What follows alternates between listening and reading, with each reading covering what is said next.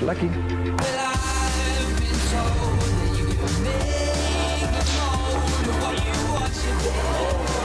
Not bad. Ты еще когда не родился, Вова уже в карты играл, а ты нам рассказываешь свои 25 лет. Pretty sure none of that was good. I don't speak Russian, but I got the vibe.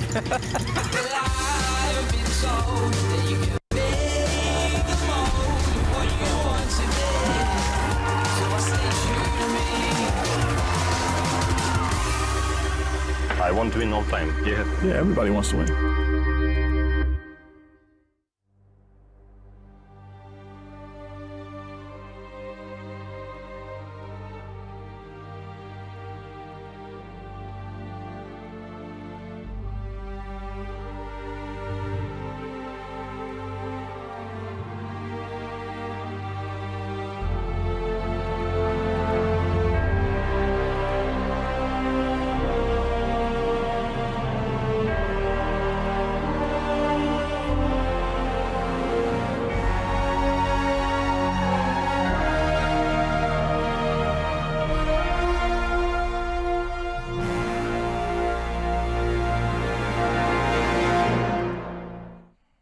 Hello once again and welcome to the PokerStars Championship Sochi main event. It is final table day here in Russia. I am James Hartigan alongside Joe Stapleton. Hello, my babies. I'm excited for a full day of kafefe. That is the trophy that is up for grabs. Just 6 players remain in the quest to claim it, and the first prize of 29 million rubles, which translates as just over $500,000. Cards up today, every single hand live with whole cards. Now, we do have some technical problems right now at PokerStars.tv, but you can watch us on the PokerStars YouTube channel. You can watch us at twitch.tv/PokerStars. We are live on Facebook. And of course, the best way to get in touch is on Twitter. Hashtag PokerStarsTV, or you can follow at PokerStarsTV. So this is day 5 of our coverage from Sochi. Hope you've enjoyed the action so far. Here's what happened on the penultimate day of the Sochi main event. It was the day when 16 became 6. It was blink and you'll miss it. 2 team pros hoping to make it to the final table, but Chris Moneymaker lost a race during the first level and busted in 15th. Elke couldn't improve on his 12th place finish in Monte Carlo. He exited in 13th. And then we saw a flurry of eliminations, losing 5 players in quick succession. Daniel Albakarov was KO'd in 7th. That brought day 5 to a close after just 4.5 hours of play and left us with our final 6.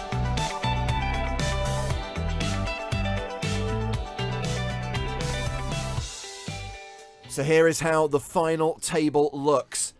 Leventry Ni from Kazakhstan is the chip leader with close to 3 million. Just behind him, Pavel Shershikov from Russia. The best known player at this table, Vladimir Trinovsky. This guy is a beast. He's deep stacked as well. No one is short stacked. Timur Bubnov, the last remaining spin and go qualifier, has the lowest stack with 32 big blinds. We've still got 26 minutes to play at the 12-24 level before the blinds go up. And everyone is now guaranteed at least 6.5 million rubles. That's more than 100,000 US dollars. Obviously, big jumps as we get towards that first prize of 29 million, which, as I said, in US dollars is roughly $514,000. Of course, the caveat being the little asterisk there against prize. These amounts are estimated based on the current exchange rate. So let's meet the players. Let's head down to the tournament floor and hand things over to tournament director Toby Stone. Hello and welcome to the final table of PokerStars Championship Sochi. In seat 1 from Iran with 2,124,000 in chips, we have Sayed Gavam. In seat 2 from Russia with 1,791,000 in chips, Vladimir Trayanovsky.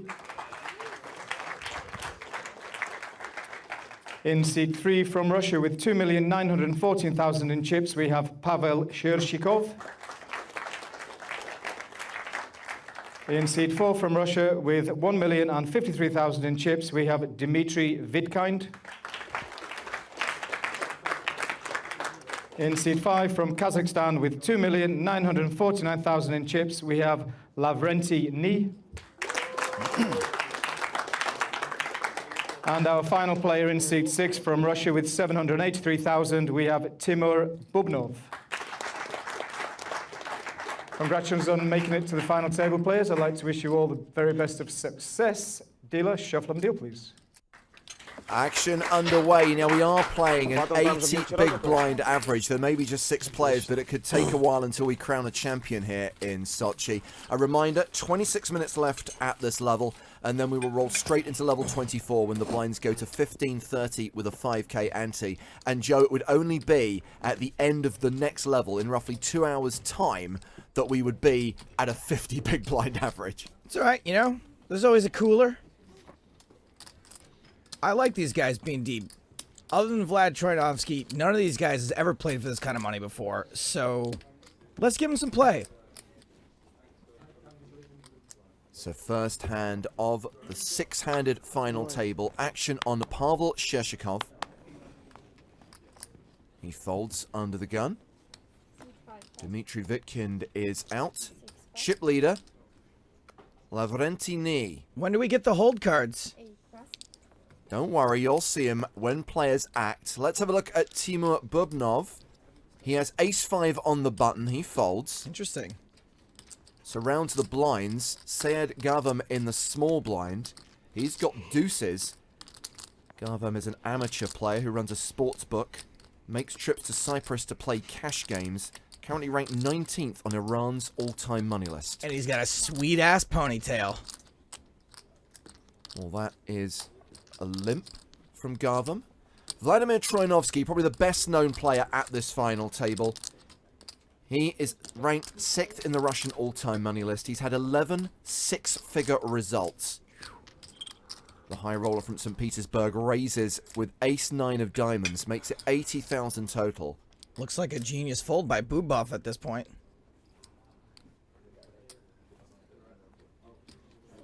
Gavam calls. Chip denominations on your screen. The yellows are the smallest chips in play. They're 1Ks. Blues are 5K.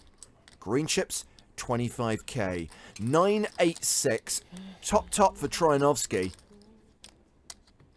And it's that classic situation where any flop that doesn't have a deuce on it is pretty much a bad board for deuces. It's a bad board for deuces, but I know it doesn't really matter, but you're like, well, it's not that big. Maybe deuces are good. Set of deuces is probably still good. Now, we've referenced a few times over the week, Joe, that what was the feature table and is now the final table is being played on the stage in the theatre at the Sochi Casino and Resort. And great to see that people are making use of the seats in the theatre today. There's a decent audience that's come to rail this final table. Cool. Yeah, Goblin's going to peel once, see if he can get to cheap showdown, see if he can improve on the turn. Check calls for 80k. 4 of spades is the turn card.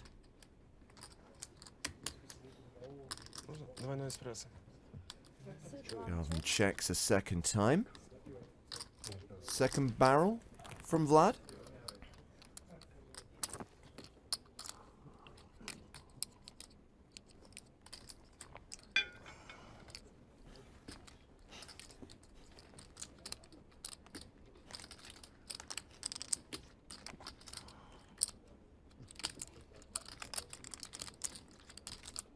Vlad, fresh off celebrating his 28th birthday here in Sochi this week.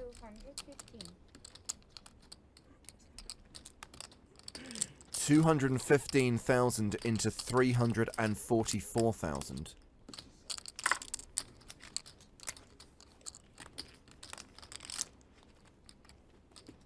We know this would be the wrong time to call down, to get stationy. I do think a man who's kept a ponytail in this day and age, though, is probably a little stubborn.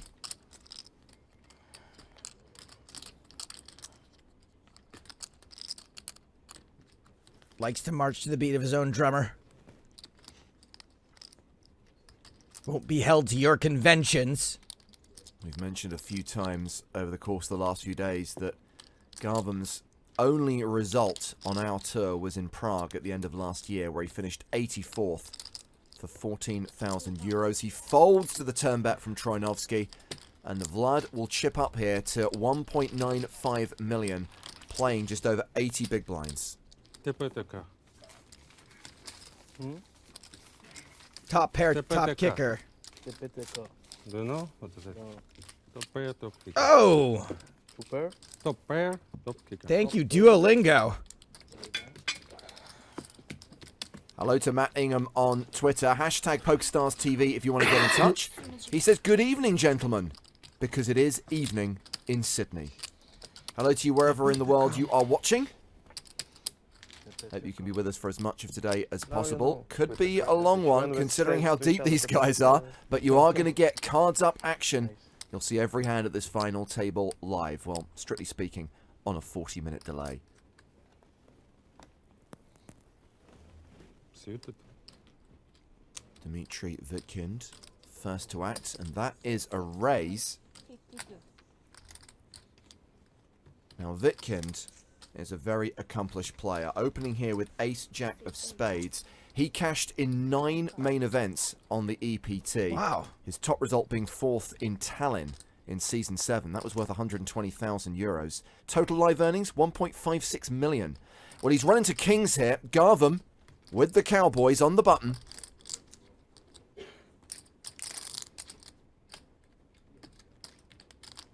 Clangers. 3-bet.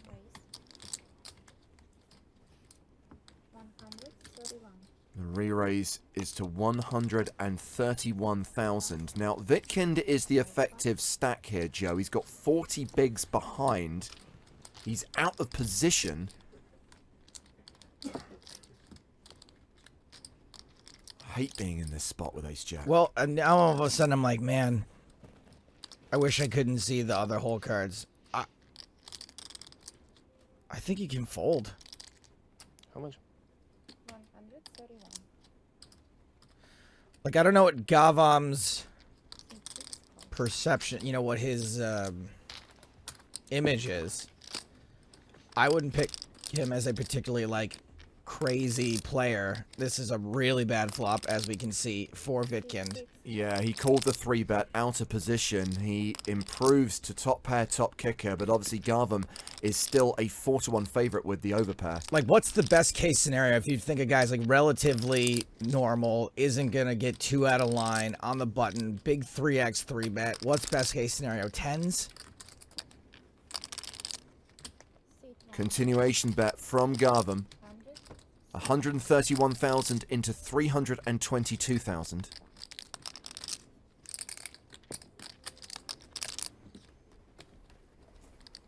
What do? I mean, you can't fold now. How do you ever get away from this? Call. Soul read, fold. You got all your chips in the middle at that point.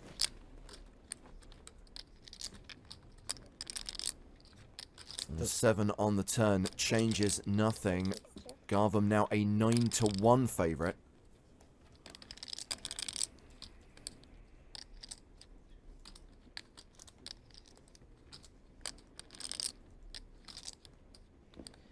And I think if you're Gavam, when you get called in that flop, I think you can be pretty confident in getting called again.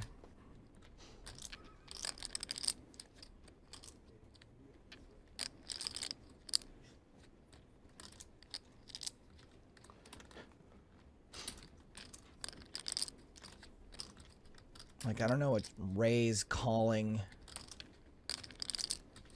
under the gun and then calling a flop bet and then folding turn, except for maybe, like, Ace-King that decided to peel one time. You have to be a little bit worried, I guess, about jacks and aces.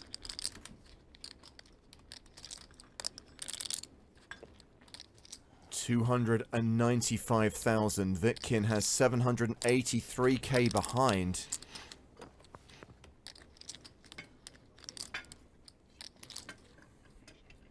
See, Garvin doesn't look like the kind of player who's going to get stubborn with a hand like Ace-Queen or Ace-King and be That's what I mean. barreling. He's just reeks of strength. That said, it would be a phenomenal laydown to fold top here. He can't really call is the problem. He's got like a half pot bet left behind if he calls. Wow. Vitkind check raises all in on the turn. Quick call from Garvam, and Vitkind's at risk. With just a 10% chance of survival. Wow. Did not expect this to escalate.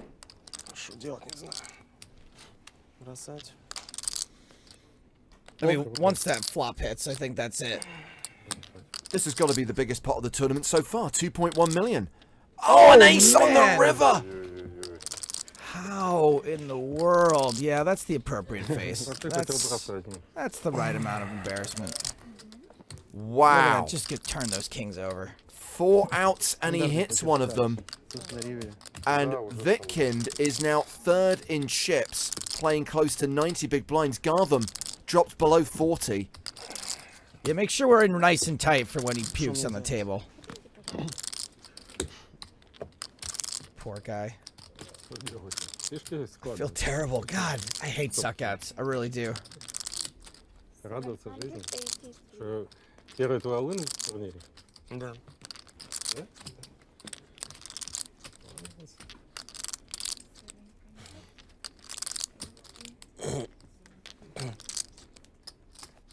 У меня тоже в алынах. I'm gonna pour some out for my homie right here. Sad Gavam. Стоял под видом. So that's how things stand after just 2 hands. Huge pot. The biggest of the tournament so far, played between Garvam and Vitkind, all in on the turn. Top against the overpair. The ace on the river sees Garvam knocked back to below $1 million. Будешь собирать трясущимися руками сейчас минут 20. And Vitkind now third in chips. Если я поставил, я был готов уже шестым бросить. Помнил твои слова, что типа пейджампы маленькие. Конечно, маленький. Че сидеть? So Danny asks on Twitter, hashtag PokerStars TV, are you watching this for the very first time or do you already know what will happen because of the delay? We know nothing, Jon Snow, or in this instance, Danny H. We are seeing the action the same time you're seeing it, 40 minutes after it happened. Можно было заколить и потом алын поставить. I was fully expecting to lose a player there. I was thinking, wow, are we already going to be down to 5? I thought so too. I was like, hell, there goes that average. And we've seen an under-the-gun raise here from chip leader Lavrenti Ni. Ace 8.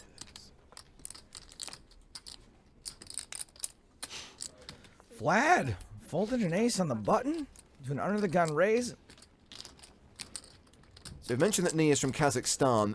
His previous live cashes total just over $50,000, so he's guaranteed to more than double his lifetime earnings. More than triple them, in fact, with a score here in Sochi.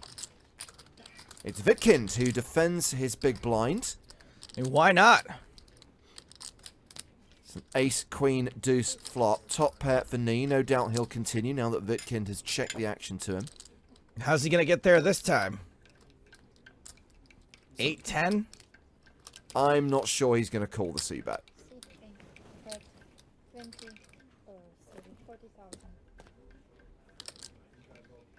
40,000 gets the job done.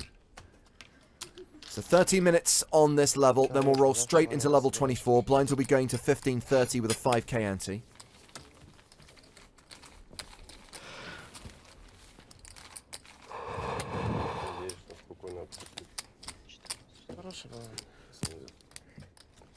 Не стал бы сейчас играть. Тимур, ты уже приятное шуршание почти 2 миллионов. Ni moves over the 3 million mark. Meanwhile, Ruben tweets, Просто тебя Garvan, шоумен по сочинскому more like рынку. Garvam after that hand. That was good. И не только тебя. Я не расстроен. Punisher points out that it is an awesome start to the day. Let's hope for more of the same. We want drama, people.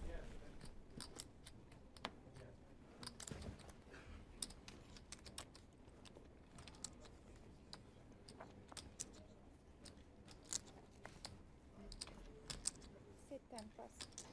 1 plus.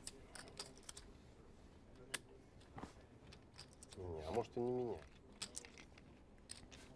Кого-то точно. Jack 10 for Troianovski. Really excited to have a whole day of seeing Vladimir Troianovski's hole cards. I just have a ton of respect for him as a player, and I think there's a lot to be learned from watching this guy, especially having watched him all week prior to this. We sort of get like an ending to that story. Yeah, the last time we saw Vlad play cards up was in the Bahamas in 2016 when he made the main event final table. Walked away with a 5th place finish in that event. Now, Shershikov has got ace-8 on the button.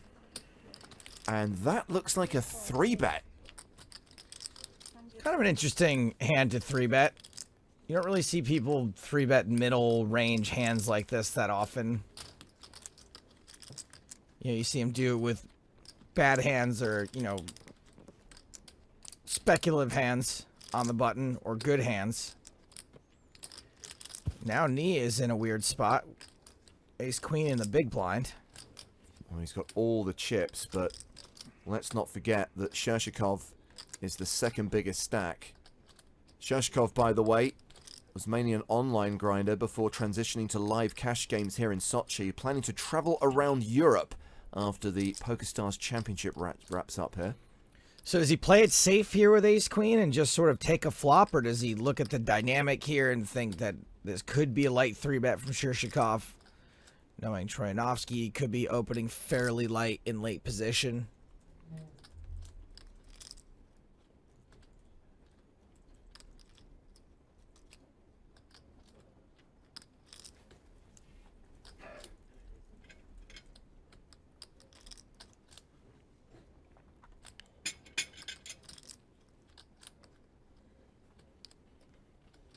Well, I am ready on the buttons just in case Knee decides to get aggressive here and cold 4-bet his ace-queen.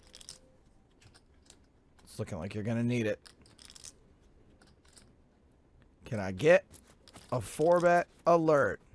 On standby, please.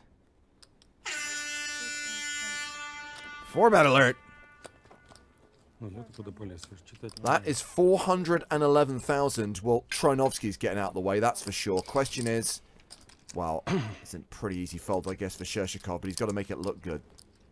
I mean, he's already turned ace-8 into a bluff. He could turn it into a bluff again. Good move. And Lavrenti Knee increases his chip lead up to 3.3 million, near enough. 135 big blinds. So sadly, yesterday we lost Elke from the main event. He busted in 13th place. We asked him how he's feeling after making it so close in 2 back-to-back events. Yeah, it was kind of tough. Actually, they started pretty well. I doubled up and then I won some chips and then lost a lot of hands in succession, and then the last hand couldn't double up. I mean, it was pretty standard hand. Of course, he has to call because I had like 8 blinds showing from a small blind, but it's always painful to bust, you know, especially when I was ahead and I had so many outs. But it's like tough to make such a deep run and be so focused and lose that way, but it's a game, so not much I could have done. Another deep run, obviously the disappointment, but you must be feeling good about your game at the moment. Yeah, definitely. I think I played well, but also I went pretty well, especially the first few days. Last 2 days actually was not where I didn't have that many good spots or good hands, but I'm feeling good about how I'm playing and everything. So hopefully I can keep that focus and run better, even better in Barcelona for the next stop. Is there any of the remaining players that you think are very strong players that were tough to play against? I think Troianovski is definitely the best player. He has to be like an overwhelming favorite at this time. But also the guy who busted me is really good. I don't know his name though. Whatever his name is, he's pretty good. Okay, and what's your plans for the rest of Sochi? Well, tonight I'm just gonna rest, and tomorrow I think I'm gonna visit a little bit. Then I'm only leaving. I have to leave tomorrow because I'm flying right away to Las Vegas to compete in more poker. So hope I can come back next time, and maybe next time I will spend a few more days in Sochi because it's a beautiful area. I really want to visit some of it. Great see Elke go deep in another main event. Sadly, fell short of the final table for the second time in a row. So while we were away from the table, Vladimir Troinovski won a hand, raise and take it. He's currently sitting on 1.9 million, which brings us to hand 6 of this final table. I guess for their last day in Sochi, Elke and Chris Moneymaker were supposed to go up the mountain to check out the beautiful views of the Covfefe.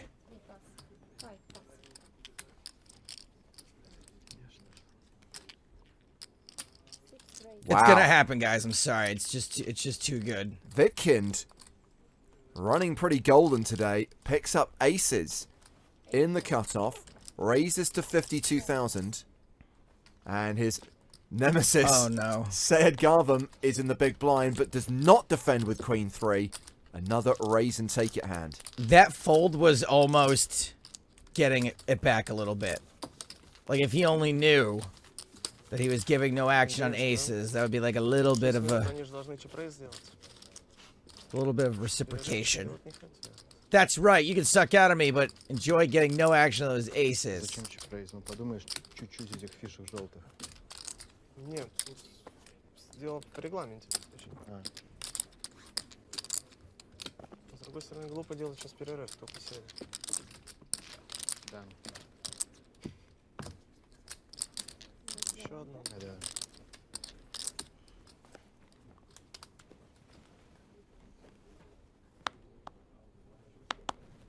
Pleased to say that we have resolved the technical problems. We are now streaming once again at PokerStars.tv. But obviously you're welcome to continue watching on the PokerStars YouTube channel or at twitch.tv/PokerStars. Hello, my babies on Twitch. Shashikov raising under the gun here with 8-9 of clubs. Makes it 55,000. He seems pretty intent on playing hands, huh? I wonder if he's been like this the whole time. Bubnov has folded the button. Garvam with ace-queen. Starts the hand with 35 big blinds.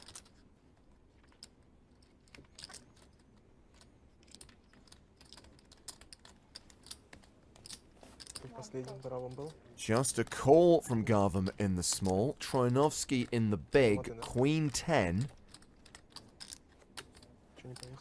He'll call as well, and we're going 3-way to the flop.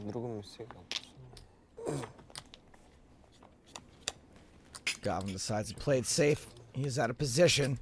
Interesting board. Jack 10-4 with 2 diamonds. So the up and down draw for Shershikov, the pre-flop aggressor. Second pair for Vlad. The gut shot for Garvam. I like this. Gets checked around. 7 of hearts doesn't change anything.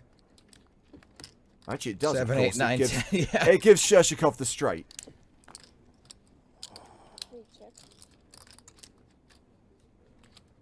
Now, obviously, Troinovski is drawing dead. Garvam, of course, could improve to Broadway.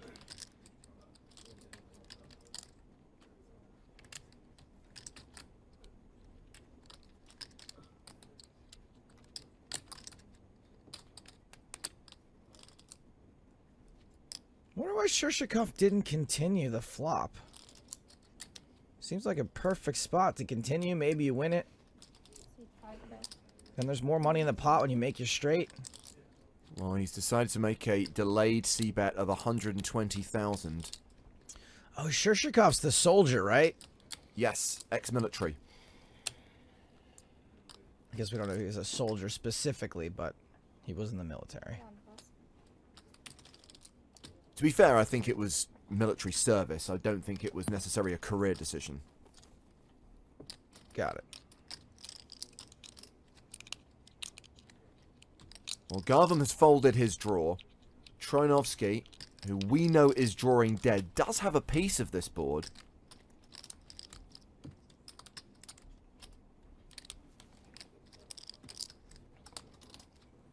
What do you think about Dennis's comment on Twitter, Garvam don't fold. I don't know if that was in specific reference to this street, but would you be tempted to call with the 2 overs and a gut shot in this spot? No. I don't think. Yes, tempted, yes. Would I do it? No.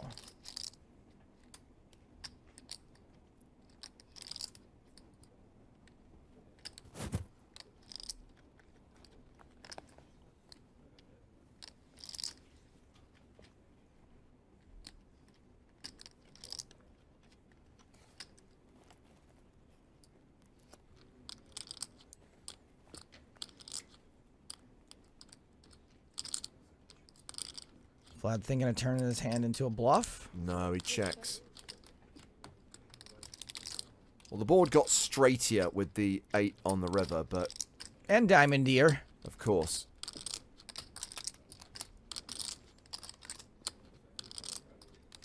Obviously, when he thinks about betting there, he can't really value bet a pair of 10s. He's got one flush blocker. It looked like he was maybe going to try to turn into a bluff. Well, here comes the value bet from Shershikov.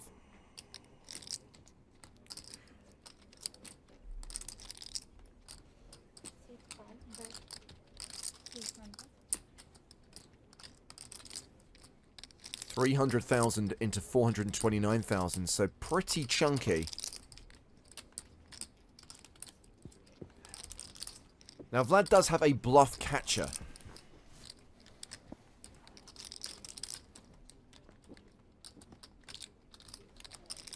Yeah, I mean, Shershikov, when he raises under the gun, isn't supposed to have that many 9s. Get him diamonds, of course, but Vlad does make the right decision. Again. Shershikov still second in chips, but closes the gap between himself and Lavrenti Knee. More than 120 big blinds for Pavel, 2.9 million. And one more hand to play at this blind level. The clock ticking to level 24.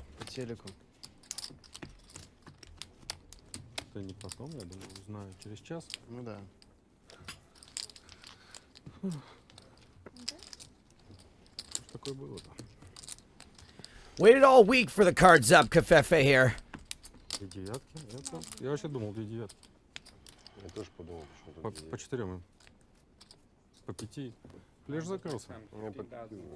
Dmitry Vitkind first to act.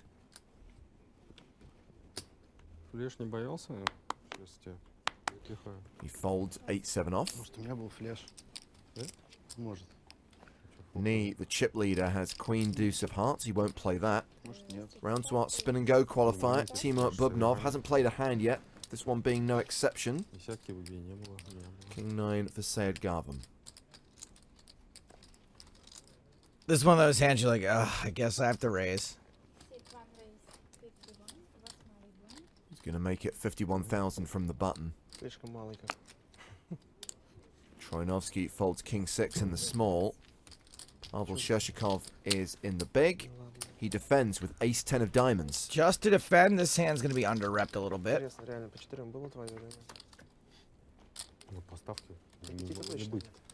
Second pair for Shershikov. Garvam with a gut shot.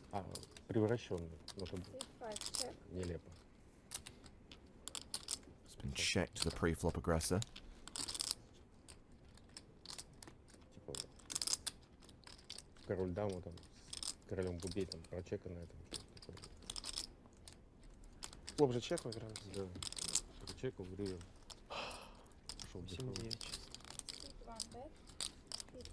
Garvam c-betting his draw.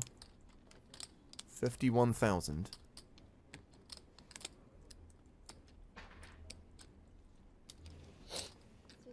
And Shershikov quickly calls. This hand going to the turn. Deuce of clubs. Well, it takes away Shershikov's backdoor draws, but he's still ahead with second pair top kicker. He's an 84% favourite.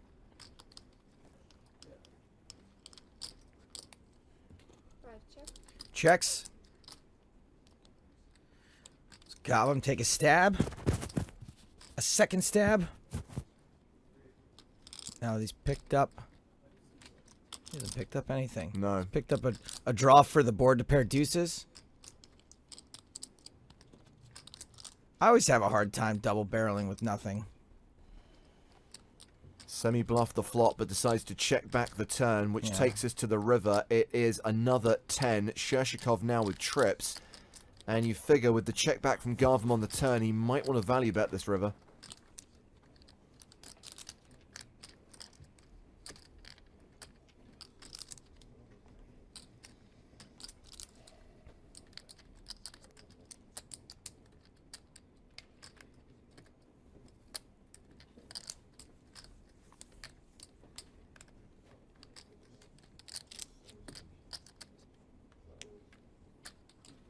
Even when we were in the last 16 players, we said that Shershikov was the most deliberate. I don't think he's an egregious tanker, but he does take more time over his decisions than almost everyone else at the table. He also so far seems to be one of the most active players, so the more hands he's playing, times taking a little bit longer equals a lot more time being chewed up. What? Wow. Wow, calls with king high. Maybe he has a bit of a reputation for being loose. Garvam heroes with king high. I thought he might be about to try and bluff the river, but nope. Thought that he had a bluff catcher, but Shershikov was not bluffing. And he's now up over 3 million chips, 3.1 million. And that means he's playing 104 big blinds at the new level. We are in level 24 now. 15,000, 30,000 with a 5,000 ante. You know, and what Gavam just did there is something that happens, I think, sometimes when you do suffer a really brutal suck out. You just kind of get desperate and get weird and want to get those chips back in unconventional and generally minus EV plays. Well, look at that number, Joe. Garvam, after that big hand against Vitkin, still had near enough 40 big blinds. I appreciate we've gone up a level, but after that hand, he's now down to 20 big blinds. Needs to steady the ship, otherwise he will start dribbling into the danger zone. So Bubnov no longer the low man at the table, playing 23 big blinds. He is, of course, the confectionery factory worker from Vladivostok. Had a long journey to get here to Sochi, but won his seat in a $10 spin and go on Stars. He's a big poker fan. He's been to the World Series a few times. And we could be seeing a lot more of him on the circuit. He's guaranteed a huge cash, a huge return on his investment. Guaranteed at least 6.5 million rubles. The chip taker, candy bar maker. Well, he's raised in early position with ace jack. It's round to Vitkind with queen 3 in the big blind. That's a fold. I think you got to be perfectly happy with that.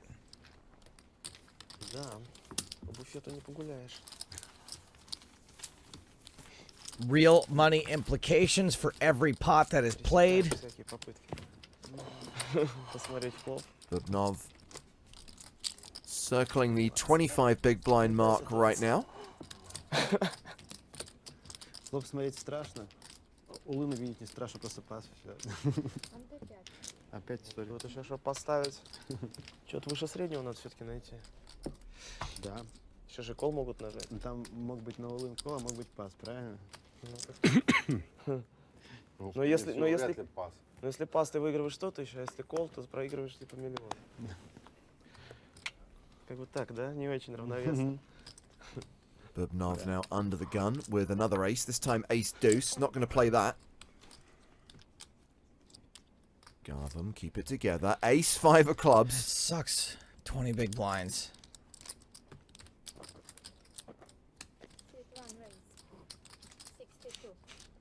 He's still got a stack where he can legitimately raise fold. He can raise fold, but he's going to have to raise fold a lot, I think.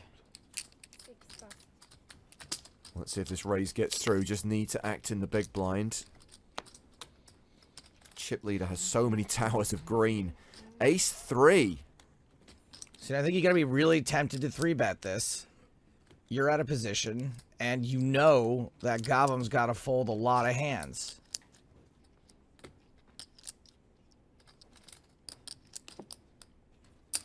Was a defend from knee. Hello to Tim Fisher on Twitter. Finally got my Apple TV streaming properly. Hello, my babies. Hello, Tim. It's a queen 8-6 flop with 2 clubs. This is all Garvam. Now, granted, 44% of the time this will be a chop. But I'm pretty sure if Garvam semi-bluffs his nut flush draw, knee will probably be done with it.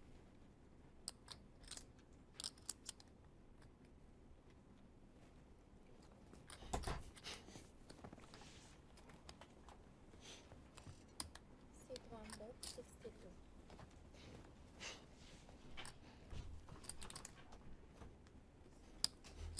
Sit 8 pass.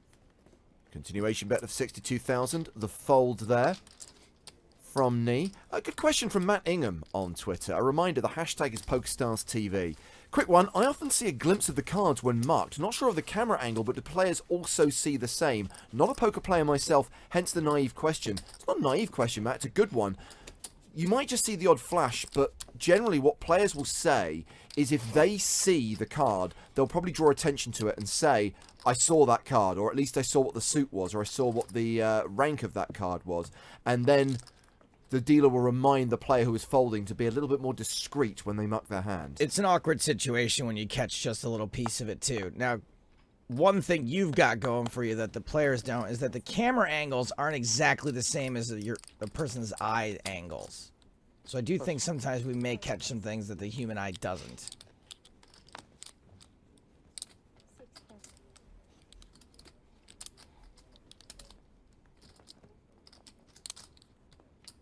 Well, this has been folded round to the blinds. Knee in the small with King Jack of diamonds.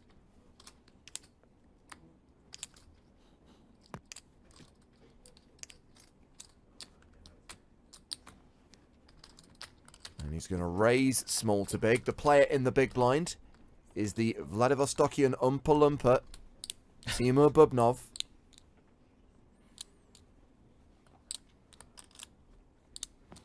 Eight, 9.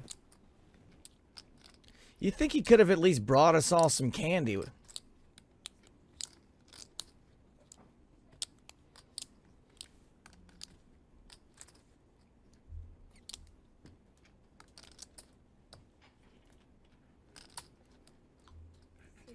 It's a call from Bubnov. So blind on blind. Going to the flop.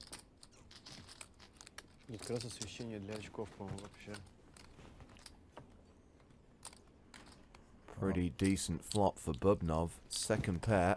Backdoor straight draw. Knee with 2 overs and backdoor diamonds.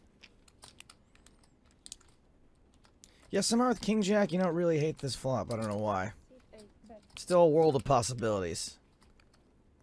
A lot of interesting turns. Oh, it's a bet of 85,000. Bubnov, obviously, he's got to see one more. Sit 10 all in. Bubnov decides to move Wow. all in. This is wild. On Now- this occasion, it's going to work. It's going to stop Knee from continuing in the hand. Yeah, but he's done a good job of getting a hand with equity to fold out. I don't know how often you're going to get a better hand to fold, though. I don't think anyone can really fold a 10 there. Не с ума сойти. 10-9 иметь. А почему с ума сойти? Что, легко заплатить? Sometimes you just want to protect, I guess.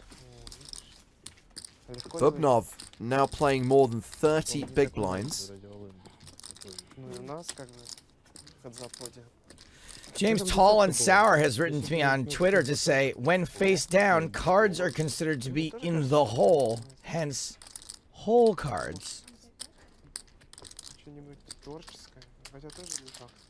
But unfortunately, Tall and Sour, I'm talking about the cards the players are holding. So, you know, they'd say like Vlad Trinovsky held aces. It's the hold cards that we're talking about today. Поэтому нет смысла обманывать. Но можешь не добрать за то, Just let him have his fun, people. Конечно. So this has been folded to the button. It's hand number 12 of the final table. Lavrenti Knee has Jack 10. By the way, because he lost that hand to Bubnov, he's also lost the chip lead. Shershikov has edged ahead of him now. Nee.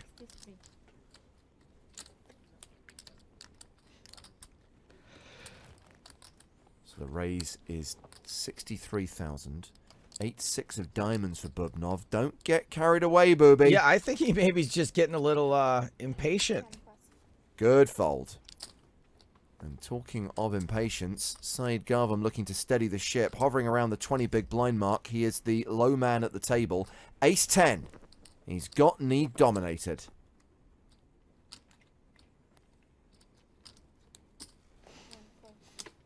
Defends his big blind. Heads up to the flop. Interesting defend against the chip leader with a button raise. I'd be tempted to get some more chips in the middle pre-flop. Queen 10-7. So both players with second pair. Garvam's kicker best. I don't know if his goal is just to play a smaller pot and not go too crazy, or for the added deception value. If you manage to hit top pair, your hand's pretty well disguised. Continuation bet from knee.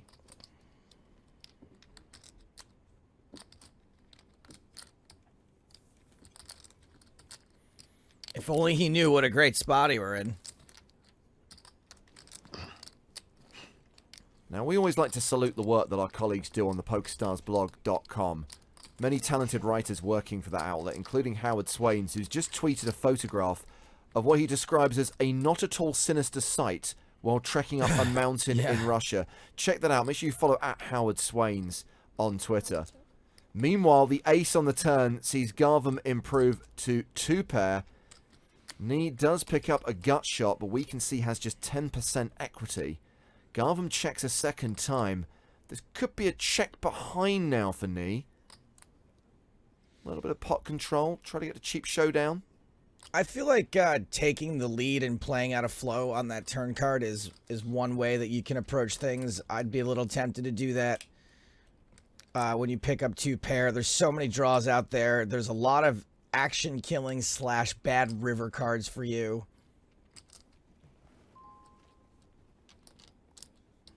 Knees watch reminding him to bet the turn. Don't forget to bet the turn on hand number 12. 135,000, so Nee does not slow down. And much to the same point that I was just saying about taking the lead here, you gotta consider a raise. What's he got? 20 bigs? Of course, you don't have the nuts. Of course, you know, it's possible you're up against a flush. You could be up against a straight. It's just not super likely. And just there's just so many river cards that you hate.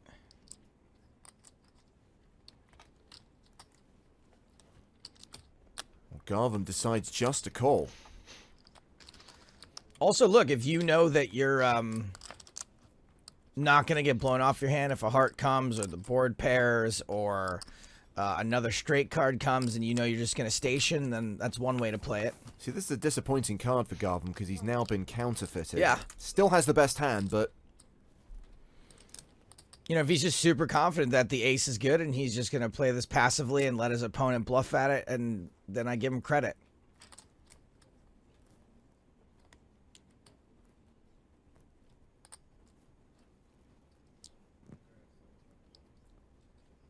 Now, I would certainly be checking behind here, but what is Nee going to do?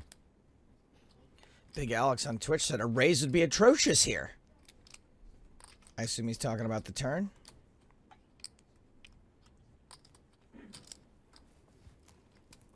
I guess it's one of those spots where he's only going to get action from hands that have him absolutely crushed. I don't necessarily agree, but that's, you know, assume what that fellow's saying. Yeah, check behind is in fact what happened. Take the showdown value. And that's a good spot for Garvam. Back up over 30 big blinds. Edges ahead of Timur Bubnov at the final table. And Nee firmly in second place now behind Pavel Shershikov. So thanks to everyone who entered yesterday's Spin and Go ticket competition here on PokerStars TV. Time to announce the winners of yesterday's contest. Congratulations to the following 10 PokerStars players. Minervus, PokerSteve39, Zeons, Flop My Nuts 29, Ornox, Paddy Jim, Mr. Ryhor, Stilo MUFC, Moon 2015 and Untouch 92. All of you will receive a €10 Barcelona Spin and Go ticket. Now Joe, because today is the final table day, because it's the last day of our broadcast here in Sochi, we're doing something a bit special. We're not giving away €10 Spin and Go tickets, we're giving away €109 Barcelona satellite tickets. Wow. 10 of them. So for your chance to win one of those satellite tickets, we want you to play a hand of real money poker. Can be in a cash game, at a Zoom table, or a Spin and Go. You have to win a hand with 7 deuce offsuit. The worst starting hand in poker. We're going to give you a $109 ticket. You got to work for it. Tweet a boom link or a screenshot. We need your hand ID. We need the hashtag PSC win. 10 winners will be drawn at random, and each will receive a €109 PokerStars Championship Barcelona satellite ticket. Now, of course, we're not here tomorrow, but if you follow at PokerStars TV, we'll announce the 10 winners on Twitter. So basically the same format you've had for the last 4 days, but the prize is bigger, the challenge is greater. Win a hand with 7 deuce offsuit, confirm it in a tweet, get it in before midnight tonight, 10 winners drawn at random, 10 €109 Barcelona satellite tickets to give away. So what if I tag my tweet PokerStars TV so that James and Joe are sure to see it? Doesn't matter. You're not going to be entered into the competition. What if I take a screenshot of it, but don't include the hand ID? I'm sorry, it will not be considered. We do need the boom link or a screenshot plus the hand ID. We've got to verify that you did actually play that hand and did actually win with 7 deuce offsuit. So please follow the rules. Please include the hashtag PSC win and make sure it's in before 23:59 Central European Summer Time. Trinovsky with Ace King in the small blind. Ace King suited.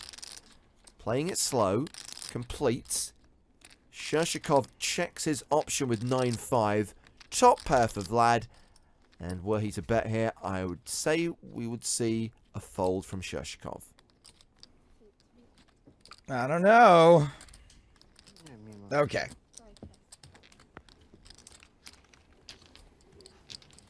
And just to clarify, Alex asks on Twitter, tournaments not qualified to win the ticket, are they? No, Alex, it has to be a Spin and Go, which is a type of tournament, but specifically a Spin and Go, or it needs to be a cash game, a normal ring game, or a Zoom cash table. You're absolutely right, not Zoom tournaments, Zoom cash tables. Come on, it's easy in Zoom. 7 deuce off, everybody's clicking that fast fold button. So some key stats about Vlad T. 44 years old, 6th on the Russian all-time money list. Only 1 year older than Joe Stapleton. Huh. Thanks a lot, guys. I've been saying he's 28 all week. Appreciate it.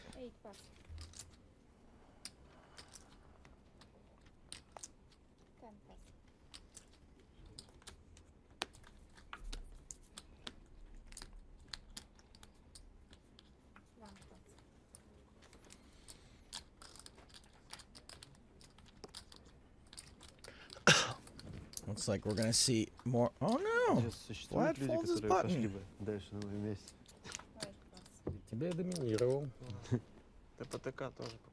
There's the 7 deuce. You guys could have used that. I mean, you couldn't have. Fitkin gets a walk with his ace. Топ-пара считается вторая пара, потому что у меня не может быть топ-пары, да? Нет, топ-пара считается совпадение туза и кикер-король. Да нет, я понял. Я... Че, серьезно? Нет, серьезно, в смысле, была, я имею в виду? Мастевой, да. Чаров. Туз-король. STE on Twitch. Yes, the hand is considered a win if everyone folds pre-flop. If you get a walk in the big blind with 7 deuce, it counts. Screenshot it. Write down the hand ID. Tweet it to us. PSC win. А верпара вообще считается любая пара, которая Если старше вышел хоть туз, то одной туза ни у карты кого нет, назад. соответственно, топ-парой становится вторая пара. Логично. Так-то. These guys right now discussing their favorite Kafefe memes.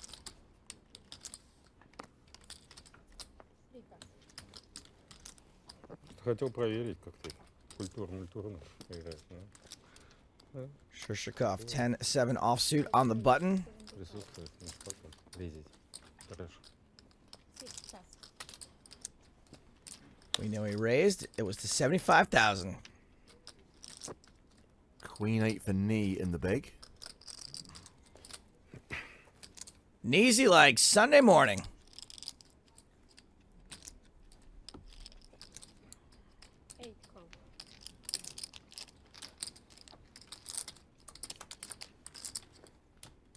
So knee defends. An ace 10 deuce flop with 2 clubs.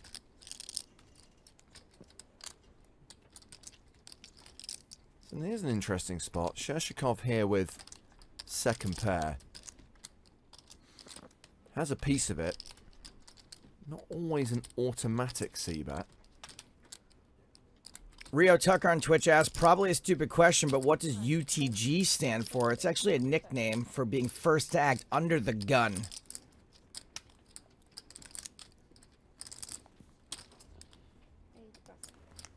Well, Shishikov does continue for 65,000, gets a fold from knee.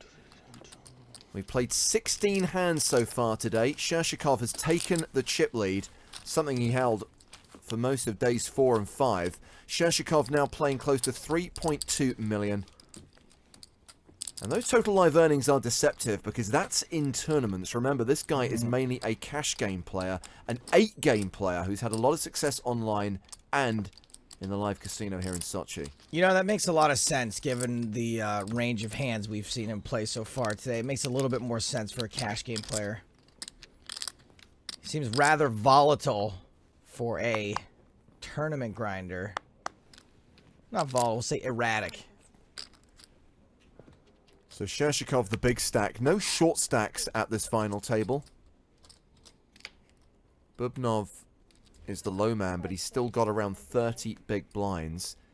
Here, Shishikov is raising with suited connectors, 4-3 of diamonds. Knee is in the small blind this time with King 10.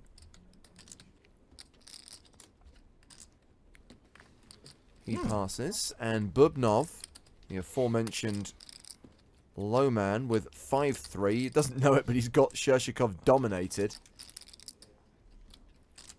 And he will fold. Don't face show it. Up. Don't show what a nit you are. Don't show that you can be bluffed off a dominating hand. Bubnov. So we've still got just over an hour to play at this level. 64 minutes until the first break of the day. And a reminder, should we get through the rest of this level without losing a player, we will still be coming back at level 25 with a 50 big blind average. And the reason for that is simple. Yesterday was just a little bit ridiculous. It took 4.5 hours, and actually a bit less than that when you factor in the breaks. It was probably closer to 3 hours 45 minutes. That's how long it took to lose 10 people. Didn't the last 5 all happen in one level? Yeah. Also, like, I took a short break and the day was over. It was insanely fast, and it's pretty much a game of mathematics. I know there's other factors as well, but that just denotes that there, with the number of chips in play, that the average stack is going to be bigger, and it means more play at the final table. If it speeds up at one point, it's going to slow down on another. But we're not complaining because you want them to have lots of play when it matters, when the trophy and the big prize money is on the line. And I guess you guys would rather the long day be when we're cards up and you get to see every hand they're playing. Like Vitkin with the 7s raising from the cutoff, seeing that Knee is calling on the button with King Jack off. Oh boy. Ace King for Bubnov. Time to get squeezy. Shortest stack. 28 big blinds. It's a tough one because I feel a shove here would be a little bit excessive. Well, that's what he decides to do. Present this man with a triangle. You said it, though. It is tough. Like, 28 big blinds, like, a little too much to rip it in, but what else are you really going to do? The problem is, I don't really know what hands call you. But maybe that's what he wants. Just 2 folds, pick up the blinds and the bets in there. I think you're perfectly happy to win it without a call. I think pairs call you. I think you can flip, and I think that, you know, you can maybe get a call from ace-queen, or maybe some joker with ace-jack suited decides to look you up. Поменьше на 4000. На 3. 2 folds, and Bubnov is now playing 35 big blinds. He's moved over the million mark. And once again, side Garvam is the shortest stack at the table, but is not short stacked. He has 30 big blinds. See, just to go back to the hold card debate. We're still doing this, are we? Naveed says it's Texas Hold'em, not Texas Hold'em. Thank you. Wasn't Bubnov's flight here from Vladivostok something like 12 hours? He had Yeah. like some ridiculous 7,000-mile journey to get here. It is a long-ass country. And a reminder that he works in Vladivostok Кричать попался. as the chief engineer of a confectionery factory. 6 raise 70. When it says he's chief engineer, do you think that means, like, he's the guy that's engineering the products?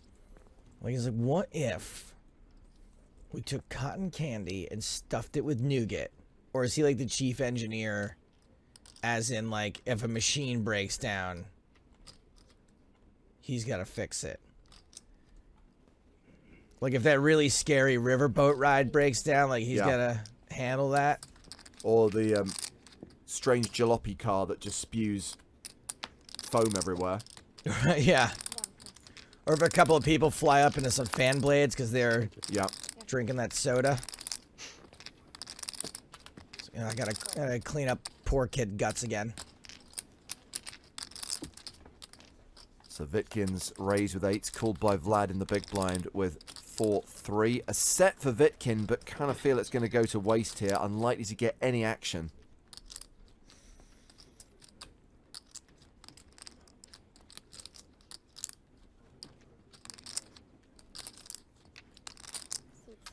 Yeah, it's just gonna take one of those things where Vlad's like, decides to lose his mind, and he does not.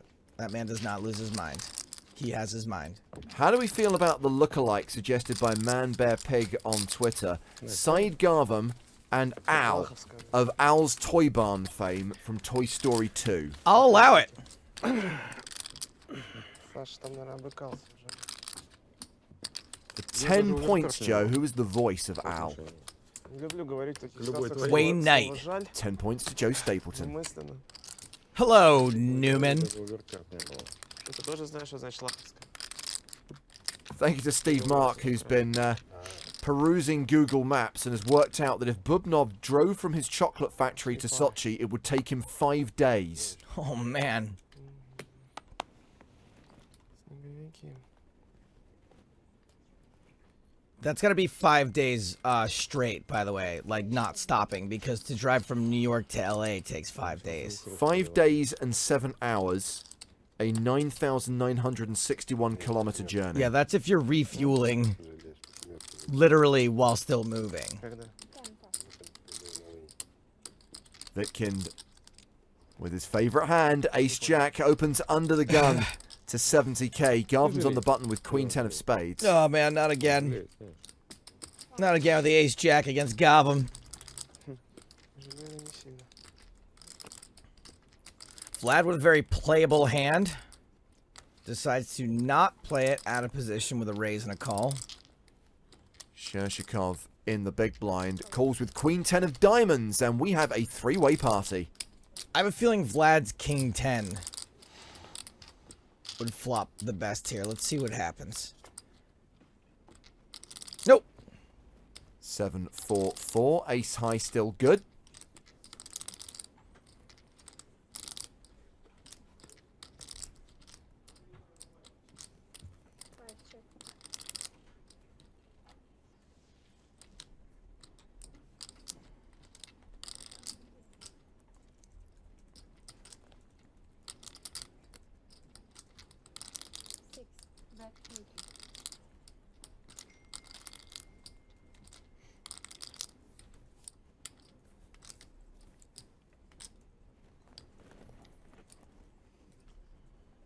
There goes one of the queen tens. And there goes the other queen 10. Yeah, I think Vitkin's got a new favorite hand, ace-jack. Третий раз могу я на плохой открыться?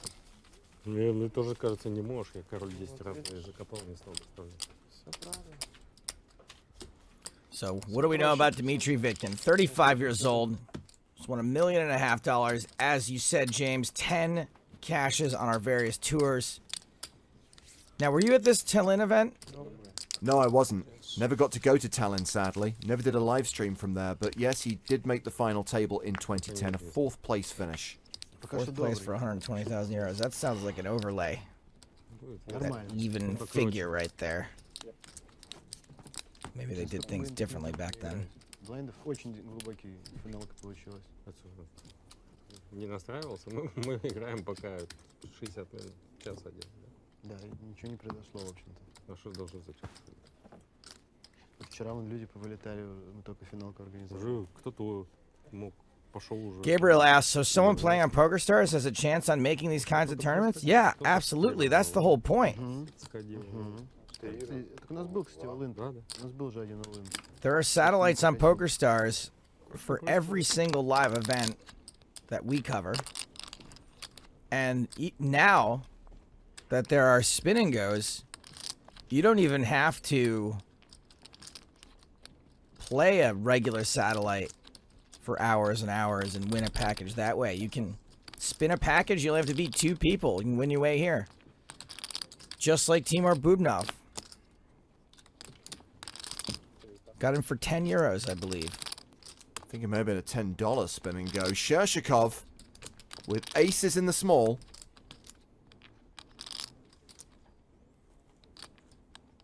No shame. 90.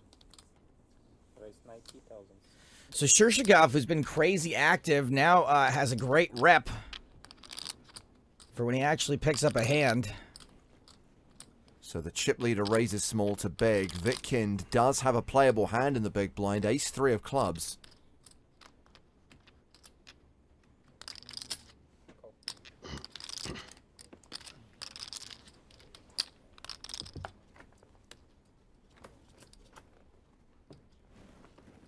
Queen 7-4. Unfortunately for Shershikov, Vitkin didn't pick up much here. Wonder how often he's going to station with ace high.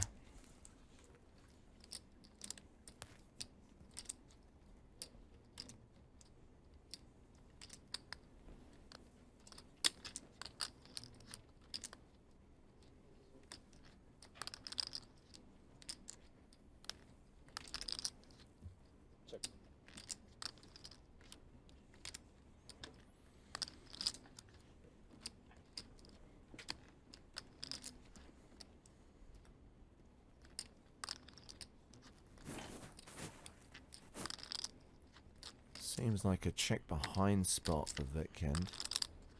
I thought he did. I thought that finger move was going to be a check, but turns out he's just shuffling chips.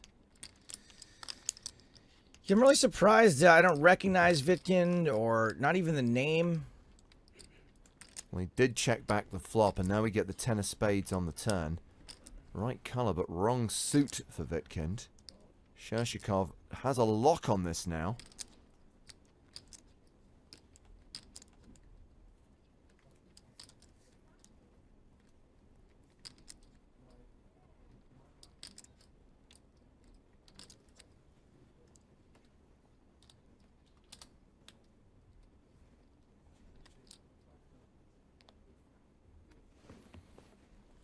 Shershikov makes a delayed c-bet of 140,000.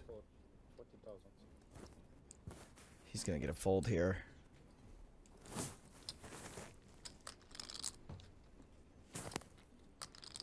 And this is just something, you know, that I don't have as a player. Vitkin sitting here with ace tray thinking about how can I win this hand.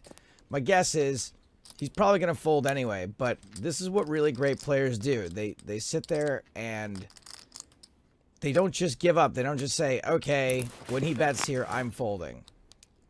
They face a bet. All right, I can do this. I can do this. Probably have to fold, but if I raise, does he call? If I call and then bet river, does he fold?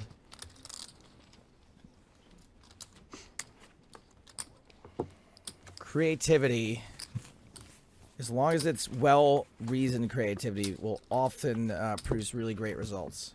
So Shershikov up to nearly 3.3 million now. 110 big blinds for the chip leader. And yes, those of you who are hoping to go to Barcelona for the next stop on the PokerStars Championship in August, a reminder that we have got these ultra satellites running in June and July. 215 euros to play. And of course, there are satellites into this satellite. But these games, on the 18th of June and the 2nd of July, have 50 packages guaranteed. Package. We fully expect there to be overlay in these satellites. Giving away 100 packages across 2 tournaments. Across 2 Sundays. One in June, one in July. Book those dates. Play one of those games. Try and make your way to the next stop on our tour. Do you have aspirations of being a professional poker player? Because Barcelona would be a great place to kick that off. You know why? Because we're going to be covering qualifiers. We're going to be looking for people. We're going to want stories to tell. So bring it on down to Barcelonaville. And even if you're not interested in pursuing poker beyond it just being a hobby, a pastime, it's a great place to come on holiday and have fun playing a bit of poker and seeing the sights, including the rather lovely beach. And the rather lovely people on that beach. Some real beautiful people in Barcelona. Some of them might even try to sell you some sand. So Shershikov back in action, keeping up the pressure, raising here with Queen Jack, a fold from knee in the big blind. A quick question on Twitter from Mikkel. He says, any PokerStars tournaments planned for Copenhagen? And obviously back in the day, the EPT would visit Copenhagen, but hasn't been there since 2012. The honest answer is, Mikkel, I don't know. And I would advise that you keep an eye at PokerStarsLive.com. I would imagine that if there were an event in Copenhagen, it would probably be a festival or a mega stack. Not sure if there'd be a championship there, but look out for an announcement. You never know. I used to love going to Copenhagen. It was one of my favourite cities on the tour. Copenhagen or Copenhagen? Either. Fried Guppy on Twitch says, Vladivostok to Sochi by bus, 7 days. How much would I have to pay you, James, to take a 7-day coach ride in Russia from Vladivostok to Sochi? Because you know there ain't nothing in between either. The price is going to be big. It's going to have to be like life-changing money. My guess is that those coaches arrive so infrequently that they don't even report it anymore. It's just like a thing, like just they just disappear into the Russian wilderness. I mean, first of all, I'd have to take a week off work, so you'd have to compensate me for the loss of holiday. Okay, so that's what, 500-600 pounds? Danger money on top of that. Yeah. Inconvenience. 100 pounds, yep. Emotional, physical damage. We're talking like, what, 1,500, 2,000 pounds? I genuinely believe we're talking like 50,000. You do it for 50,000. I think 50,000 is a good number. Okay, so not exactly life changing, but significant. Pays the school fees. I was gonna say, you know, that's like a couple years of college. I wouldn't do it for all the kafefe in the world. Kings for Vladimir Troyanovsky.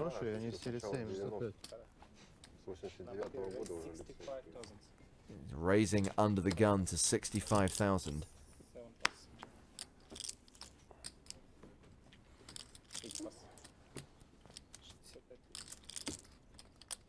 Bubnov in the small blind has junk. Garvam, who is down to 25 big blinds, has 7-5 of spades. Adios. Ed Killer says he'd like to take the Trans-Siberian Railway at some point. You ever see that movie Trans-Siberian with was it Woody Harrelson, Ben Kingsley? I never watched the movie, but me and my buddy, do you remember the American movie, the original Kings of Comedy? It was all like the black comedians in the States. We decided to try to make a viral video called The Original Kingsleys of Comedy, and we took a bunch of clips from Ben Kingsley movies and spliced them together with urban audiences laughing, and so I watched parts of Trans-Siberian for that, but I did not actually see the whole movie. You know, right after we made that, I was at an airport and Ben Kingsley was sitting across from me, and I just didn't have the stones to ask him to watch it. I really wish I had. Now it would have been a much better story. You're watching PokerStars TV. By the way, it's Sir Ben Kingsley. Right. King Jack for knee in the cutoff. Is that a thing? Like, is it rude for me to not refer to him as Sir Ben Kingsley once he is knighted? There is a rumor that he prefers to be called Sir Ben. Not Really? everyone is fussy about it. I don't know whether it's just become urban myth and he now just plays on that. He's never struck me as a particularly, like, rude dude. Like, he always seems pretty cool. Yeah, I think he is pretty cool, and I think he just... I think he even sent himself up. Was it in The Sopranos? Sopranos, and I kind of felt like Iron Man was a bit of a send-up of himself also. Well, look at this. Vlad Troianovski outflops knee, pairing his 10. Knee with the gut shot and the backdoor flush draw.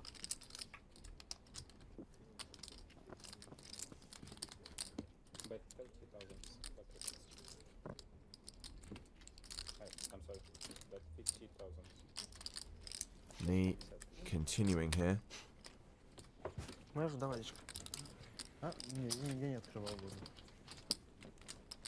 50,000 apiece.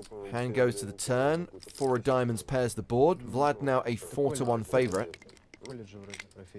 Да. Средняя техническая. Средняя техническая. На самом деле лицеи были либо Vlad checks for a second time. либо английский язык. And knee. Какая школа ты имеешь в виду выше считается? Колледж? I think he's checked behind. Yep, sure enough, we're going to the river, which is the king of diamonds. Knee gets there. Aha! ПТУ. И ПТУ. И технику переназвали, грубо говоря, в колледж. Вот так скорее. Да, да, у нас. У нас. А у нас техникумы еще. А у них в колледжах получают уровень бакалавра. ПТУ остались еще. Да. У них получают бакалавра. Там другая система. Колледжи. Ну, это понятно. Иногда можно в институт сразу на 3-й курс пойти. После колледжа. Я знаю, что из медицинского, по-моему, 2-й берут. Десятка. 2-й, значит. Gets checked to showdown. Pair of 10's no good. Pair of kings is the winner. Justin Sutcliffe has just tweeted, I won do 7 off for the prize. Justin, sending it to @PokerStars and including the hashtag PokerStarsTV will get you nowhere. The hashtag is PSCWin. Tim Fisher asks, guys, will there be a series of Shark Cage this year? No, Tim, but we did shoot a new cash game series in Monte Carlo, the PokerStars Championship Cash Challenge. Couple of cash tables with online qualifiers which will air in early 2018.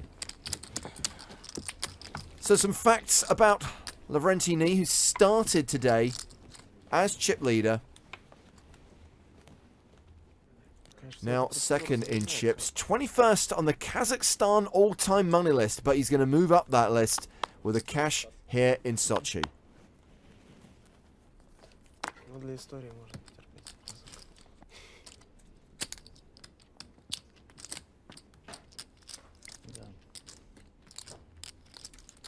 Aces! For Laurentini.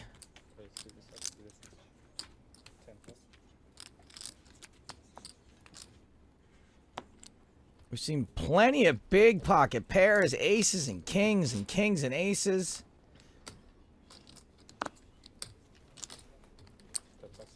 Are we going to get another no-action aces? No, we are not. Shirshikov is going to defend his big blind with 7-8 suited. Great hand for cracking aces.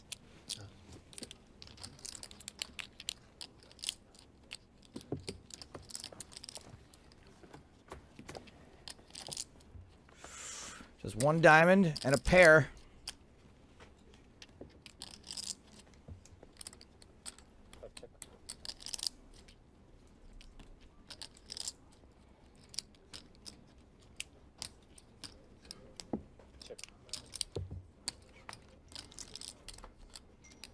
Check, check. 5 on the turn.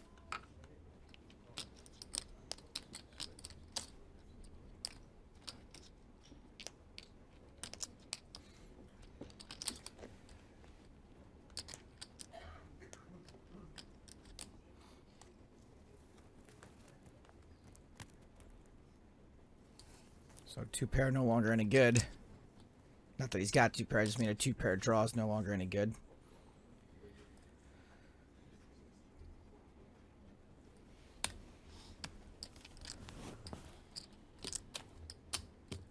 Number 5 bet 66,000.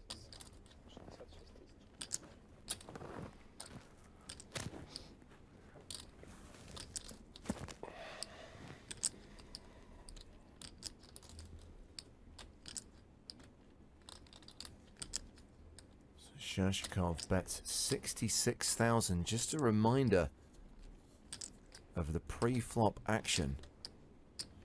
Shershikov defended his big blind to a raise of 62,000 from knee, but with the check back on the flop, Shershikov takes over the betting on the turn.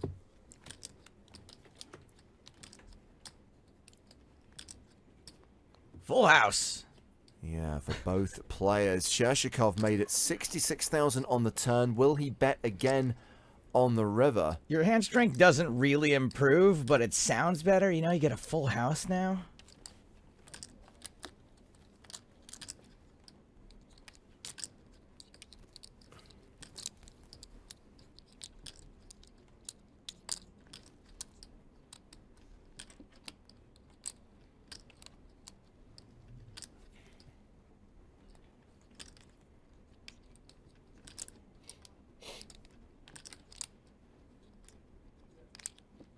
He's gonna bet it.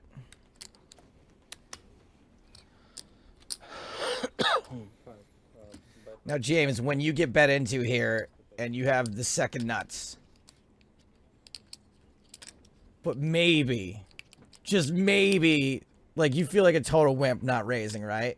When you just call here, you just look like a total loser.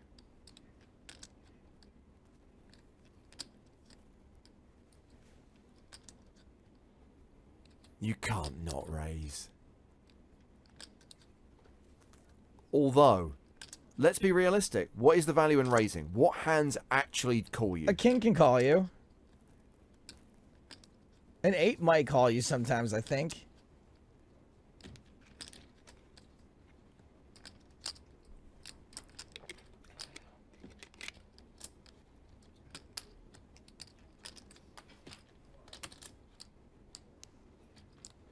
Well, there is the raise from knee.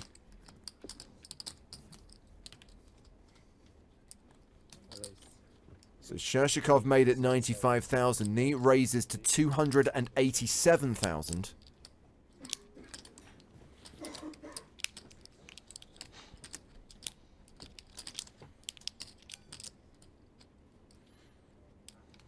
Shershikov, as we said, is a deliberate player. I think this is ultimately a fairly trivial fold with an 8 in your hand.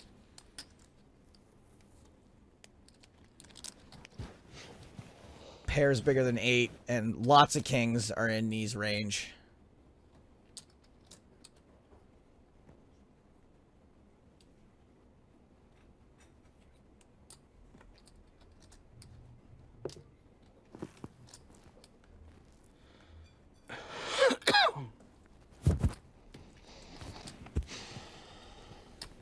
Что сыграно? Что бы там ни было.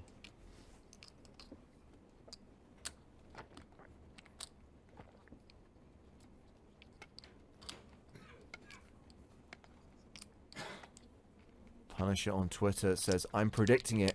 Knee is going to win today.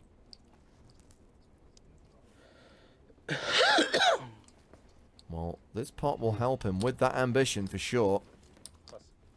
Shershikov folds. Yeah. Любой моей карты хватало, чтобы забрать этот банк. So Knee back up to 2.9 million. Chasing the heels of Pavel Shershikov, who's still chip leader with 3.1 million. And 40 minutes left to play on this level. Hello to Greg, a recent superfan on the Poker in the Ears podcast. Greg says, I'm watching the last day of the action with my youngest Zara, who is 8. And Greg has got his chop pot hoodie on. Hashtag, please say hi. Hi, Greg. Hi, Greg. And hi, Zara. A reminder, if you'd like to be a super fan on the podcast, hashtag poker in the ears. Just pick a specialist subject. If it's poker related, chances are you'll get a good chance of being on the show.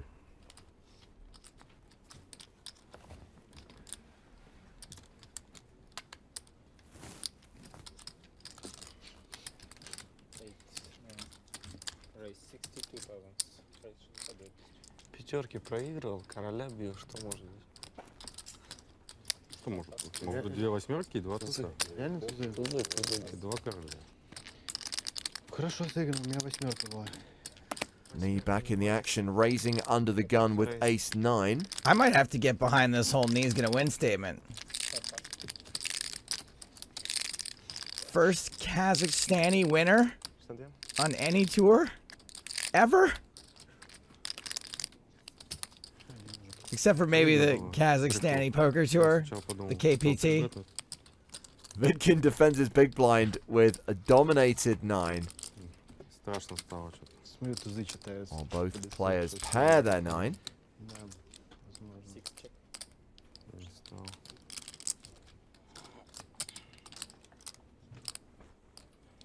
Почему тузы? А что? С валетами там, думаешь, Валеты, ну, рейзить. будет как-то по-другому? А он стал бы рейзить с валетами? Да нет, при флопе, да. При флопе и это, и флоп одинаково, бесспорно. Просто не ставить риверчик, фолдить, наверное.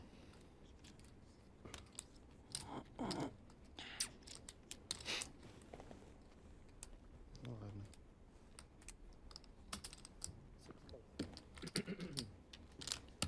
Betting a call.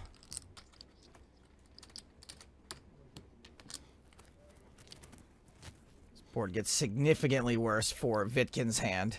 And significantly better for Knee as he picks up the nut flush draw on the turn. He's still a huge favourite with his pair of 9s with an ace kicker. Well, the way Vitkin's running today, watch out for the offsuit 5. That's a good point. Oh, that would be so dirty. Surely we're not going to get there, though. Now that Knee picks up equity, you figure he'll barrel the turn. 321,000 in the middle.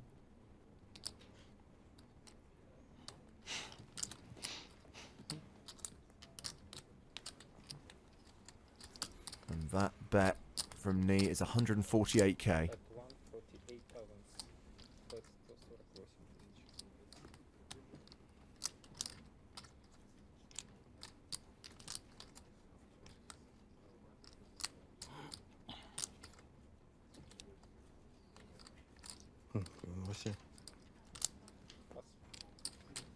Vitkin does give it up. Pass. And Knee is pretty much tied for the chip lead now with Shershikov. Remember, Knee came into this final table in the #1 spot, but Shershikov wasn't that far behind. At what point Shershikov opened up quite a margin on Knee, but now pretty much 100 big blinds apiece. But the closer they get together at the top means the further the rest of the field falls behind them. Yeah, with the two players at the lower end of the spectrum being Timo Bubnov, our spin and go qualifier, with 32 big blinds, and Said Garvam from Iran with 25 big blinds. Blinds up in half an hour.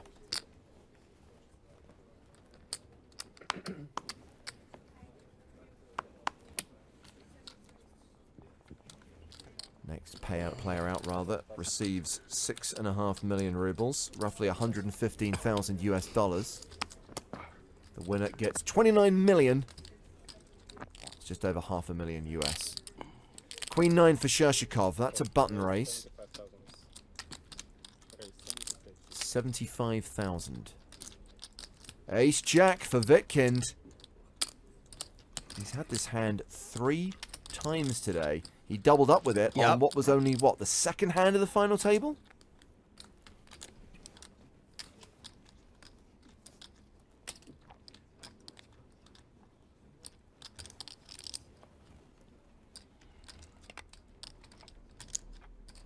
Тоже ты уже фотографию посмотрел, да?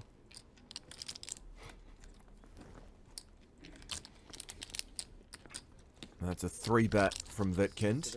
Action now on knee. The chip leader is in the big blind.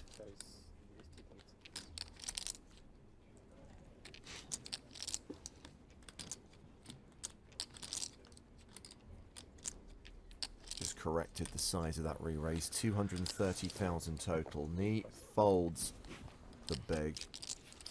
I feel like even though you can be getting played, yeah, it's just a better fold here.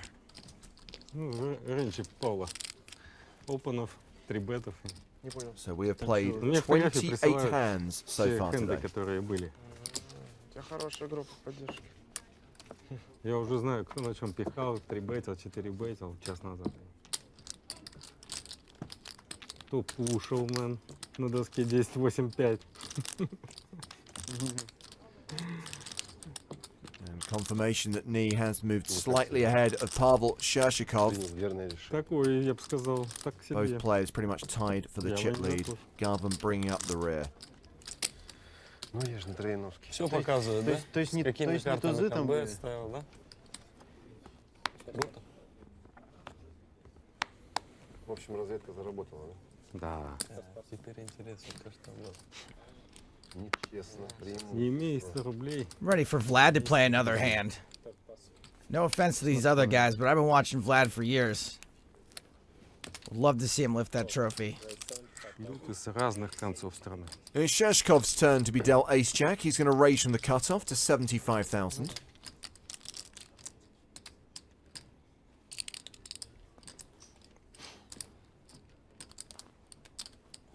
Jack 10 for knee in the small blind.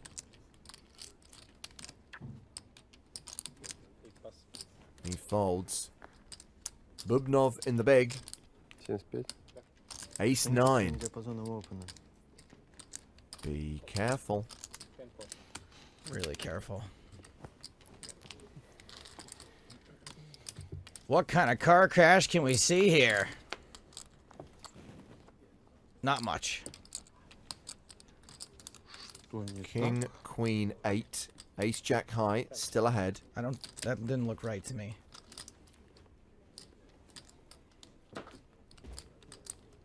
Yeah, it was a queen high flop. Queen 8-4 with 2 diamonds. Yeah. Уважение не проявил. 70.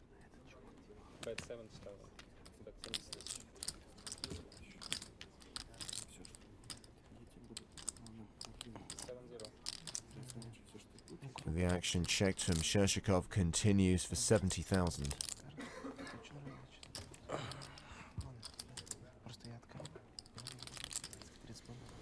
That's the best hand, and that's going to win.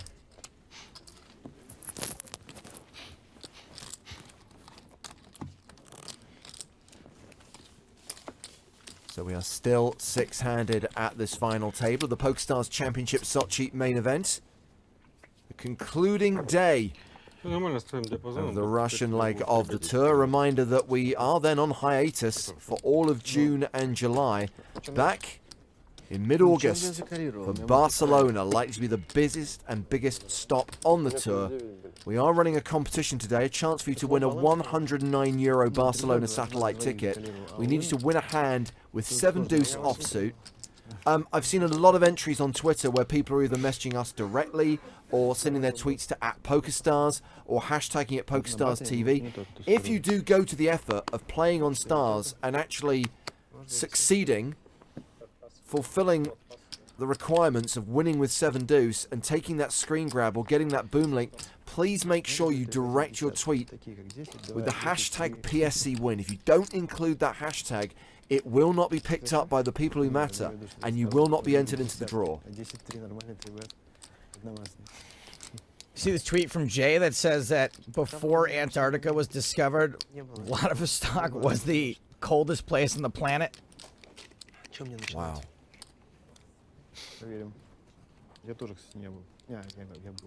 been folded to the man from Vladivostok. He is in the small blind with 9-6 of spades. By the way, if you missed them earlier on, details of our competition currently scrolling along the bottom of the screen. Raise, As 3-bet, we call see still. if Garvin calls this raise to 85,000. Nope, he'll fold the 5-3 face up. В самом начале. Да, точно. Действительно. Ну, там туз 8 был. Туз 8 это не... Все-таки Не 10-3, не 10-3. Однозначно.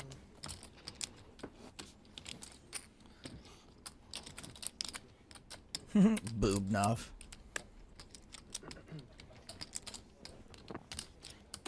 In for $10. Guaranteed more than $100,000. Shershikov under the gun here. First to act in hand 31. Пас.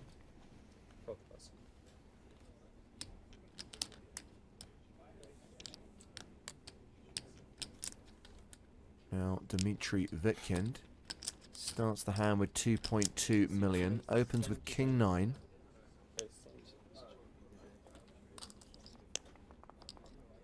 And raises to 70,000.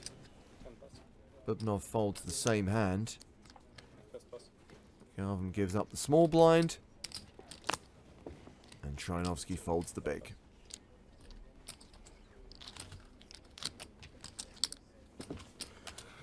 Well, we knew it was kind of gonna go like this today. It's gonna take another level or two. Well, in 25 minutes or so, we'll go on break. We'll take our first 20-minute break of the day. And when we come back, the blinds will be at 20,000, 40,000. And at that point, with 6 players remaining, we'll have just below a 50 big blind stack. Very good chance that the next level is where we start to see maybe 1 or 2 eliminations.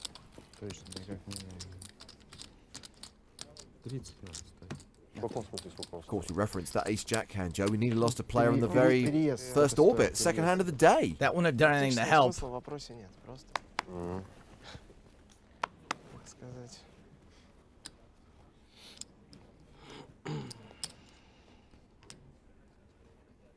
Видно, что это очень легко посчитать. Да?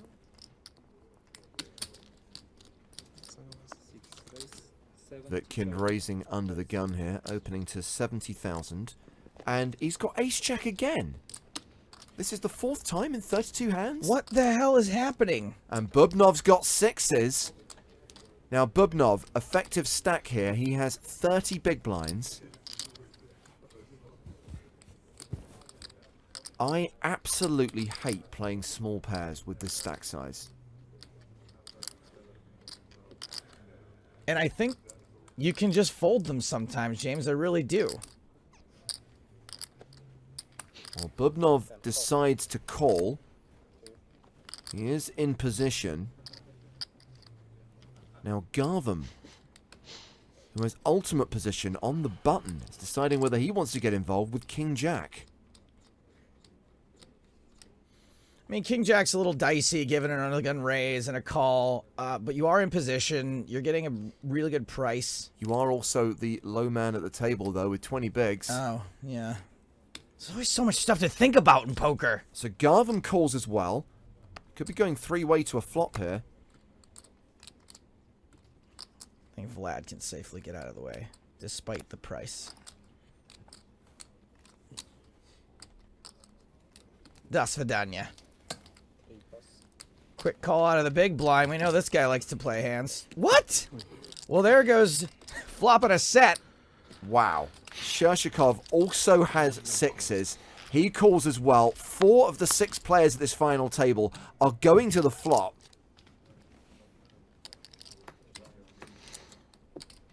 And that flop is King 4-4. So Garvin flops best. Shershikov and Bubnov are already drawing dead. From worst to first. Unbelievable. I mean, look, the guy had his lunch eaten earlier today, so I'm not going to begrudge him too much. Plus, we still don't know what's actually going to happen. There's a club out there. Vitkin could do it to him again with the ace-jack.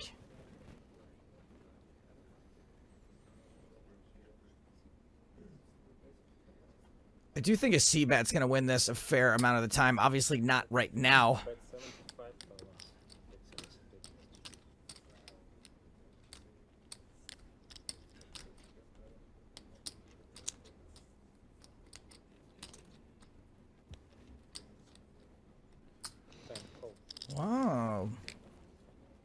Bubnov peels with his sixes. This is a very, very strange hand. Vitkin c-betting into 3 opponents with ace high. Bubnov calling with his sixes. Officially drawing dead. Garvam in with the best hand. Sure, Shikov can't call. Yeah, all right. Yeah, so he folds the other 2 sixes, and this hand is going to the turn. Queen of diamonds, so Vitkin picks up a gut shot. His ace is also still live. I don't know how you can bet this again when you get called in 2 spots. Yeah, this should go check, check, bet.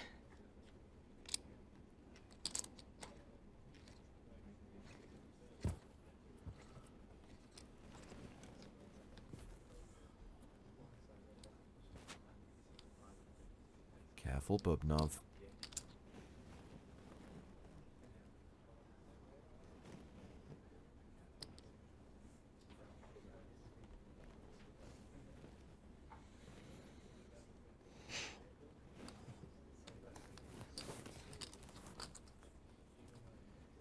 Yeah, I don't really know.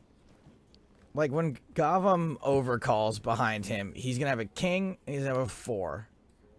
Pretty much always. Sometimes maybe he'll have, like, 10s or something like that, but... Yeah, there's just... There's no point in bluffing this. Question is, will Garvan bet? No, he checks behind. So this hand goes to the river, which is the queen of clubs. We have a double paired board now. Vitkin playing queens and 4s with an ace kicker.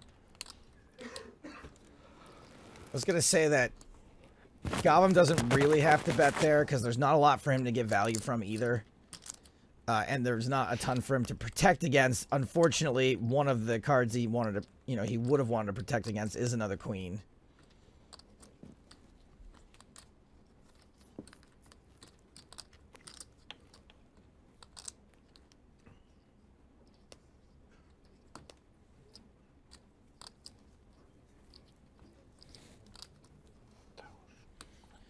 There are just no draws on the flop, so, like, what are you getting called by in 2 different places? Vitkin checks.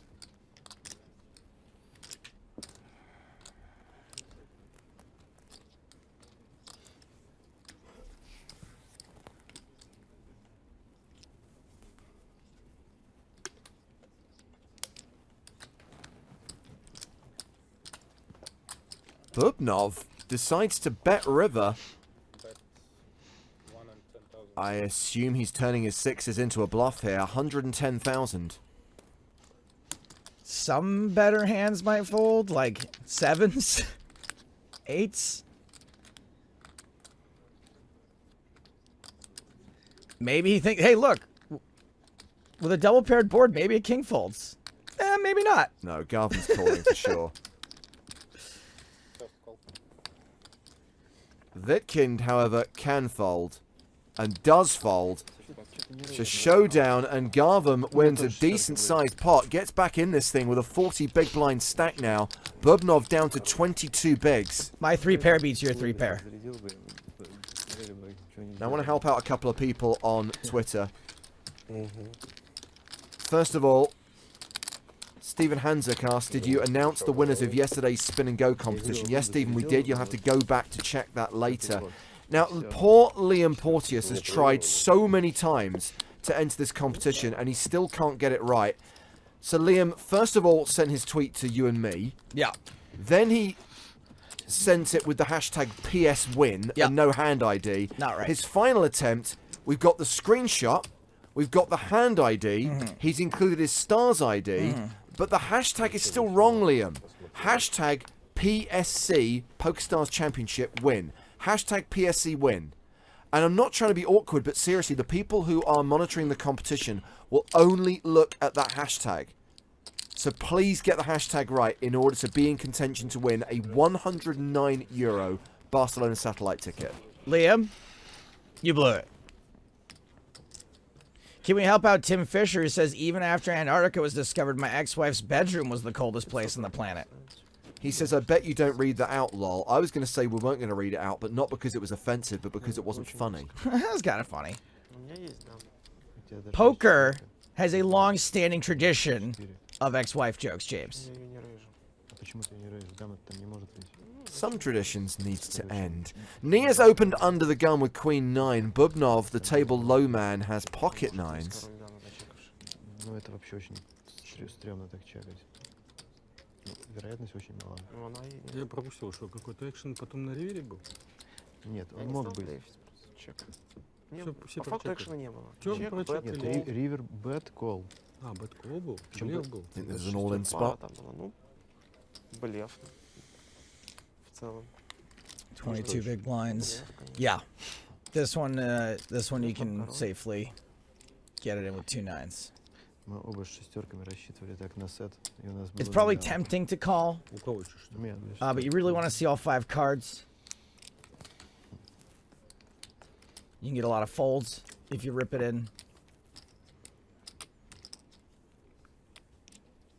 You might even get a call from a worse hand. 7s and 8s. Well, Bubnov decides to just call. Round to Vlad on the button. Troinovsky with 10-6. Folds. Shershikov gives up the small blind. Vitkind has ace-3 in the big blind. Second hand in a row where we get multi-way action. 3 players going to the flop. That's another reason why you don't want to just call there. You give the big blind a really cheap flop.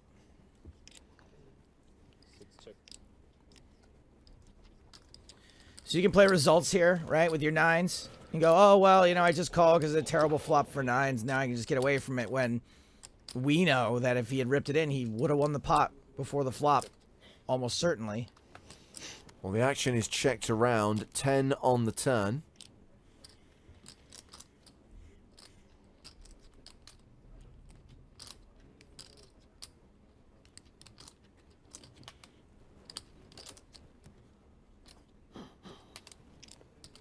Tell me the river's a case 9 and he like triples up and I look like an idiot. Looks like Vitkin thinks it's safe to bet his top pair.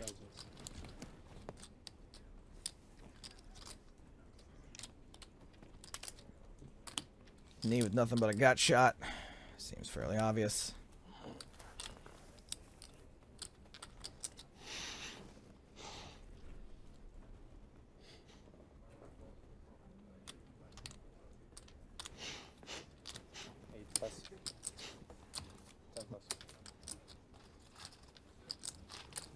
The bet of 90,000 gets through. Vitkin, by the way, playing 2.3 million, 75 big blinds, 40 minutes left on the level. Да, красиво было. Да. Ну, чисто случайно там мог оказаться красивый кол. Который просто I'm кол. so used to just letting the players talk, but Просто кол. Нельзя говорить. it's not really a point. I do love it though, and this happens whatever language people are talking at a poker table, whether it's German, Russian, French. You can still pick out the poker terminology. Yeah, that's fun. You still hear the like check call, 3 bet. Чё прикрываться? Gigantic effing fish. Когда есть просто...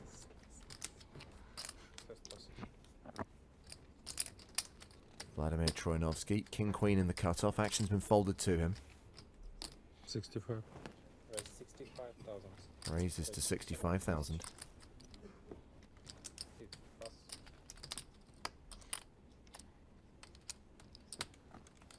Vitkind with kings.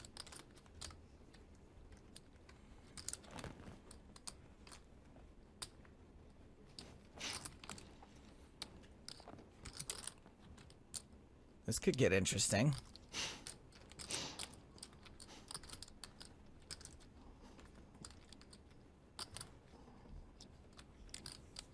Oh no. Oh, Liam. Liam, I'm going to spell this out as slowly as I can. Hashtag PSC win. PSC win. Just 6 letters. PSC WIN. I'm gonna guess that spelling's not Liam's strong suit. His PokerStars ID is Trav it looks like he's attempting to spell travel life, but if you read it, it actually says trave life or travel ife. 1. So Vitkind has 3-bet here from the small blind with his kings. King, queen. I know you're a fan of this hand, Joe. Do you play it in position? Do you call the 3-bet? I'm going to be pretty tempted. Now, offsuit, maybe I can get rid of it. I do like this hand a lot. It's just this dynamic.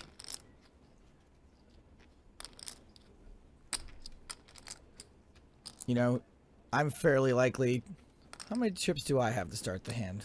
50 big blinds. Like, you know, I can be opening pretty wide here. So the small blind can be 3-betting me pretty wide. I do think I'm going to be dominated often enough that I can fold. Yep, and Troyanovsky does make the fold.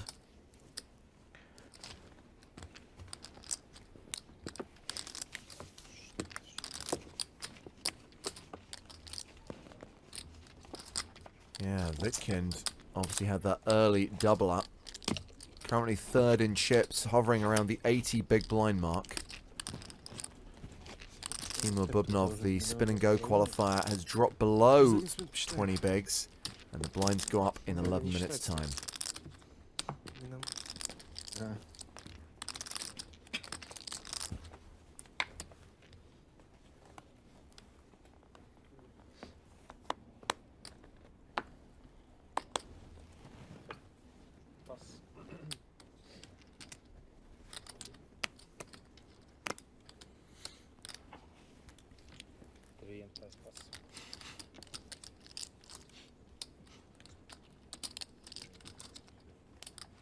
Well, this has been folded around to the blinds. It's hand 35 of the final table, by the way. Lavrentini currently sits 2nd in chips with 2.9 million. As we've mentioned a few times, he and Pavel Shershikov are pretty much tied for the chip lead right now.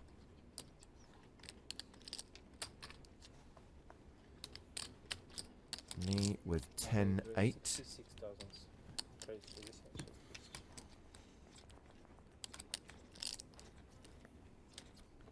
Raises and gets a fold from Bubnov in the big. I didn't even get the chance to do some really incorrect analysis before that hand ended.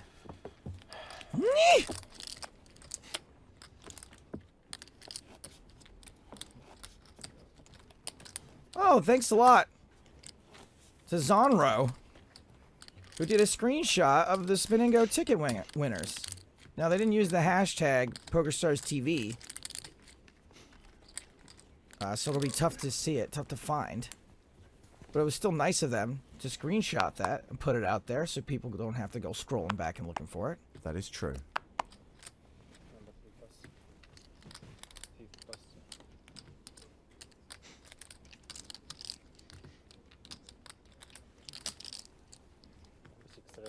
Vitkind with ace-8 has raised it. 65,000 from the cutoff. Ace-4 for knee on the button.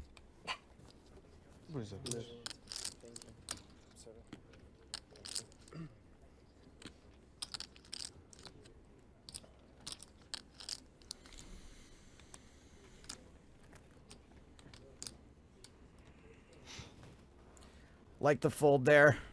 Still got the blinds to deal with.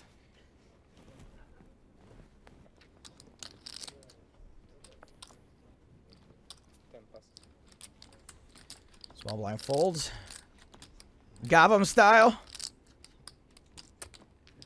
Oh, wow. So Zonro has now tweeted using the hashtag PSC win. I give up. We're being trolled, right? This is like a giant joke. So you're effing with us. Just to be clear, people, competition entries go to PSC win. Anything editorial, anything related to the show, any comments, any questions, PokerStars TV. Anywho, ace-5-3, all hearts.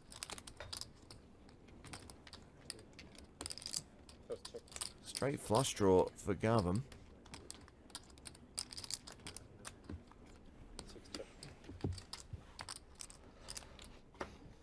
Oh, there is the heart. They both have a flush. 8 high flush versus a deuce high flush. Ugh.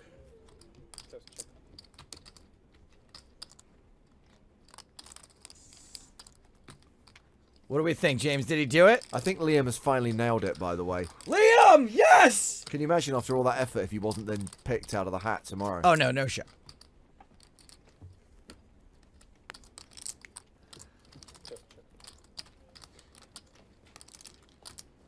Is this going to get checked to showdown? No, Vitkind is going to bet the river. And he gets called. 65,000. Well done. Gets value from a smaller heart. And Vitkind continues to get the better of Garvam. I need 4 up heart. 4? 4 up heart. Yeah. Good flush. Что он говорит, у него было 2 4 of cards? Он сказал, что хотел купить. Хотелось бы стрит флэш. А, все понятно.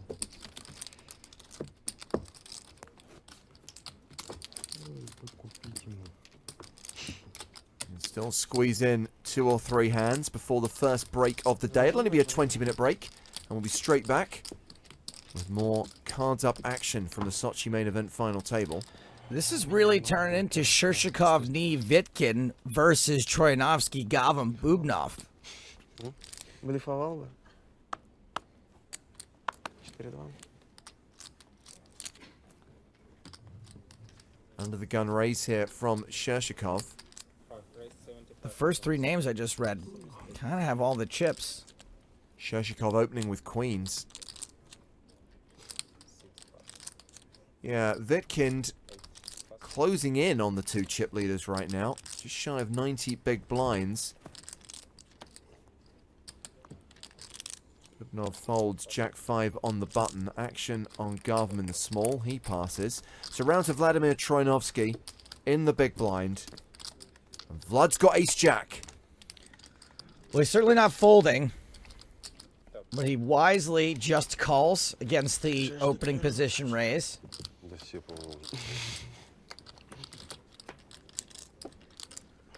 And luckily for Vlad, misses this flop.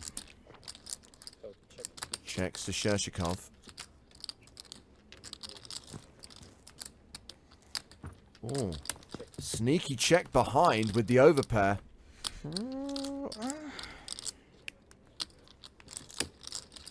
It is a sneaky check behind, and in this situation, it looks all right because Vlad just got ace high, so maybe you get a little deception there, but I don't really know if there's a reason not to bet that. Well, he's going to get a bet out of Vlad on the turn. Troyanovsky now leads for 90,000. I guess just to be a little tricky, right, to like mix up your play a little bit, I'll allow it. But in general, like, you know, your big blind's going to have enough for that.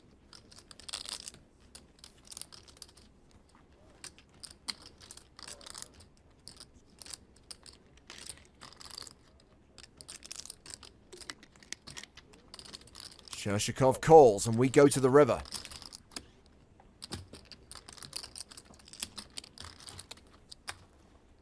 The river card is a 5, pairing the board.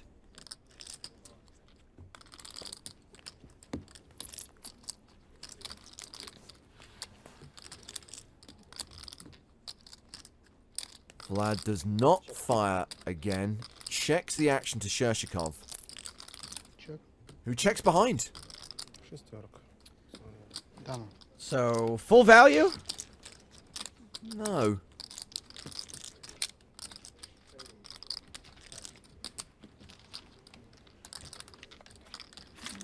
Like I said earlier, he seems to have a style all his own. I mean, look, he's chip leader. Major tournament. Yes, Pavel Shershikov playing 3.2 million, more than 100 big blinds. At least for another 3 minutes. A reminder, the blinds will be up to 20-40 after that. Not good news for Timur Bubnov. Right now he's got 18 big blinds, but at the new level, he will be in the danger zone. Danger zone!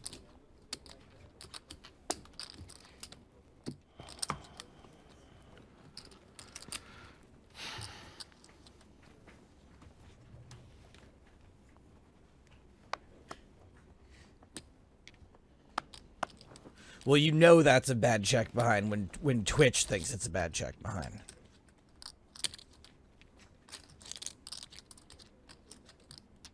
Bible thumb. Vitkin getting his fair share of strong hands today, raising under the gun here with sevens. Has he had sevens before also? It's all Yeah. ace, jacks, and sevens for this kid. Not forgetting he had aces once. 6-4 for Bubnov. He folds from the cutoff. Garvam on the button has 10-8 of diamonds.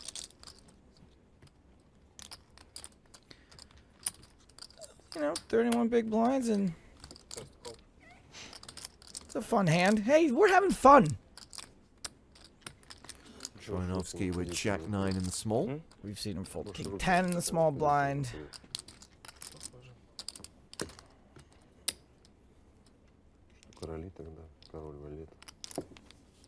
I wonder if Vlad's been to sleep once this week. I know what the Russians are like outside of Russia. They play in the tournament, then they play cash game or Chinese poker all night long, and then they go back to the tournament. I would assume in Russia there's just so much more action between the Russians that there's no chance they go to bed. I think Vlad's going to get a little bit squeezy here. Sure enough, he 3-bets from the small blind.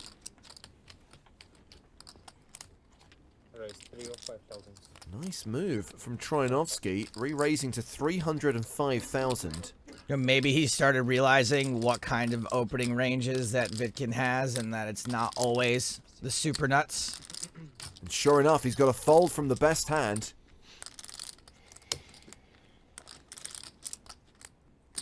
And with his stack size, Garvam can't continue with this. Speculative suited one gappers.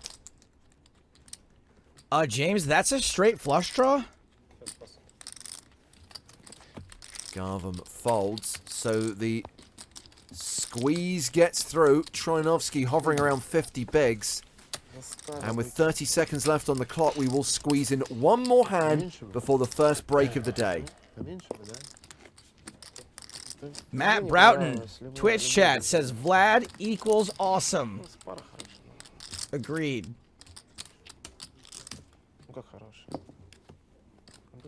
Фишки кончаются, деваться некуда. В общем, любая пара — это хорошо. Но не всегда. And 39 sees knee fold under the gun. Bubnov, the spin and go qualifier, has 5-4 of spades. Doesn't have many chips. Yeah. Not a good hand to play with his stack size. He's waiting for his biggin. Ain't gonna happen this level. Folded around to Troinovsky on the button. 5 deuce of clubs. He passes. Shershikov in the small also passes. It's a walk for Vitkind. King 7. So that will bring the first session of the day to a close. We've played 2 hours of poker. We've played 6-handed. No eliminations so far. All 6 remain and will come back after the break. But with the blinds going up, we see that Bubnov is now under pressure. 13 big blinds. Shershikov has the chip lead just ahead of knee. Vitkind also very much in contention. Troinovsky now below average. Garvam not too healthy. 20,000, 40,000, 5,000 ante. The next level, the PokerStars Championship Sochi main event, kicks off in 20 minutes time. Join us after the break for more live action here on PokerStars TV.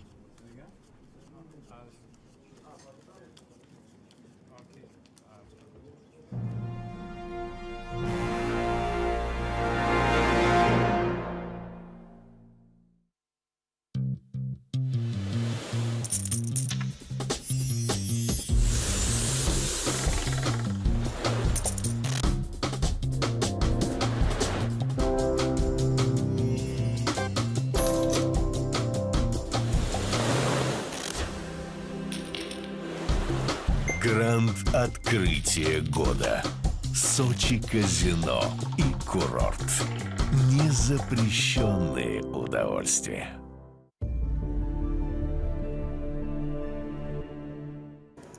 First hand of 30-60 and O'Dwyer's raised his button.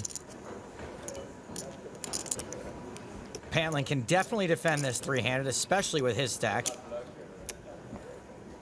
He calls. And we are going heads up to the flop. My guess is that Steve is going to have an advantage post-flop, especially in position. 9 deuce deuce. Ace high still good. Pantling checks to the pre-flop aggressor. And Steve does not continue. He checks behind. 7 of hearts on the turn. O'Dwyer now with a flush draw. See if Pantling takes a stab. He plays pretty fearlessly. Gotta respect that. He will bet the turn. He overbets the pot. 385,000. This is a big bet for more than 10% of Steve's remaining chips, but he might feel as if he's got to make this call based on what he could win if he goes runner-runner. That's implied odds. There's the call. The river is not a heart, but it is a queen, giving O'Dwyer top pair. Pantling now checks. Steve probably knows his hand is going to be good here a lot. The yellow chips worth 25,000 each. O'Dwyer going for value. How much is that? 750,000. Scott Seaver and JC Alvarado giving Steve their thoughts between hands. Totally allowed. Steve has made a great polarizing value bet with an unpolarized hand, which makes this a merge. Guy have the best hand here. Funny one. Specifically designed to get a hero call out of a pocket pair or ace high. And Pantling does hero with ace high.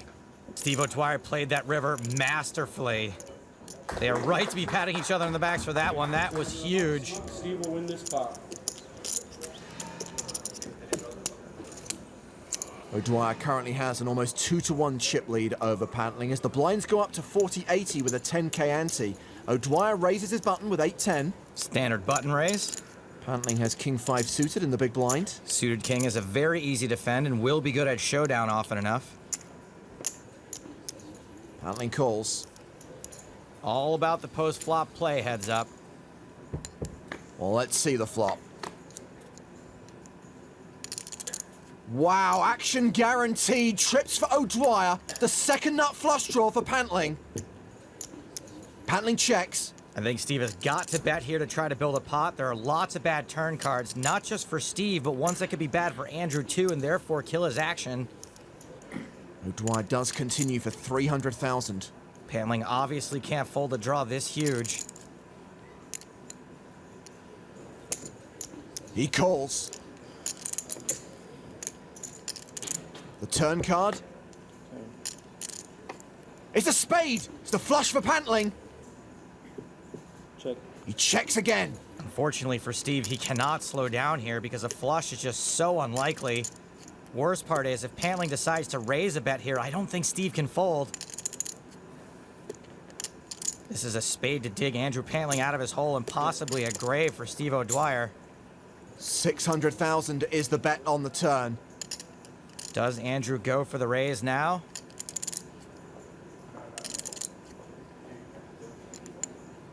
Signs point to yes.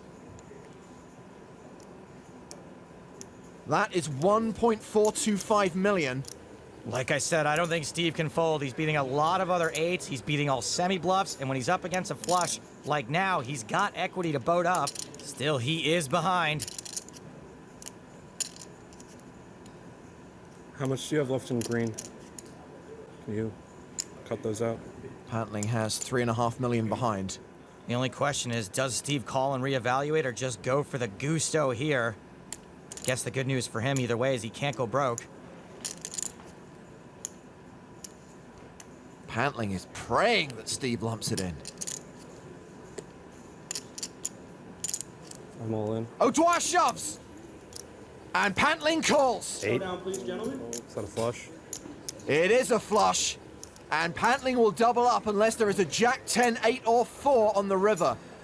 10 outs for O'Dwyer, which would see him win the title, but there's a 77% chance that Pantling doubles up and we play on. It's an 8 on the river! It's quads for O'Dwyer that see him triumph here in Monaco and win the EPT9 Grand Final main event! That's what, Steve. Cheers. Great. Yeah, thanks, same to you. Time to celebrate with his supporters. You're right, this was the easy part. And for Andrew Pantling, heck of a showing for a guy who only plays poker in his spare time. But wow, what a tale of redemption for Steve O'Dwyer. O'Dwyer rules. 842k for the runner-up, 1.2 million euros for the winner. All the adrenaline's just like rushing out of me finally. Major dump. That's unreal. It's unreal. I saw it was a small card. I couldn't see it. I saw the look on his face and I was like, oh, I think I won.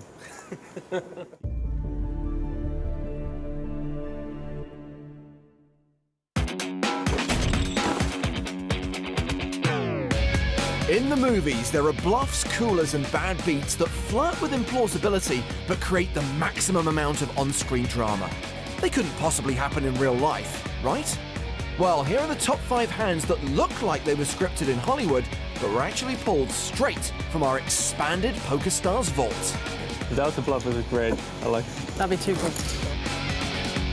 At number 5, 3 unlucky players and 1 incredibly fortunate one. With only 13 remaining in the Prague main event in 2015, this happened. I'm all in. I mean, 2 all-ins in front of you, then you wake up with kings, you got 2 players behind, you have no choice, you have to put it in. I'm all in. We have a 4-way all-in with 3 players at risk. I saw an ace, but after these crazy decisions before me, I just snap, fold it. I leave you alone. The flop was crazy. I mean, everybody back at home, they were watching live, they went mad. A triple elimination. That is awesome. I mean, I feel bad for all the guys that just got cold decked, but that was sick. Living a dream. It's like incredible, you know? I was really happy with that situation, obviously, because I was short stack, and then I secured my spot at the final table without playing a hand. My telephone was bursting after that part. I don't think I will ever forget that part.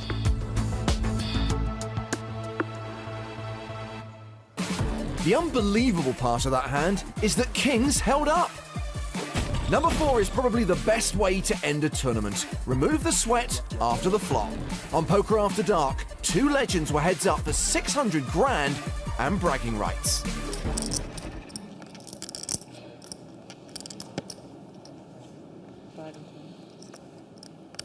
Another good hand for Huck on the button. Raise it to 20,000. Yeah.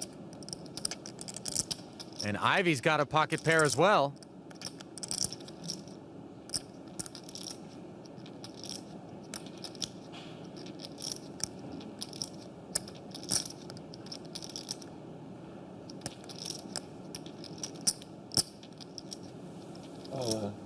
You all in? I'll call, right? Raise it to 85,000 and an all-in and a call. And just like that, all the chips hit the middle, and Phil Ivey is in rough shape. Maybe I'll get lucky. I'll chop it now if you want the whole tournament.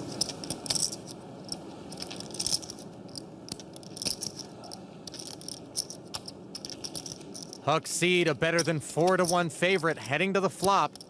You're looking for diamonds. 666, here she comes. Good game, my friend. Good night, Phil. It was nice. Game over. Wow. Wasn't much to that cooler, was it? What were we celebrating? Quad 8s on the flop means Phil Ivey was drawn dead. And Huck Seed is this week's champion. That's Huck's excited face. Now, from watching poker in the movies, you'd think that royal flushes are a common occurrence. Well, we all know they are rare. And at a TV table, they're practically unheard of. So Tedeschi's all in with a set of queens, but there's still monster draw action on the side. The river card is the ace of hearts, a royal flush for McAllister. No way. 300. Rubber is betting. It doesn't matter what his cards are. He can't win. All in. With his royal flush, McAllister shoves on rubber. I know you're sick, but I don't know if you're that sick. He's not that sick. Flip a coin. Literally. Probably best. Oh, look at this baller. Rubber lets it go. Fold a flush? No, king turn clubs, yeah? Royalized. McAllister came third in the tournament, but he definitely got all the cool points for that one. Number 2 is from Barcelona 2012. It's one of those crazy hands where fortune changes with every card. How do you not call with this? It's juicier than a velour sweatsuit. He calls. Vladimir Troianovski has Jack-Queen in the small blind. He calls. Martin Schleich with Ace-Deuce in the big blind. Not juicy, dominated, out of position, but he's getting better than 8-1. He calls as well. Seriously? 5 players to the flop? Which is Queen, Queen, 6. Oh my God. Bring out the stretcher. Check to the razor. Somebody is going home in a body bag. Theo Jorgensen does not continue with less than 1% equity. He's built an amazing pot for someone. Nikolaisen thinks it's him. But right now, it's Pavlovskis with the full house, and he bet 6,500. Nikolaisen with trip queens will call. Troianovski also with trip queens. With his stack, I think we're fairly likely to see a shove here. This is going to be a shame. I think he means 15,000. He only has 13,000. He is all in. Schleich and Jorgensen fold. Pavlovskis is folding less often here than a guy who always wears wrinkled clothes. I don't know, he's never folding. He reshoves. What does Nikolaisen do now? I think he should sometimes be able to find a fold here, but no. He calls, so Troianovski and Nikolaisen both at risk and both way behind. A 10 on the turn sees Nikolaisen improve to a better full house. That is just horrific. And a jack on the river sees Troianovski win the pot. What is happening here? The dealer just went over to Pavlovski's house, let himself in the front door, went to the kitchen, and ate his lunch. Well, from that understated reaction to the greatest reaction of all time, the award definitely goes to the Brazilian series of poker and this epic hand at number 1. All-in. All-in call. All-in call. E assim, o Santana provavelmente tem uma mão como um Ás e Dama, um Ás e Valete, e... Uou! Uau! Ai! Oh, meu Deus do céu! Olha o começo dessa transmissão, começo dessa mesa final de main event do BSOP Milhos. O que acontece, Felipe Moraes e público de casa? Vamos ao River, será? River Card, o rei do River! Uau! O rei do River! Meu Deus! Impressionante! O que é isso, Vitão? Estão todos atordoados no salão. Uau. Quadra contra full. Seu Ciro acerta rei no River. Wow, wow, wow. Even Aaron Sorkin couldn't have scripted that hand better. The flop was pretty funny. Right. It was a funny flop. You're sick, but I don't know if you're that sick. Those were the top 5 Hollywood hands. Look for more countdowns at PokerStars.tv.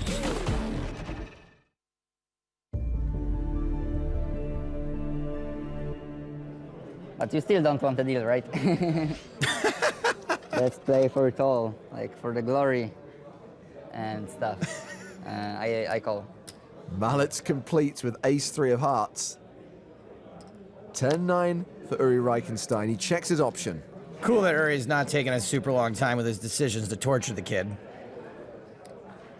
Oh, wow. Reichenstein is up and down while Mallet flops the nut flush draw. Uri bets. Oh, really? I raised 3 million. 800,000 becomes 3 million. Kind of a weird raise. He's got showdown value already, and Uri might not fold a pair. If Uri wanted to get an edge, he could just start making water sounds or tell him his middle name is Nate.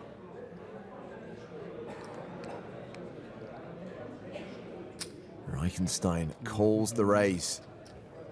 The turn card is the 8 of hearts. What a card! Welcome to Cooler City. 1 million here. This is 23.9. 5 million. So Mallet has turned a flush. Reichenstein has turned a straight. This could decide the tournament. let's just fold and I can go to the bathroom.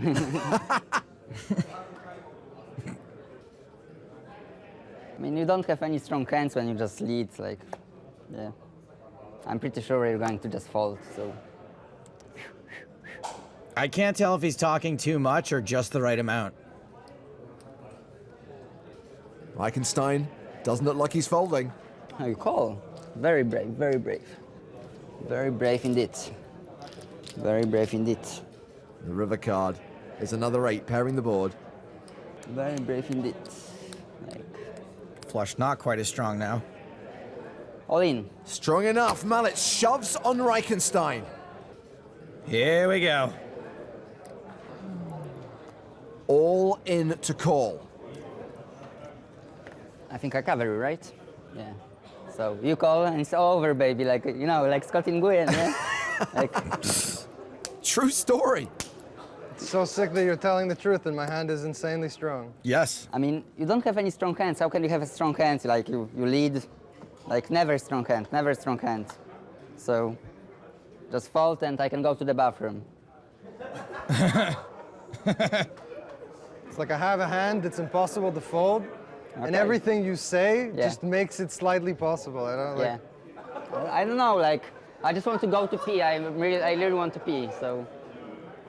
I'm just convinced, like, I don't know. I guess you could have like 9-10 or something, but I don't know. What about 9-10? Is 9-10 good? It's a straight, but like, I have queens in my range, jacks, sixes. You don't have those hands in your range, so. I don't think you have any of those hands. I think you might have a flush, though. It's your choice, man. Wow.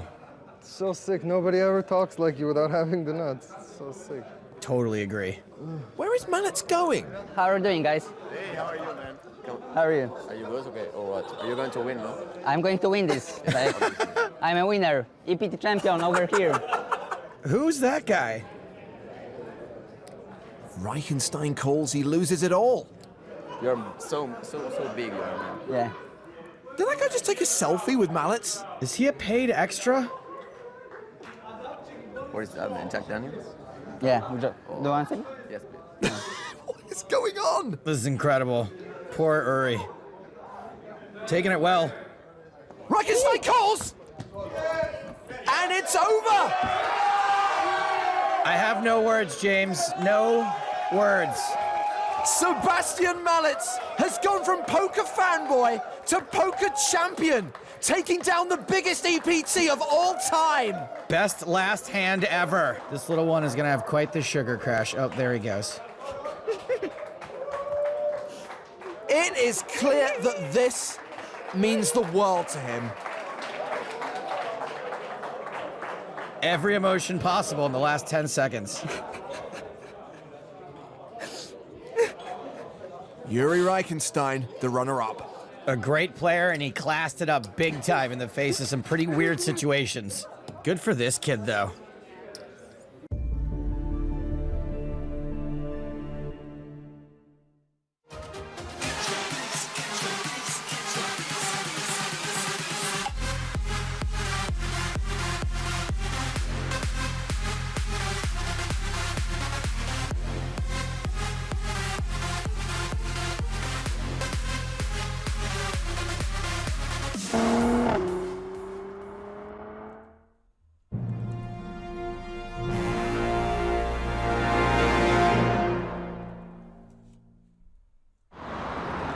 Hello everyone and welcome back to the final table of the main event here from the PokerStars Championship Sochi from the Sochi Casino and Resort. We started with 6 and now we've just got 6. Absolutely no eliminations in the first session of the day. Welcome back. We're going to carry on and we're going to crown a champion. I'm Matt Broughton. He is Joe Stapleton. Hello, my babies. We tried to lose a player on the second hand. Did not work out that way. Vitkind sucked out big time. Unbelievably rude, but that's what happens in poker, and this is how things stand right now. Pavel Shershikov, top of the table, 3.15 million. The smallest stack, Timo Bubnov, with just 13 big blinds as we come in at the 20,000, 40,000 level with a 5k ante. Sead Gavam also not super comfortable, 23 bigs to play with. And then everyone 37 and above. Vladimir Troyanovsky, the biggest known player here, but we are getting to know these guys. Getting a bit more of an insight today. Hope you're enjoying the Cards Up coverage. We're here right the way through till a champion is crowned. 29.1 million Kvefe up top. What?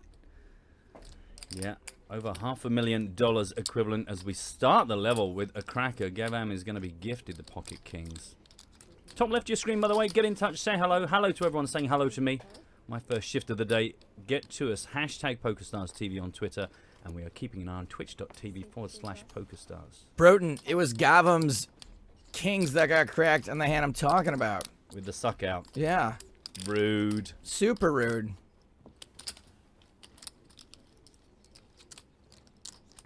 Oh, well, you got to defend this. If you're folding this, what do you... What? Well, I don't know if these guys are learning anything. With our expert commentary and analysis. Here we go, shouts Punisher. Yeah, we're going to try again. I'd like to apologize, James and Joe. They tried, and I'm afraid they failed. But luckily I'm here now. I'm really pumped. Quite excited about today. Wanted to answer a couple of tweets. Jay says, I'm in Kenya. Tried playing PokerStars online. Says, real money games not allowed from my area. Can't deposit, play free rolls. Any idea? Unfortunately, no.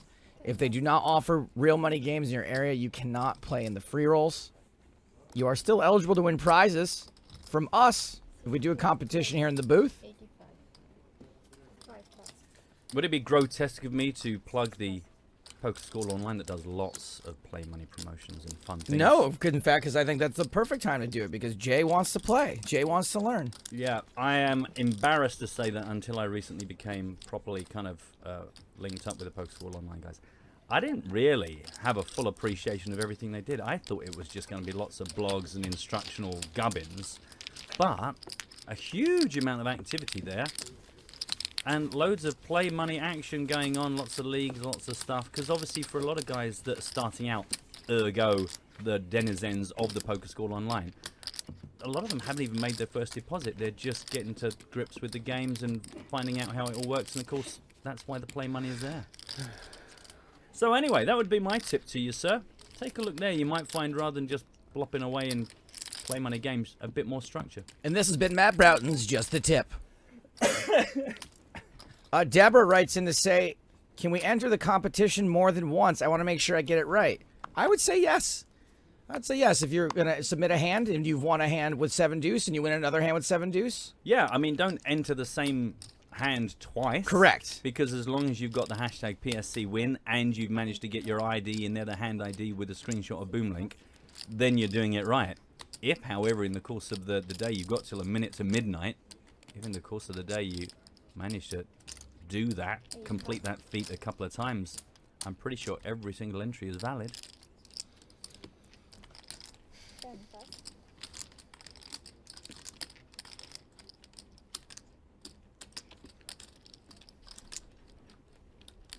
Shirshikov raising from early position, 7-5 suited. He's been pretty loose today, pre-flop.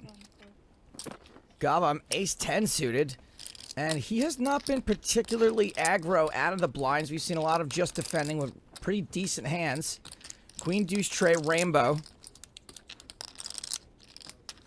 Ace-10 still the best hand.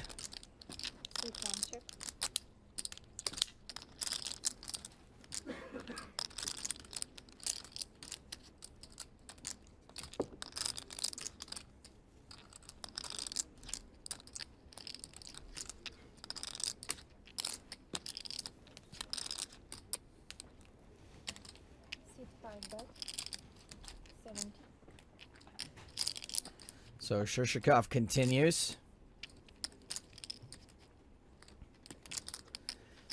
Ace high would be the best hand sometimes, as it is right now.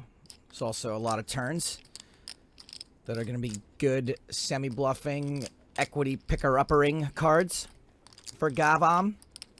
Gavam. G-Havim. Javim? Javim. See, that's what you could say every single time you say, so, folded there. Pretty sure you got the queen's Javim. Javim? That's right, correct. Nice to meet you. No, I'm saying Javim. Again, lovely to meet you. Hi, yes, that's my name. Call me Sayed. No, I'm just saying Sayed. Gavin? Yeah. What has been said? Sorry? What exactly has been said? Javim? Yeah, no, that's my name, but... Sayed? That's my first name. Javim? You're watching PokerStars TV.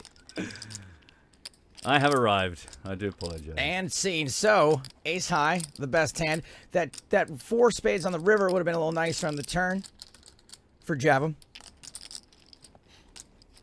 No. I'm not playing. No, Javim. Yeah, definitely close.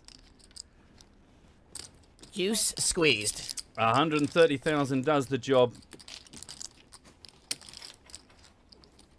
I remind you, only 30 bigs for Gavin. Not exactly super comfortable. Awkward, as we would say. Shortest stack Bubnog, just 11 bigs to play with. Punisher says, who do you think will win? Well, yesterday I did actually verbally say that I was enjoying the play of Mr. Bitkind. So I'm going to have to stick with him. I mean, I have no idea. Anything has taught us after all these years and years of watching these guys is there ever a point that you feel like you really confidently want to say who's going to win this? Never. Never, ever. Even when Joe is shaking someone's hand and handing them, I think in any minute now there's going to be a cooler. They're going to say, we found out that this isn't the real Steve O'Dwyer. There was one chip stuck under the rail. Bring everybody back. Exactly.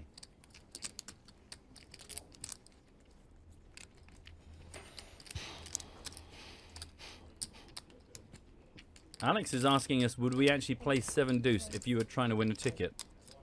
Yeah. I mean, I think probably I'm just hoping that I get dealt it and everyone folds to me.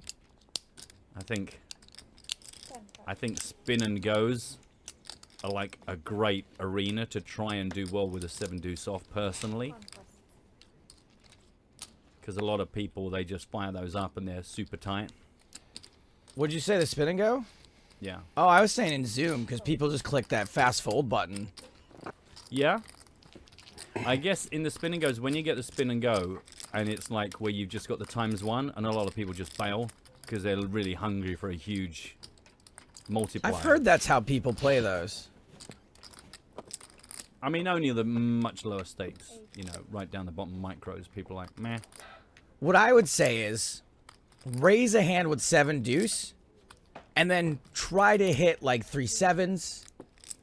Good. Or 3 deuces or like 7 deuce. Do that. Or quad 7, something like that. I don't know what the mathematical probability of that is, but it's probably quite high. Try to do that. I want to pick this one up, boys and girls, because it seems to be getting somewhere. It slowed down a touch. It was Nia raised it to 85,000, got the call from Trinovsky. Check after an ace-ace-queen flop. Turn was a 5 of clubs, also brought the check through. So there were some investments, but everyone kind of gradually hated their connection more and more. Nee obviously has the best of it with queens and aces, but it's a king high on the paired ace board. But Trinovsky might not hate to pay off something at the end of this. We did see a king high call from Gavam earlier. It was wrong, so wrong, but...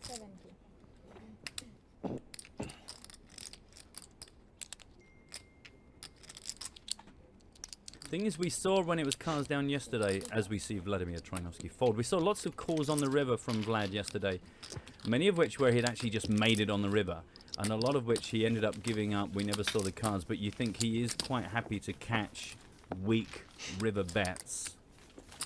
Be interesting to see if that trend continues. That's how they do. That's how these beasts beast.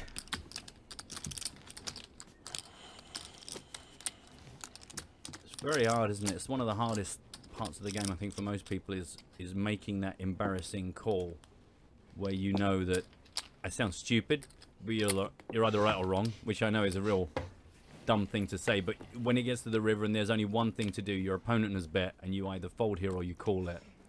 And when you call it and you're wrong and you feel so stupid, and you're like, it does dent your confidence to make those hero calls at the end, even if your instincts are telling you there's a good chance you might be right. I would guess, though, right, that the best players in the world probably, when they're wrong, feel less stupid about it than we do. I think they just are always... I think the thing is, it's that stage when you're still completely fixated on your results, the result of the outcome. Correct. If you went through the thought process and you went, do you know what, I think my king high could be good here. We've got an ace, ace, queen. My 9 is good. The king is good. If you come to a kind of an educated decision that a fair amount of the time you're going to be right, and it turns out you're wrong, I think it just bounces off you because you're happy with the way you went about it. For the kids at home, just going, cool, lost. I think also that... to sort of back up your point, but conversely, when you're a pro and you pull off that move and you're wrong, you know that you're not only going to be right a certain percentage, but you're going to be wrong a certain amount of the time too, and you're just prepared for that. Yeah. You don't take it as hard because you're like, well, no, 20% of the time I'm going to be wrong. Yeah. I used to love playing in the pubs when that became a thing. And it was like the home of where the guy goes, well, I know you got me beat, but I'm cool anyway. I love that guy. There you go. He is one of my favorite guys ever. Except I hate him. Just want to tell you, we were talking about the Poker School Online as being somewhere to develop your game from beginners. If you're somebody that maybe wants to step up one day to play at a festival or a championship, brand new series being played, the Mega Stacks, trying to give that live hardcore experience but at a lower buy-in. You'll find the next one hitting London, the Hippodrome, the 30th of June to the 2nd of July, £170 buy-in. I've yet to find one of these where it doesn't clash with where I've already got something going on, but it's the sort of thing I would be all over. Me too. I think 170 quid is perfect. It's not ridiculous. It's a fair investment if you're just a recreational player, but it's not like you're looking to spend 500 euros or 5,000 euros. I looked into changing my flight last time I was here so I could stay to play that. Unfortunately, changing my flight was about 600 pounds, so I was going to need to finish, like, you know, 5th place or something. First and second. Yeah, exactly, to cover that. So with a piece of the guy in 3rd, 4th, and 5th. Yeah, because I also needed to extend my hotel room, which was 180 pounds also. So I was like, yeah, I guess I'm going to play the next one, which I'm not doing because I won't be here. However, to agree with Matt, that is exactly the kind of tournament I would play. Shirshikov in the small blind with ace-jack. 3x is it. And gets a fold.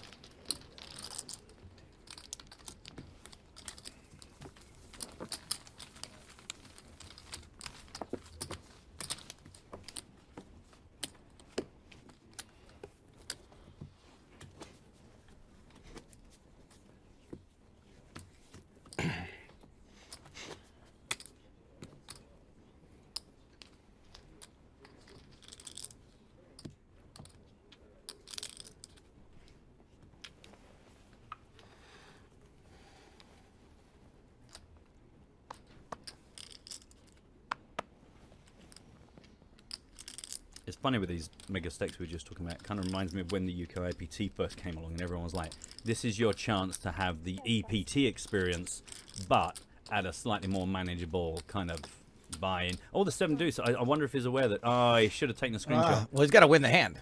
Well, that's also true. But yeah, it's kind of great that you gradually go down and down and down the ranks to kind of try and encourage more people to play the local poker games. But you also do it under the proviso that it's going to be a proper, well-managed, well-dealt experience. All that stuff that you love watching on TV for 170 quid. Or pounds, or sterling. Some of the very same dealers and, you know, tournament staff.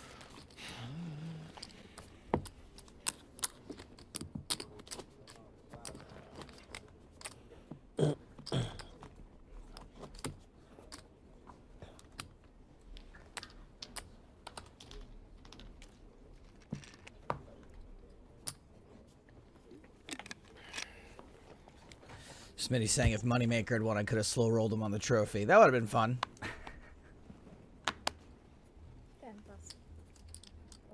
Confirmed Chris Moneymaker will be the guest on the next Poker in Your Ears. Nice. And we will be recording that tomorrow. A little later than usual in the week. But we got a final table to do today, kids. You're watching it. It's on right now. What do you want us to do both at the same time?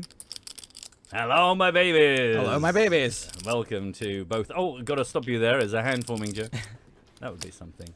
I mean, we could do that. It would just be an editing nightmare. Just get a sentence in, come back to the live. I think James has got a filter he can run it through that just will separate it. That's the one that takes out you. just you.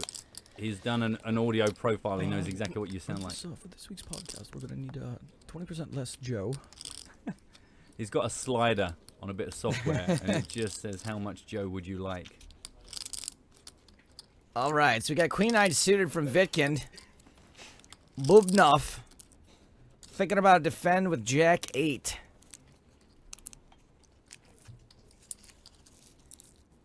Yeah, Bubnov already mentioned one of the many players here who managed to get their main event seats through a $10 spin and go. Come on.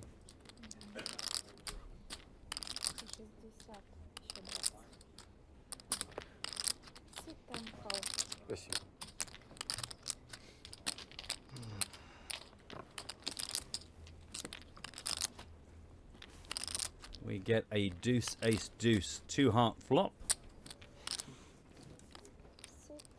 Bitkin's still ahead with his queen. See, I'm a big fan of continuation betting here. Not necessarily because it's strategically right, but when I have all red, I feel I can more convincingly fake a bluff. Yeah, fake a flush. Your body language is going to be much more like, hey, this guy likes his hand. That's right. I've got all red. Later on they go, this guy likes his hand because he's an imbecile. Right. But the beginning of the sentence is still, this guy likes his hand. 6 bet 75.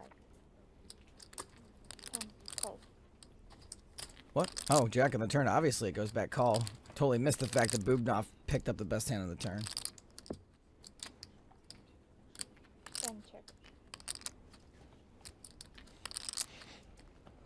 Not going to be a very big pot, let's be honest. I don't think this is going to get out of hand. But a smart check here on the river from Bubnov.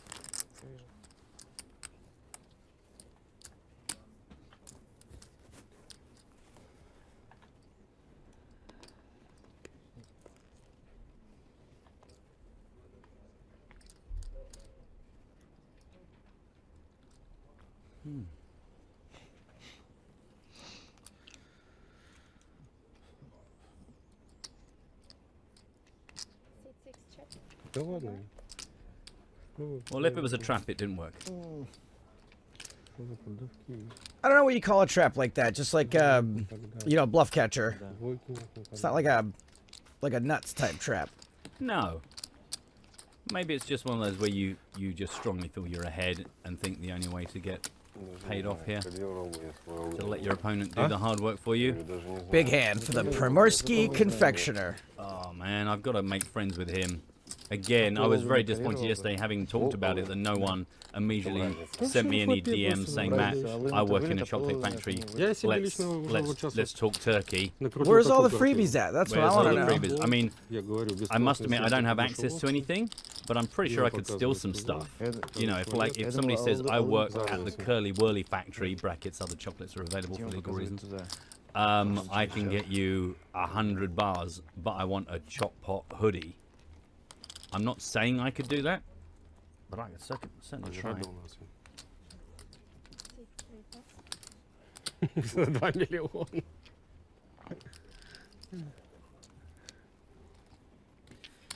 Queen Jack off for Shirshikov. Huh. Nice. A lovely alliteration. Around to Mr. Bubnov with the Jack 4 off in the small blind. Don't think that's going to be worth investing in. He agrees.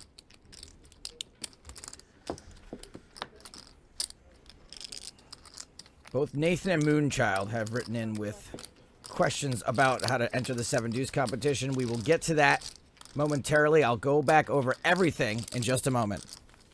Yes, absolutely. Meanwhile, we had someone mentioning about Mr. Moneymaker a while ago. If you weren't with us yesterday, sadly he did leave us. But we caught him just as he hit the rail to ask him about his exit after that hand. Yeah, I mean, you know, the good thing is I made the pay jump, which is good. You know, I came in as a short stack, and I knew I had to make a move early. Picked up sevens, which with 10 big blinds is a good hand, and guy with ace-10 called, and then the big blind folded 2 10s, which is phenomenal for me. I mean, it's like obviously the best case scenario I could ever hope for in this situation, because it takes away 2 of his 10s. Ran out clean to the river, and then he hit the ace on the river to send me home. If I win that pot, then I'm up to a little over 300,000, and I've got a shot. So, but that's tournament poker for you, and I generally don't run very good deep. I've had a bad habit of not catching the cards when I need them deep in the tournament recently. So, hey, but I'm happy. I did what I wanted to do. I came in and I didn't panic and found a good hand, and it just didn't work out today. Oh, so that's what happened. I've seen Chris bust many tournaments, and I've seen him take it not so well. And considering how disappointed we all were, I was shocked to see him take it as well as he did. Going broke yesterday. Seemed pretty happy with his play overall. It's a great result for him. 15th spot. And here we are with just the last 6 players. One of these guys is going to be crowned in the next 49 hours champion of Sochi. He will get the key to the city. He will get a voucher for every 7th pint of real ale is free. I think they're giving away some of those Olympic hotels that haven't had a person in them for the last 3 years.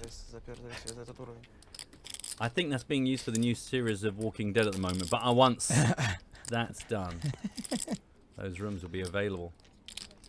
Say, sorry, sir, you've checked in a bit early. Your room isn't ready yet. And then Andrew Lincoln runs by going, Carl! Carl! Dreadful accent. Where can we find an abandoned building? Sochi. Have you heard of Sochi? We're joking, of course. I mean, the place where we're at's gorgeous. Pretty fantastic. Has everything I want. I've got a tangerine right now on my desk. Bang. That's the kind of luxury we're dealing with.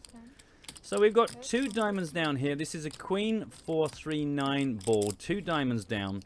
It was raised up by Knee. Got called by Bubnov. Check after the flop. And now after the 9 of clubs on the turn, Knee check, Bubnov bet 140,000. And right now Knee is considering that proposal. Love the bet from Bubnov. Love a good semi-bluff. Tons of cards you can hit if you're not already ahead. And you can get some better hands to fold, including a hand like pocket 6s.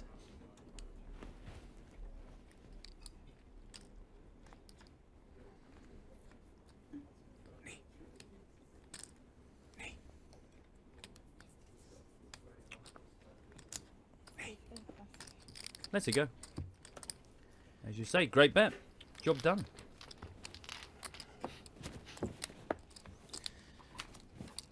Shishikov still top of the pile. Knee second in chips. It's another reason why you don't necessarily need to go to war in that spot. You're both the chip leaders. Yeah. Yeah, everyone pretty deep. You know, those 2 chip leaders over 70 big blinds, like no reason to put the foot down.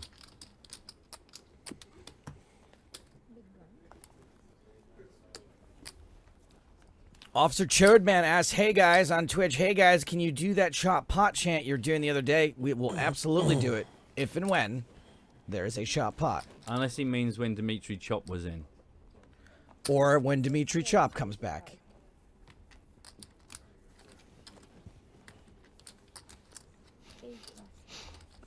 I don't think he's coming back, by the way.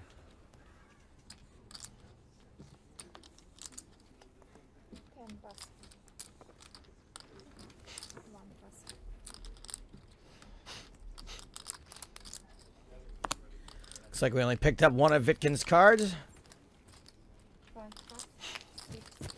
That's all he needs anyway. Wow. 1 card power poker.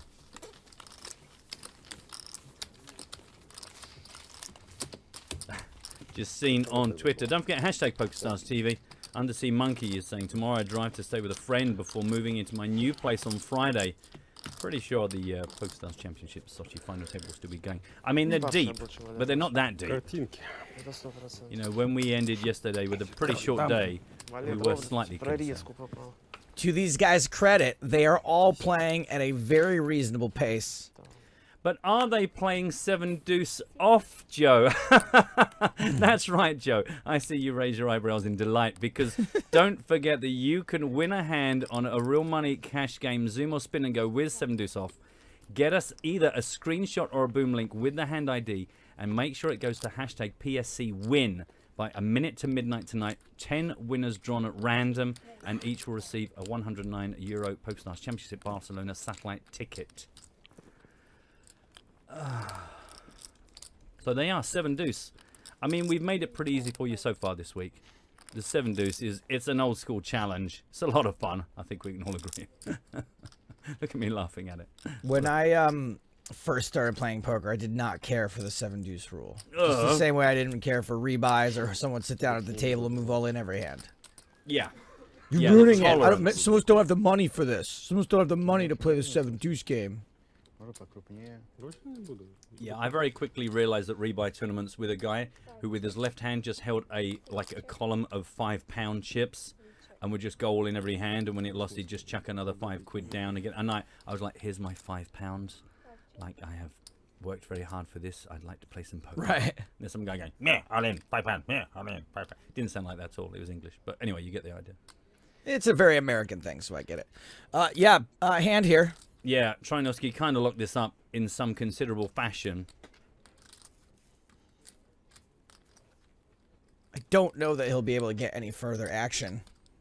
No, it's one of those horrible paradoxes in poker where sometimes you play a starting hand where you know that the texture of the board that gives you what you would like to see is going to be so scary that you're just very rarely going to, one, make the hand that you've made here, Vlad, but the other half of the solution is about getting paid off for it.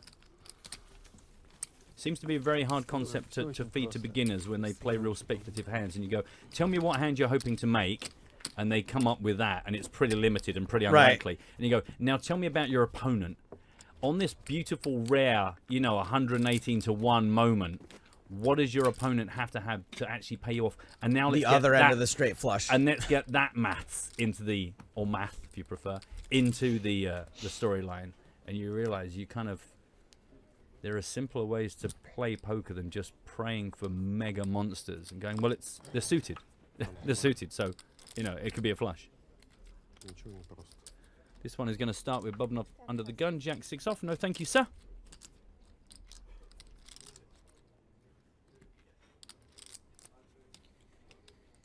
Ace, 9 of diamonds from early. Short-handed, suited ace. I'll allow it.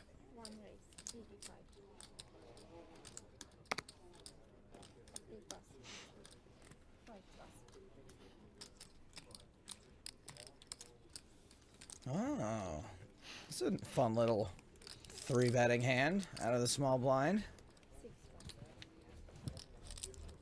But he opts to fold. 7 tray. The worst hand you can have and not play the 7-deuce game. I've just realized this will mean nothing to anything, but Gavam's little profile picture, it's like Cal in 15 years. Am I right? It's a guy we know. It won't make any sense to you. I just sort of share that over the air nonetheless.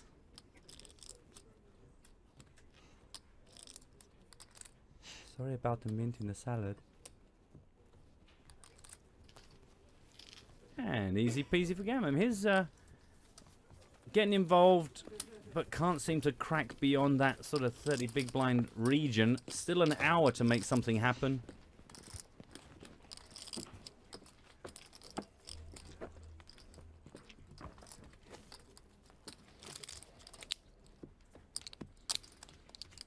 Okay, eyes down for a full house. Remind you, 20,000, 40,000 with a 5k ante. Hour still on the clock. Second session of the day.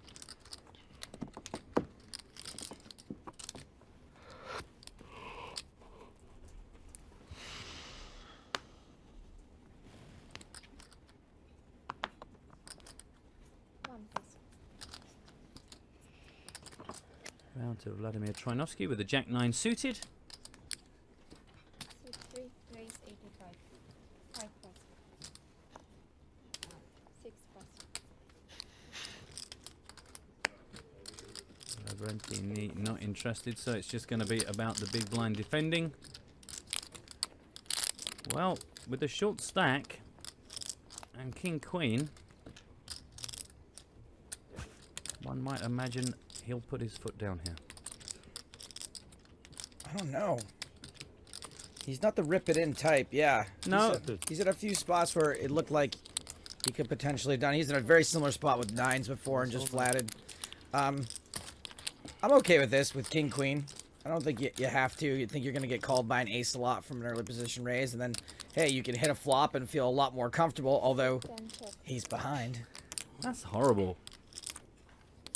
And these are the kind of hands I always find it very hard to, like, put your opponent on. I mean, obviously, you know, you work through it and it's in there, but two pair so often so hugely disguised. Yeah, when you flop top pair here, you're in big, big trouble. Let's be honest.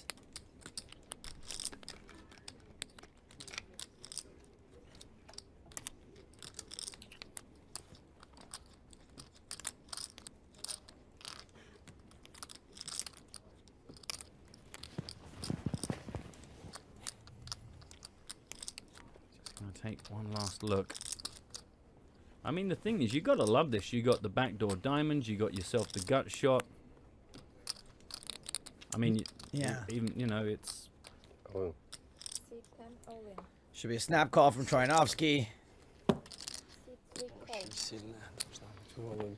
And he does have a bit of a sweat here. 9 outs for Bubnov. Yeah, 2 cards to come.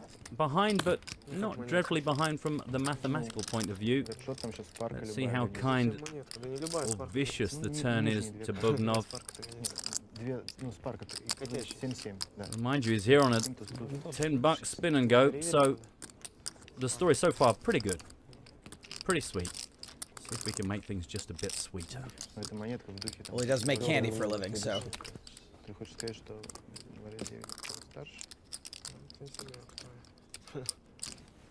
12 outs now for Bubnov. Yep, a 7 to counterfeit the 2 pair. 10, queen or king.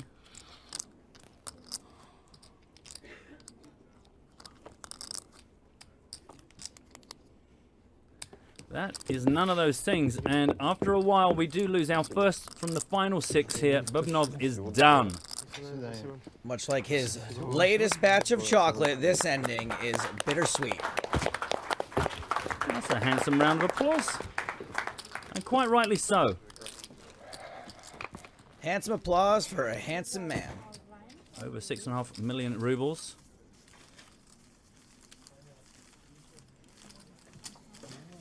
Somebody did suggest yesterday we should make everyone play with actual rubles because there'd be so many chips on the table. It'd be hilarious. Good news for Vladimir Troinovsky. He is up to over 60 big blinds now, 2.5 million. Pretty decent spread across the players. Shorty stack, 29 bigs for Gavam. And then there were 5.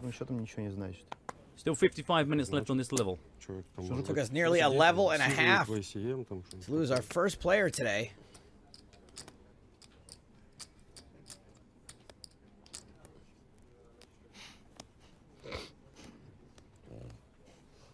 A lot of respect coming through for Vladimir Troinovsky. We said it yesterday, I think you pointed out, Joe, it's like easily eclipsed by some of the more, you know, dynamic razzmatazz, crazy bonkers guys. But actually, and English speakers. And English speakers as well. No, I was thinking of Elke as well. You know, it's easy for Vladimir to very quietly just tick over in the background, getting the job done in some considerable style. Hopefully this stop on the tour bring him to the attention of more of our viewers, if you're not already familiar with him.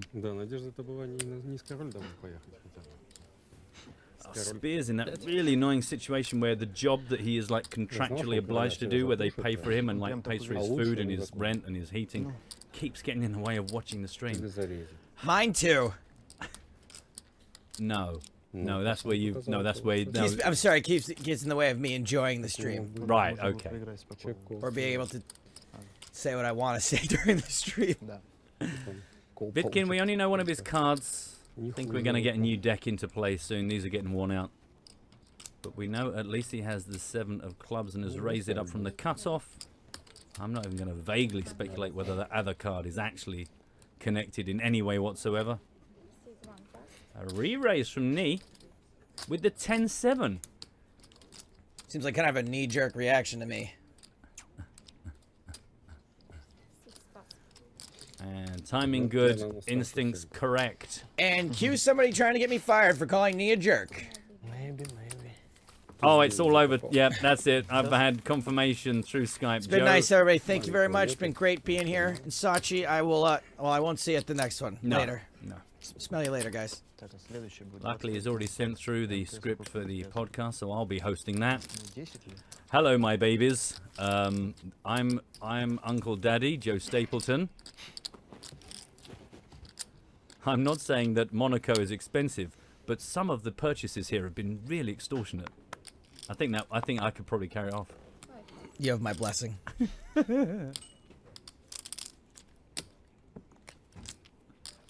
Vitkin, now we get to see both cards, but only briefly before they fly into the mug.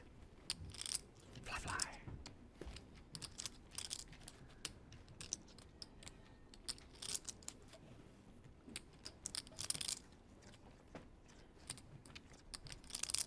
And here comes Knee again. This time has the advantage of being on the button. He makes it 85,000. I'm afraid, once again, the Duff deck.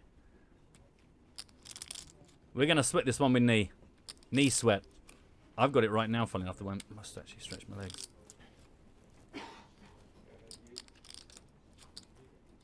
I like a good sweat with hand in the middle of all the cards up.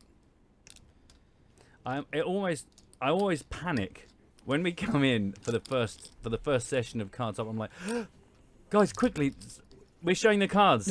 Oh no, we meant to, didn't we? We meant to. Ah, Ace Jack. So this is great doing a sweat with here. I think that we're gonna play from Galan's perspective, and we've just gotten button raised by the guys tied for the chip lead. Absolutely 3-bet. You're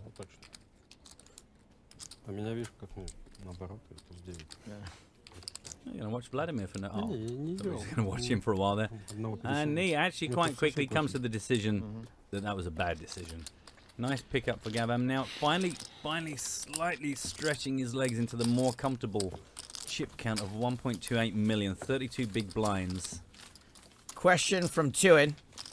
Hey guys, hope you're well. I wonder, how's the language barrier there in Sochi, i.e. in restaurants, etc.? How is it? Matt, have you had any language problems this week?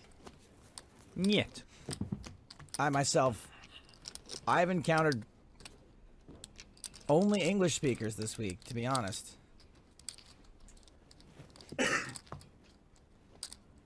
Yeah, but that's because you're locked in a cupboard with me and James. That is true. And someone's been bringing me food. And taking away your bucket. And I haven't been doing Tinder.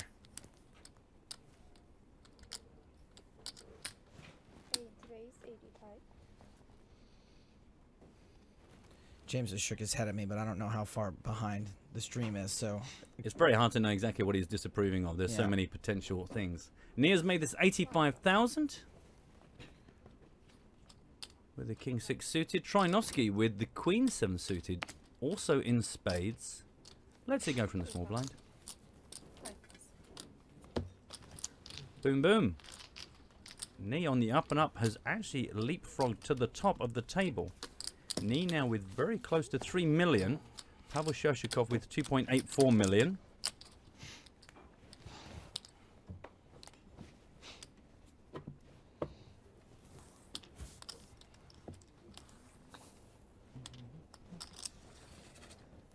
Up just 16,000 from the start of the day. That doesn't make you feel like you've accomplished much in the last 2.5 hours. You have not accomplished walking out of here, though.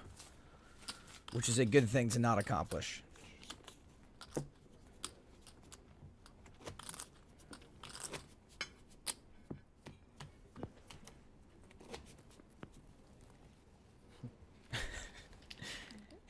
He seems pretty pleased with themselves with that neck crack. I have to stop myself from cracking my knuckles. It gets picked up really loudly on these microphones. If I... Ooh. Oh. Yeah, it's not nice, is it? Oh. See, and I haven't done that all this week. You're jonesing, weren't you? I do sometimes just turn down the mics and just get my hands under the desk and just pang. Round to Vladimir on the button. I went cold turkey. I had knuckle cracking when I was like 13 or 14. Cool story. I particularly enjoyed the end. But aren't your hands all sore and hurty? No, I actually read recently in New Scientist, makes me sound very bright. It's a myth, right? That it's bad for you? Yeah, it's the oxygen bubbles just being popped. And also there was some guy who literally, for 40 years, cracked the knuckles on one hand and not on the other. Been making a difference. that was his research paper. Also, don't forget, I've been stung by bees so many times, I'll probably never get arthritis. It's quite... believed in the holistic world of medicine to help quite a lot. I have no idea if it's true or not, but I've been stung so many times now, I'm just going to hope that it's true. All that pain has to be for something, right?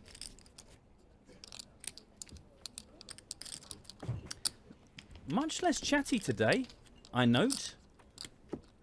Well, you know, that's what happens when you get down to it. When the big money's on the line and yeah, tensions are high. People are tired. Don't forget about that. You know, we're on day 6. Yeah, even though yesterday was a shorter day, it was still been a grueling schedule. A lot of these guys, don't forget the main event, not the first thing they played at the championship. The championship much more than just a main event. Bitkin is going to come along for the ride from the small blind with ace-10 suited. 4-3, sorry, ace-10 offsuit. 4-3 suited for knee. 3-4 from the big blind. Considering some of the stuff we've seen him make raises with, you got to think this is well within his range. Going to have position, heads up, all the power, all the chips. He does raise. 125. You heard the lady, 125,000.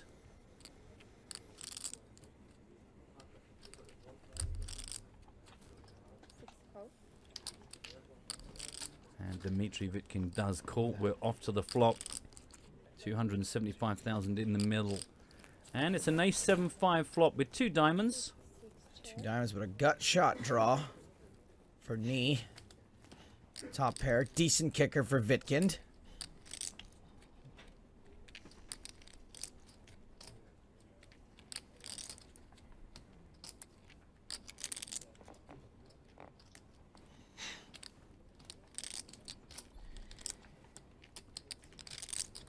And knee is going to continue this. Repping Vitkind's hand.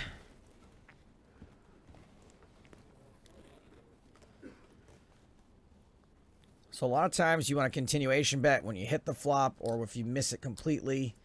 You know, 4 high is not something typically you want to get to showdown. Also, knee can semi-bluff. Deuce makes him straight. What does the queen make him, Joe? Queen makes him very likely to be playing the board by the end of this hand. Good shout.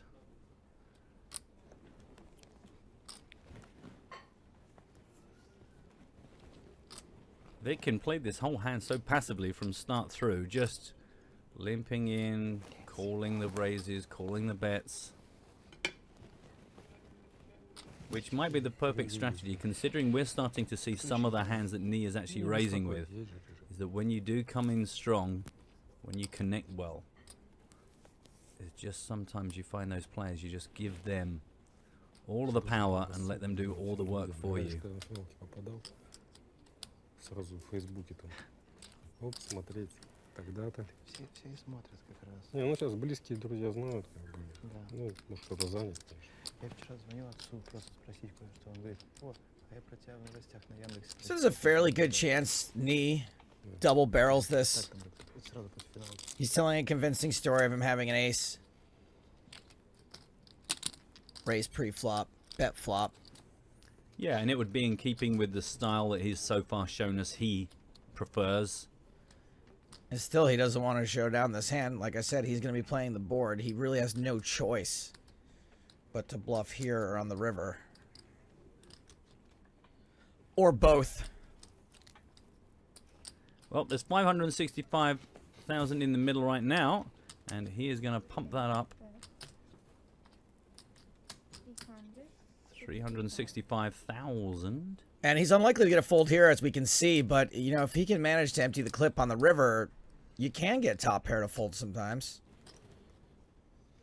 Well, as you say, to look at the hand so far, it's a compelling story that says knee is strong. It's just tough to believe blind on blind. Like, I never believe them in this spot when I'm Vitkind. And I'm wrong a lot. I'm like, what are the odds? I've got a pretty good ace. And they're like, ace jack, ace queen, ace king. Set of fives. Yeah, being paranoid in poker is not a hard part of the game. one of the first concepts I embraced was just always assuming my opponent definitely had the best of it. And I also like Vitkind's style. He seems very reluctantly kind of okay. You know, it's like it doesn't even look strong. His actions don't sell strength. Wow. And so 2 pair now for Vitkin on the river. If Knee does not wave the white flag, he's going to be more than likely shipping a bunch of chips over to Vitkin, who, while he doesn't have the nuts, has a very strong hand that he's unlikely to fold. I wonder if he folds to a jam. Well, I was just going through my head, does the third diamond, does that help or hamper Knee? Does it give him the... Oh, he does check it back. He's done with this one. Ух. I wonder if that 10 on the river gives Knee the excuse to make it look as if he had an ace. I can't believe you got there on the river. I had you the whole time, bro. Probably not. You know what I mean? Sometimes when someone that already had you beat improves even further, you can be like, oh man, can't believe you got there, even though you've been playing the 3-4. Right. You make it look like you had the ace king all the way down the line. Nice river. Yeah, exactly. Well, that's great news for Dmitry Vitkin, up to 2.7 million. Snapping at the heels of Pavel Shershikov with his 2.83. Sayad Galam still the shortest stack with 31. And Knee with 2.3 million. Still got 42 minutes on the level. 20,000, 40,000, 5k ante. Come chat to us. We're seeing your comments flying through. Also see a few people entering the Spin and Go competition. That's good to see. By all means, include PokerStars TV, but make sure you have PSC win. We're quite happy to watch the fact that people are doing well. I see Ryan Keister, as we speak, has just managed to win a hand with a 7-deuce. 7-deuce. Spades and hearts. Good job, sir. Molsa on Twitch asks, what determines whether you can muck or have to show at the end like that? It's ordinarily down to who was the last aggressor. So in fact there, Vitkin was quite kind in that by rights he could have forced Knee to show first, because though they both checked on the river, the last aggressive action was Knee making the bet after the turn. That is the usual rule, is whoever was the last aggressive better has to show first. And technically, you can muck the hand if you want no part of the pot. Although, if it is checked down or if it's a called bet, your opponent can ask to see the hand. Yeah. A lot of people you see, especially in live games, they've got to the river, they made some big bold bet on the river that gets snap called, and they'll just get their cards straight into the muck to try and get out of town. One of my pleasures, one of my small poker pleasures in life was playing against Robert Mizrazi. The Grinder? No, sorry, Grinder's brother. Yeah, his brother. And him really attacking me and me making a call on the river where he just mucked immediately. I was like, yes. That's a cool, yeah, that's a cool moment. It is. You can't help it. Your heart pumps for a good 30 minutes after that. A raise from Knee. 85,000 with his suited queen 10. Hearts on the button. Just the blinds to get through. Gavam is out. And Vladimir Troyanovsky in the big blind. 85? Yep. Оплачено. Defends with the 10-8. Оплачено.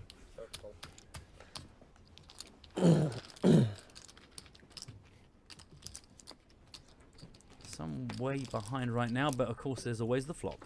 Oh my lord, what was I thinking? Man alive. Flops the J-O-I-N-T. 7, 8, 9, 10, Jack. That is what we like to call in poker a straight. But of course, 9, 10, Jack, Queen. So up and down for knee. Also got the Queen over card. I mean, I was just... all the things I'm so glad I didn't say when Vladimir defends with the big blind and you see the dominated hand. And then the flop does that. Well, there's a reason why domination's 75%, 25%. 70-30. 68. Well, the thing is, I've just seen what happened here, so I think those numbers must have been wrong. Most of the time.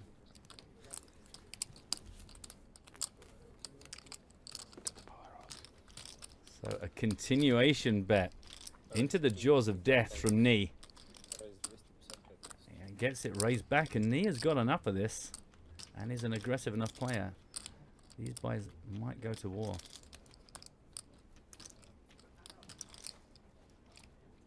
A lot of people in Twitch just getting ready for the storm. They're like, oh my god.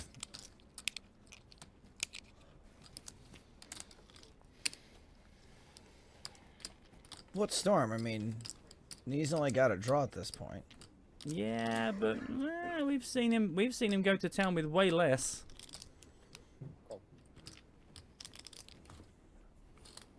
I'm just trying to build up some excitement, Joe. Stop bringing me down. Don't bring me down. Don't bring me down. 6, 7, 8, 9. Okay. Wow, Troyanovsky improves to a 6 card straight. Not a real thing, disclaimer. 6, 7, 9, 10. Nope, still nothing for me. It's worth checking though, isn't it, sometimes? Yeah, well, no, nothing. I've got a lanyard with the hand rankings here. More about that in the next episode of Poker in the Ears.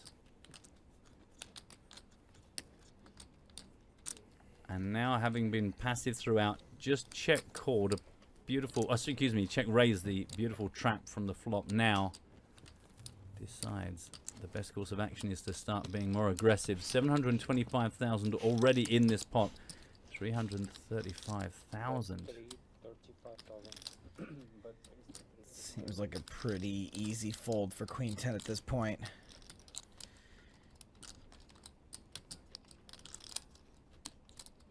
What was that? Is it a double gutter? What was his hand here? Is it a single gut shot? An 8 makes him straight. 6, 7, 8, 9, 10. Jack. That's it. So your chance of hitting that, not that good. Well, what about the king? Your chance of hitting either one of those, not that good, right? I mean, no, it still doesn't make it awesome. Right. And then, if it's a diamond, you don't really like it. So that takes out 2 of your outs.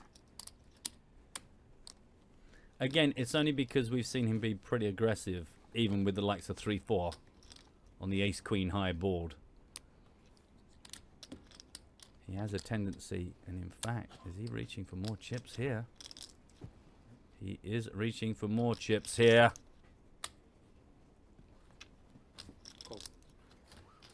This pot is growing nearly 1.4 million. He's going for it. And misses. Third club down, the jack of clubs on the river, so we've got a jack-jack 9-7-6 board. Right, 2 different flush draws out there. Even less reason to chase that. Yeah. That's straight. Really strange decision, unless he's now... Oh, I was going to say if he goes crazy over the top of another bet from Troyanovsky, but Troyanovsky slows down.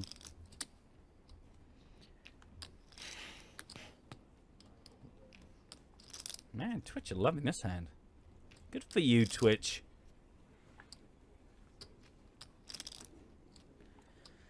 Calling for the sick bluff. I don't know that that will work. The way Vlad has just played this hand, it seems like he really is trying to induce exactly such a move.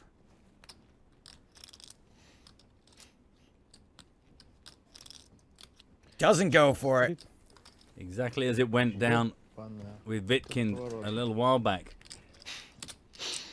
A handsome pot, and that catapults Vladimir Troianovski to the top of our table. 3.15 million for him now. Lavrenti Knee down to 1.6. Still 40 big blinds, but it's a big, big drop.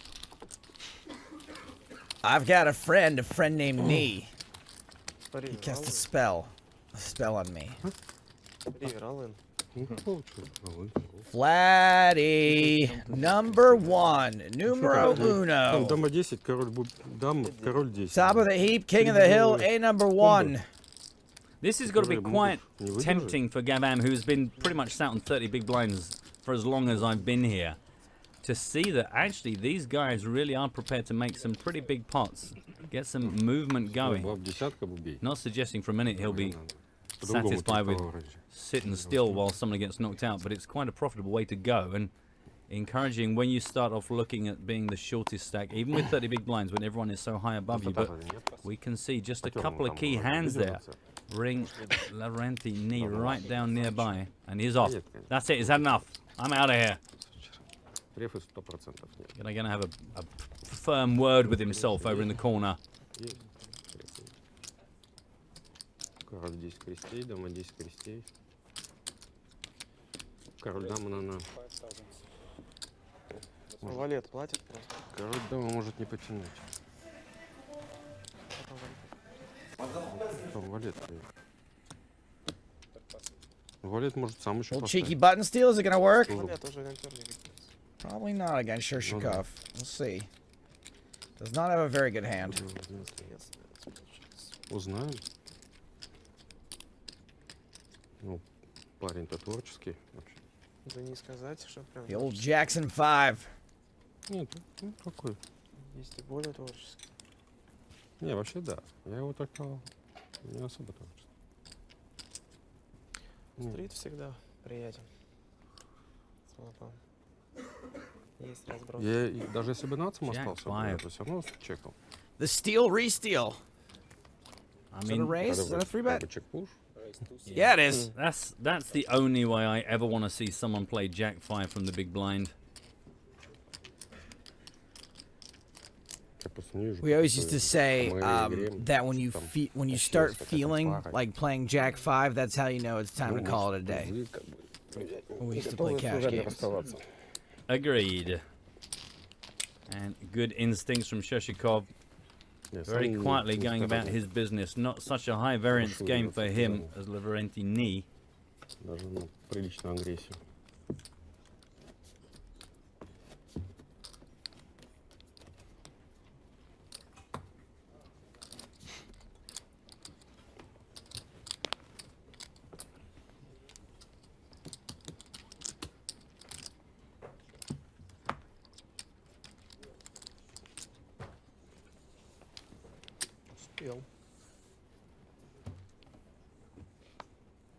I thought Lavrenti Knee was going to miss his hand there. Back just in time.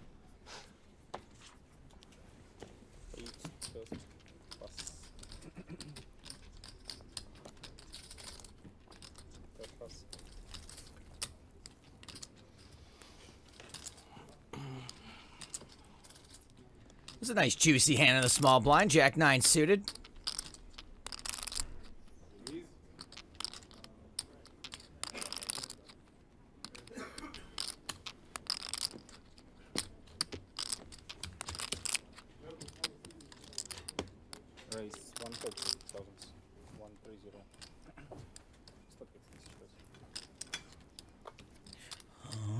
It's my water? I don't know, maybe mine. You sounded like you had high expectations there, Joe, and nothing happened. I think it's mine. Sorry about that. No, I thought there was going to be a fight over the water. Oh, I see. I'm sure. My water? No, I think you'll find it's my water, sir.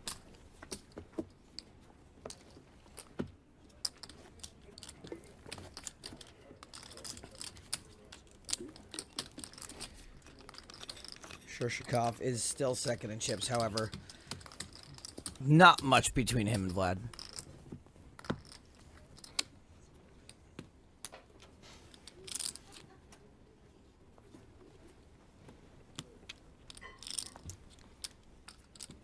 Under the gun, starting with Gavam, folds his Jack 7. A lot of Jack rubbish hands coming round. There's another one, told you.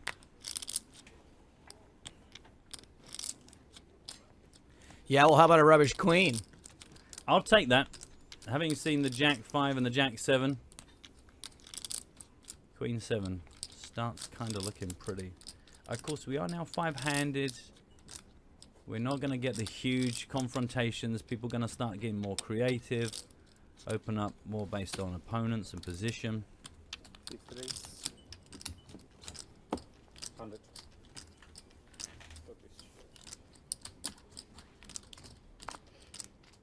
100,000. And Nee in the big blind with pocket 6 is really keen to see how a player like he plays this. Yeah, that should be pretty interesting.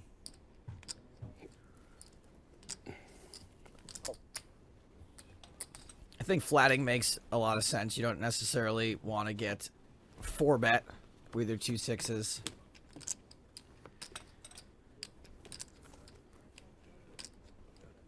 Which are still good, even though there are 3 overcards out there. Can't really love it. No, very hard to get too excited about this. And Shershikov did raise pre-flop, so he has the betting lead if he fancies continuing this. Got position, got a lot of chips. Got a lilac checkered shirt.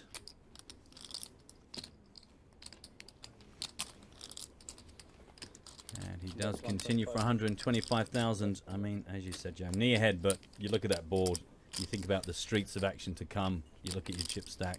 The one thing you got going for you is that maybe if you call once, you get a free card. Maybe even all the way to a free showdown. It's pretty unlikely the way these guys play. They're all pretty aggressive. And he understandably folds the best hand. Meanwhile, boys and girls, if you fancied by any chance 17 tournaments in 7 days on the southern coast of Spain, why not pack your thong and head to Marbella?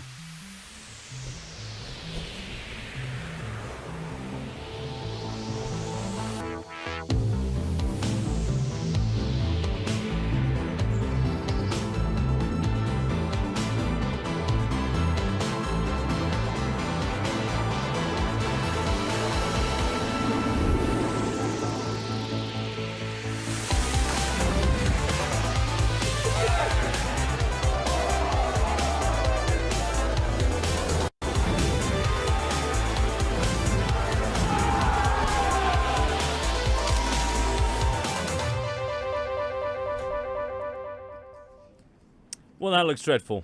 Absolutely dreadful. But I mean, if you want me to go, I suppose, okay.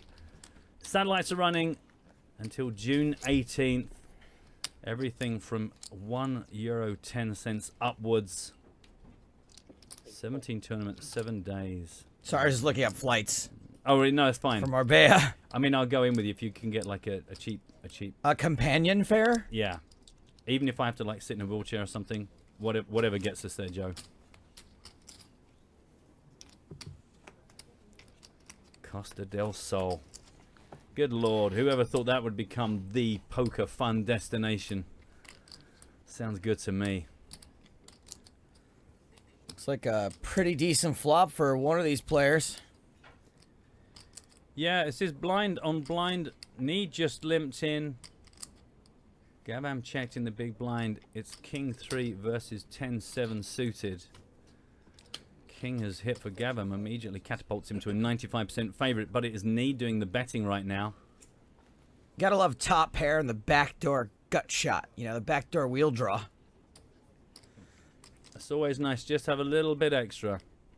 You're going to be pretty confident with the king, but you don't like your kicker. But in this case, the kicker kind of potentially transforms the junk on the board into something meaningful. Give you those little tiny percentage edges. Help you on your way to making a decision. Interesting raise. Have not seen too much raising on flops or turns or rivers. I mean, we can see from these cards that he is starting to invest some quite valuable chips into some quite, not weak situations, but, you know, not optimal situations. I wonder if just people at the table are tuning into that and starting to push back at him particularly. Maybe it's just coincidence because of the cards. Like, I guess you're hoping when you raise here, your opponent has a 4 or a deuce that they're going to get stubborn with.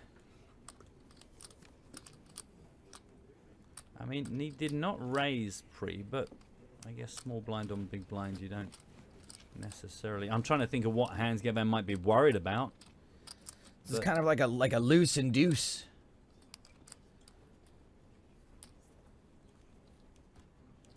And it looks like induction is what's happened here. Induction.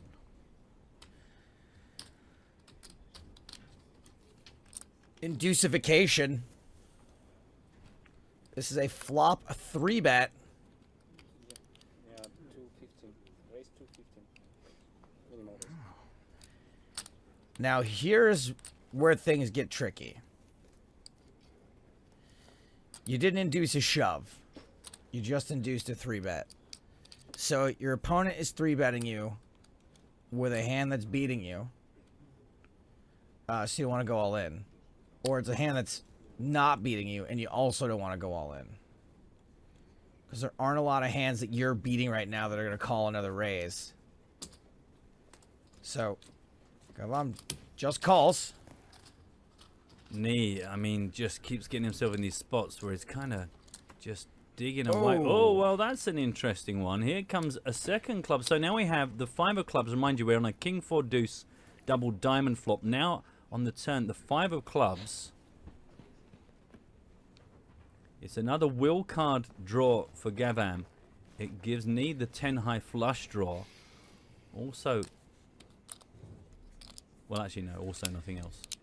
I think there's a really good chance we see a lot of chips go in on this card.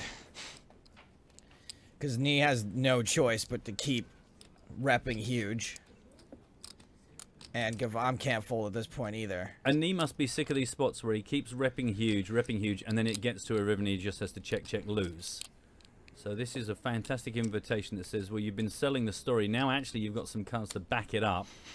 Rather than being a complete bluff, now it's a semi-bluff. Welcome to $500,000 in the pot.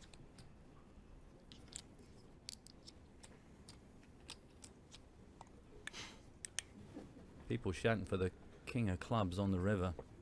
Sick individuals. No. Oh. That wasn't all in. I think the sickest card is the ace of clubs, right? Because then you don't even think someone's got a flush. And then Gavan makes a straight. Anyway, no sweat on a river bet. It's all in here or it's nothing.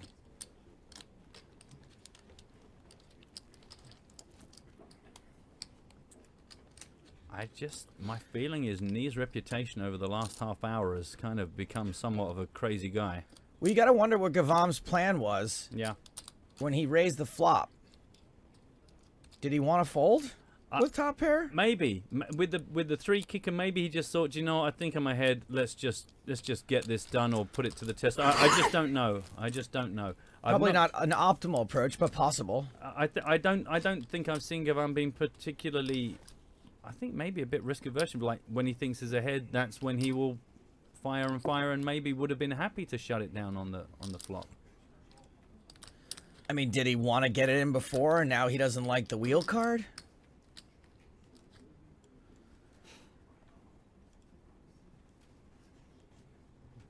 The problem for me is all I can think about is Nee and what we've seen him do in the last hour. And I know we have the advantage of having properly seen what he's done, but a lot of what he's done has been quite visible. Him being aggressive and aggressive and aggressive, and then check mucking and giving up on hands. So he, I feel, perhaps negatively has a bit of a reputation for just going crazy bonkers and then getting There's out of the it. call. Gavan calls it. Great call. He's going to feel fantastic about that. He is going to need some help. Still got 8 outs to dodge with 1 card to come, or we are going to see a huge dent in the knees stack. He would find himself down to less than 10 big blinds. Chop, chop. Gonna need to make Of course. a flush here on the river.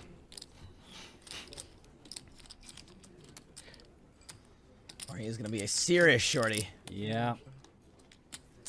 I can't help but think he's kind of done it to himself a huge amount of the time here.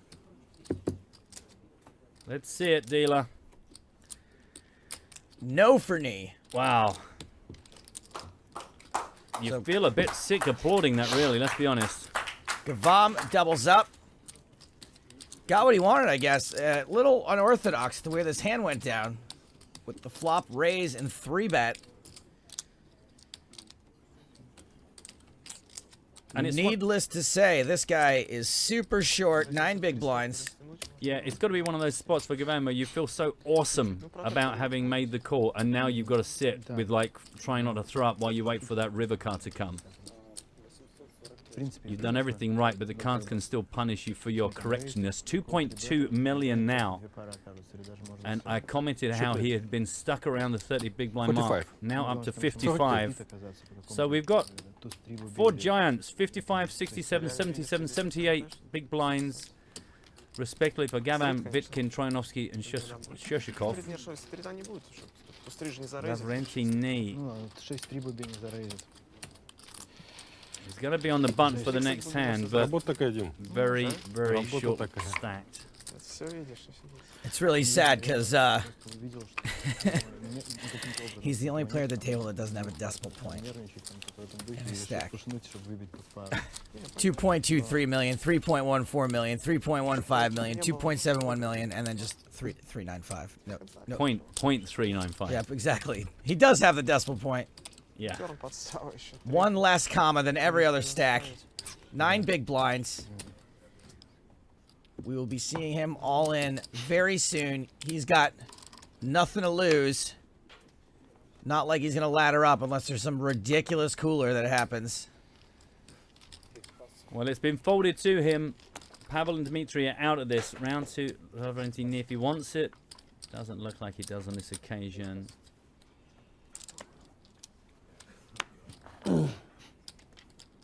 Nice call. Thank you. It was a nice call. I check. No. Lost hand.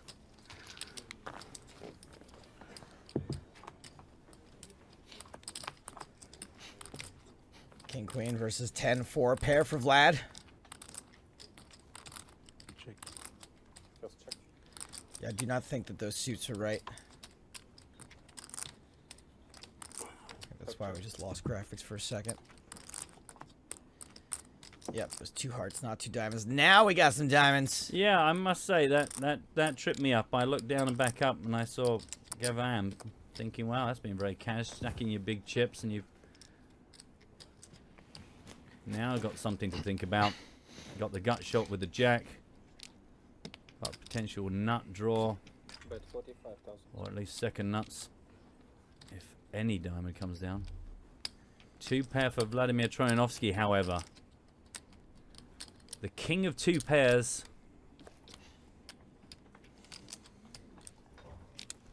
I mean, I'm just saying that because he's had it once before recently. That's all it takes for me to crown you. I got chastised for suggesting a raise in this spot before. We'll try. However, 10-4, highly susceptible. Business. The board pairs, you hate it. A diamond, you hate it. A heart, you hate it. Another Broadway card, you hate it.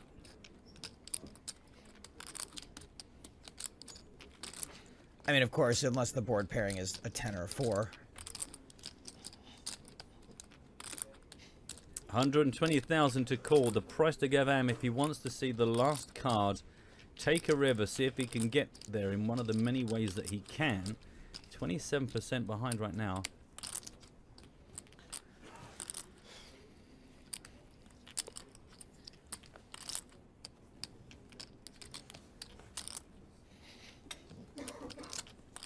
Call seems fairly obvious. You're drawn to the nuts straight, and the nut flush. So you're not really worried about what Vlad has. Specifically, you don't have to worry too much right now. Reevaluate on the river depending on what peels off. Well, it's a re-raise to 370,000. Huh. Yeah. See, this... I don't know about this. Again, weird raise from Gavam. He isn't doing things the way we're expecting them, though, and that might be a good thing. I mean, Vlad's got one of the few better hands that I think would fold. Like, this is maybe the strongest hand that someone would consider folding. But as you said, the thing is, that board is so full of potential, but no one can necessarily have got there yet. You know, you can so easily understand why a player would be playing back at you so strong. But you are sitting with two pair, and that's not an easy thing to just hit here. A recap on your screen of how we got here. It was all very passive. Like, what's Gavam repping? He limps in pre-flop. And we know people have been limping in with fairly strong hands or whatever, but like, what's his most likely hand that he can 3-bet this flop with? Ace-10? I mean, probably sets. Yeah, I mean, but you know, I mean the hand he has. I mean that's you know, I mean that's the things. It feels like you're. Well, there's a lot of draws, exactly. Yeah, it feels like you're just shouting, playing my big draw real strong, and that's why I wonder for Troyanovsky here. It's a bit like the previous hand with Gavan where he calls with it on the turn and is correct, but now you've got fade all of those outs on the river, and it kind of feels like this is a reverse of that. I think it feels very highly likely that if you're Troyanovsky, you kind of just know exactly where Gavam is because it's the only thing that makes a lot of sense.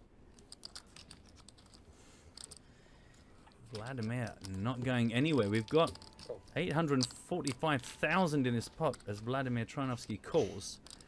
If this is a brick, it's going to be very hard for Gavam to know what to do next. Well, I consider that a brick. I mean, the 6-8 of diamonds didn't just get there.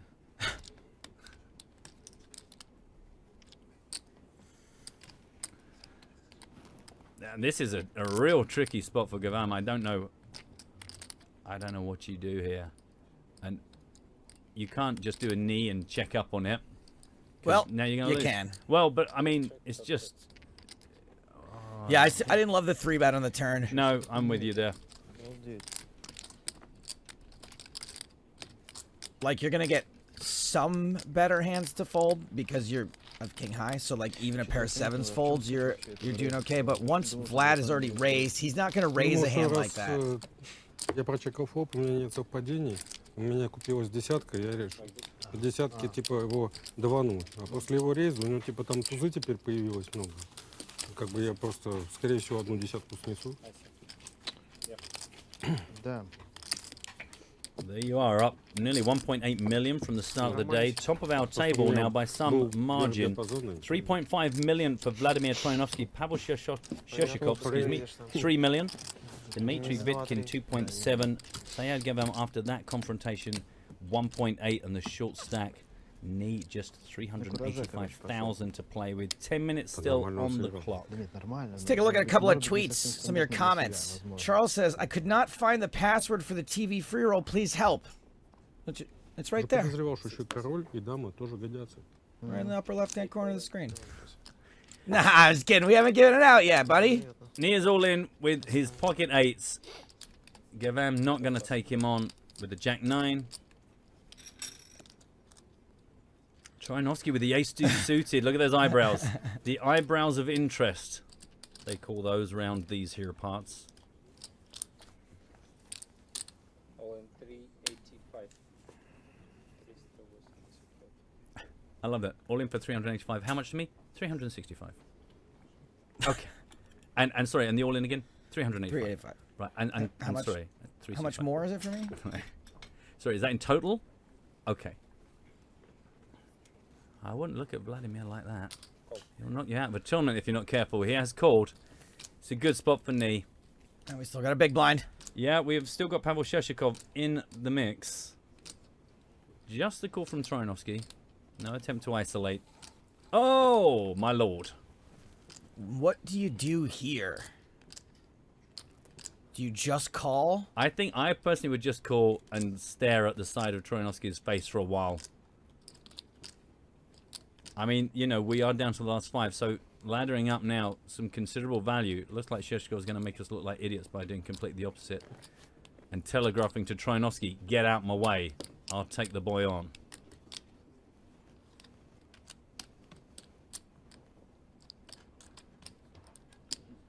See, in my mind, it feels like a little bit of a missed opportunity to play against Trojanowski with a premium hand. But, of course, the laddering, the ICM considerations, yada, yada, yada. Or maybe you can get Vlad to put his money in bad before the flop also. That's the difference between me, someone who likes playing poker, and me, someone who isn't very good at making money at playing poker. I don't see the ICM, I don't see the ladder. I just go, ace, queen. Let's not worry about knee, because we can't do anything about that. Let's see if I can get into a hand against Trojanowski here. But you're saying that's why you would call? That's why I would call. See, ignoring knee would be the reason why I would 3-bet this. Because I'm not trying to get Vlad out of the hand. I'm just playing my hand against Vlad now, and I think I have the best hand, so I want to put more money in. True enough. It's only because... Oh, no, actually, no. Do you know what? I've forgotten the fact that he's out of position to Trojanowski. So, yeah. I was about to say, well... he's in position. He's in position on Trojanowski, so that certainly does affect. I yield. I yield to your much better point.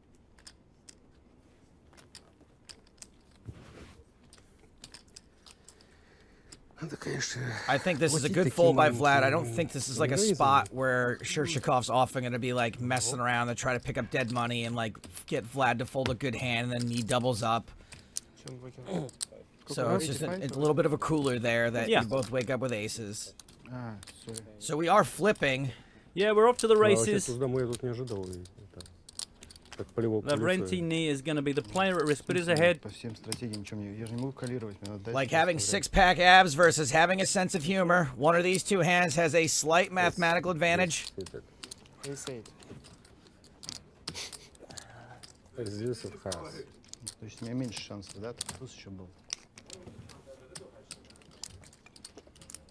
Просто как плевок в лицо. Сейчас я просто задвинул туда. Половину своего рейнджа просто запихал all-in, и ты просто... Okay, here we go. Свалился. 6-7 jack and 3 diamonds down. It is not looking very good for 8s.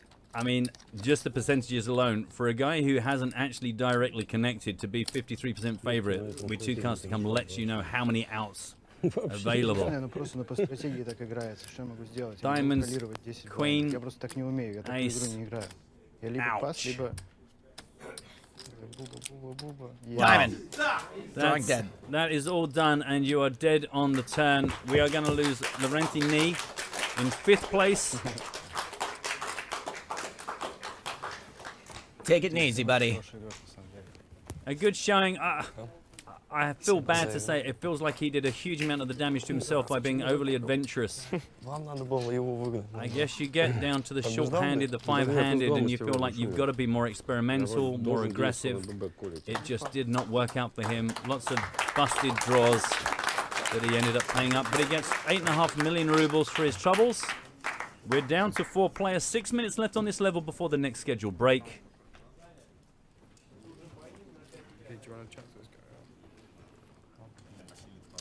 Rubles up the wazoobles. We are getting down to it.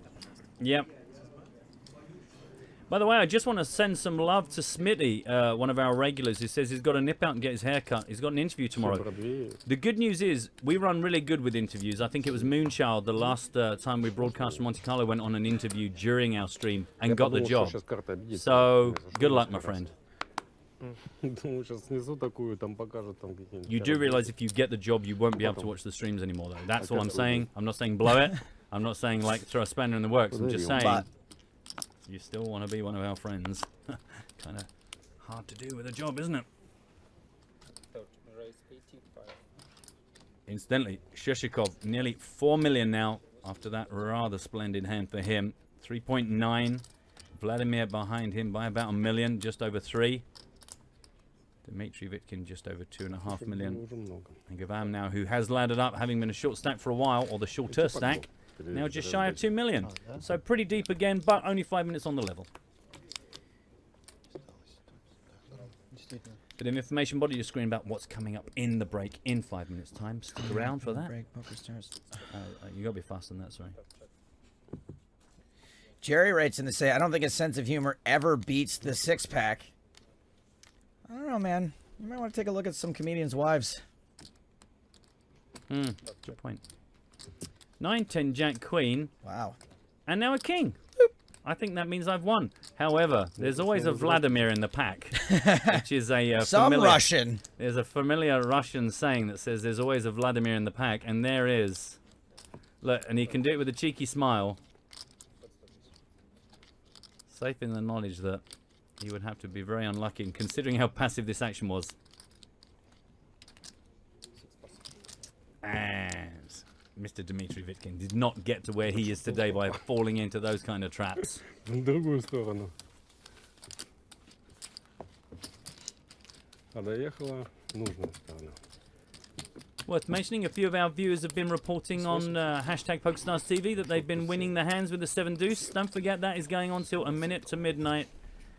You can win yourself a hand in real money. Zoom, spin and go.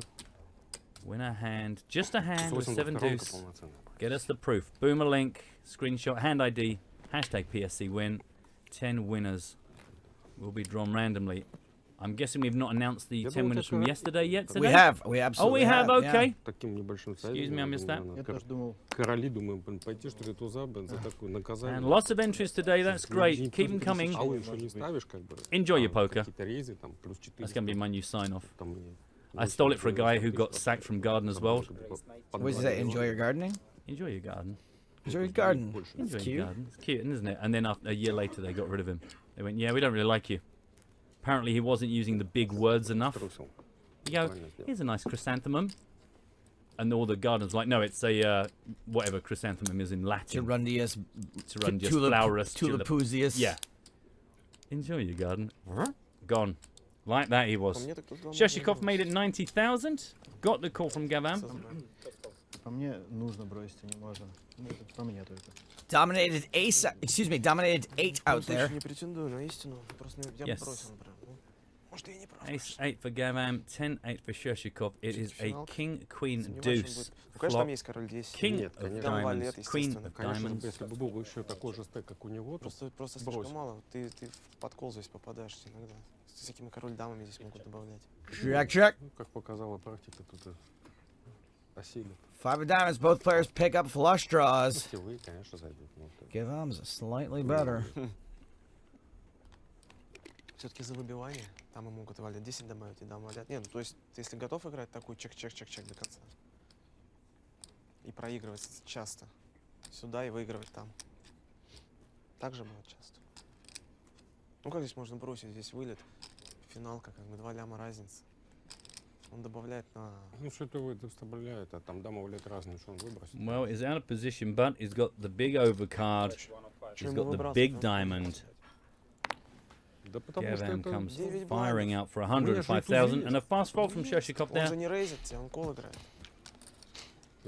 Looks like we're gonna get in one more hand. И ни одной руки он не бьет. Did you already tell the kids what the blinds are on the next level? I didn't. Мне кажется, он...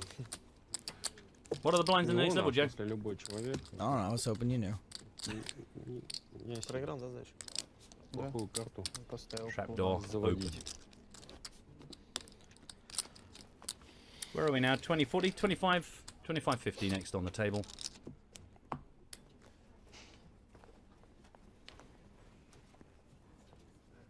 Sure about that? Понял, короче, тут давай буду. Yeah. I think 30-60. Not according to the information I've been provided with, Joseph. But the information I've been provided with, it's 50-50. I'm just messing with you. I think we should put it to a vote. Personally. Let the audience decide. Let's roll it back to 50-100. Get those green chips back out. The other greens.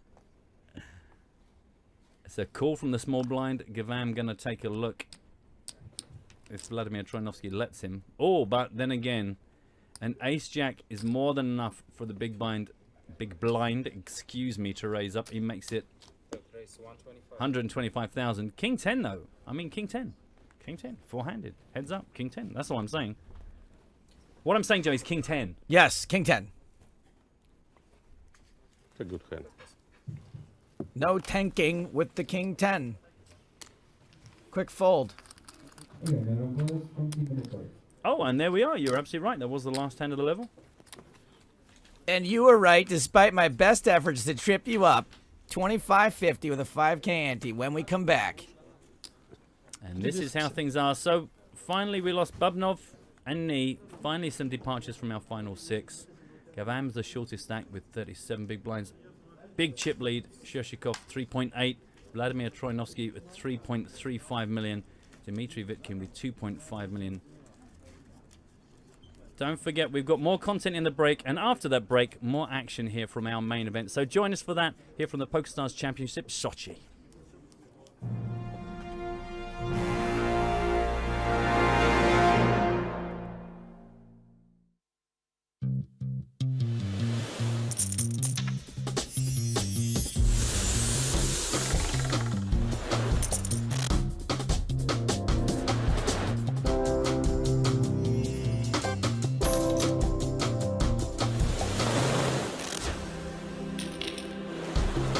Гранд-открытие года. Сочи казино и курорт. Незапрещенные удовольствия. Dodging a disaster. Great laydown from Daniel Negreanu. Fading a flip. He does indeed let it go. Going with your gut. Sometimes you just have to let a hand go. These are our top 5 fantastic folds. Number 5 is from the EPT 11 Malta final table, where Dominic Panka came close to winning his 2nd title on the tour. John Monturi had other ideas, but we were impressed with this play from Panka. Panka's got 10s in the small blind. And Dominic's going to be 3-betting here more often than a hypochondriac checks WebMD. So this is a re-raise to 850,000, and Monturi's got queens in the big. Oh, no. Really bad news for Dominic Panka. 4-bet alert. And 10s is not a hand you're going to get away from often in a 3-handed game. Nope. I see Dominic getting away from this less often than Carmen Sandiego gets away from the gumshoes. So Monturi's made it more than 2 million. Messina has folded, and now it's do or die time for Dominic Panka. In this case, probably do and die.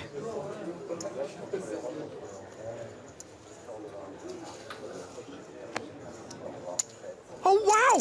He folds! How did he do that? He's genuinely either not human or has got a live tail on Monturi the size of the T1 million. An incredible laydown. I'm speechless. Solid stuff. But we saw the fold of 2015 a month before that, when Danny Parlafas and Ognian Dimov went heads up for the EPT 11 Deauville Trophy. Parlafas with Queen 8 here. He calls. Ah, limps in, okay. Dimov has 8-10 of hearts. Yeah, just go ahead and touch the chips again with that hand. He checks his option. A 9-7 deuce flop, so Dimov's up and down. Parlafas ahead for now with Queen high. He bets 200k. He seems kind of frustrated. Quick call from Dimov. A 6 on the turn. That's the straight for Dimov. Remember before I was saying Danny Parlafas is running good? Well, now he's running really, really bad. Action goes check, check. Oh no, a 5 on the river. Parlafas now with the dummy end of the straight. He is running worse than the family from Honey Boo Boo. Wow. Look at this. Dimov makes a huge overbet. There was 680,000 in the middle. He's bet 1.2 million. I mean, Dimov has literally the only hand that Parlafas is losing to. I do not see him folding here. If he folds here, actually, I will take my shirt off and run around the building. How good can you run? Around the building with my shirt off? Better than the family from Honey Boo Boo.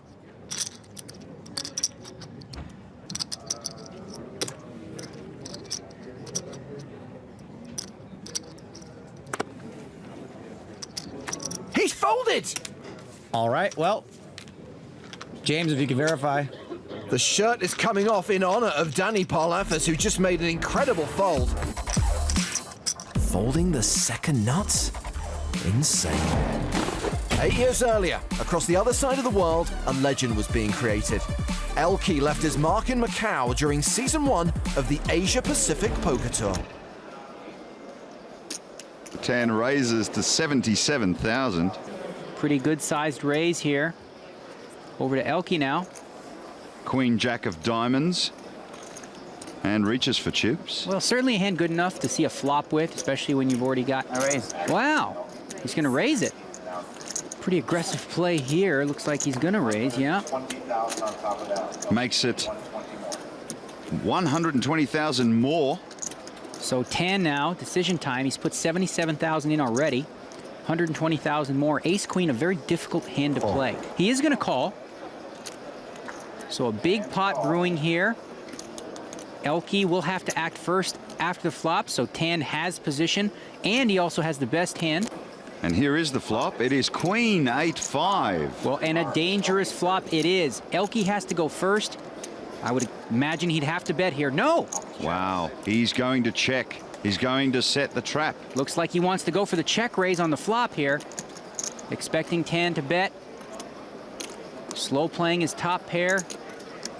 But Tan has the best hand. 210,000. And Tan bets 210,000. Now we see what Elke has planned. Big trouble for Elke here. He checked the flop, looking for some action. Tan bet.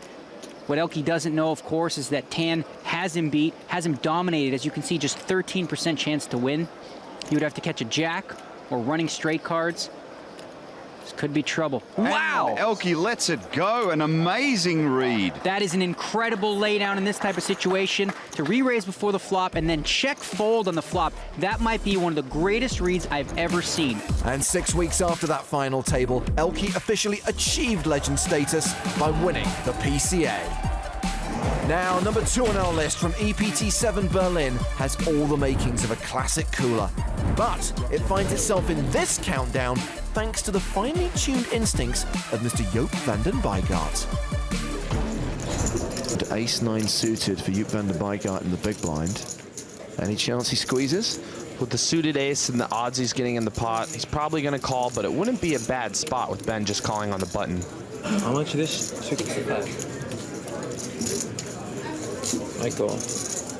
Maybe alarm bells are ringing that Ben didn't 3-bet. Didn't know he had a call button. Maybe he just wants to see a flop. And what a flop. Ace-9 deuce with 2 clubs. Top set for Wilanowski. Top 2 pair for van den Boogaard. And the flush draw for Jeffrey Hakim. He had the pre-flop betting lead. It's been checked to him. Disastrous flop for everybody but Wilanowski. A Hollywood poker writer couldn't have scripted this cooler any better. 93,000. Considering he has the board completely crushed, I like a flat call. It conceals the strength of his hand, and it allows for opponents to make mistakes. 193. He is going to raise. He sticks 100,000 on top. So what does Joop do with top 2? Pristine opportunity to re-raise. He is out of position. He can't just flat call. He has to raise the price of admission.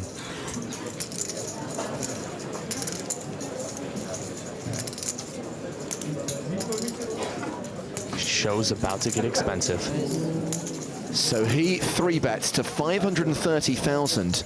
He's stuck in about a third of his stack. No, Hakim can't call it all off with the flush draw. How much do you have behind? When Wilanowski gets a count, he may well think that Joop van den Boogaard has committed himself to this pot. And for that reason, he may stick him all in to risk no clubs. I'm all in. He has shoved on van den Boogaard. He looks disgusted. I'd be happy. Wow. Wow, wow, wow. Having committed a third of his chips, he's not meant to pass a hand this strong. He has top 2 on a board where it's very difficult for any hand to have him beat. I would already be eliminated from the tournament by now. I'm in the same boat. My chips would have gone across the line, the cards would have gone on their back, and I would have said NHGG. Such a big hand, but I can't beat anything. How do you put Wilinovsky on a set here? Yoop is clearly thinking Ben does not have a bluff in his range. Can have aces. Aces. Can have aces. Does have aces. That's so sick. He put aces in his range. Maybe it's because Wilinovsky just called pre-flop that makes him think he does have aces. The first time ever that I don't really know what to do and I don't have a good plan. I do that to people. I guess. I hate myself. You would show if I fall?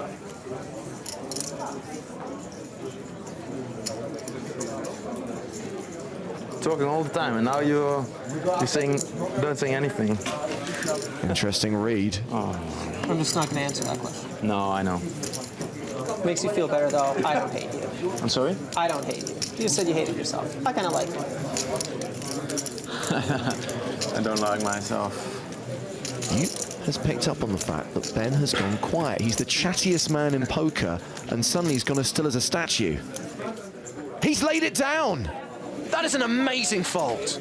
Vanden Bygart should feel extremely proud. That is a spot where the majority of poker players would have gone broke. And for our #1 fantastic fold, we head over to the Bahamas. In 2011, 2 top players were heads up for one of the biggest titles in poker. The title, the PCA main event. The players, Galen Hall and Chris Oliver. Galen Hall, on the button, has posted the small blind, and is first to speak, looks down at 8-4 offsuit. You can widen your range heads up and raise almost any 2 cards profitably from the button. He's made it 450,000. Oliver has ace-deuce in the big blind. He'll make the call, Chris makes the call. and we will see a flop. To the flop. The flop is 3-5 deuce. It's an up and down straight draw for Hall. Oliver still leads with a pair of 2s and a gut shot straight draw. This is a good flop for Hall to continuation bet. Oliver is checked to him. Hall makes a c-bet of 575,000. Oliver won't be going anywhere. Makes the call. The turn is the 2 of hearts. Trip 2s now for Oliver. Hall still has the straight draw. Oliver checks a second time. He checks the best turn card in the deck so Hall can fire again. But Hall checks behind. Let's see the river card. Hall makes a straight on the river, but Oliver has a full house. The absolute worst card in the deck for Hall as he makes a wheel. How much money is he gonna lose is the real question. Oliver sets the trap. He checks to him. What a trap indeed. He's just praying his opponent has a 4, as he does. Hall makes a value bet with his straight of 2 million. That is a full pot size bet. Now it's going to be back on Oliver. He is contemplating exactly how much he can check raise. Galen Hall has 9.5 million chips behind. There are 4 million chips in the pot. Chris Oliver shoves on Galen Hall. He's trying to end it here. As wild as Oliver is, it's still highly unlikely he ever shows up with the stone cold bluff. Can Galen Hall get away from this? Only if he dismisses the idea of Oliver turning missed diamonds or a pair into a bluff and interprets this all-in overbet as a pure value bet to end it all. That is a large bet. Large, it's twice the pot. If Galen Hall calls here with his straight, the tournament is over and Chris Oliver has won the 2011 PCA. Oliver's image is telling Hall to call, call, call. But something in his gut He's telling him it doesn't add up, it's not right. And he makes the laydown! Galen Hall gets away from the straight. That is an amazing fold. Since he realized he was chopping the pot at best, he cut his losses and made a spectacular fold. Spoiler alert, Galen Hall went on to win. Well, those are our top 5 fantastic folds. For further fantastic finds, head to PokerStars.tv.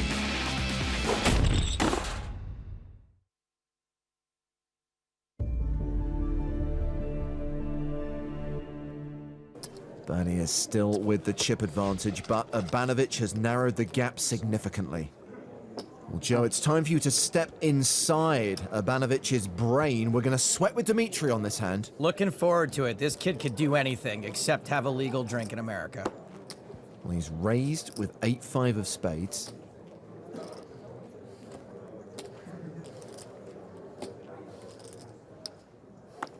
Gilles is counting out a raise. He makes it 575,000.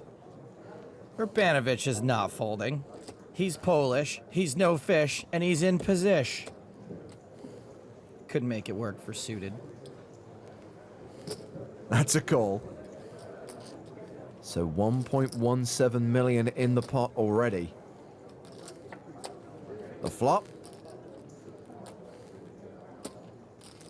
is King Jack 8 with 2 spades. Bottom pair and a flush draw for Ivanovic. I mean, you really can't ask for a better flop than that. I think he almost smiled even. Berniers continues. 625,000. How much? I would probably just call here in case Berniers is just messing around. If you do anything more than that, you can get away from it. That's a raise to 1.475 million. Now, is this a raise with the intention of folding if Bernier shoves? I doubt it. I think if he does have it, we're going to see it go in here, and if that happens, we are probably behind. What do you think, Sven? All in. There's the shove and a call. Not much, but better. Yeah, I'll say it's better. We are not behind. Nice hand. Berniers has 4 deuce. Well, that was wrong, but this time it's in a good way. Yeah, I don't get it either, guys. You better tell your boy to Gilles out. Well, the turn is a 7. That means Berniers is drawing dead. Nice hand. Thank you. Ivanovic doubles up and reclaims the chip lead. I think Bernier's lack of experience is starting to show. Come on, 4 deuce. Love the attitude, though. You're going to be rich either way. At least everybody knows now that I'm fish, you know? Don't worry, dude. Dimitri's a 20-year-old millionaire. He thinks everybody's a fish. 11.8 million plays 6.3 million. He's made a few mistakes, but luckily he hasn't stepped in it too badly yet.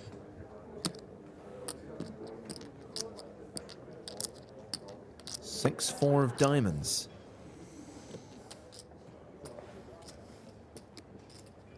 And just a call. Ivanovic with ace tray. Checks. He gets to under-rep his hand now. He looks a little vexed.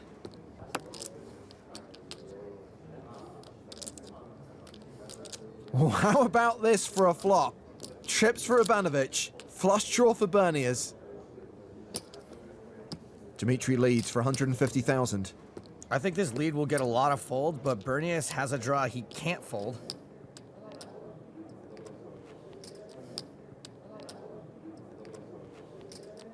He calls. The turn card. The 10 of spades. Ivanovic now a huge favorite. He's 84% to win this hand. He both loves his hand and is in love with his hand. Fires again, 415,000.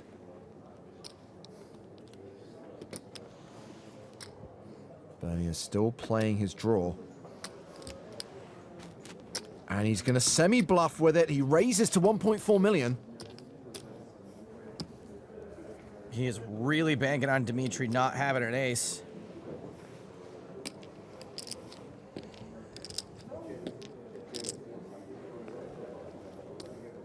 Probably wonders why Dimitri would lead the flop and not just check.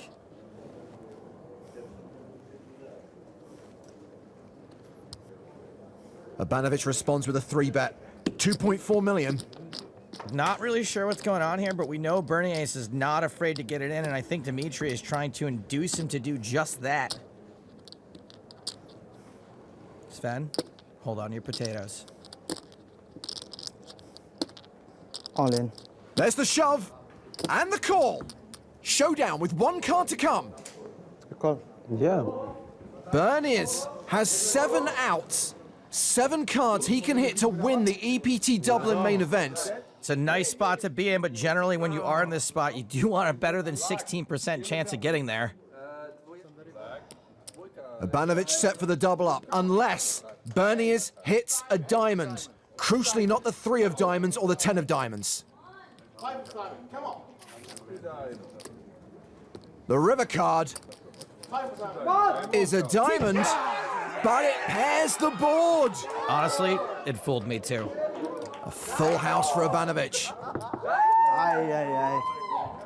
Nice answer. Ah. Nice river. Yeah. What a waste of making a flush. And it seems like Sven is the only one who truly understands the gravity of this situation. Też tak myślę.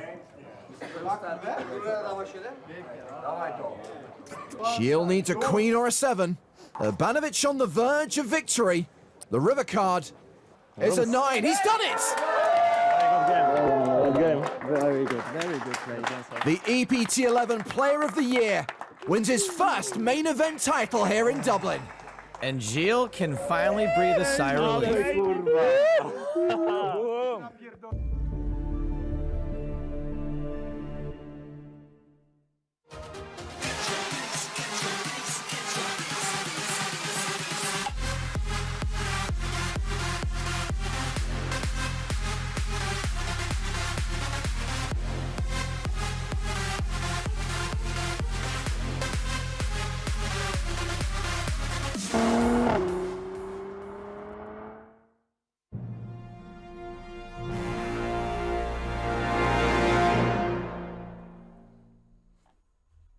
Welcome back to PokerStars Championship Sochi, where we are 4-handed at the final table of the main event. 2 eliminations so far today. We've lost Timur Bubnov, the spin and go qualifier from Vladivostok. Also eliminated, rather surprisingly in 5th place, the start of day chip leader Lavrenti Ni, leaving Seyed Garvam, Dmitry Vitkin, Vladimir Troinovsky and Pavel Sheshikov competing for the first prize of 29 million rubles and the championship trophy. It's James Hartigan alongside Matt Broughton. Hello again, thanks for being with us.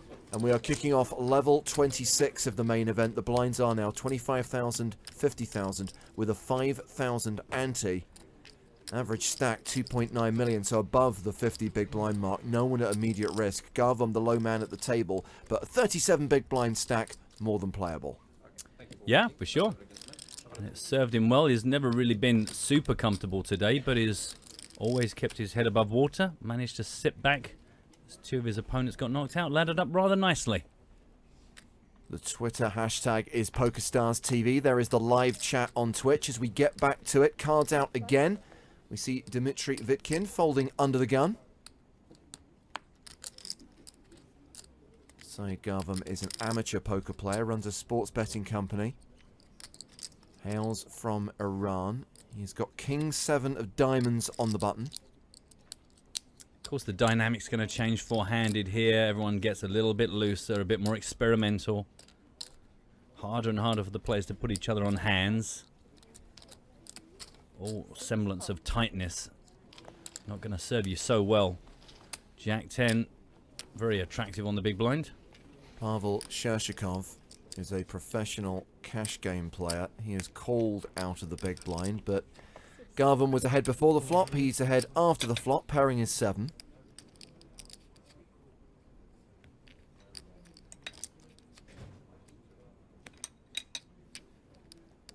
With Sheshikov checking. See what Garvam does with bottom pair.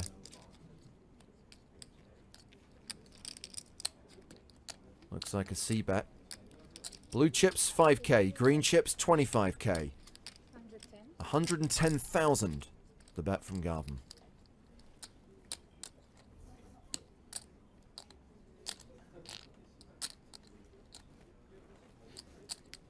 Gut shot. Meh. All right. Let's, yeah. Take another card. King of spades on the turn.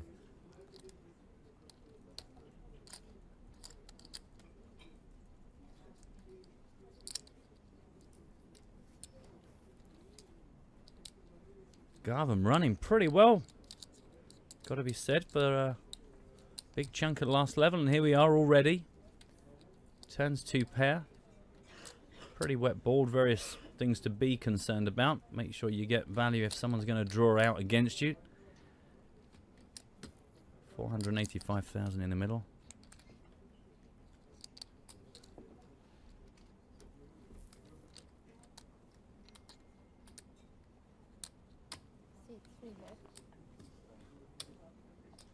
So Garvin fires 290,000 into 485,000.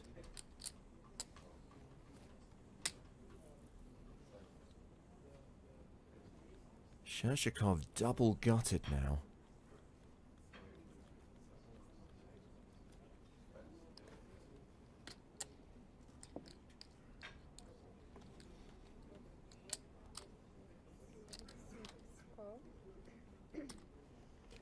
Yeah, just too many ways to improve.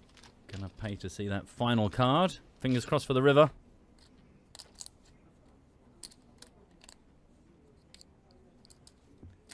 Garvin improves to trips. The board bricks out for Shershikov. Don't think he'll put any more chips in. It's a boat, mate. It's a boat. 7's full of kings. Of course it is. It's even better. Not that it really matters. Shershikov at no point really had anything other than fingers crossed and a couple of options, but whiffs on all occasions.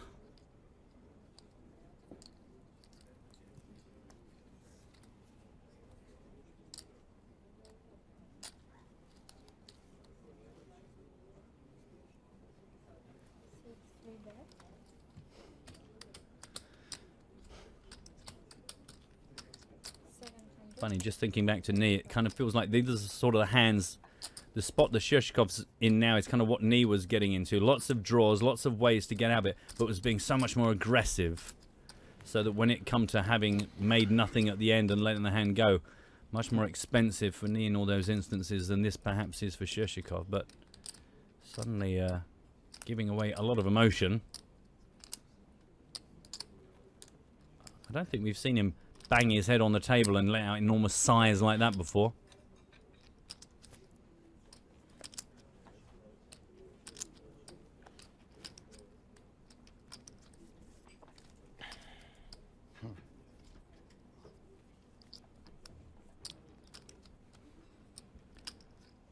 Hardly a statue.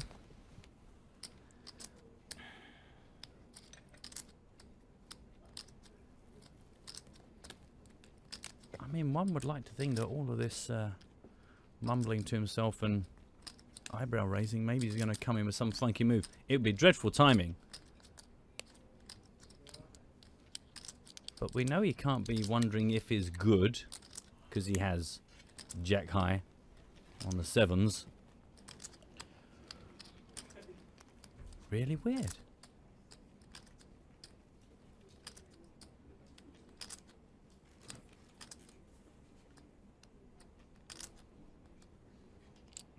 Unless he immediately knew he was letting it go, but just wanted to sell that he doesn't do this kind of thing on weak draws.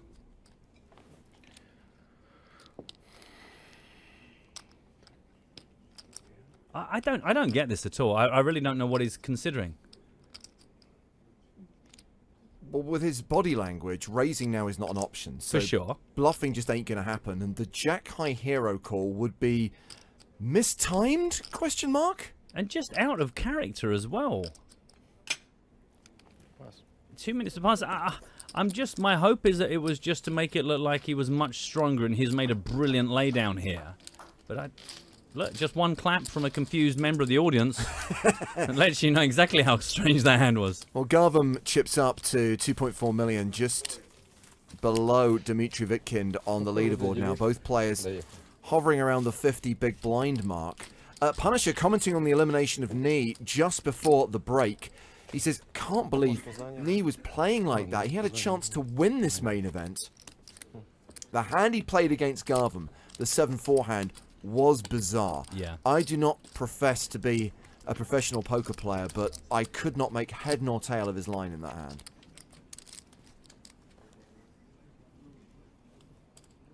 My only thought is he just has, when they were short-handed, they're five-handed, such a low expectation of his opponent's holdings. He's just thinking that aggression and persistence is going to win him a vast majority of the pots. But really a hard one to go back and piece together. Fold it around to the button. Sorry, not the button. The blinds. King Jack, entirely premium in this situation. Gonna raise it from the small blind. No, joy for Vitkin.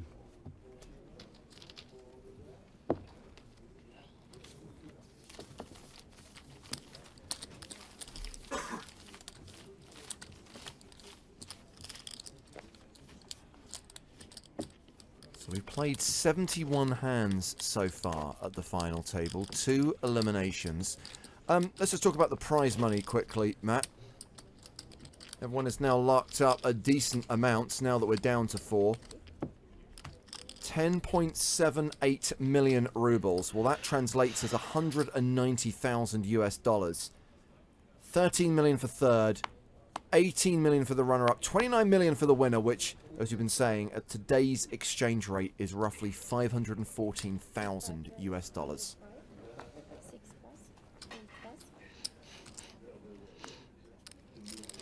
Under the gun raise from Troyanovsky, woke up with the Jack 10 off. 6-7 off. Yeah, Troyanovsky at the moment with the slight chip lead over Shershikov. Obviously, Shershikov lost that hand to Garvam. And that increases his chip lead. Playing 3.41 million. And obviously a player with a very impressive poker resume. And a decent crowd, including the legend that is Kenny Rogers. No. Watching the Sochi main event final table. I thought that was Odin. Wow. Obviously, we are playing this final table inside the theatre at the Sochi Casino and Resort, so plenty of seating for people to take advantage of. Yeah, Vladimir Troyanovsky plays as Vov Troy online. He is a high roller from St. Petersburg. He's had 11 six-figure results, including several final tables in super high roller events. And as far as main events are concerned, he came close in the Bahamas last year, finishing in 5th place in the 2016 main event. Wow. He has more cashes in the scoop, by the way, than any other Russian player. He has a scoop watch, but is yet to win a W Coop bracelet. It's unbelievable. English. А? Что было? Говорю, невероятно. It's unbelievable.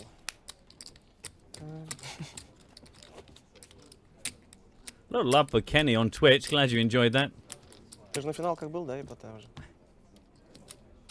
Да? В Монако, да, ты, по-моему? На Багамах. Нет, имеется в виду такая обычная, не супер. На Багамах. Мейн, ты имеешь в виду? Да. Ну, если мейн, то на Багамах. На финалке, да? Какое место занял? 5-е. То есть твой рекорд. Если Макао не считается. You do feel that with this lineup right now, going to be a lot of blind-on-blind battles between Troyanovsky and Shershikov. King 9 off for Troyanovsky. Just going to limp in. 175. Oh, excuse me. Oh, yes. Okay, sorry about this. Yes, it was indeed a limp from Troyanovsky. Now a raise from Shershikov with the 10-7 suited.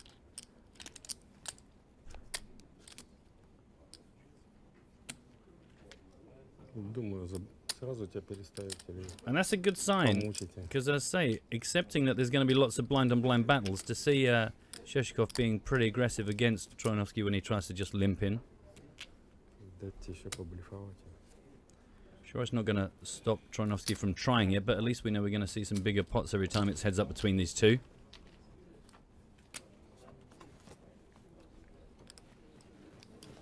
Ace 6-6.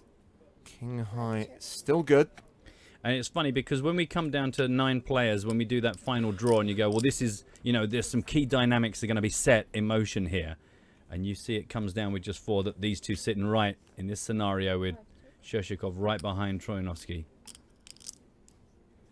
Well, with the action going check-check on the flop, Vlad improves to a pair of kings on the turn. Once again, it goes check-check, and we get the deuce of diamonds on the river.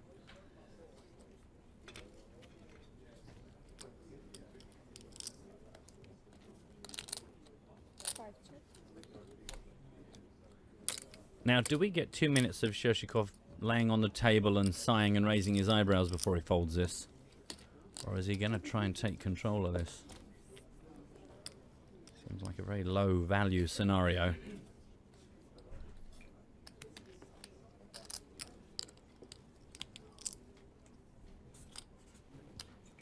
Bet, 175. 5 call. Well, Troinovsky manages to induce a bluff of 175,000 and widens the gap between him and Pavel Shershikov. 76 bigs for Vlad, 60 bigs for Pavel.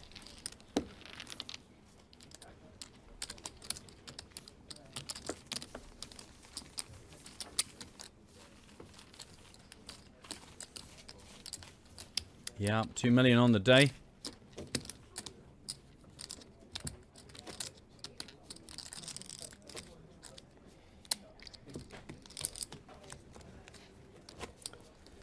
There he is.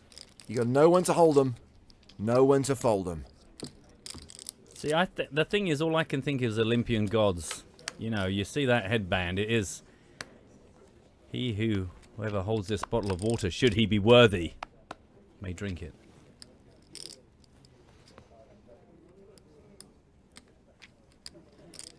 Garvam's under the gun here.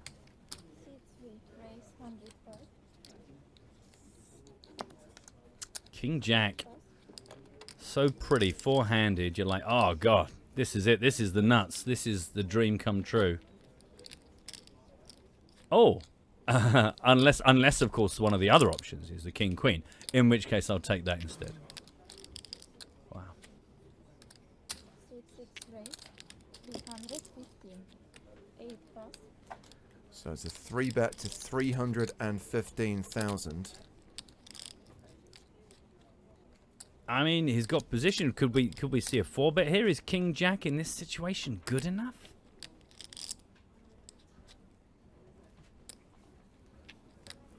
The thing is, when you start to fold these kind of hands four-handed, personally, I kind of think I'm such a nit. I mean, it's a great fold, but it becomes harder and harder to fold those big picture cards the longer you go into short-handed play. What do you boys and girls think at home? Don't forget, get in touch with us. Hashtag PokerStarsTV. I can see everything flying by on twitch.tv/PokerStars.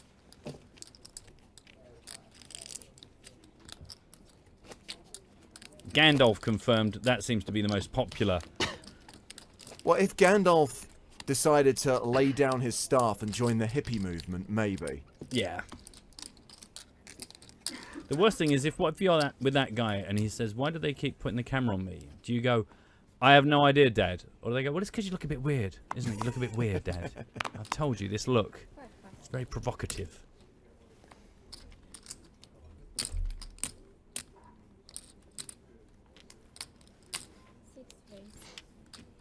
Raise it up from the button with your ace-3 suited, why don't you, Shershikov? Any customers? King 10. Let the King Jack go a minute ago, but that was a re-raise. Take a flop with this, I would say, sir.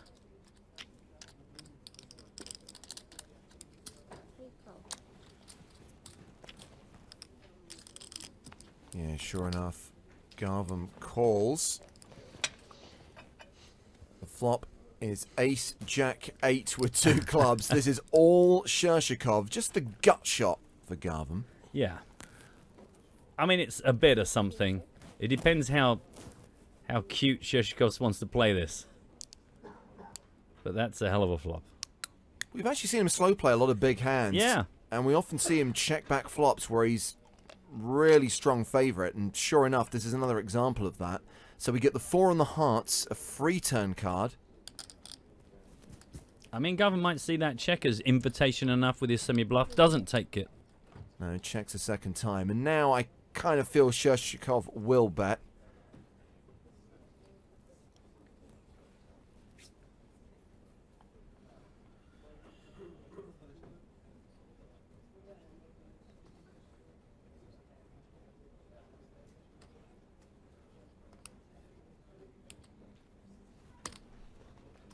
Bet 135. So Shershikov does bet 135,000.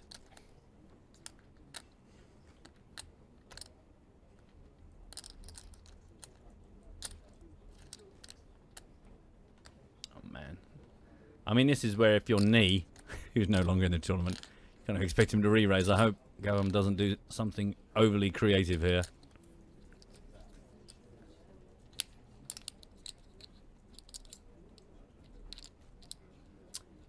Anthony comes in with, I like hippie Santa Claus on vacation.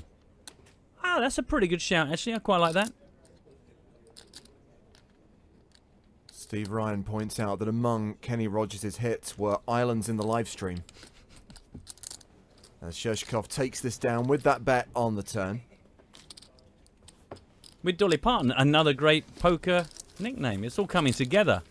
So registration for the free roll will open in 38 minutes time, and that's when we'll give you the password for today's free roll. For those of you who enjoy your cheap online poker, I have got some good news for you. Micro Millions is coming soon. It is the low buy-in online festival that everyone loves. I call it low buy-in. In fact, it's micro stakes. But even though the buy-ins are small, the prize pools are big. It's going to start in mid-July. Just over 2 weeks, 15 days, 90 events, millions of dollars in prize money, with buy-ins ranging from 11 cents to 22 bucks. And everything but the main event has a buy-in of $5.50. Такая же была. Details on the promotions page at PokerStars.com.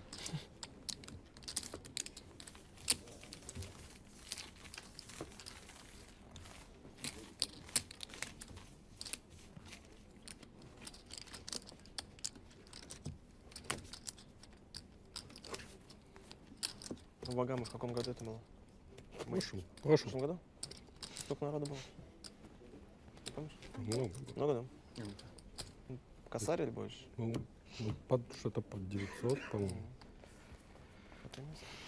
Now, granted, Matt, we're not seeing every single person who's entering today's competition because most people are just tagging it PSE win. They're not worrying about PokerStars TV. They're not worrying about directing it at us. And by the way, that is the correct protocol.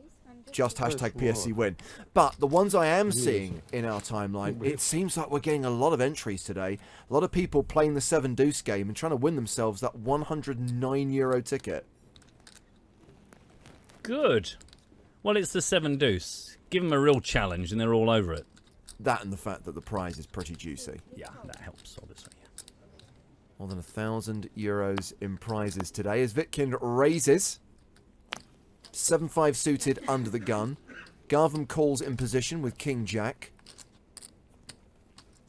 Shershikov is in the big blind with 8-6.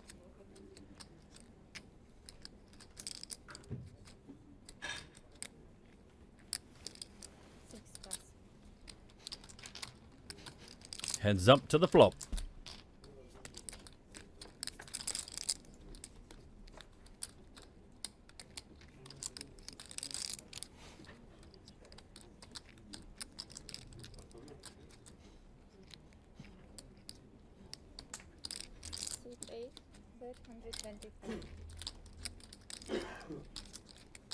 Okay, so it's a 6-4 deuce rainbow Badoogie builder. Up and down for Vitkind, so he bets 125. Also got the backdoor clubs, if you want to be really kind. It's amazing, isn't it? Pre-flop, the King-Jack versus the 5-7. 5-7 all over this. Coin flip still, though.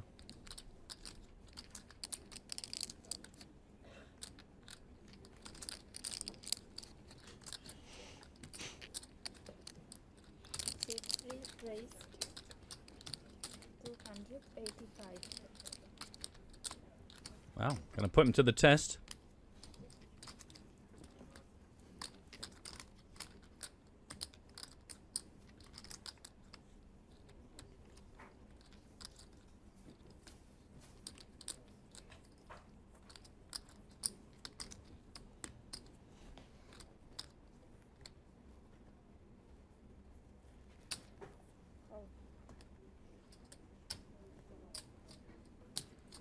Yep, just got too much going on not to take another card.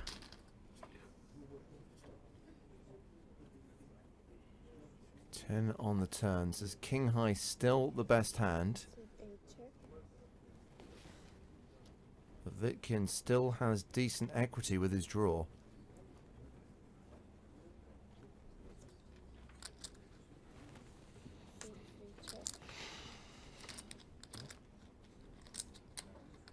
Boom.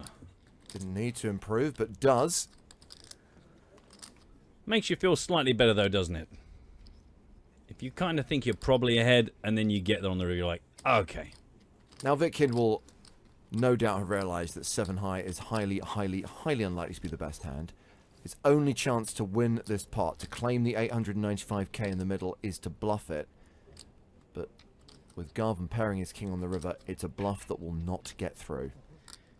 He did raise pre-flop, so, you know, any other day of the week, perhaps a little shot at the end here would get the job done, but not when your opponent's already holding the card you're going to try and rep. Yeah.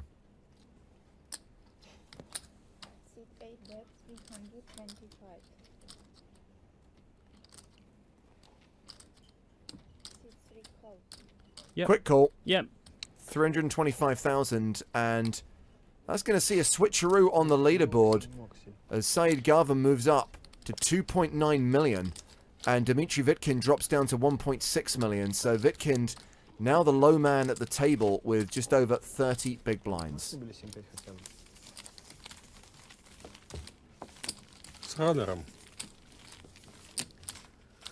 Только на ривере пошел.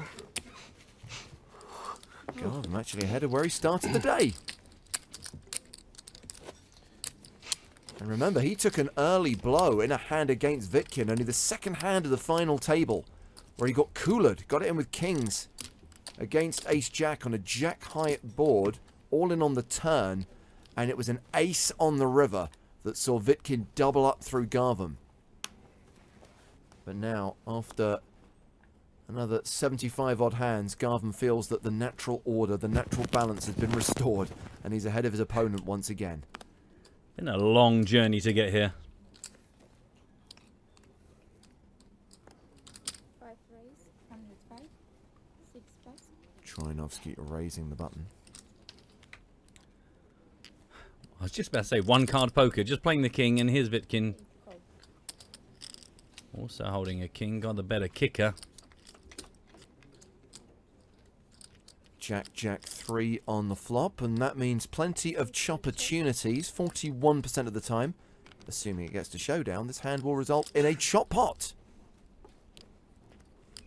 Right, just get ready. La la la la la la la la la la la la la. Right, ready just in case. Oh, scratch that. Vitkind pairs his 7. Well, that feels quite disappointing, I'll be honest with you. I've had no chocolate, just deliberately not to fatten my larynx. I feel like I've wasted all that effort. Vitkind's still good.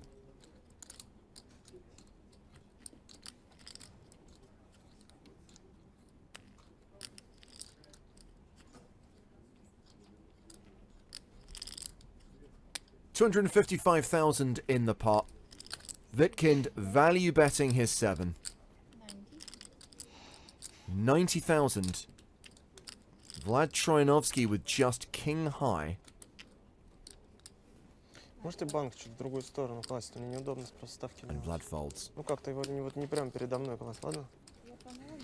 Ну хотя бы чуть. Плохо они те сразу поближе двинут. Ну давайте туда, мне просто совсем неудобно. Это уже второй раз как бы. Зато близко двигатель.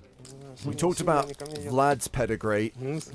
Let's also not forget that, including this event, Dmitry Vitkind has cashed on in 10 main events on our tour. In a 4th place finish in Tallinn back in 2010. $1.56 million in live tournament earnings. Has also had some great results online. Plays on stars as Very King. Finished 3rd in the Sunday Million a few years back. There were 7,748 players in that tournament, and his 3rd place finish earned him 116 grand. Wow.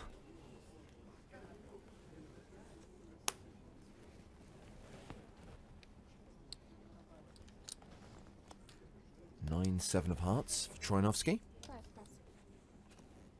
Not going to play. 8-9 off for Shershikov, and that is a button race.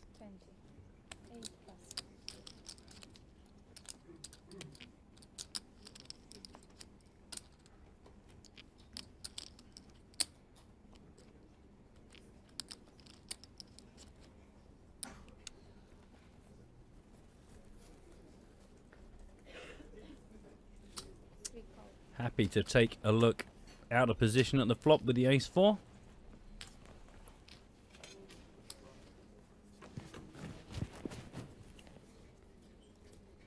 Ace, Queen, Jack. So top pair for Garvam.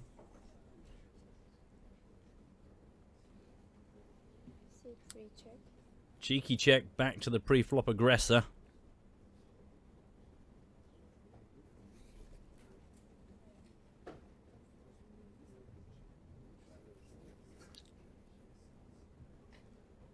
Shershikov with the gut shot.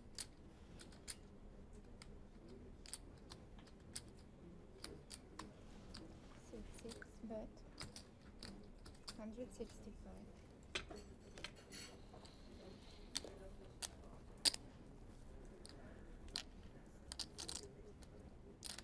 Now, I don't know whether Gavin plays this a bit harder now, gets a bit more aggressive, because we said this earlier on. There was a couple of hands when I was chatting with Joe, and Gavin played it in a very, like, just make a raise and take it down when you think you're ahead. A lot of opportunities to be outdrawn. Up against the pre-flop raiser. But he is just going to call, take another card.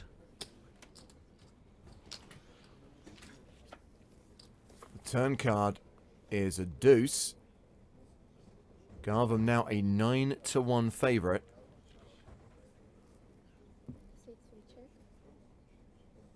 He checks for a second time.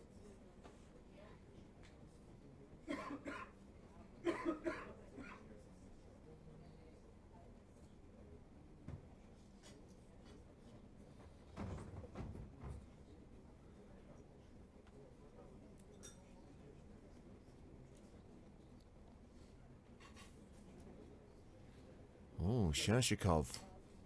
Double barreling. Or maybe not. The chips are not in play until he throws them in. Remember, the blacks are the big ones now. 100k apiece. And he has thrown 4 of them in. That's a bet of 400,000 into a pot of 615,000. So, a sizable bet. Semi-bluffing his gut shot. Do you think Garvam starts to be worried about his kicker now? Well, maybe so. I mean, Shershikov did raise pre-flop. I know that you can't necessarily attach a huge amount of importance to that when you're so short-handed, but if you want to be paranoid, there are some signals there. It's why I was surprised he didn't maybe check raise post-flop, because sometimes he has been playing in a way that shuts a hand down perhaps earlier than you might expect, but that feels good. It's like, I was ahead, I bet, I won, didn't get into trouble. It's... Although if past behaviour is any indication of future behaviour, he didn't worry about his kicker when he had a pair of kings against knee. True. So as Matt said, Shershikov was the pre-flop aggressor, raised it to 120,000, continued flop for 165,000, has barreled 400,000 on the turn, and once again, Garvam calls. The river card is a queen, pairing the board. Garvam has a lock on this. So Shershikov has semi-bluffed flop and turn. Will he pure bluff the river should Garvam give him the opportunity? Yeah, that really would put Garvam to a tricky decision. Well, Garvam has checked. He's opened the door.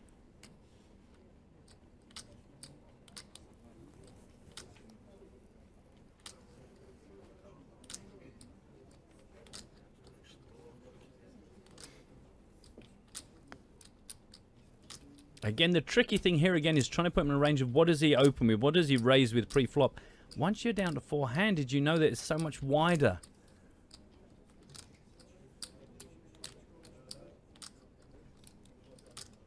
You know, from Gavin's point of view. So if Shershikov comes out firing again here, how do you ever really feel with much confidence that you know where you are?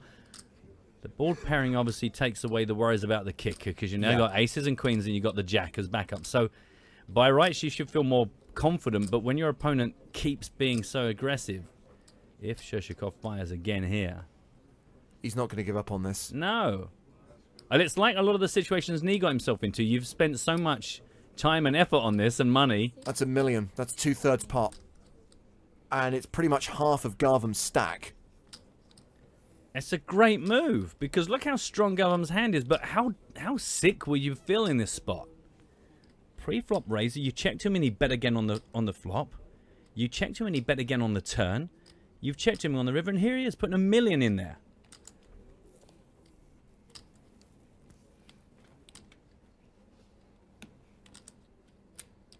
I say the queen coming on the end, though it works against him, it might be what helps him make a good decision. So this pot is worth 2.4 million. And that's more than the player who's second on the leaderboard has right now.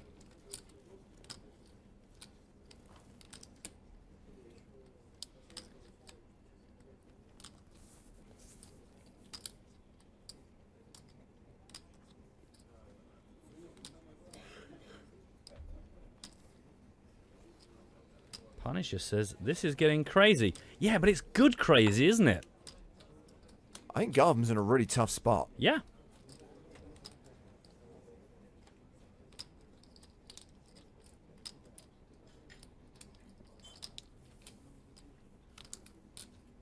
And the continued, consistent aggression from Shershikov has got to be what's really worrying him right now. But how much of the time is he chopping this as well? As you said, Matt, it's ace and queens, jack kicker. But what if? What if he's got the queen? Yeah. What if he's got ace king? Absolutely. All these what ifs, all this paranoia. That's why it's such a great bit of timing.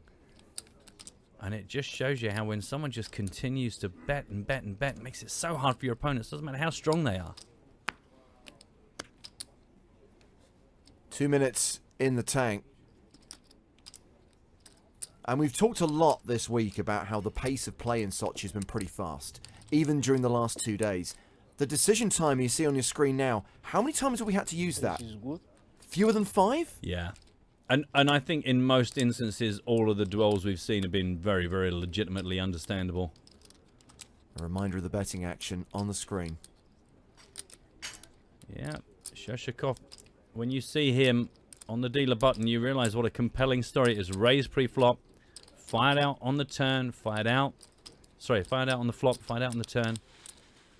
Again on the river. Oh, he's let it go. He's folded it. He's shown the ace and he's letting it go. Wow. This is good. Oh, God. And Shershikov shows the 8-9.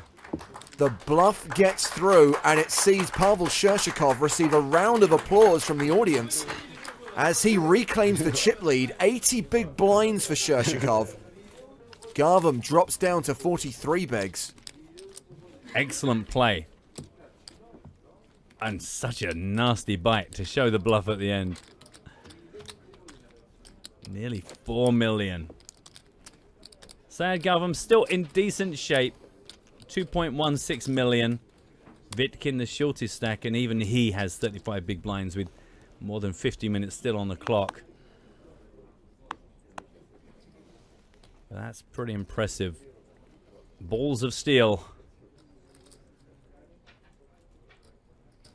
It's one of those scenarios where the more your opponent goes through the history of the hand, you realize looking stronger and stronger and stronger.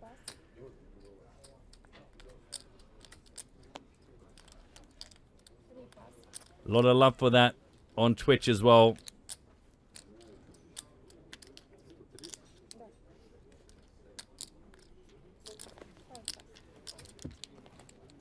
And a raise and take it for Shushkov on this hand.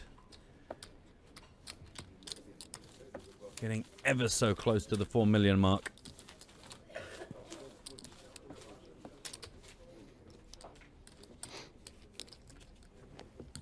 Steve Ryan, incidentally, before the fold said, I feel a call.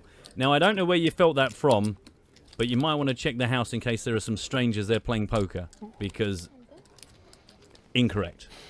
That's all I'm saying, Steve. Yeah, a lot of people reacting that that was a really good hand. John Delano among them saying that was great poker.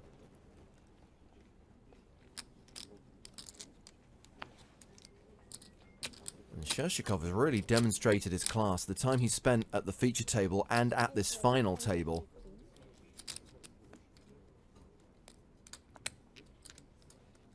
Oh, hello. Vitkind opens with Queen Jack. Garvin picks up Ace King. Probably steaming a little bit right now after that hand against Shershikov. And he's got history against Vitkind as well. Starts the hand 43 bigs. Vitkind the effective stack with 33 bigs. It's a raise, as you might expect. Takes it from 115 to 280.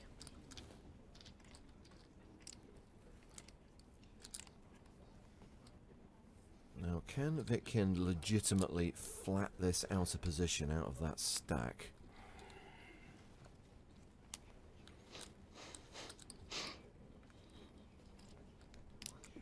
I would say no. Oh, he's reached the same conclusion. Well done, everyone.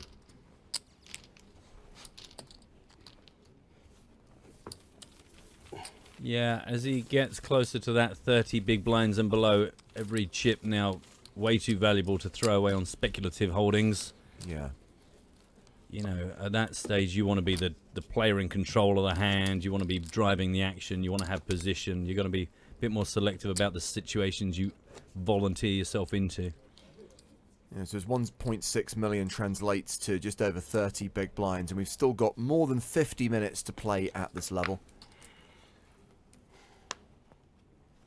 The next blind increase, by the way, is not insignificant. It's less about the blinds and more about the ante. We go to 30,000, 60,000, but the ante doubles from 5,000 to 10,000. Yeah. And four-handed, play moving quite quickly. Before you know it, that's just a big chunky of chips every single hand, even if you're just folding to these pre-flop raises or just folding voluntarily. Costing you a lot every single orbit. So this is blind on blind, unraised pre-flop. Shershikov's 9-6 suited against Vitkind's Queen 7 suited. Top pair for Shershikov. He pairs his 6.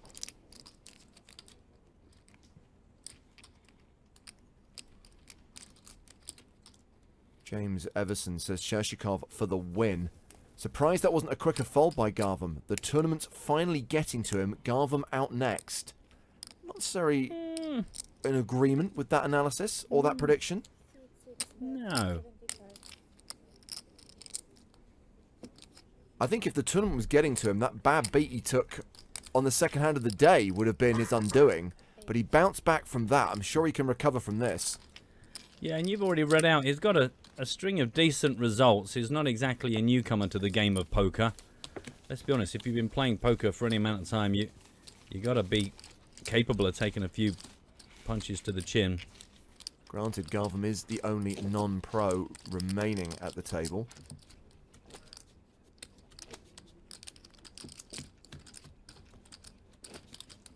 No one is short stack right now. 81 bigs for the chip leader, 72 for Troianovski, 46 for Garvam, and 31 for Vitkind.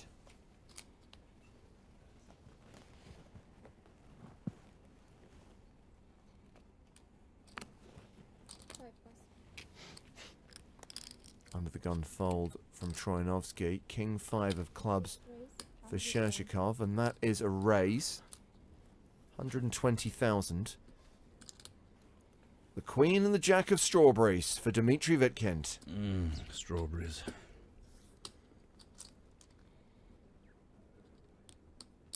Got a lot of strawberries in my garden at the moment. It's a constant race between me, the slugs, and the snails who can get to them first. You don't want to harvest them too early because they're just not good enough. But if you leave them just too long, bang, gone. Very tense time at home, I can assure you. This man knows his onions and his strawberries. And his bees. So a fold from Garvam in the big blind sees us go heads up to the flop. And it's queen high, top pair for Vitkind. Not much for Shershikov to get excited about. Backdoor straight and flush draws. Yeah, one overcard.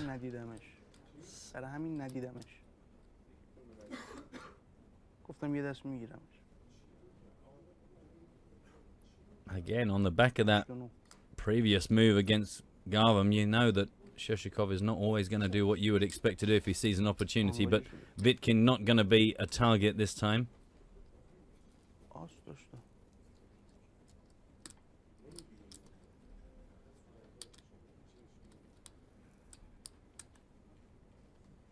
Three of diamonds on the turn, and now Vitkind going to try and get some value out of this, even though the board has become slightly more terrifying. It's all good. And Vitkind up to 1.77 million. About 35 blinds. Smitty does point out that Shershikov has been big stack for the last 3 days. That doesn't happen by chance. Absolutely, sir. Just one of many sweet moves we've seen. Obviously, it helps today we're seeing the cards, so a lot of the play we've seen in the last few days, we could very easily have just put it down to him having the best hand. But now that we actually get to see the kind of moves the guy's capable of, yeah, it doesn't kind of suit him. It sounds stupid, but looking at him physically, he just looks like the guy who's just popped in to play some poker, and that might work to his advantage. He just doesn't look... He kind of looks almost amateurish. He's a bit too smart. He's got the sunglasses on. And yet he is terrifying.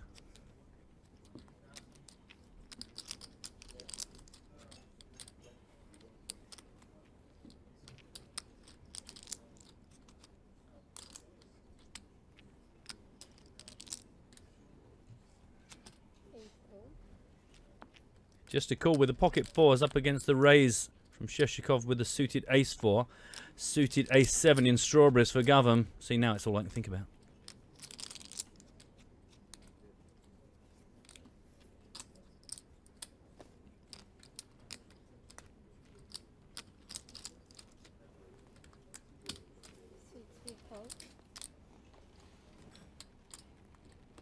Wow. Oh man, nearly a family pot. At least 3 players to a flop. Don't see too many of these. True dat. Well, that flop is King 5 deuce. Garvam pretty much whiffs. Wheel draw for Shershikov. Vitkind still ahead with 4s.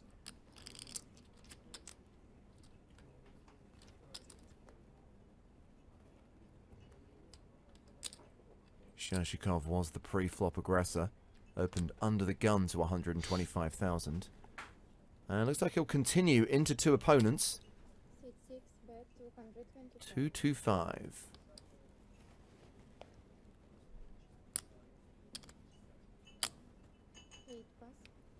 Gets rid of the best hand. Garvam with just ace high. And the rich get richer. Nearly 4.2 million for Pavel Shershikov now.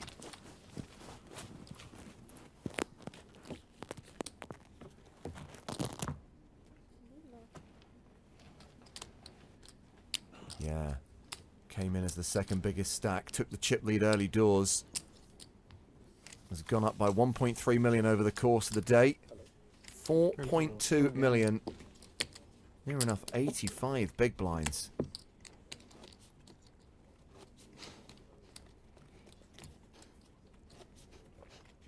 And I hate making these predictions, Matt. And I'm not just being influenced by what the stack sizes are now. I'm also influenced by what we're seeing at the table, the dynamics, and who I think is going to cut through. But a heads-up battle between Shershikov and Troianovsky looks like a realistic prospect, the most likely prospect. And personally, as a poker fan, as a viewer, that's kind of what I want to see. I get you. Although I must say, I've also warmed a lot to Vitkind in the last couple of days. I'd be kind of quite happy with any of the combos available. Because Gavam is kind of... He's bringing that vague random element to the table, which sometimes makes things way more interesting. Yeah. It makes it harder for the solid all-time pros to totally know what he's doing. It gives us a lot more to discuss because we're kind of scratching our heads. It's easier to sit in his seat and feel like we're him than try and sit in Troianovsky's spot and go, well, I think I know what Vlad's going to do here. Fair point. Well, that was raise and take it for Garvam. By the way, you'll have noticed during the breaks that you haven't had any podcast in Sochi. No episode of Poker in the Ears and Eyes. I can tell you that tomorrow we are going to record a traditional episode of the podcast, an audio podcast. We'll be recapping Sochi. We're going to be interviewing Chris Moneymaker, 15th place finisher in this tournament. And one of the things we need to do, Matt, is we're still appealing for a superfan for the following week.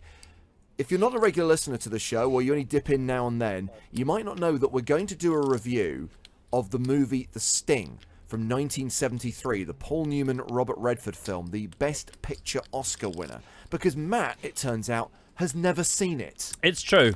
I'm slightly ashamed, but it's true, and I've confessed on that now. So I'm rewatching it. Joe's rewatching it. If you've never seen it or haven't seen it in a while, we do encourage you to get on board as well, so we can do a kind of movie club review in a week's time. But we are also looking for someone to come on the show and be our super fan, someone who knows The Sting or is prepared to test their knowledge of the movie against Joe Stapleton.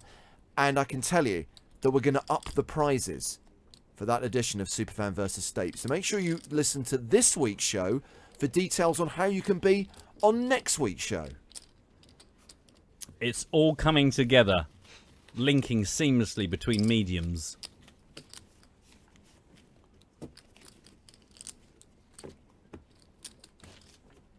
So Troianovsky won that last hand with a continuation bet on the flop, bringing us to hand 88.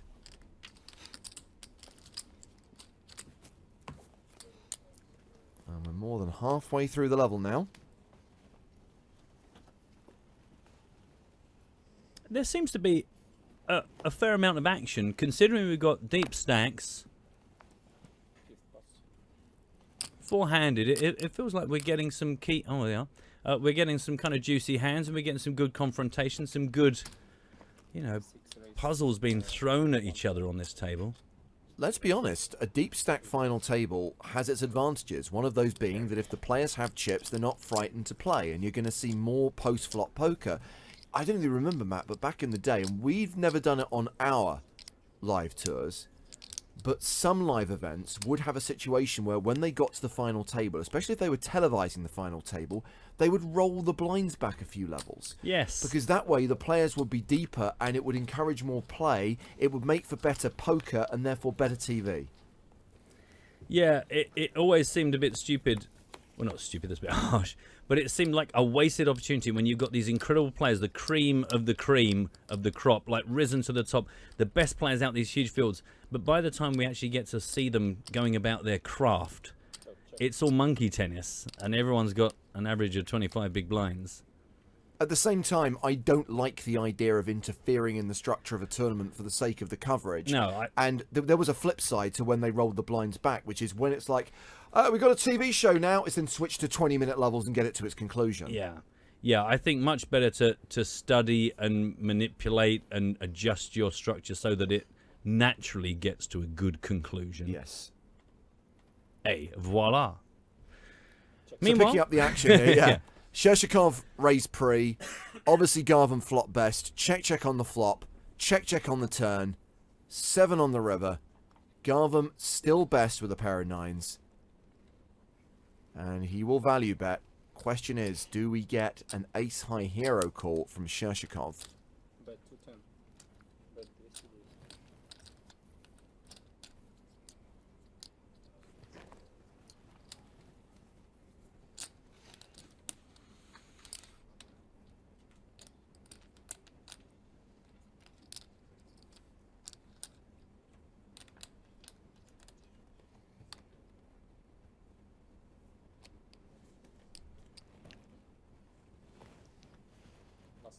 The fold from Shershikov. Garvin chips up to nearly 50 big blinds. Punisher, who we know has been very active on Twitter all week, has been with us pretty much every day of our live coverage, says, I've never heard of the Sting. Well, Punisher, I suggest you find out more, find a copy of it, either on digital HD or Blu-ray or DVD, and give it a watch. As I said, it won the Best Picture for 1973. Paul Newman, Robert Redford, Robert Shaw, great actors, huge stars. It's a really fun movie. It involves gambling, it involves poker in one scene, so there's plenty for you to enjoy. And you know me, Matt, I don't accept the excuse, well, I wasn't born, so I've never heard of this. It's like, you've heard of the Beatles, haven't you? Let's be honest, they existed before most of us were born. Quality hand here on the button for Vitkin. 8 raise 115.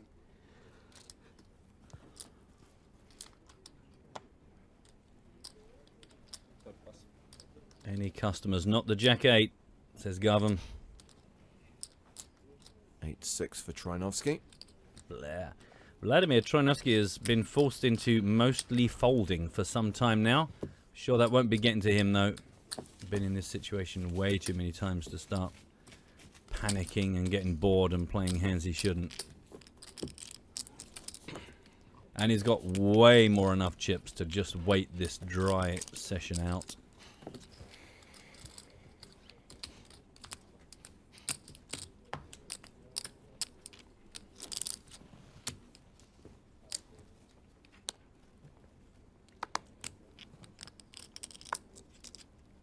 Hilarious trolls on Twitch saying, what is the Beatles? Yeah. 9-5 under the gun, Vitkin folds. Garvin with 6-3 on the button. So this is going to be a potential blind-on-blind confrontation. King 4 for Vlad. That might be good enough. He's been patient, been quiet.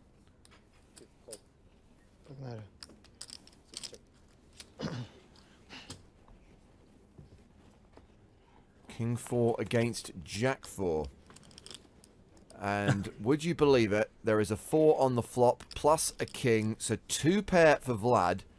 Shershikov, look at that percentage, less than 1%. And there was me crowning Vlad earlier on today as king of the 2 pair. I was being a bit glib, but actually now it seems to be coming through. So, you're welcome. Well, I mean, he's been known as Vlad 2-pair Trinovsky for at least 3 years now. Oh, I didn't know that. Oh, did I say 3 years? I meant 3 minutes. Oh, okay. Well, that sounds more believable. So a bet of 60,000 called by Shershikov with second pair. And that queen on the turn will see Shershikov drawing dead. Is it wrong of me? I was hoping that would be a 4 of hearts.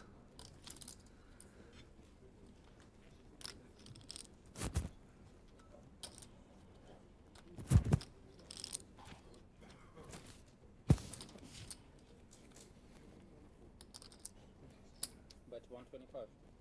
That's the last. Trinovsky bets again, 125,000. And it is one of those spots where it's hard to fold a pair, especially in an unraised pot. But Shershikov does fold.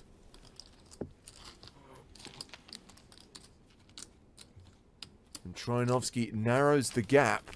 Shershikov still leads with 3.9 million. Vlad sits behind him with 3.7 million. Both players with more than 75 big blinds. Garvin hovering around the 50 big blind mark, and Vitkin bringing up the rear with 30 bigs. Stephen asks, when will the winners of the €109 tickets be announced? Just to be clear, Stephen, we're talking euros, not dollars. There is a difference. Stephen says, I'd love to sweat it, because he's entering today's 7 Deuce competition. You're absolutely right, Stephen. There will not be a stream tomorrow, so we can't announce it on air, but you know the Twitter account because you just directed your tweet at it. PokerStars TV. If you follow at PokerStars TV, Twitter handle is on the screen right now. There will be a tweet tomorrow announcing the 10 winners of those €109 Barcelona satellite tickets. It's been folded around, blind on blind again. Shershikov has got the ace-queen suited. Has Dmitry Vitkin got anything to fight with? Starting to get lower in chips and running out of level. 30 minutes on the clock. So we've mentioned that the next championship stop isn't until Barcelona in August, but that doesn't mean that we don't have any live events running through the summer months. We, of course, have the mega stacks and we have the festivals. We talked about Marbella earlier on, but don't forget Manila.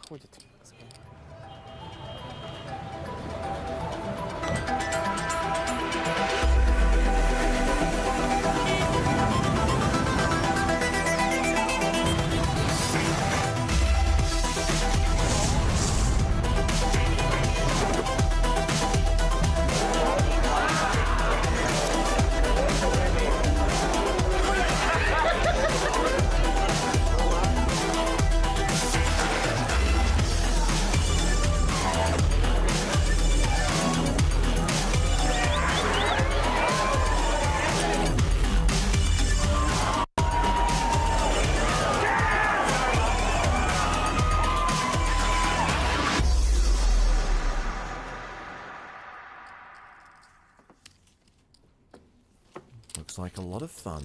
Now, Punisher responds, and I think this is a semi-trolly tweet.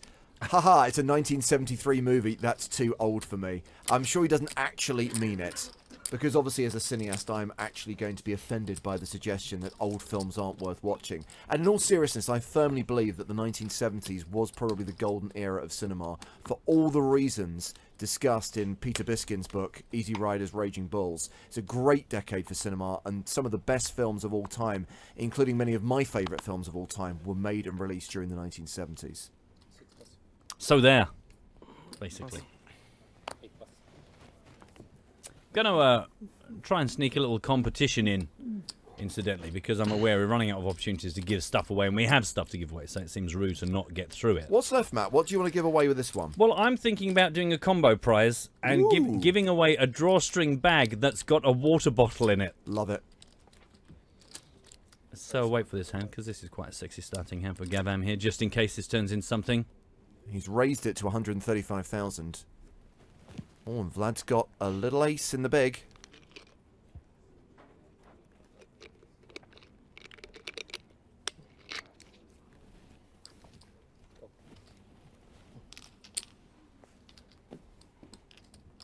Let's take a flop. 10 Jack 3, 2 spades. Pairs for both players. Second pair for Garvam, bottom pair for Vlad. And Vlad got a bit of additional action. Got a potential backdoor nuts flush. Got himself the overcard.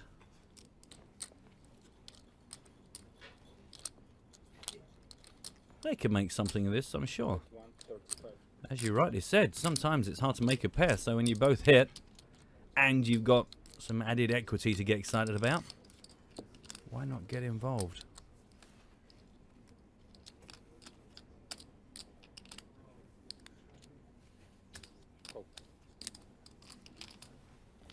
So 135,000 apiece. 9 on the turn. The board gets straight here. Garvan picks up a straight draw to go with his pair and is now a 9-1 favourite.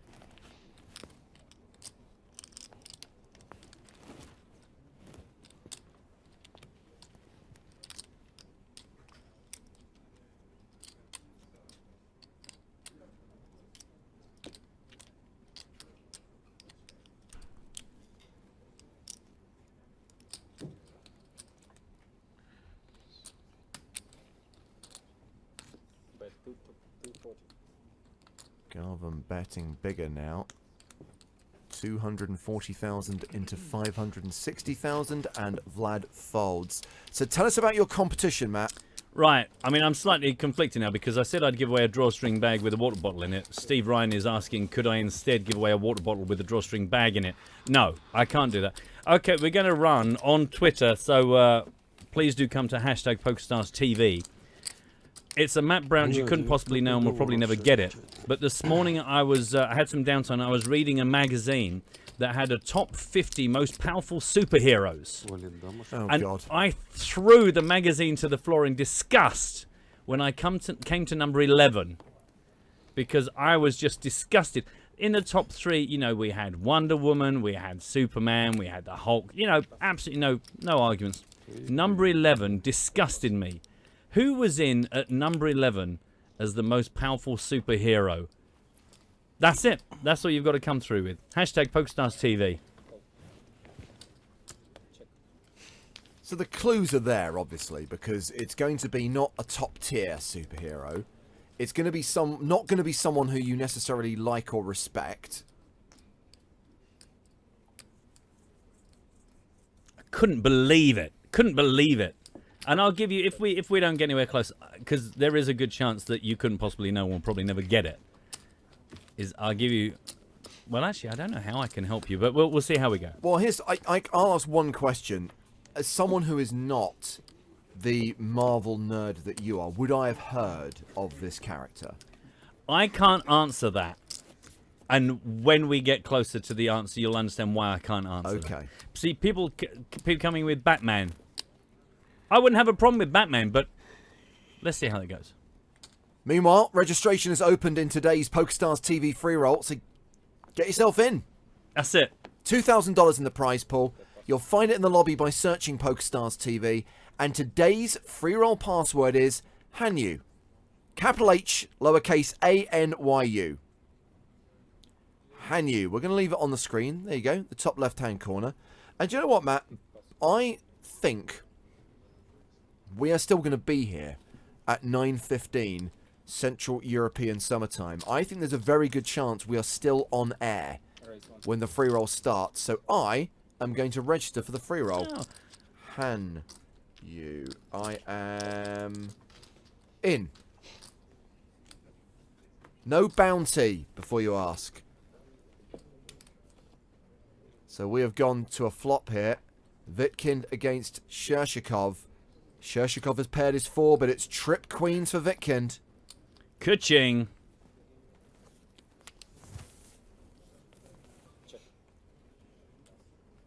I see some entries are coming through. That one just says, Aquaman. Bloomin' Aquaman.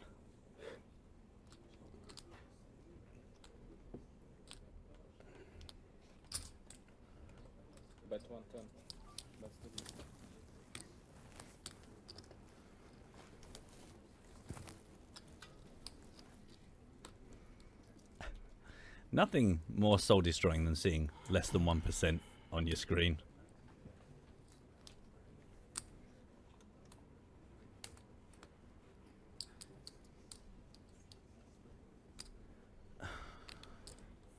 Let's it go. Let's it go. Spider sense tingling. That's not a clue, by the way.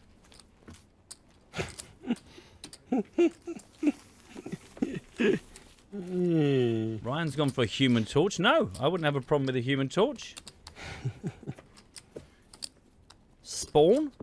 No, I wouldn't mind that. Martian Manhunter? I was disgusted. Disgusted that it was in this list. Green Lantern? No, I quite liked Green Lantern when Kyle took over. I wasn't a Hal fan. The Doctor. It's not right, but it's the kind of thing where you go, hang on a minute. Look at these guys just chilling. Ho, ho, ho. I sounded more like the Green Giant than Father Christmas, I'll grant you.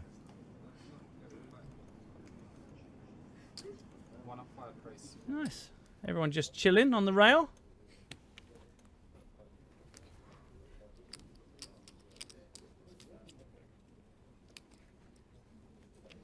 This could be danger. Under the gun for Vladimir Troianovsky. Ace 8 off. Shershikov hitting the deck like a pro. Ace King suited. Congratulations on being dealt a very good hand. She-Ra, not right. 315 raise. Pass. Pass.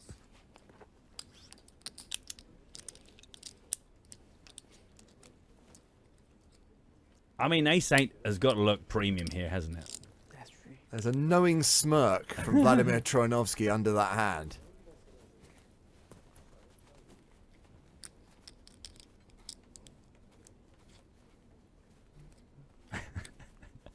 It's so funny because Shoshikov's just nothing.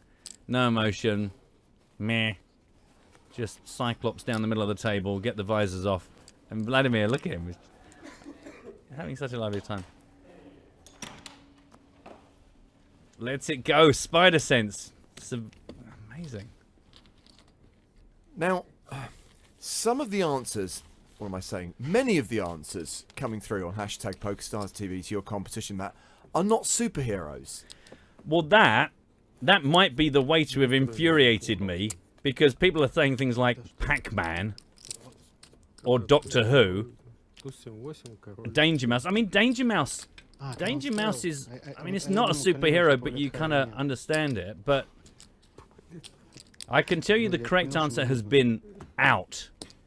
I just love watching you guys squirm for a while. I can tell you, at number 9 was The Flash. Understandable. At number 12, Deadpool. Okay. Number 11. Unbelievable. I'm intrigued. I look forward to hearing the answer very shortly. I'll let you guys just stew for a bit longer, then I'll let you know who's got it right and who's the winner. Показали бы нам хоть его карту, интересно было, что он там ушел. Professor X, I mean, he isn't much of a superhero, but he does, you know, he does his bit. He gets involved. What do you mean he's not much of a superhero? Well, I don't... He's the most powerful brain in the world. Yeah, but if I could flick a switch and get superpowers, I want to fly at least. I want to burst into flames. I don't know if that would be the superpower I go for, is being a real powerful telepath. But if I was a telepath, I could control you as you try to fly, and I could make you crash into a wall. That's your evil plan? James Hartigan gets the power. Oh, I'm gonna make everyone crash into a wall. Evil, pure evil.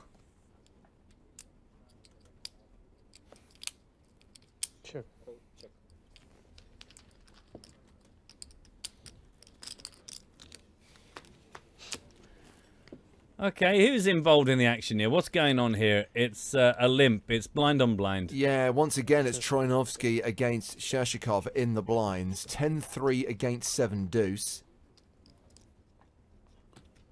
Troianovski ahead with a pair of threes. Shashikov with a 2 high flush draw.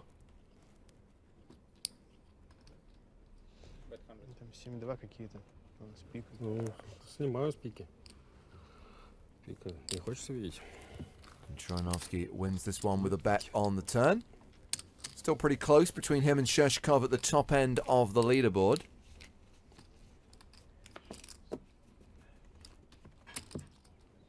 Quite enjoying all the nerds getting involved and starting to argue about different positions. Joe 90. No. Wolverine. No, he didn't score as highly as I thought. Joe 90, the puppet? Yeah. It's not that. That's not the correct answer. Howard the Duck. Even that I wouldn't have a massive problem with. All right, I'm going to reveal this. So in at number 11, between the Flash, you know, one of the original Silver Age Flash, great. Deadpool, one of the more modern ones, fantastic. At number 11 of the most powerful superheroes, Buffy the Vampire Slayer. That's not a superhero. Exactly. It's like Doctor Who. It's not a superhero. Actually, no, Doctor Who wasn't in there. Somebody suggested that. But and the other one, the closest to annoying me was one of the Ninja Mutant Hero Turtle things. And I thought, I'll accept that, but it feels like it's not a classic superhero. But Now, did they just run out of superheroes and have to kind of pad it out with non-superheroes? Or was it a case that they had some contractual obligation towards mentioning certain TV shows? I don't know. I don't know. It was an Entertainment Today, and it was the 50 most powerful. And, I mean, because after because it started at number one. Number one they had as Wonder Woman, which was strange to me. And then Batman was ahead of Superman. Because the Wonder Woman movie's out. This sounds like a piece of advertorial to me. Well, possibly so. But... I mean, after Buffy, we had Deadpool and we had Phoenix and we had loads of legits. But I nearly threw the magazine to the floor in disgust. You see, once again, I bring up the fact that I get laughed at for taking Bond seriously, but look how worked up you're getting over this. And by my calculations, the first person that came through, I think some people actually Googled it because there was suddenly a slew, was Ben Martin. Ben Martin, congratulations. You were the first person I saw come through quite early on, and I let it hang for a while. You win either a drawstring bag with a water bottle in it, or you can have a water bottle with a drawstring bag in it. I'll let you choose. Well, this hand has gone to the river. It's Shershikov against Troianovsky once again. Одно красное. Обе красные. У меня одна черная. И вторая. And Troianovsky rivered his opponent, paired his jack. One overcard. He does that a lot, I've noticed. When he's not being king of the two pair, he is king of the river. Get there. As we enter the final 15 minutes of level 26. A quarter of an hour to go until the next break. And here's how things stand. It's tied at the top. Shershikov and Troianovsky. Garvam on 50 big blinds. Vitkind on 31. And a reminder that the next blind level is 30,000, 60,000 with a 10,000 ante. Just going through to make sure that no one could possibly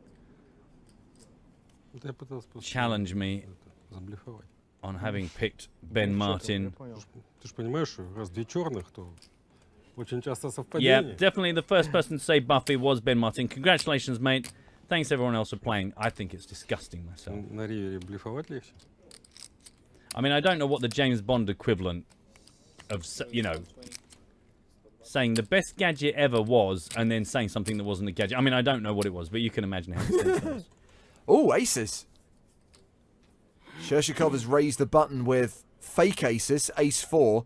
Vitkind's got the real deal in the small blind.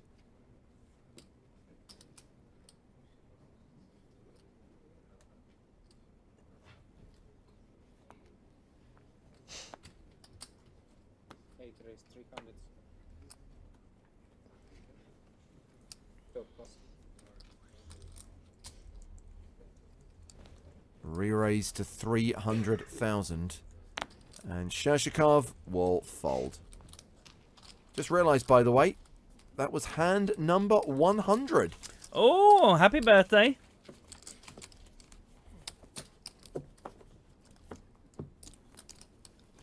$100 hands played at the final table. 2 eliminations so far. I love Kat saying, so what's your definition of a superhero? Oh wait, I don't care. Do you know what? That's quite fair. I'd take that on the chin. No, yeah, well, whatever.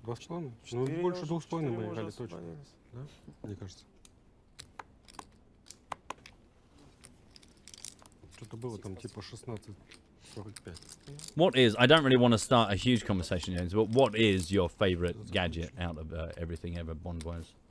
Top 3? Probably the briefcase from Russia with Love. What does that do? It's the one that explodes if you don't open it correctly, but it's also got this knife that comes out of the side. It's got the 50 gold sovereigns inside. But yes, the best bit is the exploding talcum powder, which is magnetically fixed to the top, and if you don't turn the catches horizontally and open the suitcase, the gas in the talcum powder explodes in your face. Nice. So if you see James on the street with a suitcase, a briefcase, just avoid him. In all seriousness, they did do a toy version of that briefcase in the mid-1960s. Now, obviously, when I was growing up in the 80s, the only place you could find that was like in antique stores or toy fairs. and it was worth a fair bit of money. And I really resented the fact they didn't still make it in the 1980s. I think I had a briefcase where if you got the combination wrong, it didn't open a secret compartment. Ooh, nice. That was quite a favourite toy of mine. It's very hard to really create a game around it, but imagination, theatre of the mind and all that. Second favourite gadget? Sorry to push you. I've never actually ranked them, to be honest. Well, you know. The gadgets are not my favourite thing about the films. See, that was the thing that before, when I was too young to even know really what was going on. Magnets in watches. I was a big, as you know, I'm a big fan of watches. So I think looking back, the laser watch, the magnet watch, just anything that seemed, I guess, probably based in reality. You know, to have a pen that did something, or you know, anything that was a familiar object always seemed quite exciting to me. Meanwhile, during all those quite small exchanges, can't help but notice that Pavel and Vladimir, Mr. Shershikov and Troyanovsky, very, very close now. Only like not even quite 100,000 between them. 75 bigs and 73, respectively.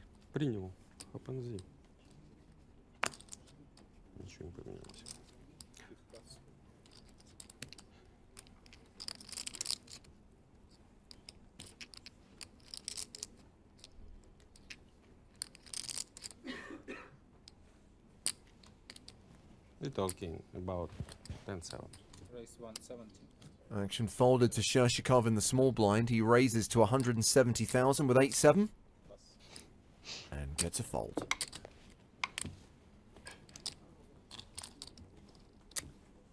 Cards not doing us any favours, not really giving two players at any time a hand they want to get invested in right now. 8-8. Не бросим.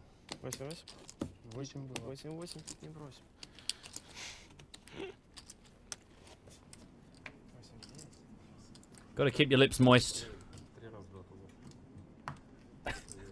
This looks more like a shelter than an audience. It's a dreadful thing to say, I know. I apologize immediately. Турнир. Дипстейк, подвушки с чем-то там. Не добрал. На бабле? Почти на бабле снес. As McIntyre asks, how do I get into the free roll? Well, I'm going to presume that you've got the password, which is on the screen right now. What you need to do is fire up the PokerStars client, and we always assume that everyone is already a PokerStars player and has the client on their computer. Oh, hang on a sec. Oh! I'll tell you what, McIntyre, hold fire. I will answer your question, but I want to see how this plays out. Troyanovsky has raised with King-Jack suited. Shershikov has flattered on the button with Queen-Jack, but Garvam has woken up with a monster in the big blind. Pocket Kings. See, I think this is going to get an enormous amount of respect. Like any other player, you might think, oh, he's spotted an opportunity for a squeeze here. But...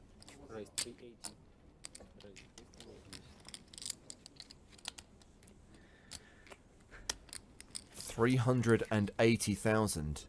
You know, if this was heads up, you could see Troyanovsky walking straight into this, but I just think Garvam is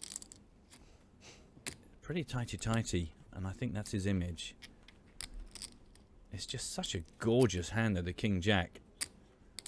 I think if and when Troyanovsky shows any interest in this. See, look, he lets it go, and I'm not surprised about that. It seems like such a monster hand to let go, but I totally understand that in the flow. So returning to McIntyre's question, now this is very important. I'm assuming, and it's a big assumption to make, that you are living in a part of the world where you can legally play real money poker on PokerStars. Assuming you can, then you're allowed to download the client from PokerStars.com, open an account for free, you don't have to make a deposit, and then if you search in the tournament lobby for PokerStars TV, you'll find today's free roll. I can tell you that right now, nearly 3,000 players have registered for the free roll, and you use the password that is on the screen right now. But I appreciate that some of you are watching from the United States of America. Sorry, it's not open to you. And there are certain other countries in the world where, sadly, you can't currently play real money poker on Stars. And granted, it's free to enter, but because the prizes are real cash money, you do have to be a real cash money player.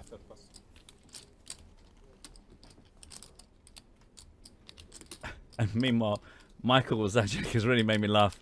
He said, I had a briefcase that if you got the combination wrong, it didn't open. Yeah, you know what you got there, Michael. You got briefcase. That's what you've got there. But very nice. Very nice.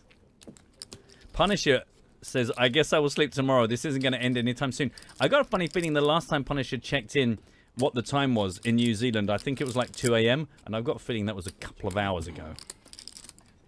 Vitkind against Troianovski once again. King 9 against Queen Deuce. Well, it's all Vitkind. He's got a lock on it now. Top pair on the flop. Troianovski does not improve on the turn.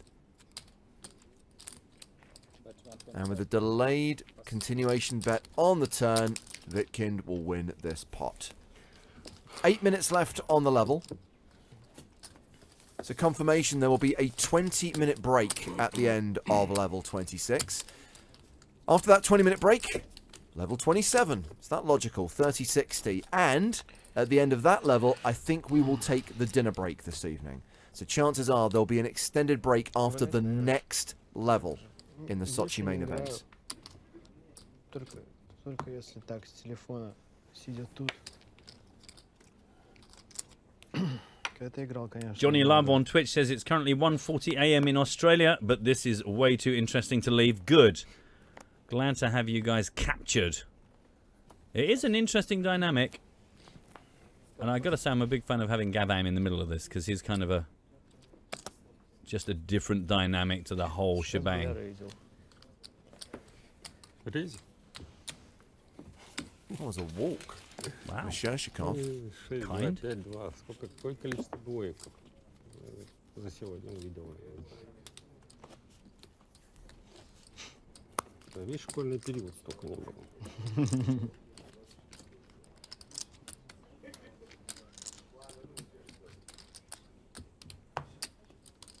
So as previously mentioned, we're recording the podcast tomorrow. Even though this is our last live stream before Barcelona, we will continue to produce episodes of the podcast for the next few weeks. Then that goes on summer hiatus during late June and for the month of July, but we're back in August.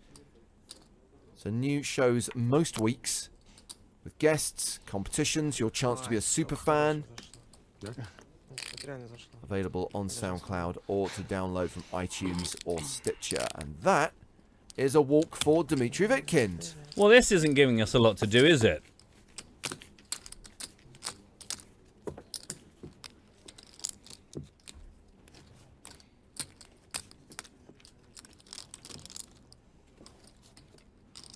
Может, это выпьем все по 100 грамм, договоримся, и игра быстрее пойдет.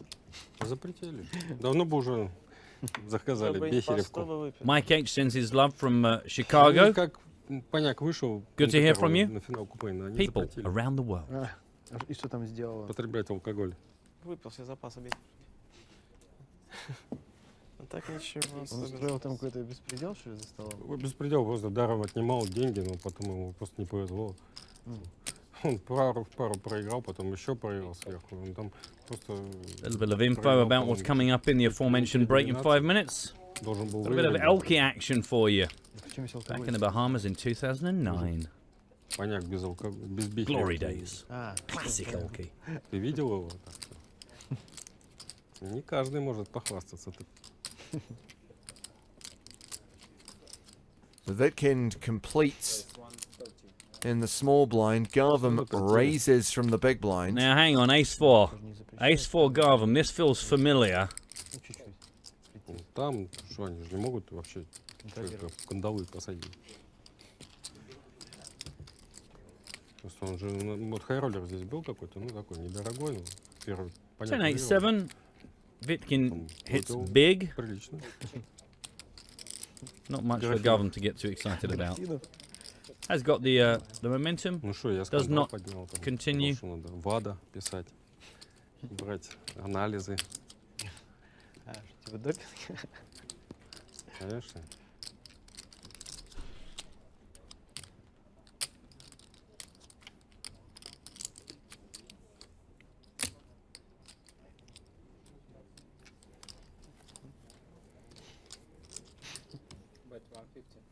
Прислушались.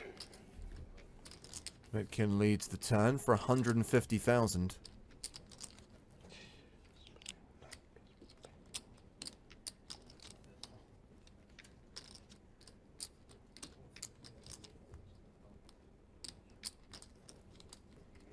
Ace high could still be the best hand, but...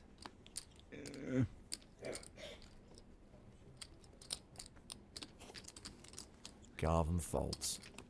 Yeah.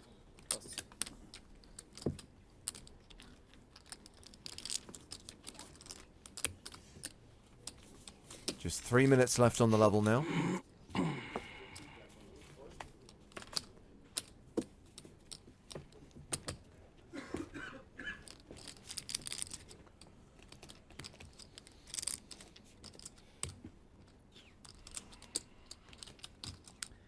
Gotta say, looking at the stacks, it doesn't feel like that increase the next level is going to immediately be apparent. But as you said, it's all about the ante. Gonna chew away at people, isn't it? The ante doubling from 5,000 to 10,000. Да нет, конечно, там 50 человек подверли, села минимум. Shershikov. Ace Jack. Спартак что-то там обоил, зашел, 20 человек посадил. Raises to 130,000.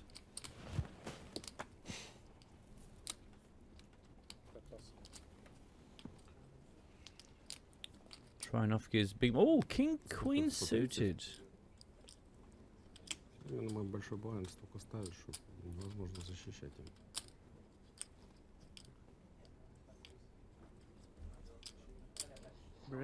Break here.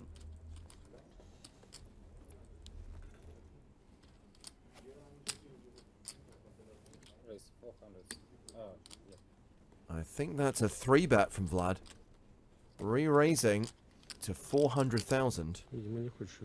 Ace Jack just going to call here. Shushikov doesn't really seem to be the sort that so far has been ready to 4-bet pre.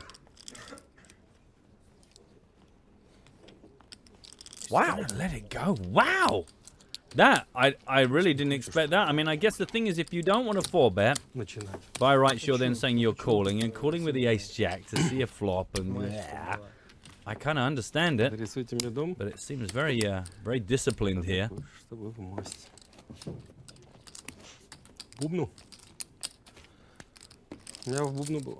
Vlad chip leader once again. The gap between him and Shershikov pretty tight. Also, I guess, not, you know, unfeasible. These guys, we're kind of focusing on the chips and the cards. These guys have been playing a lot together, so the chance of them picking up just a general vibe, not necessarily a tell, but, you know, their instincts would be pretty tuned into each other right now. It's going to be very handy. Raise 115. Well, this is likely to be the last hand of the level.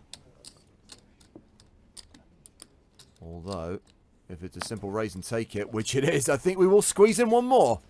Quickly, everyone, quickly. Hand 111 coming up. Nelson. Oh, hang on. You lied to me. Tricked me. Oh, I didn't see that Shershikov had ace-4. Didn't realise he was going to spoil it. Well, look, hang on. It might be worth it, because look, they both hit something. The 8's for Vitkin. Shershikov connects with the 4. 125, but still drops a bit.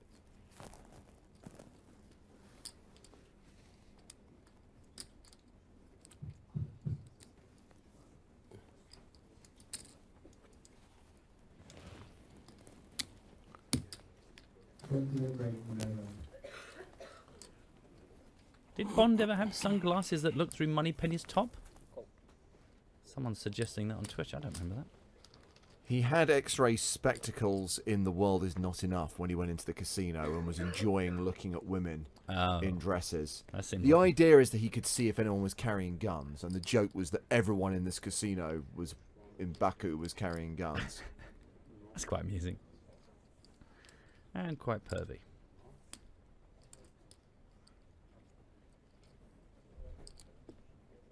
Oh, look, Vitkin. Nah. Whatever. Ugh. Top pair ace kicker. We'll draw.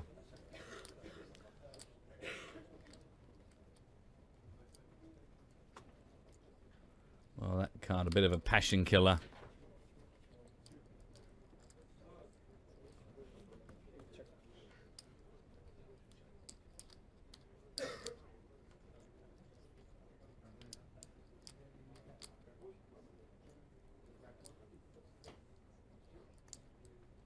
Is it a board that Vitkind is happy to bet for value?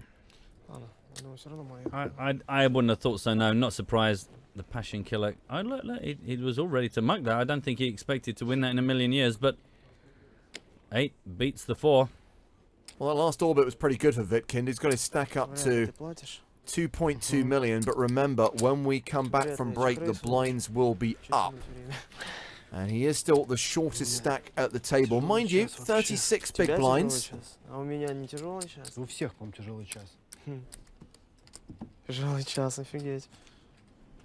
Third in chips, Sayed Garvam with 40 big blinds. 54 bigs for Shershikov. 60 big blinds for Vladimir Troinovsky, the current chip leader at this 4-handed final table. More live action from the PokerStars Championship Sochi main event final table coming up in 20 minutes time here on PokerStars TV. Join us in 20.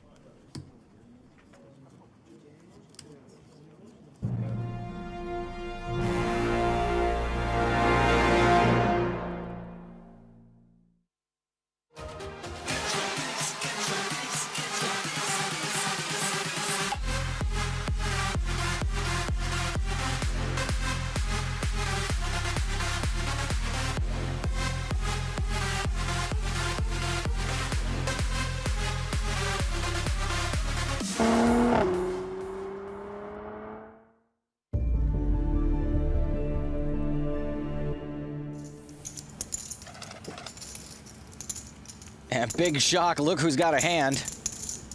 Well, Torsten Brinkmann should get some action here.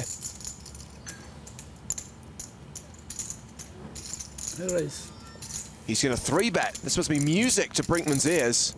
Freitas just 3-bet an under-the-gun razor. That's going to look pretty strong, but I'm not sure I can automatically give credence to a 3-bet from the chip leader, especially remember his propensity to get it in with ace-4. Pretty rare to see someone lay down ace-king at this stage of the tournament to only 1 bet. Brinkman's got the perfect size stack for it. Whoa. What happened there? Tight fold. He just laid down ace-king? I mean, why even raise if you're going to fold to a re-raise? He had position and chips behind as well. Even when Freitas gets unlucky, he gets lucky. I was about to say, Brinkmann was in a perfect position to ship it, and then he folded? Did that really just happen? That was terrible. It was a terrible fold. And action is on the chip leader, Ivan Freitas. He's got 9s, and he raises under the gun to 245,000.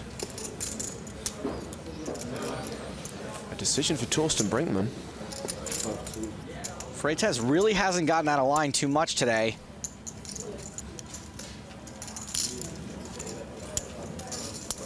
The decision is to fold.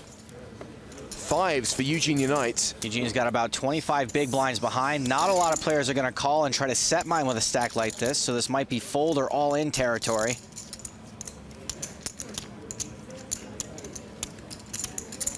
I'm all in. It's the latter.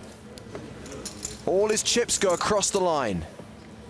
Freitas will have a decision to make, but he's got a couple of players to act before him. Landvai gives up the button. And both blinds quickly muck.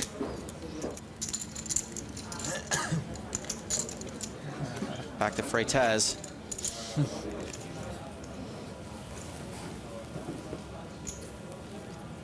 Counting out the chips for the call. Freitas hasn't folded too often in these spots. There's his wife. They're celebrating their wedding anniversary today. I call. He puts Unite at risk. No. Pack a 5, pack a 9. Unite looking to spike a 2-outer. Freitas is the 4-1 favorite to bust Eugene and become an even bigger chip leader. There's PCA final tableist Bolivar Palacios. And behind him, Umberto Brenes. A lot of support for Ivan Freitas. A flop of 10 Queen 6. Unite still drawing to a 5. Umberto somehow found his way up to the wives section. Ace on the turn. Unite still dead to a 5. Meanwhile, every poker fan in Latin America is somehow here and on their feet. Unite is down to 1 card, 2 outs, or it's checkmate for the chess master. The river is a 6. Freitas consolidates his chip lead. A disappointing result for Eugene Unite. 6th place will earn him €250,000.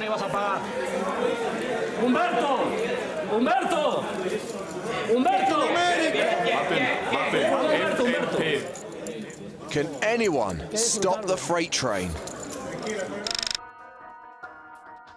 Everybody's really upset at him. They just everybody else is like, oh, this guy's unbelievable. It's a really specific situation. I don't know what to say about it, but I didn't like it actually. I called a bet on the flop. When the turn came 5, it went check, check. River card, 6 of spades. On the river, I put out a kind of small to medium bet, and my opponent postured for a while.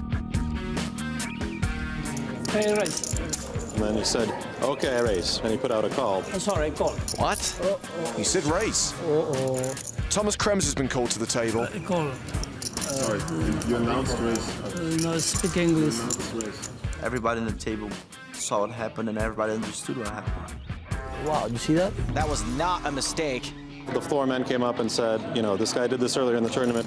I think this is exactly the same situation. Wow, Freitas has got previous for this. This is exactly the same move we had the nuts. I just share this information with you, okay? He wasn't against the rules, but he did some mistake to make some kind of confusion on his opponent. I believe we're looking at an angle shoot here. Made a mistake by calling because I had a pretty strong hand with king queen, but I can pretty easily fold because I know he has a full house from his tell. He makes the call. Freitas shows the full house. Yeah. No, I know. I heard about this before the tournament started. So ugly. Ugly. Move was so dirty. Feel like I need a shower. Nobody liked it for sure. Yeah, but it's poker. Apparently, Ivan Freitas has shot the same angle multiple times in multiple tournaments. Fool me once, shame on you. Fool me twice, still shame on you. It's just messed up, man.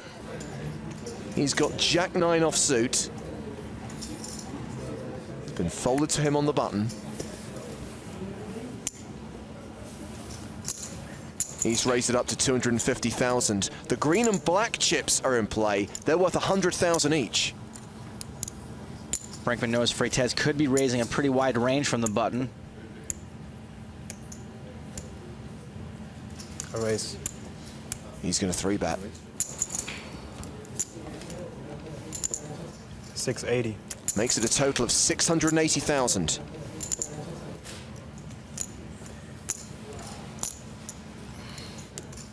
Thomas Lenvai, a 6-9 off suit. Dominated in both spots. So it's back on Freitas. 6. That's 6 million. I really think there's no shame in Freitas just letting this one go. Instead, he calls in position, and we go to the flop. 5-3-10, all clubs. Both players with a club draw. Brinkman's got the nut club draw. Brinkman was the last aggressor, and he's first to act.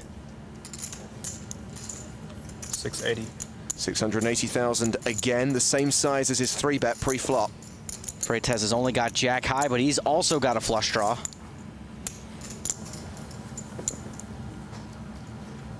Here come those new big chips. It's a raise to 1.5 million.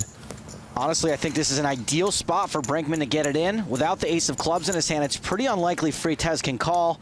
Brinkman might have the best hand, which he does, and he's got flush and backdoor straight draws.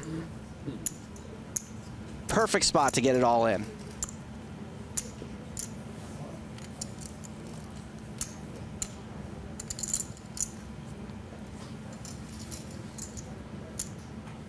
Call. Instead, he decides to call. Well, what happens if he misses on the turn? Exactly right, James. I think that may have been a misstep. It's a 9 on the turn. Freitas takes a commanding lead. Check. Bowling. And he shoves. At this point, Brinkman has to fold. Now he's thinking, why didn't I get it all in on the flop? Another victory for Ivan Freitas, who smashes the 10 million chip mark. And then Freitas shows the, well, I'm not sure if he thought he was showing a bluff or a value bet.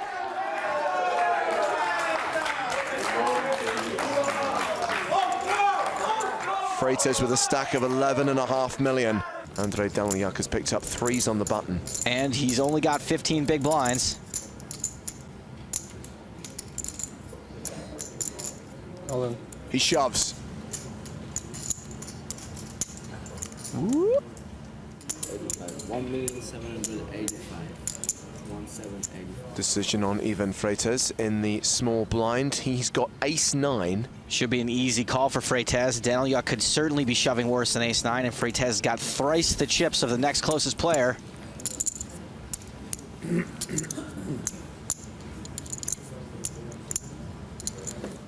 You are sleeping?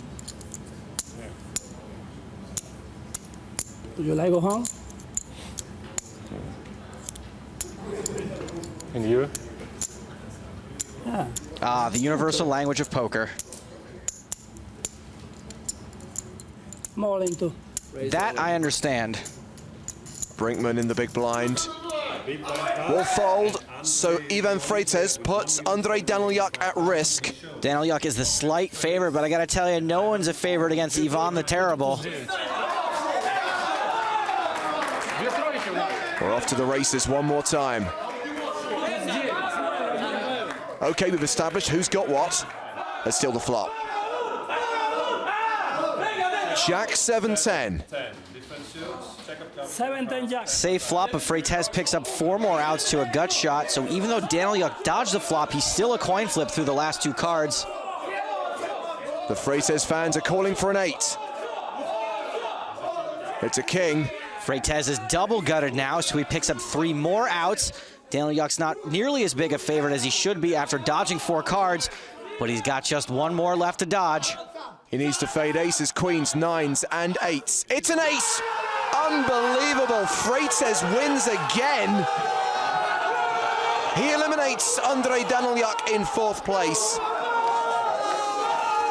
The Russian will collect 400,000 euros. And Ivan Freitas is an unstoppable rebel force.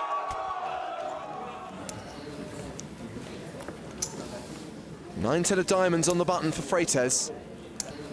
Definitely a raise.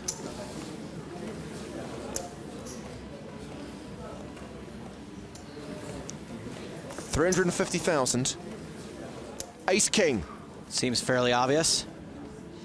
Surely Brinkman goes with this. Surely he shoves. I'm all in. I call. And Freitas snaps like he's got aces. Torsten Brinkman taking his time pushing his chips in before Ivan Freitas inevitably runs him down. Freitas does have 40% equity with his 9-10, but Brinkman is the favorite to get a double up. And the better halves are anxiously awaiting this board to be run out. Of course, if Freitas hits that board, as he has been known to do from time to time, it's over, and we have a champion here in Madrid. There's a 9 on the flop! Torsten's now got to make a pair or he'll be runner-up, and Ivan Freitas will be our champion. Torsten Brinkman needs an ace or a king. He needs it on the river, or Ivan Freitas will get the 1.5 million euros and the championship trophy. 6 outs for Brinkman. And here is the river cup. The river. It's a blank. Freitas has done it. The Venezuelan is the winner of the grand final in season 7 of the European Poker Tour. Brinkman gets 900,000 euros as the runner-up. But it's 1.5 million for Ivan Freitas, plus the trophy, the prestigious title, and that seat in the Champion of Champions tournament.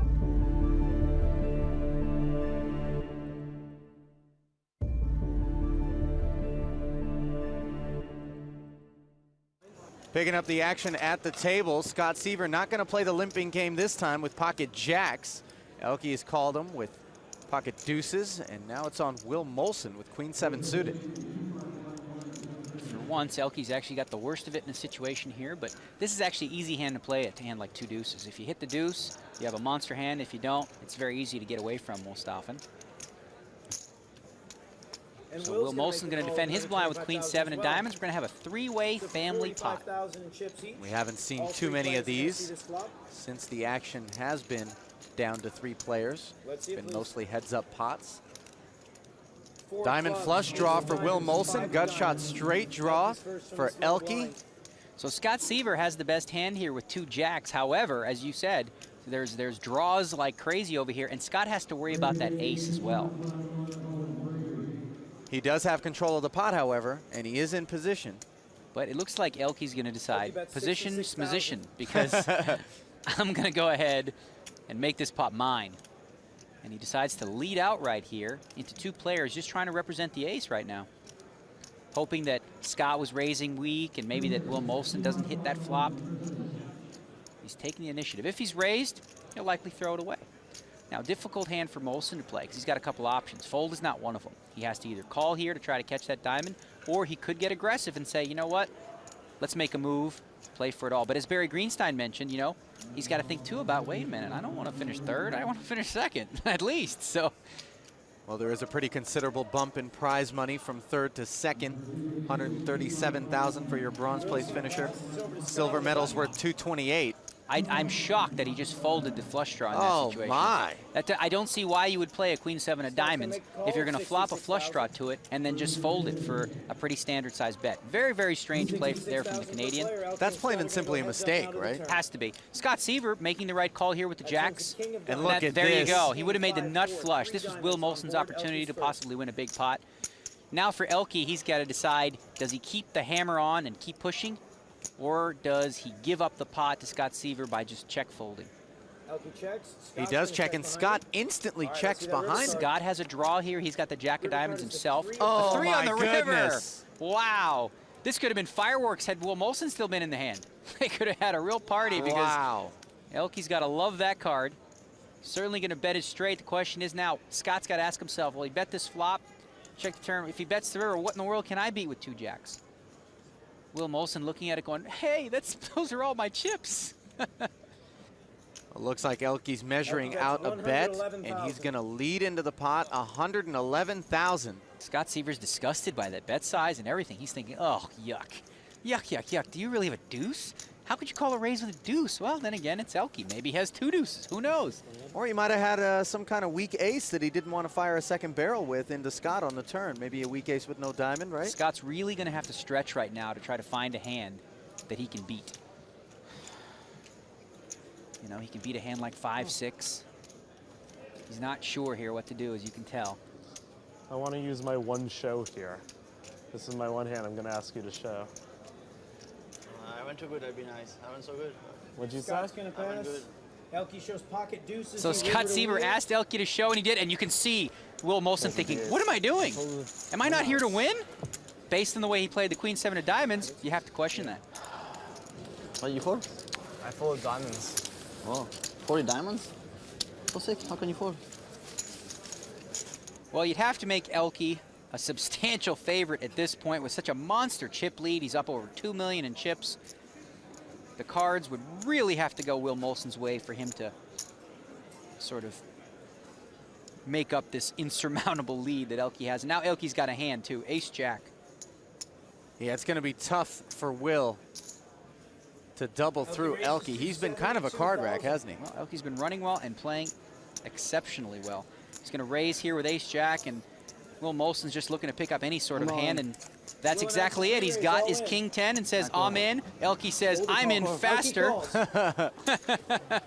So Elke with a 62% chance now to finish this tournament and become the high roller champion here at the Bahamas. Will's the at-risk player. Elke's got him covered. Elke has ace of diamonds, jack of You hearts. see the percentages. 10 of spades. Will Molson, this is his opportunity now to double up and make his claim for the title, but that flop doesn't help him one bit. He's still going to have to catch a king or a 10. Elke on the verge. You can taste it here. Outlasting 48 extremely tough players. All putting, and now he's hit the ace, so interesting card because now Will Molson needs the jack and only the jack to make a straight. 3 outs for him to stay alive, or Elke is this year's champion in the high roller event, and it's the 6 of diamonds on the end. Wow, what a job done there by Elke to just plow through this field. When he got that chip lead, he really put the pedal to the metal, knew what he was doing.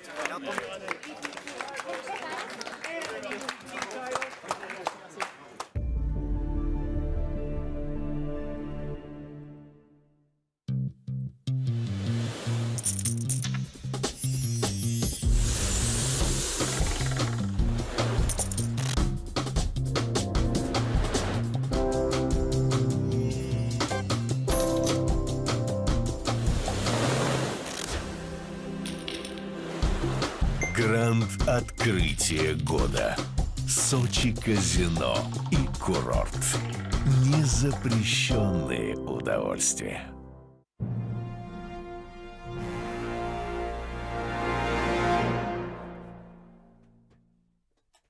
Welcome back to Sochi and the PokerStars Championship. It is the final table of the main event. We are still four-handed. We did not lose a player during the break. I'm James Hodgkin. He is Joe Stapleton. Hello, my babies. We are on the home stretch here in Sochi. So we're about to kick off level 27. Blinds have gone to 30,000, 60,000 with a 10,000 ante. And after this 90-minute level, we will take a 45-minute dinner break. So Vladimir Troyanovsky currently has the chip lead just ahead of Pavel Shershikov. Sayed Gavam from Iran has a 40 big blind stack. Just behind him, Dmitry Vitkind with 37 big blinds.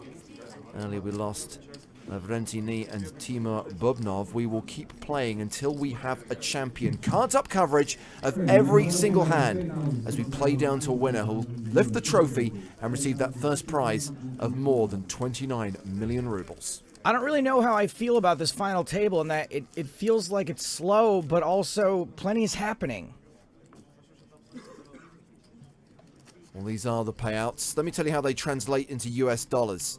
Fourth place, nearly 200 grand. 235,000 US for third. 326k for second. More than $500,000 for the winner. I do think, Joe, that the pace of play at the final table has helped. It's actually been fun to watch. And even though the big car crashes are few and far between, right, there's enough meaty hands that we can kind of really get a sense of how these guys play. How much longer do you think Gavam's ponytail has gotten since we started today? So first hand of the new blind level. First hand back from break. And looks like it's going to be blind on blind. Shershikov completes in the small with 10-7. Vitkind with 9 deuce in the big. And Vitkind is raised. Why not?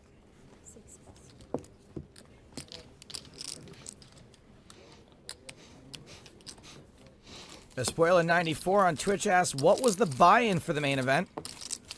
The buy-in was roughly $5,500 US dollars. And that's pretty much the price point of our championship main events. 5k, 5,000 euros, $5,000. Not a lot of variation there. James, I was out during the last level. I see the free roll password is Hanyu. Correct, and I do think it's probably worth registering, Joe, because there's a very good chance that we are still here when the free roll kicks off. So we might as well play it while we're commentating on the action here in Sochi. Do we know what the context is on Hanyu? That's more what I was interested in. I have absolutely no idea of the context of any of this week's free roll passwords. I don't ask questions, I just read them out. Capital H, little a, little n, little y, little u. I was really hoping it would be Kafefe. Whatever. Vitkind with Queen 8 in the small blind.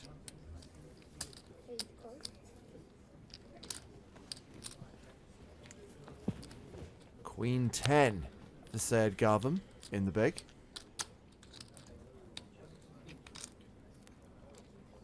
So assuming all things are equal, we're likely to have a Russian champion in our first ever Russian event. That's pretty cool.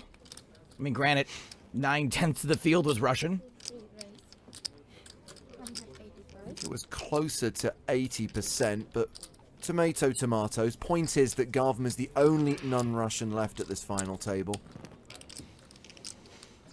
Well, he's raised here. And gets a fold from Vitkind. We have played 112 hands today. Logic dictates that the next hand will be number 113. Registered for the free roll. Nice.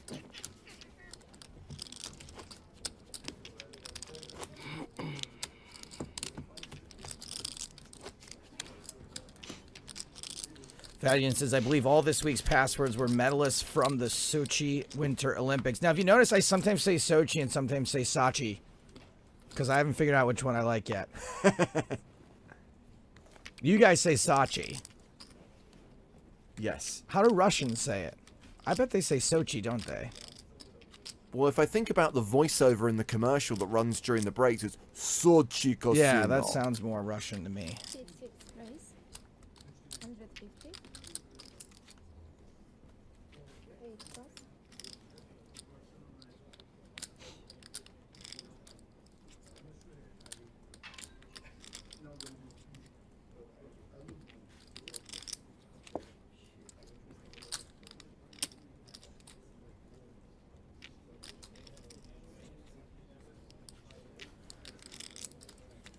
So, under the gun, 7-6 suited.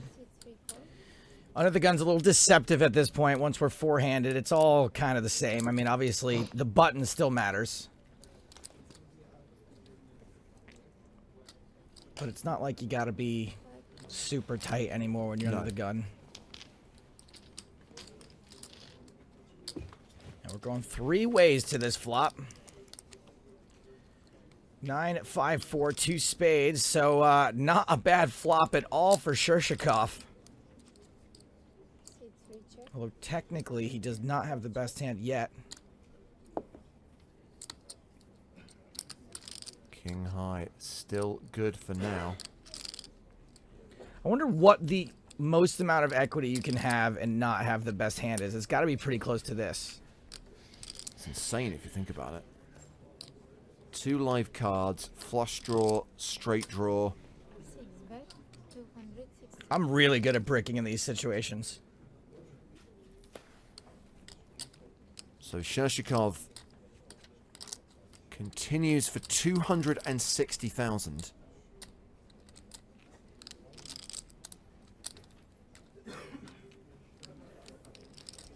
Two overs for Garvam, and as we say, king high officially still the best hand for now, but he folds. Troianovsky also passes, and Shershikov reclaims the chip lead, although there's pretty much nothing in it. And there's not a huge amount between number 3 and 4 either.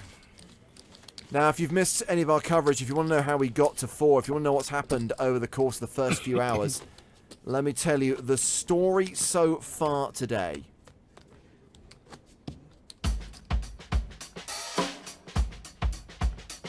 Six players returned for the Sochi main event final table, all eyeing that first prize of more than 500,000 US dollars.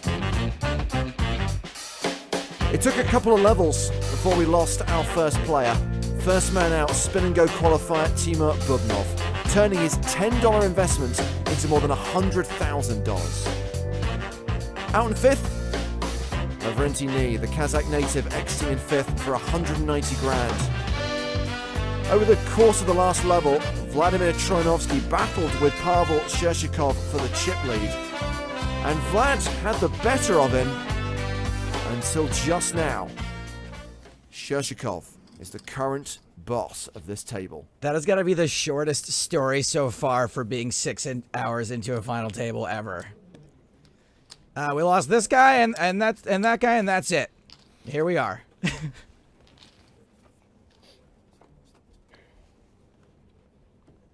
So this is Garvam against Shershikov. Wow. Garvam raised the button. Shershikov defended his big blind.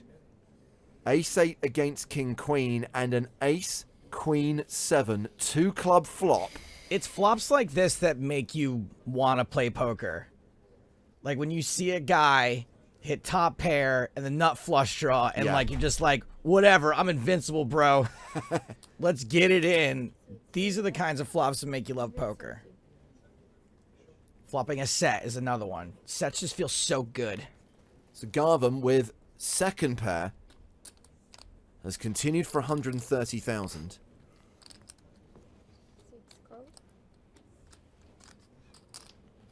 Shershikov calls with 87% equity. Deuce of diamonds changes nothing. Then it comes deuce of diamonds, deuce of spades, and you're like, I hate poker.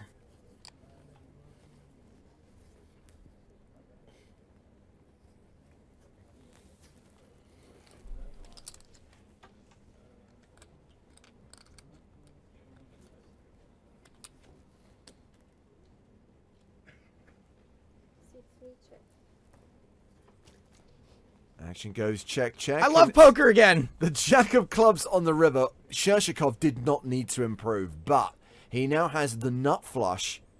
Garvam left with just a pair of queens. I mean, wouldn't you always rather just have the nuts? Of course.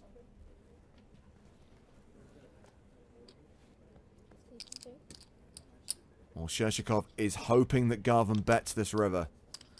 Opa Garvam style. If he does, he's going to get check raised. Instead, he takes the showdown value, checks behind, and Shershikov wins a smaller pot than he would have liked. It's one problem with making the nuts. He adds 320k to his stack, up to 3.8 million. Vlad's second in chips with 3.4 million. And Garvam now bringing up the rear with 2 million, around 35 big blinds. We say this a lot, but it's anybody's game still. I'll wait till we get about three-handed before I really start bigging up how much I want Vlad to win this for him. Still a pretty good story, regardless. I think any of the Russians. Got the ex-military guy, Shershikov. You got Dmitry, who's been a grinder on the tour forever, flying under the radar. And, of course, Vlad, the Beast. Beast is an overused term, but I do think it applies in Vlad's case. Garvam with Jack 10 suited under the gun. Raises to 125,000. Jack 3 for Vlad. He folds the button. Pavel folds the small blind. Dimitri's got Jack 7 in the bag. Jack Lee on Twitch says they didn't talk about Shershikov's big bluff, though. Is that something memorable? Was I in here for that? It was during the last level. It was a great hand. Probably the hand of the final table so far. A river bluff against Garvam, which he then showed. Oh. Like Molaram with the heart?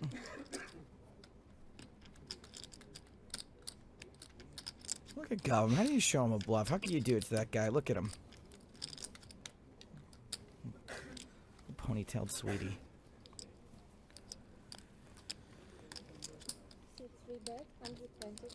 Garvam continuing with the best hand, 125,000. Litkind has completely missed this flop. He folds. And we see a switcheroo at the bottom end of the leaderboard as Garvam moves ahead of Vitkin. But again, only just. Bringing us to hand 116 of this final table.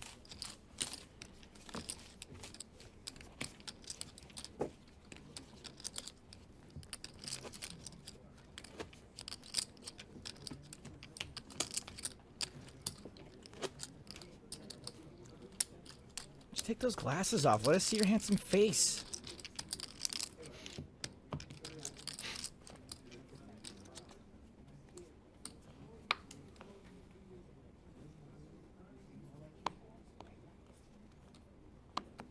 Vlad first to act. He folds. Shershikov's on the button.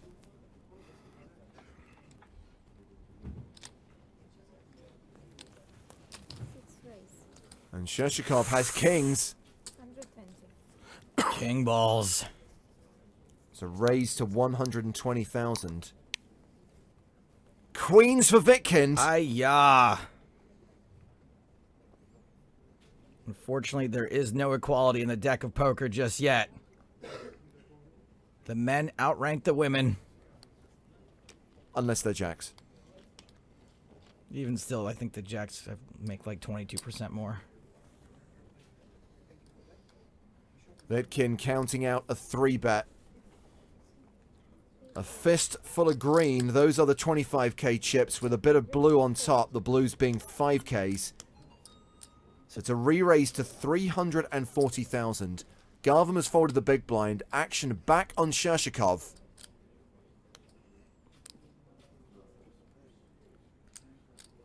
Will we see a 4-bet or will we see a flat call? At this point, I'm pretty sure we're 4-betting.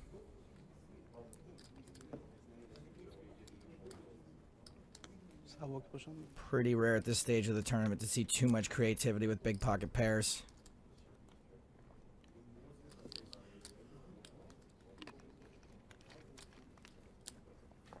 How do you keep this still?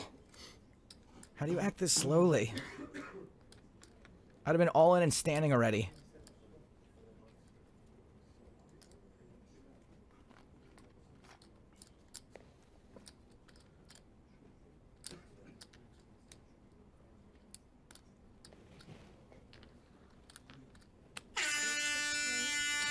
That noise in your ear holes is a 4-bet alert. Re-raising to 700,000 and expect the 5-bet shove from Vitkind. John Delano's tweet, also applicable. Insert car crash sound effects.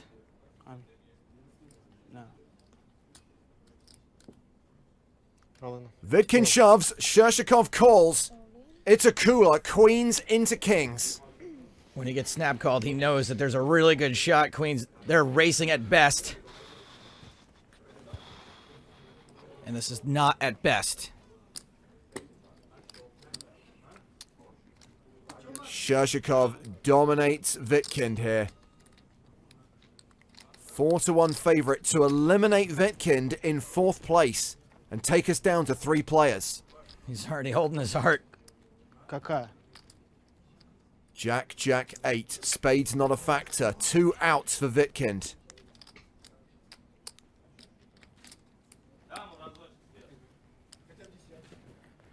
Looking for a queen on the turn or river. The turn card is a king, and it's all over. Shershikov is a sure thing. Vitkind drawing dead on the turn, eliminated in 4th place. Dmitry cashes for 10.78 million rubles, roughly 190,000 US dollars. Thank you. That's okay, no problem. And just like that, we are down to 3 players, and Shershikov has moved away from the rest of the pack. Yeah, he has. It's been really close between him and Troianovsky for most of the last 2 hours. But Shershikov now has 100 big blinds, 6 million chips. Troianovsky has 3.3 million. Garvam, 2.1 million.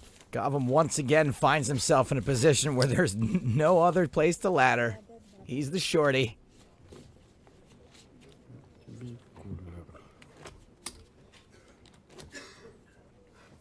Man, Shershikov, he's been the chip leader, what, like 8 or 9 different times in this tournament?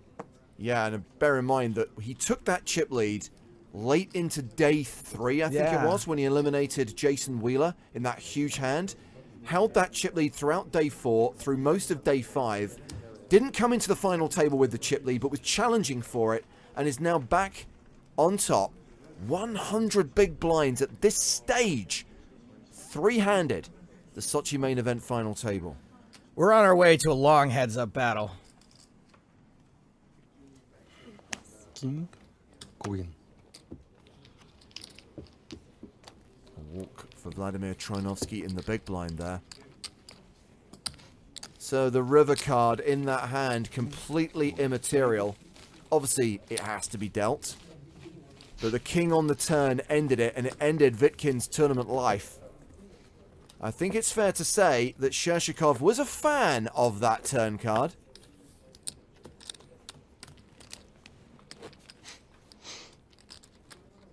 Prove it.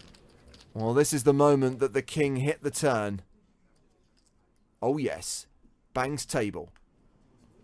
Then gets it quietly. Just pure reaction in the moment. Then composes himself, realizes he's got to do the right thing, shake the hand of his opponent. It's so bittersweet, these final tables. Somebody's got to lose, you know? There can only be one winner. It's just like Highlander, but without the decapitation. Although Neil Johnson is mooting that idea for Prague. So ace. It's testing very well. King, deuce. You lot are sick. It's like, yeah, we didn't ask the players, we asked the Twitch audience, and they were all for it. Jack 5 of hearts for Troianovski, and he has flopped the flush draw. Jack high currently the best hand, and with a bet, he takes it down.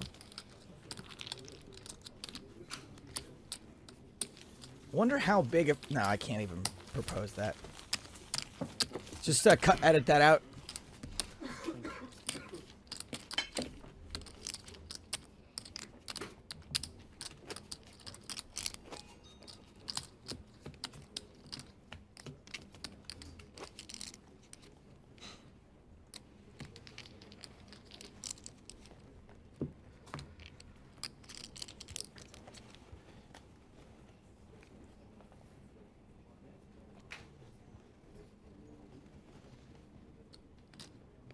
Grizzly Adams 22 on Twitch says, I just missed it. Was it a flip? In a way.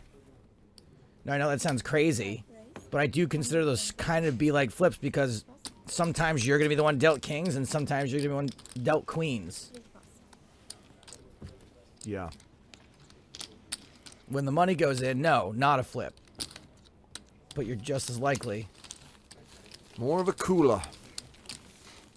And Dmitry Vitkin was on the receiving end.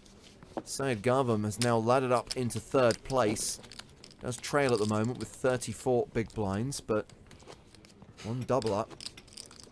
And he is definitely a contender. I guess the difference between this and an online poker tournament is that nobody's had to go home to tend to a bear in their house. Do you remember that? That really famous screen grab? I think it was Nanonoko. Yes. Playing against a guy in Russia. He's like, look, can we take a break? There's a bear in my house. One of my all-time favorite moments. Not good.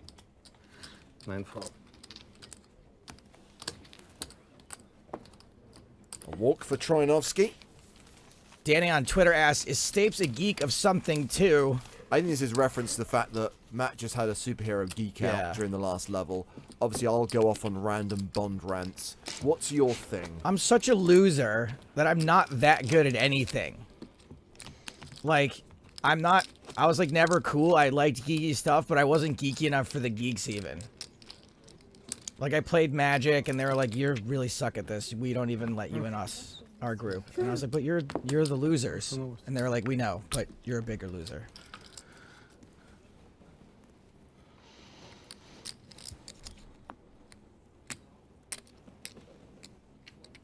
I feel like I want to walk across the room and give you a big hug now. Well, I know a lot about STDs now.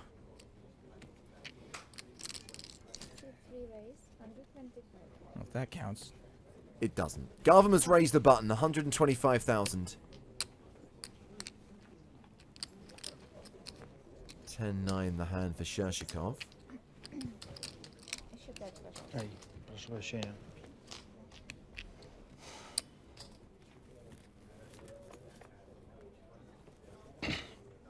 Ace, King, 10. Second pair for Garvam. Bottom pair for Shershikov. I know a lot about Seinfeld. Okay, so that would be your thing. It's very narrow. It's not like a whole genre like you guys think, but yeah, I know a lot about Seinfeld. We had a Seinfeld quiz, right, on Superfan vs. Stapes. We must have, We've done that as a specialist subject. I think you might have won that one. There's no way I would lose. If I did lose, it's because I threw it.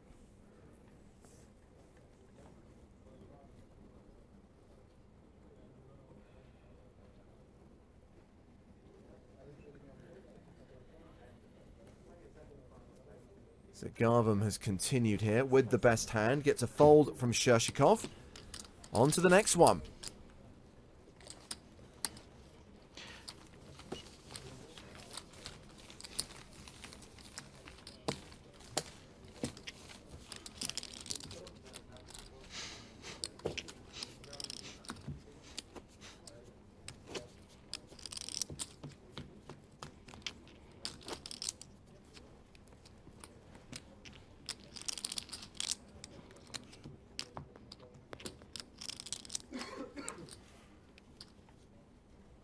Couple of folks on Twitch just mentioning that, you know, everyone's super quiet and stoic and still at this table, and all I can say is they're playing for a lot of money. They've been playing for many hours throughout the course of this week. And only 2 of them speak the same language, so it's going to be tough to get things too lively here, because no matter what happens, one guy's going to be really happy and the other one isn't. There we go.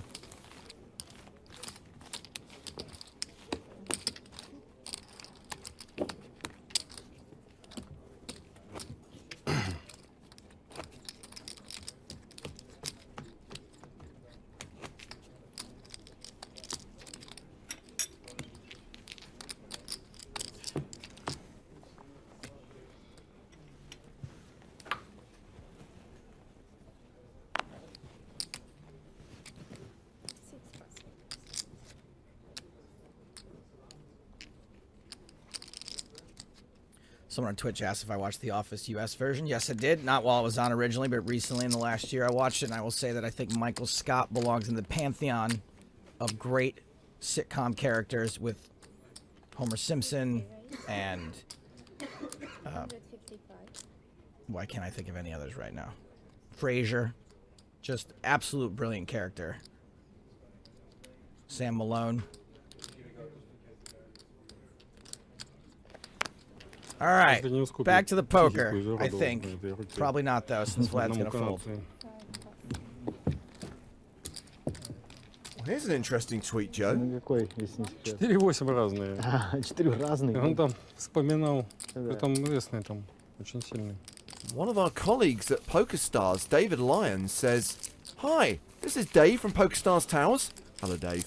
Fancy a special extra 5K free roll with stream-only password? I'm glad that you did a little digging on this tweet to find out it was legit. I thought it was just a guy being like, hey, why don't you give us an extra free roll? No, I can confirm that David Lyons is one of the suits at PokerStars, and he is very much in a position to make things happen. So, on behalf of the audience, I'm going to say, yes, David, let's have a 5K free roll. Does the PokerStars Fat Cat know about this? Did he leave the keys to the petty cash box open? What? Free roll? Что меня оплатил там что?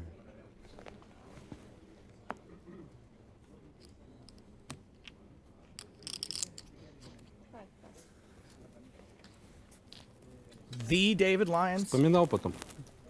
Долго очень. That's the one. Garvam raising the button here with ace-6. Shershikov in the big blind with 7-5 of hearts. Come on. Play it. Come on. Everybody loves 7-5 of hearts.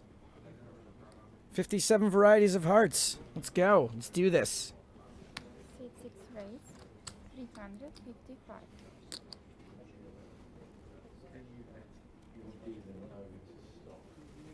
Guillaume asks, you guys making a PSC stop in Geneva anytime soon? Nope. Thanks for your question. A reminder that if you want to see where the PokerStars Championship is going, check out PokerStarsLive.com. You'll see that for the rest of this year, we have confirmed the stops in Barcelona. That's the next one in August. And Prague. Funnily enough, we're going to end 2017. Guess, ending the first season of the PokerStars Championship in Prague. Always a great destination, always a big event. Nice little takedown there. 3-bet in the 7-5 suited. I like it. So here's how things stand. Shershikov close to 100 big blinds, 5.8 million. Vladimir Troyanovsky second in chips with 60 big blinds. And Said Garvam bringing up the rear with 35 bigs. So yeah, so we've had this offer from David Lyons at PokerStars to run an extra free roll with $5,000 in the prize pool instead of the usual $2,000. What do we have to do to accept it? Well, I'm hoping that Dave's watching, because I'm saying yes. I'm sure the audience would love it if there was another free roll. You could either run it at the same time or as a second chance free roll, maybe 15 minutes later, but we'll happily give out the password on the stream. I favorited the tweet, so hopefully that's enough. Here's a reminder of what they are still playing for in this Sochi main event. 13.3 million rubles for third, 18.4 million for second, 29 million for the winner. And I'll give you the dollar conversions on those amounts. 235,000 for third, 326,000 for second, more than 500,000, more than $500,000 US for the champ. Plus, of course, the prestigious gold trophy. What is happening? This free roll is one of the weirdest things that's ever happened. Done. We are deploying right now. Search for despite the constant in the client. You guys can guess the password. Can you get on that, Joe? Yeah, it's not there. Oh, there it is. Yeah, despite the constant. And I'm going to take a guess at the password based on something I see people writing in the Twitch chat. Meanwhile, let's hear from Dmitry Vitkind, our fourth place finisher rather, in the Sochi main event. So you're right, it's a very good result for me. Of course, I'm a little bit disappointed right now, but I think it's normal. But it's a great tournament. I like this place, so I'm okay in a few hours, and I look perfect. So I like this situation, and it's okay. That's what it's happened with me right now. And looking back on your play today, are you happy with the way you played? I'm happy partly with the way I played, but money was pretty big for me, so of course it's influenced a little.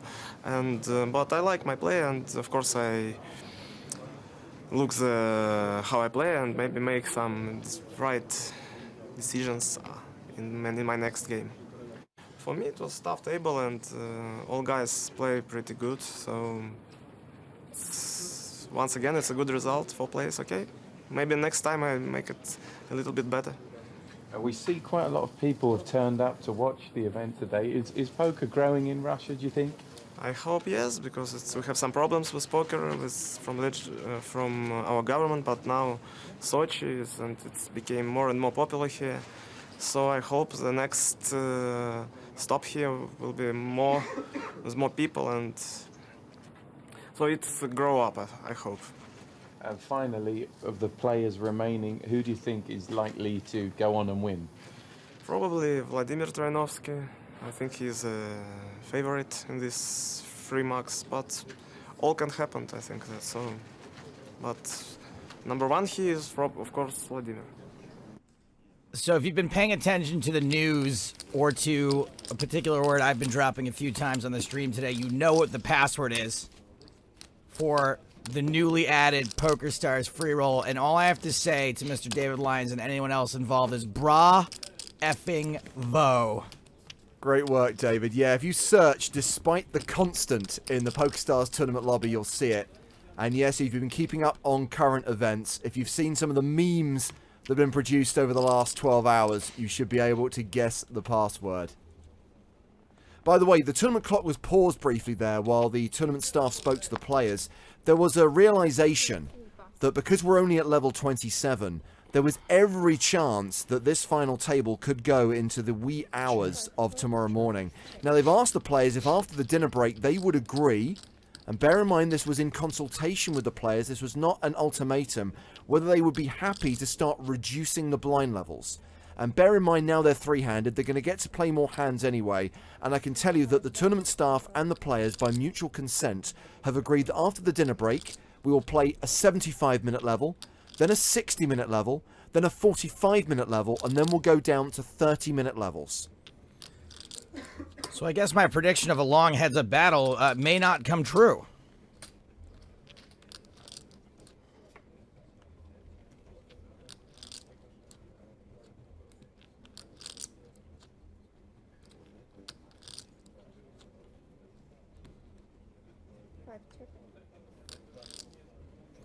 I'm sorry, I'm so excited about this free roll that I'm not even paying attention to what's happening in this hand. Let's catch up the action. This was a limp pot. And Troyanovsky then led at it. For 65,000. But he's now checked the turn. And Shershikov, who has the best hand with a pair of sevens, is deciding whether to bet into this pot of 280,000.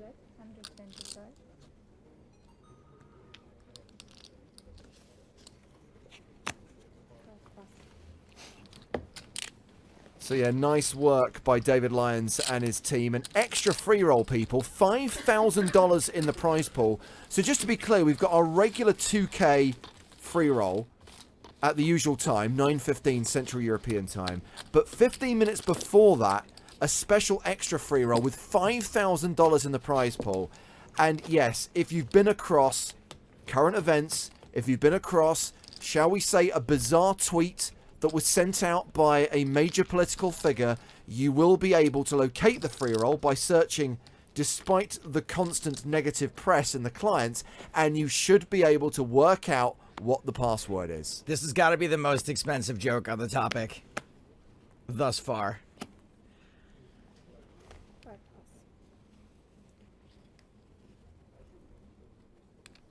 Well, this is going on the podcast, that's for sure. I love the fact you have to write it down because you know full well that tomorrow when we come to record the podcast, you will have forgotten it. Correct.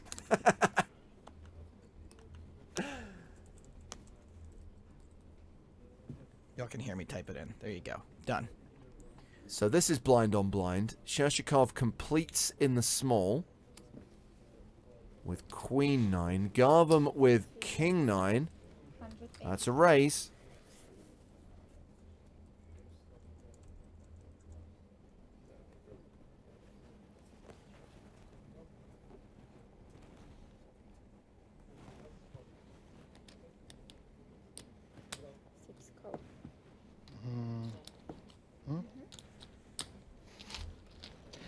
Shershikov calls. He is dominated, out of position, without the betting lead.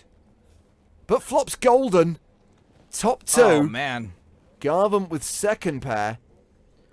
How much trouble can you get into with second pair? I guess that's the relevant question here.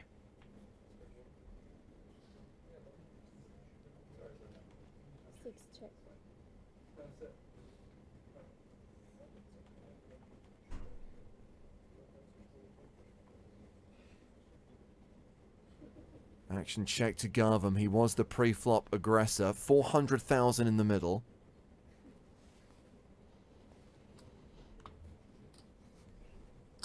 Free bet. 155. Well, Garvam will continue for 155,000. So apparently you can get into some trouble with second pair.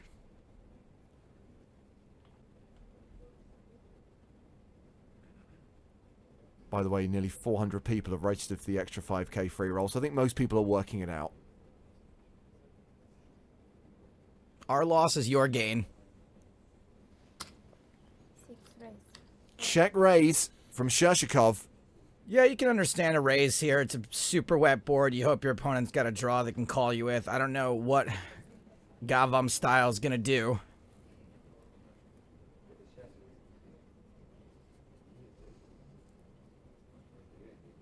Vanessa Selfs is cracking me up too right now.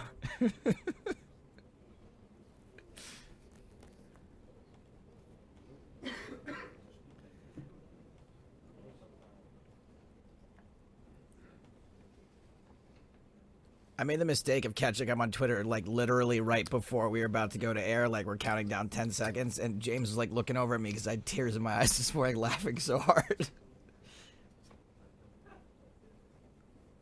Well, Garvam called the check raise.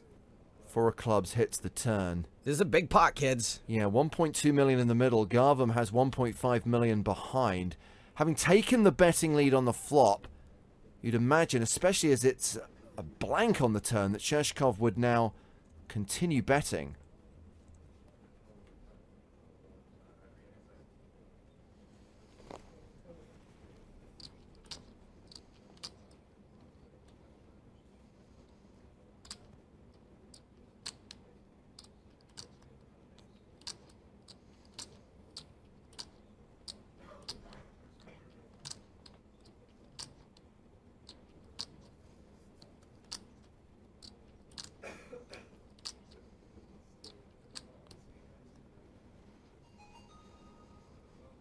Fairly loose call by Gavam on the flop. Now, he could think that Shershikov is semi-bluffing a lot, too, and that 9's going to be good sometimes, but... Okay, this bet is interesting. 900,000. I would argue that this is not a bet that Garvam can call. Now, if he thinks his 9 is good, he has to go with it all the way. I would say that, really, this is a fold. But weighing on his mind will be that hand where he got bluffed by Shershikov. Man, oh man. The mind games, the leveling. I mean, if Shershikov gets him to put his money in here, he looks like a genius for showing that bluff. Absolutely. And if Garvam thinks there's the slightest chance he's being bluffed or that a pair of nines could be good, it is still second pair with a strong kicker, then I think he's going to pull the trigger. He shoves! Wow. Shershikov calls, and we are going to lose Sayed Garvam in third place unless there is a king on the river. He's got 3 outs. 3 outs. We know. 3. This is incredible. We've only just said goodbye to Dmitry Vitkind, and now we could be going heads up. 93% chance we go heads up. Take those odds. Sayed Garvam. Looking for a king on the river. The poker fan who runs a sports book in Iran. Looking for the double up, looking to get lucky. He doesn't. He's eliminated in third place. And we are heads up here in Sochi. GG Gavam. He cashes for 13.3 million rubles, 235,000 US dollars. And Pavel Shershikov will go into the heads-up battle against Vladimir Troinovsky with a 2-1. Scratch that, better than 2-1 chip lead. 8 million chips for Shershikov, 3.5 million for Troinovsky. That's 135 big blinds versus 58 big blinds. Sayed Gavam from Iran. Well, he ran pretty bad there. Shershikov with his patented table slap celebrates the win. All Russia heads up. I love it. Yeah, confirmation that the title will be staying in Russia. The first major event that PokerStars has run in this country will be won by a Russian player. Will it be the cash game pro Pavel Shershikov, or will it be Vladimir Troinovsky, the super high roller? Troinovsky's got his work cut out, but he has got the pedigree. Now, obviously, we're going to reset before that heads-up battle. We are going to take a short break here on PokerStars TV. And when we come back, we will play heads-up, cards up, until one player remains with all the chips, and they win that first prize, plus the trophy and title. The closing stages of the Sochi main event about to get underway. Heads up between Shershikov and Troinovsky. We're only gone for 10 minutes. It's a short break. Go nowhere. Stay with us for the closing chapter of this battle.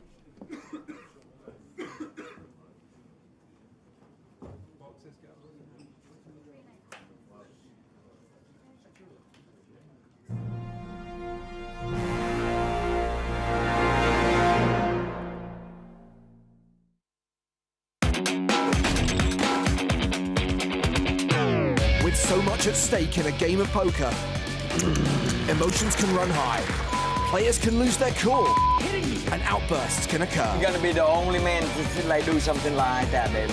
Here are 5 times we witnessed maximum tilt. You come to my game and you're wasting my time. At number 5, Ryan D'Angelo thought he was teaching Ben Zamani a lesson at the PCA 2010 final table, but it ended up being a demonstration of rather poor etiquette. D'Angelo's gonna bet here. He should get Zamani to fold the ace high. It's quite a smallish bet, though, isn't it? Into a pretty big pot.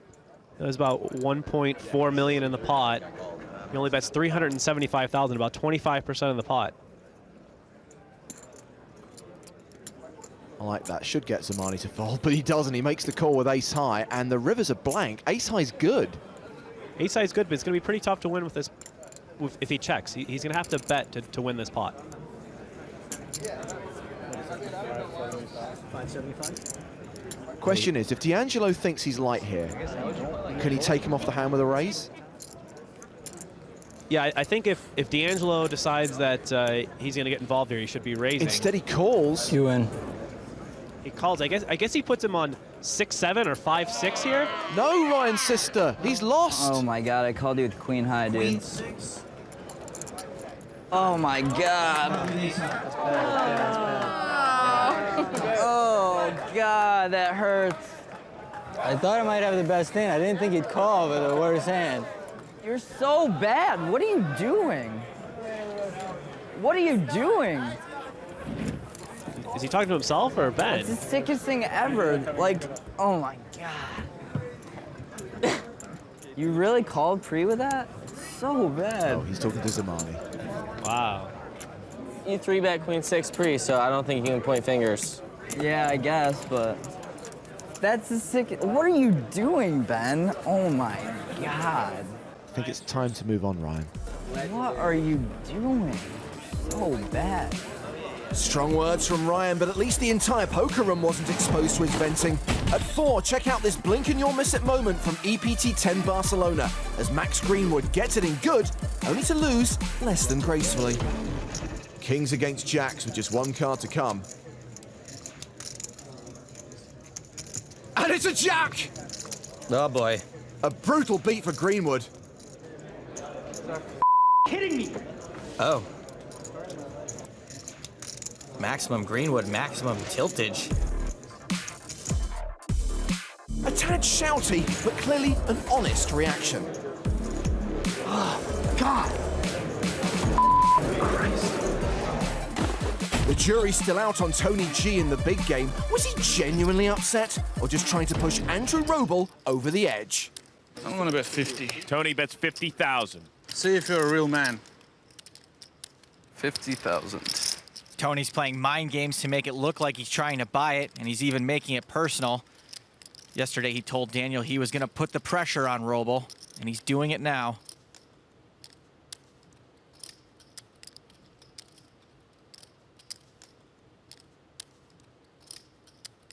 Oh, I want to call the clock. I want to call the clock. Come on internet you play like in 1 second, and when you come here now, you come to my game, and you're wasting my time. On the internet, people On your don't bet bike. 3 times a pot every On hand. your bikes! Get Amanda! Amanda! Bring a tricycle! Call the clock. Bring your tricycle! It's ridiculous. These kids are coming here, taking me on. Tony, calm down, please. Tony, I need to know, did you bring a bike for me?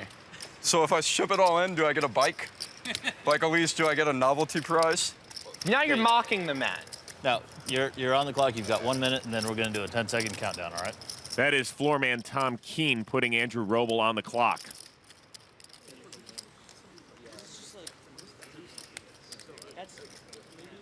This is all part of Tony's mind games to try to get Andrew steamed enough to call. Okay, you're at 1 minute. You got 10-second countdown.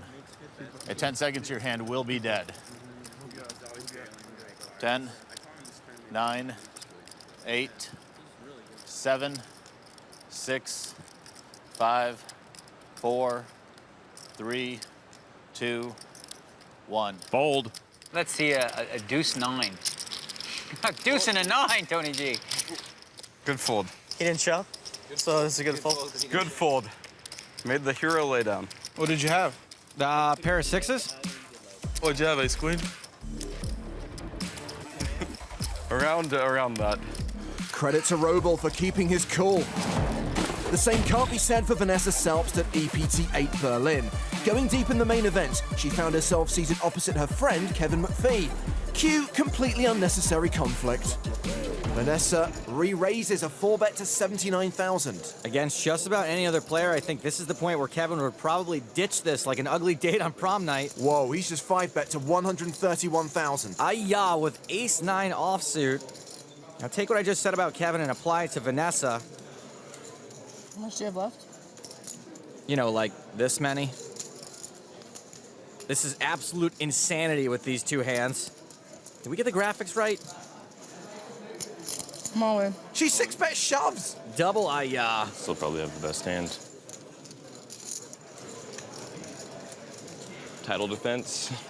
2 years later, I call. OMG, he calls. You have ace jack? No, I have a pair. I have ace 9. Correct reaction. You're complicit in this too, Selbsty. What just happened? Huh? Just think that's a snap? Snap fold, yeah. I don't know. I'm not sure about that. Nice hand. Nice call, I guess. The flop has an ace on it. Because you're Vanessa Selbst. McPhee takes the lead. Vanessa needs a 4. Sick race. Nice time.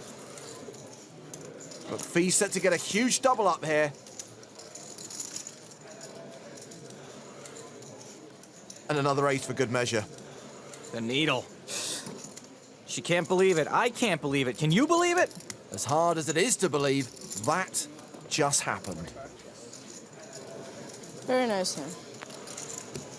My plan was to call, but I It's wanted a to good. make No, sure. it's a nice I mean, hand. It's a good hand.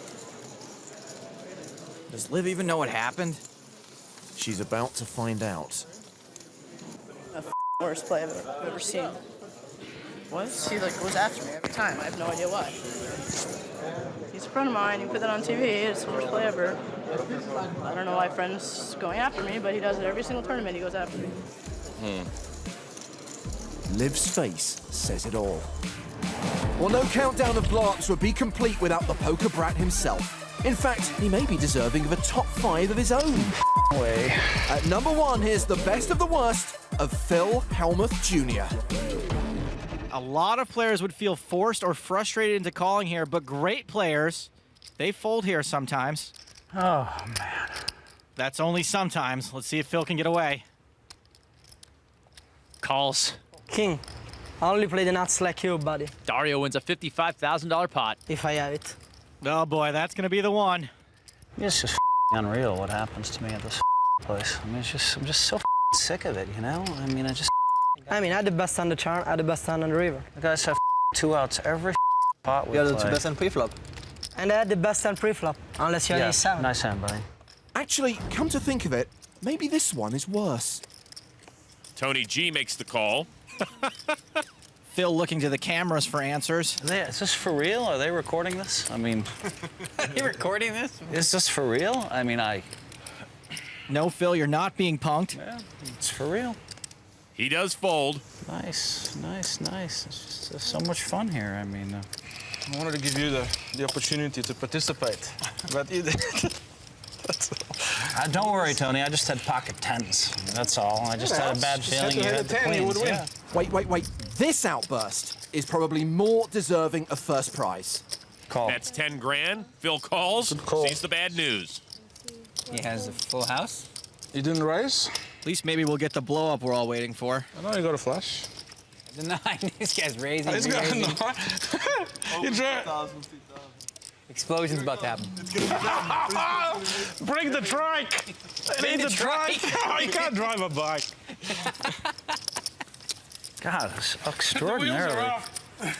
Just so unlucky. I mean, you're really getting sick of this. 4-5 offsuit. Please, the game all evens out. Bottom pair against top pair. Bottom pair against top pair.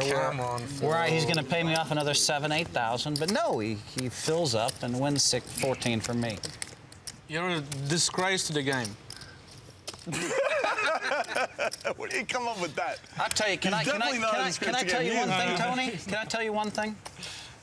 No, you're a disgrace. Can I tell you one thing or not? Or are you just going to interrupt me? Because if you interrupt, go ahead. I just won't say anything. Yeah, let him talk. I want to hear. I'm curious. Can I tell you one thing? I wish that I weren't a bad loser sometimes, but it's 10 times as bad to be a bad winner. And you're a bad winner, my friend. Well, that Hellmuthian explosion concludes our top 5 blowups. That's so sick. Oh my god. Keep watching PokerStars.tv for more countdowns. Kidding me?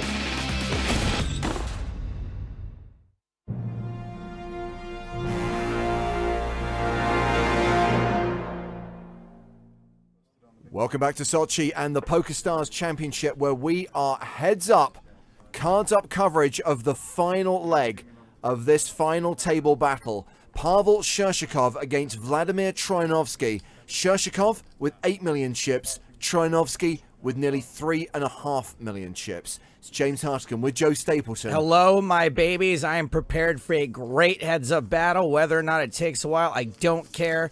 Vlad is out chipped, but we know he is a hell of a player. So I don't think he's that big of a dog here.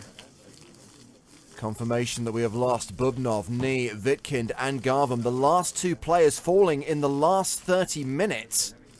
Taking us down to 2, And now we're going heads up with the blind still at 30,000, 60,000 with a 10,000 ante. And still a lot of money at stake. It isn't just about the title and the trophy. It's also about a significant difference in prize money. More than 10 million rubles, in fact. 18.5 million for the runner-up. 29 million for the winner, which is more than $500,000 US. So we're going to play out the rest of this level before the dinner break. 52 minutes left on the clock. Let's get back to the tournament floor, back to the main stage, and see Vladimir Troinovsky go heads up against Pavel Shershikov.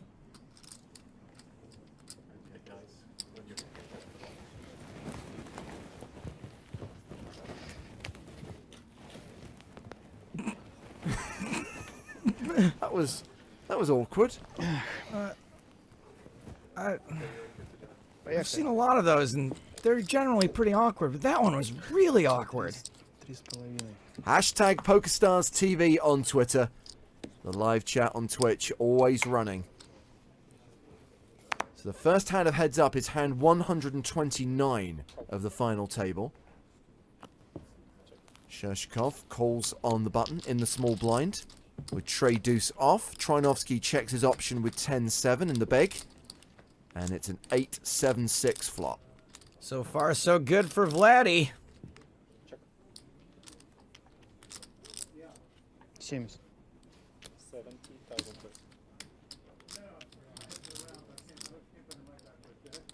Shershikov bets 30,000. I don't think Vlad's going anywhere. Second pair. And a straight draw. He calls. We can see he's a 95% favourite in the hand. And now he is a 100% favourite as the board pairs with the 6 of hearts on the turn. Check, check. River's king.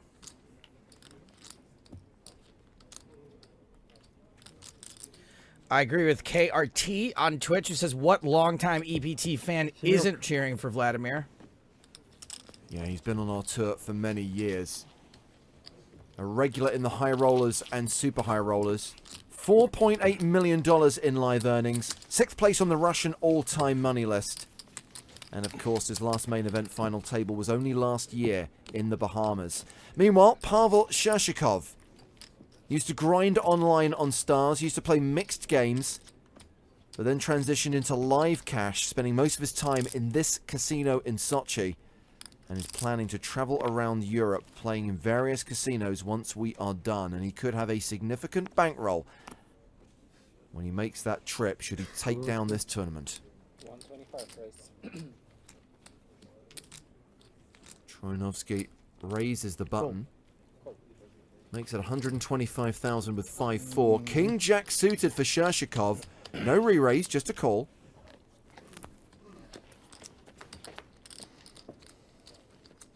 Eight, 6-3. Straight draw for Vlad. King high still ahead.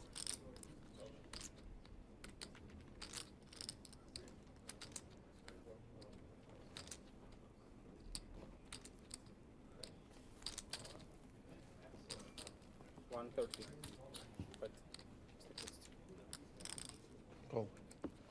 130,000 apiece. And practically a flip on the flop. Let's see what the turn brings. 6 of diamonds pairing the board.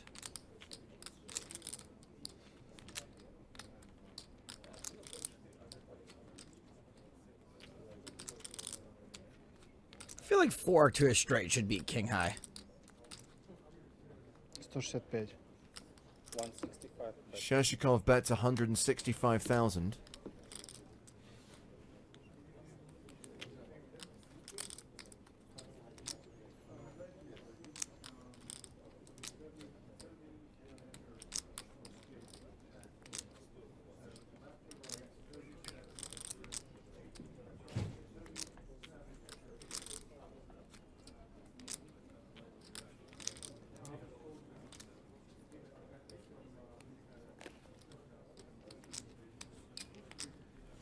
Troinovsky is still in with his draw.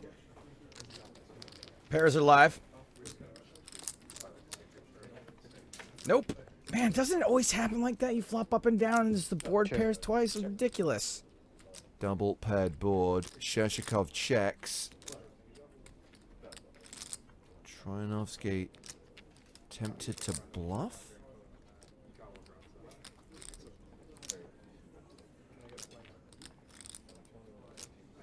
Well, he's playing the board, right? 2 pairs and an 8 kicker. Exactly.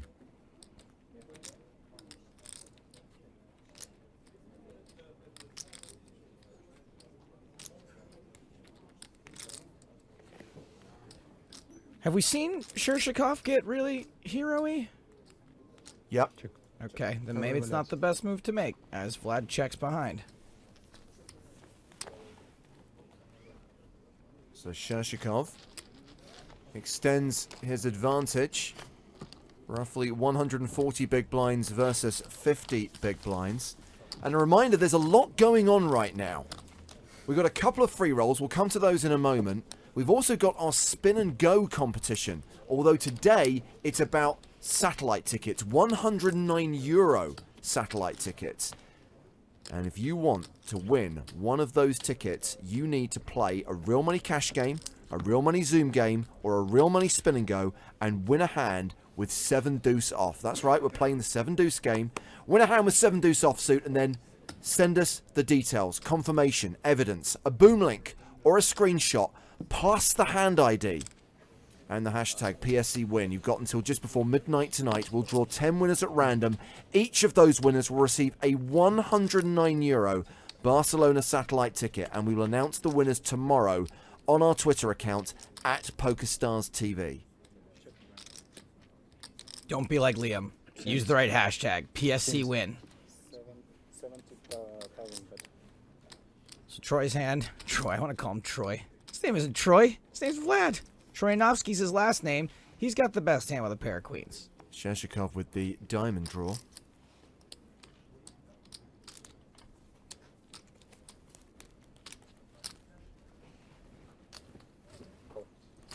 $70,000 apiece.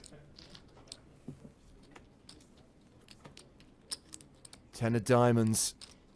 And that sees Shershikov take a lock on this with the flush. 160. 160 bet.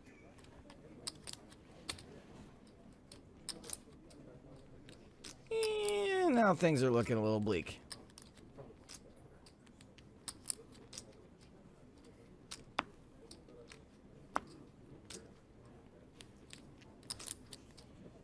Because if you call this, you pretty much have to call river too, right? If you don't think your opponent's got a diamond. There you go. So Shershikov wins another one. So let's talk about the free rolls now. We've talked about the Barcelona satellite tickets competition. We've got our regular free roll at 9:15 this evening. That's Central European time. And the free roll password is on the screen right now. Hanyu. H-A-N-Y-U. That's capital H and then lowercase A-N-Y-U.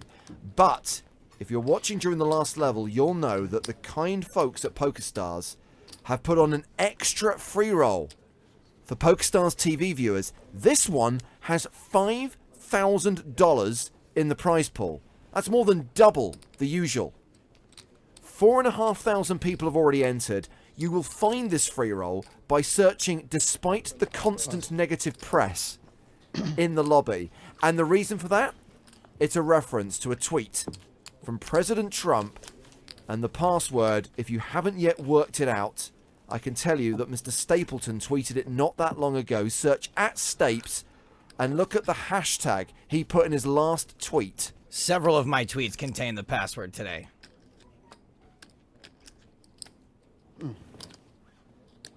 Pat Barry asked a good question. How come Vlad has no results in America? Not that easy for Russians to get visas to come to America, and Vlad prefers not to go there. In fact, I know he always takes the Heathrow flight to Nassau. When we go to the Bahamas, he prefers not to fly through the US.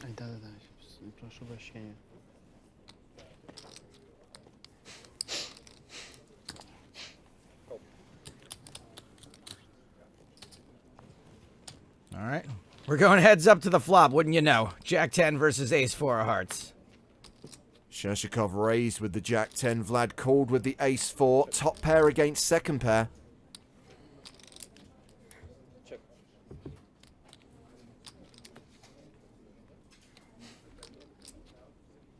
Vlad now a 9-1 favorite.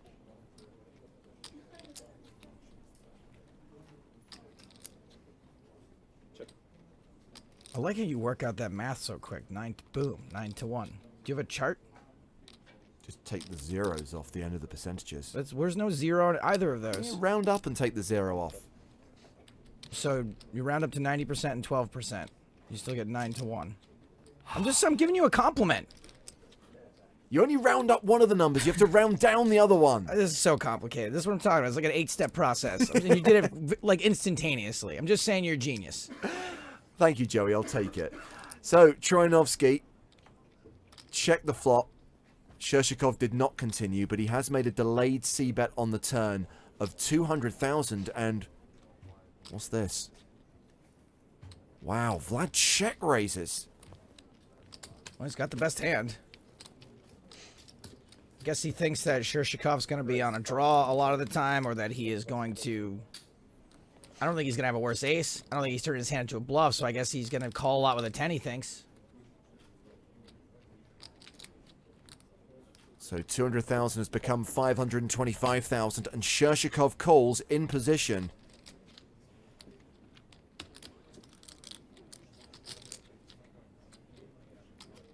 The river card is a jack.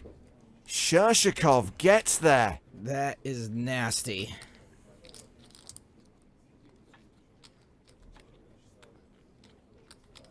Well, Vlad took over the betting on the flop, on the turn rather. Is he now going to fire river?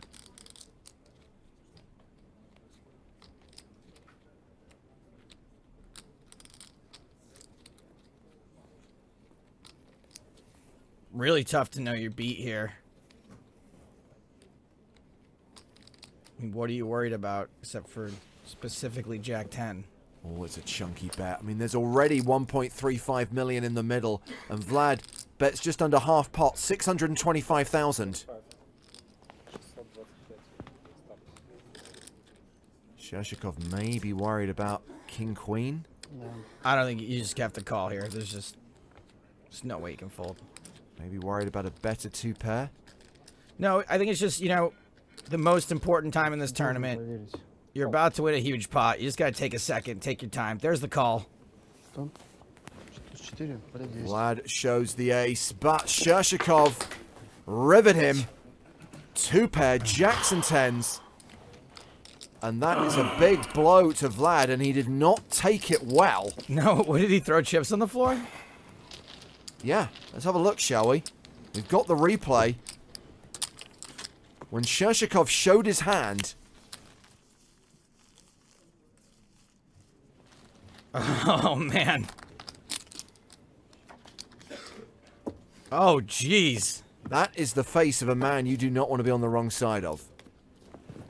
And Troianovsky is really on the ropes now. 30 big blinds. Shershikov, 160 big blinds. Better than a 5-1 advantage now. Good thing this guy's got military training. I would be quite intimidated sitting across from that face right now. In addition to how intimidated I would already be. I was going to say, the dinner break probably can't come soon enough for Troianovsky. He's still got 40 minutes to play on the level, but he just needs to regroup, needs to reset. Well, he's limping in with 10-6. 200. And he's dominated by Shershikov, who's got a premium here, ace-10. I think how he plays this 10-6 is going to be pretty telling to see how tilted he is. Well, Shershikov has understandably raised it, and Vlad gives it up. He folds the 10-6.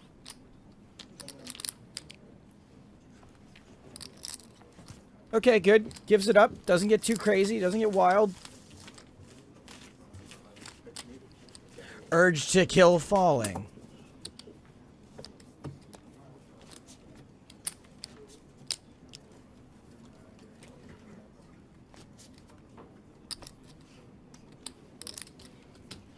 Confirmation that Shershikov has a huge chip lead in his heads-up battle against Vladimir Troianovsky. Lines 30, 60, 10. Action on Shershikov. 140. Raised 140. Raises with Jack 7 of hearts. Makes it 140,000 total. Aces for Troianovsky. Well, this should help.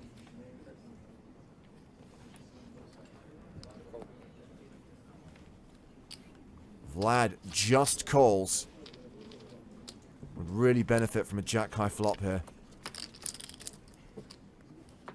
Instead, it's 6-6-3. Not much for Shershikov to get excited about. He doesn't always continue. So when Troianovsky checks to him, he might not induce a bet. Ah, this time he does bet. He's going with momentum right now, so I would have expected a bet.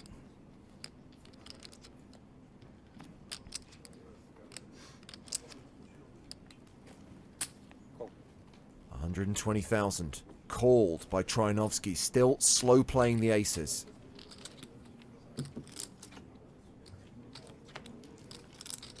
On the turn, Troianovsky now has a lock on the hand. Shershikov checks behind this time and does not improve on the river.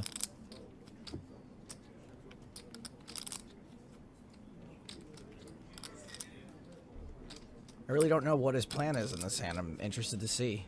I think he has to bet now.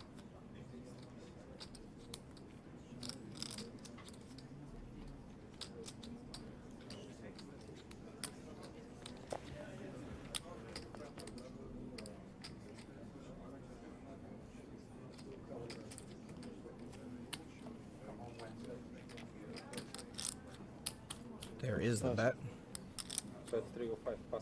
A bet of 305,000, which gets a fold from Shershikov. So Vlad gets a bit back, but it's still an uphill struggle. 2 million against 9.5 million. Vlad's still hovering around the 3 million mark. You know, 33 big blinds is plenty, but mentally, starting off with a deficit and then losing a massive pot with a fairly annoying suck out on the river, it's tough to come back from that. It really is.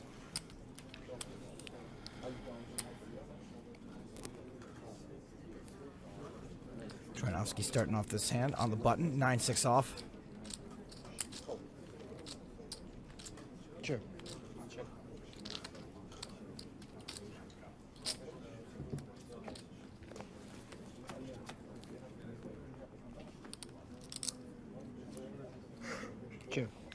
Well, we know one of Shershikov's cards. He's got an 8. Hasn't paired that one at least. Checks the Vlad.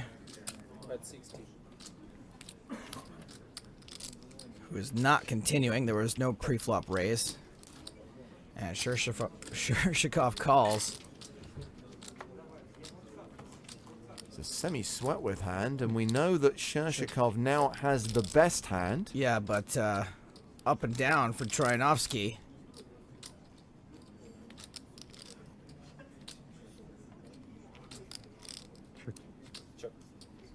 Checks. Gets a free river and bricks again. Oh, Vlad. 160.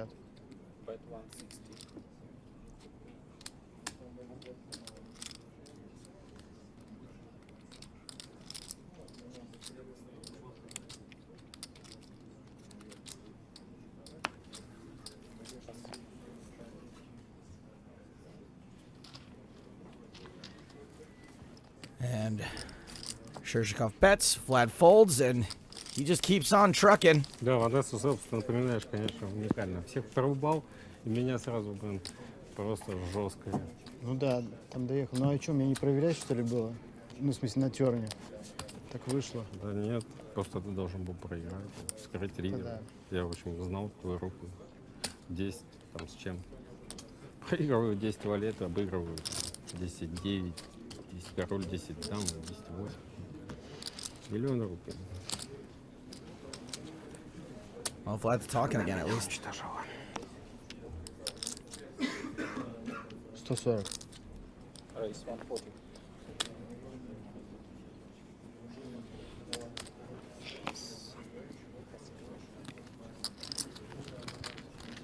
Raise and take it, Shershikov.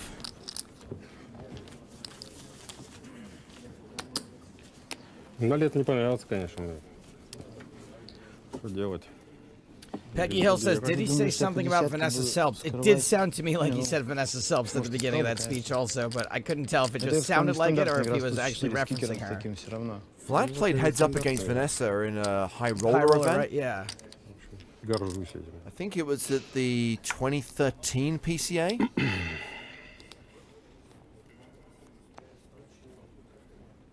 Нестандартный человек. 130. Raise 130. Cool. Call. Я забыл, что я лимплю уже. Последний. Two very playable hands heads up. Перебатанные. Flat in position with a suited ace. Shershikov calls. King 10. And Shershikov, although he does not have the best hand at the moment, has the best draw. Есть.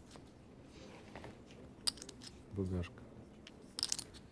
Danny on Twitch asking about it being English only in a Russian tournament with only Russian players. No, we've been letting Russian fly here. Seems a lot to ask.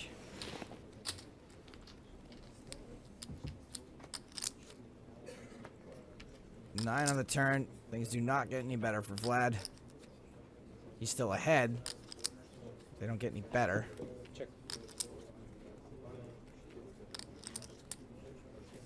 Check.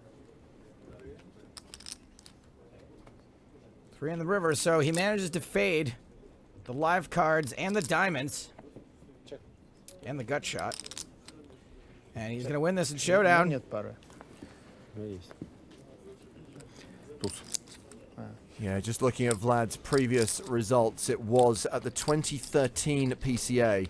You might remember, Joe, that he started off that event with a final table appearance in the Super High Roller. He was 7th in that event, and then a few days later, heads up against Vanessa Selps in the 25K High Roller, securing himself $792,000 for second. I think also when he showed up at that Super High Roller, it was like multiple Super High Roller final tables in recent memory that he had made at the time. He was like on a little streak.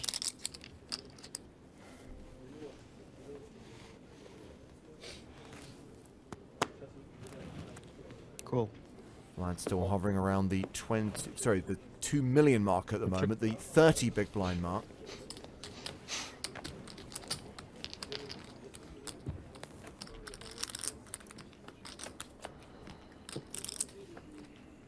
Jack deuce against 6-5. Jack high the best hand.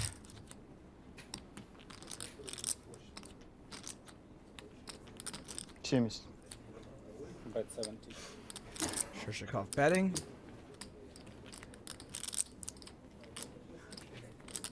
Very surprised to see Vlad call.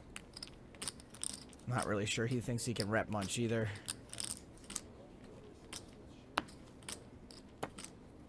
Даже бубна. Certainly senses frustration. Yeah. Тебя что-то типа король 2. Король 2. Скорее всего.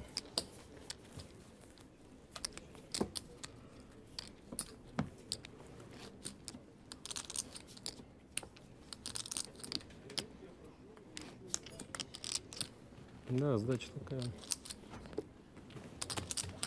Миллиона за 3 фишки. So we have seen 10 hands of heads-up play, 11 hands if you want to be precise, as we move on to hand 140 of the final table. Troyanovsky with Jack 5 on the button. Thanks to Artem Korolev, who was a recent superfan on Poker in the Ears. Artem's been doing some translating for us. He says that Vlad told Pavel that he reminds him of Vanessa Selps with the way he's running over him at this table. What a compliment. Check. Check.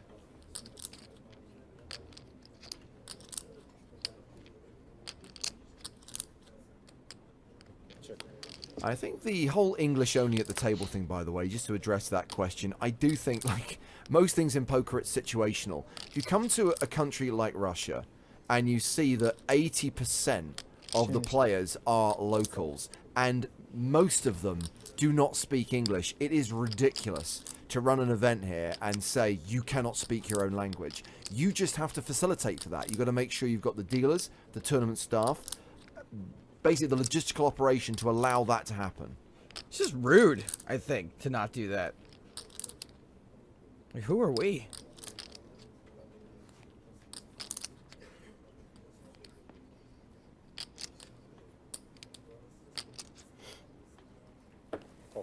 Those three. Vlad called on the end with Jack High. Call me with the Jack High. Well, Vlad loses another pot down to 1.8 million. Well, here's an event that we talked about earlier on. We talked about it on the podcast when it was first announced. Sunday Million Live. So the idea is we take the planet's biggest weekly online tournament and make it an on-live event where you've got online day ones and then a live day two. Now, the prize pool is guaranteed at €1 million, much like the actual online event, $1 million in the prize pool, with a €215 buy-in. So it's running in August, September at King's Casino in Rozvadov. Online day ones start very soon. Just a couple of weeks ago, 18th of June, €215 to play, or from the 24th of August, you can play a live day one at King's Casino in Rozvadov. Now, I'm not exactly sure of the blind levels and format, but I know the plan is that at the end of day one, you will have made the money, you will have cashed, and you can then use that money to get yourself to Rozvadov to play the live day two, and obviously potentially win a big score, because it's going to be 6 figures up top, right? It has to be. It's a cool idea. I'm excited to see how it turns out. So the idea is you can go to King's and play the whole thing as a live event, or you can play an online day one. Starts running on the 18th of June on PokerStars, and there is every chance that we will be going to Rozvadov to provide a live stream of the live element of that tournament. We may have to twist Broughton's arm. I'm not sure if he's prepared for another motorway journey to Rozvadov. Honey, we're going to Rozvadov. What? Just so you know, that was the girl playing online poker and her boyfriend who's not interested. I see. Being confused what that meant. Check. Check.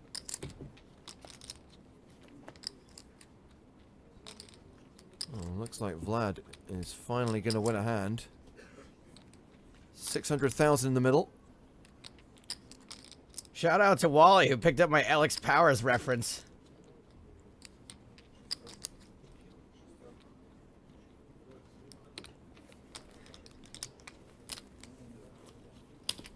But 255.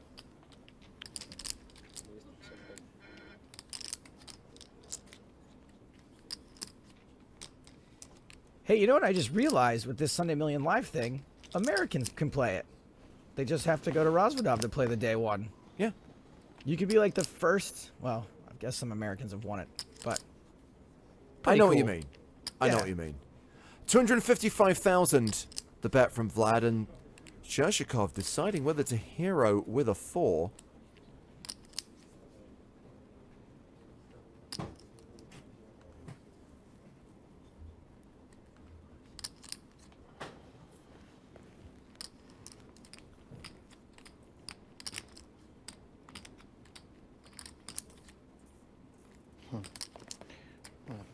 Oh, he's got a dirty stack there. A couple of dirty chips in there. I guess it's the one he's using to shuffle. All right, Vlad. There you go. Mikhail asked a good question. Is the native language of the nation in which a tournament is held always allowed? Again, Mikhail, just to answer the question again, it is situational. I remember in Panama, we were there recently for the PokerStars Championship, and I believe that Spanish was allowed at the tables during hands. Again, the dealers were monitoring the conversation. And again, even though the locals, the number of Panamanian players was low, most of the people who'd come to that event were Spanish speakers from neighboring countries.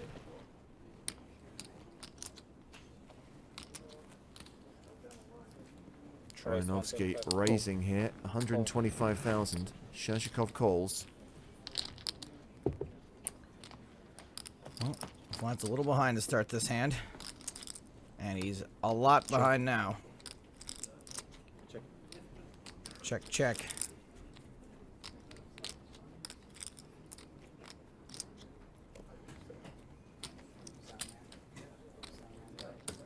But 125.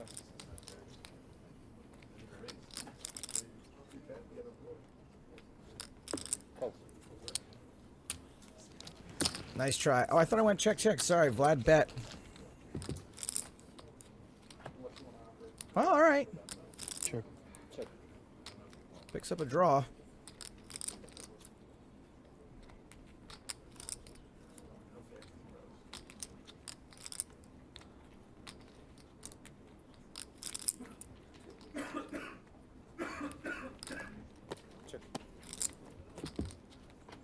That time it goes check, check. And Mr. Troyanovsky mitts again.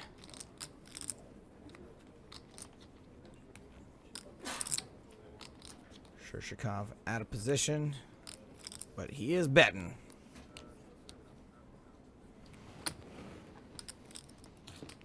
But 260. Oh, Vlad.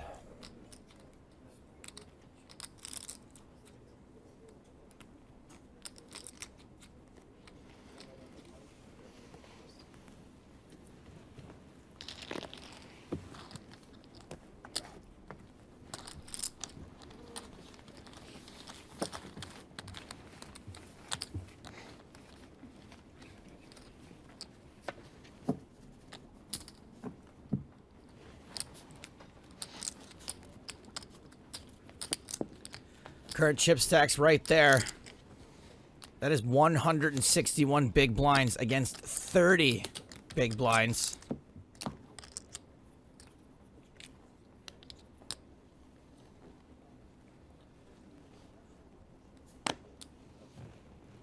Pass. It is an uphill battle, which is fitting, given that this is taking place at the bottom of a mountain.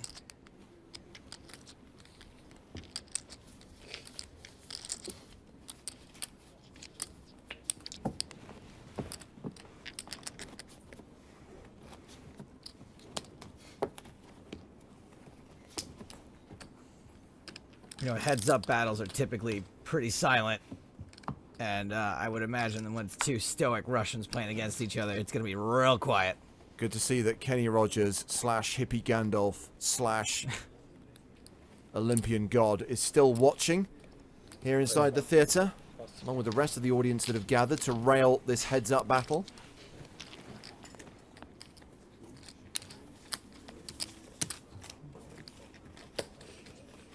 He knows when to walk away and when to run.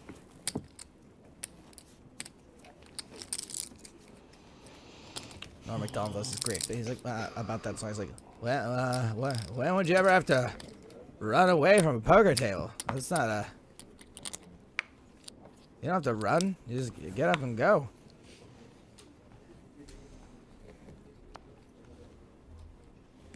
To serve. Raise 140.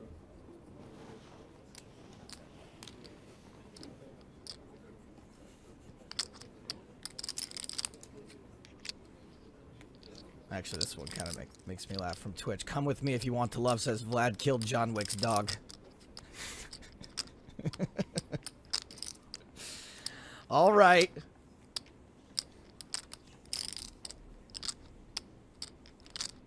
Let's not open the doors to loads of gags about Russians in movies. I know, but that one tickled me a little bit. Shershikov raises with 10-7. Vlad re-raises with 4s and gets a fold. Still hovering around the 2 million mark. 35 big blinds, but such a big advantage for Shershikov. 9.5 million chips. 18 minutes left on the level.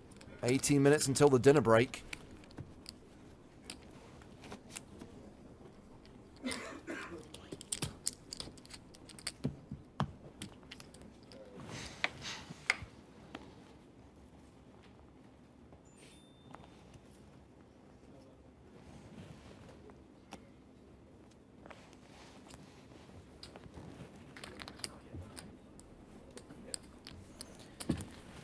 Another little one for Shirshikov.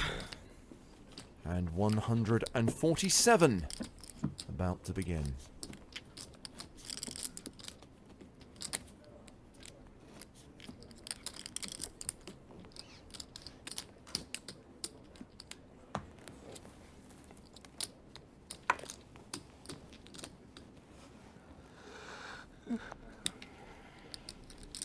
Cool.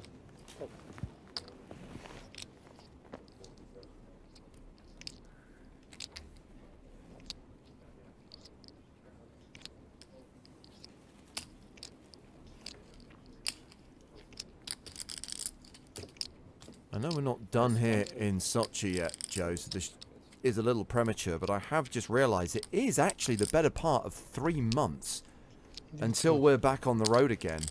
Our first day of streaming from Barcelona is the 23rd of August. That means we got lots of time to fill seats, have satellite, do spin and goes. I want to see 2,000 people playing the Barcelona main event. I want to see you there. Yes, you. Who, me, Joe? Yeah, you. Okay.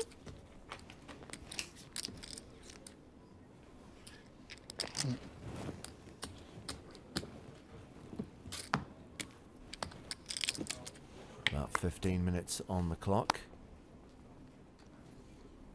Troyanovsky first to act here.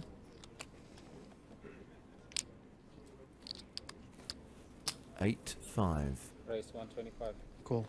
Cool. A raise and a call.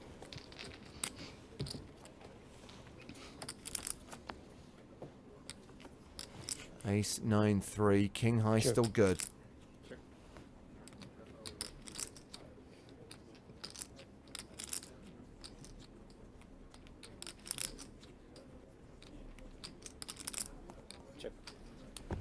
Action goes check, check.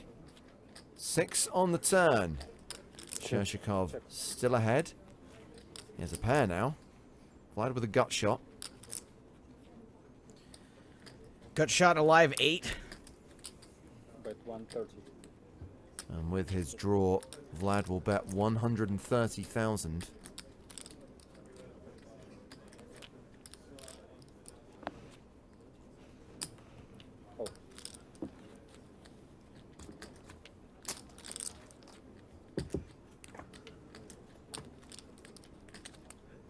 Six still good. 6 way good.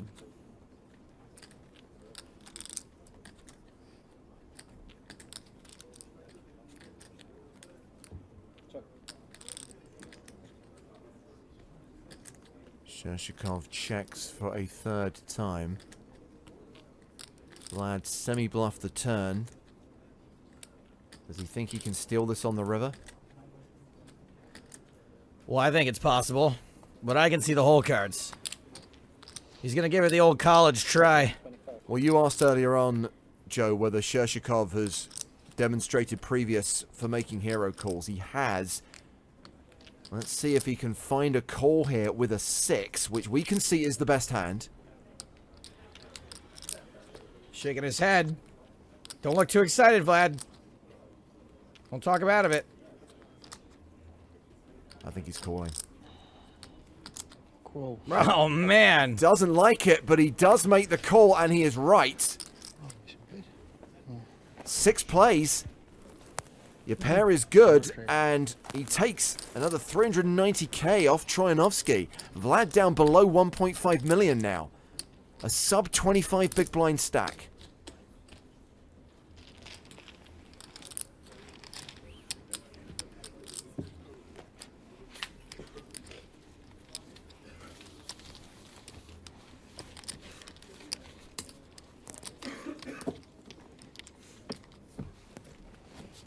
I appreciate that Vlad started at a huge disadvantage. I appreciate that Shershkov already was the dominating chip leader, but he has just piled on the pressure. True, Vlad's just not been able to catch any breaks, but...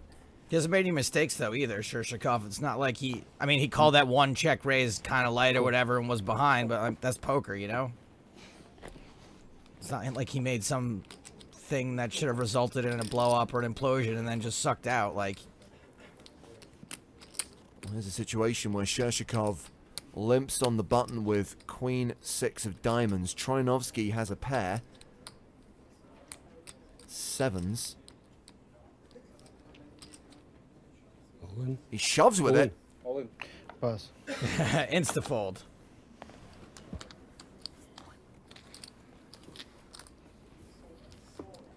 Vlad possibly feeling a little bit frustrated. Possibly?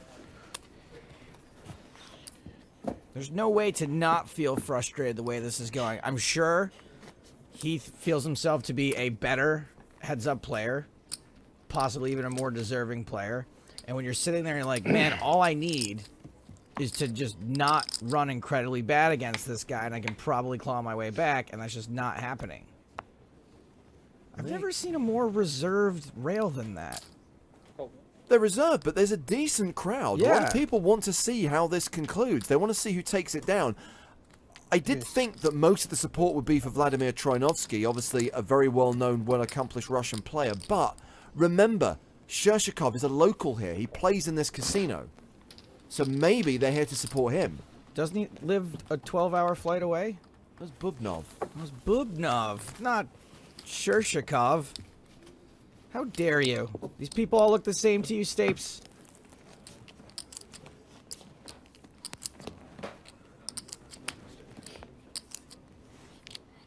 Bear in mind, if you are a professional Russian poker player and you want to play live cash games in Russia, your options are pretty limited, so you can understand why he Right. spends most of his time here in Sochi.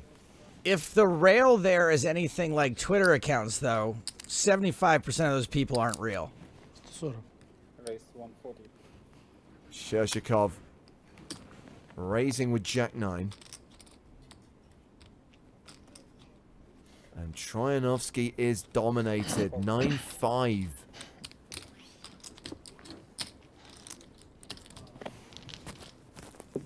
He calls the raise.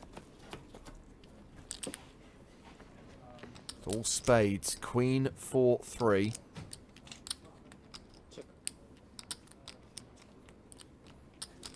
Bet 170. A continuation bet of 170,000 from Shershkov. And Vlad, I think, has already lost interest in this one. So Joe was just saying how we want to see as many people as possible win seats in the Barcelona main event. The championship heading there in August. We've got the spin and goes. You know about those. There are other satellites available, steps into other satellites, but this I think is really exciting. We've talked about this a few times in the last few days. Special ultra satellites that cost just €215 to play.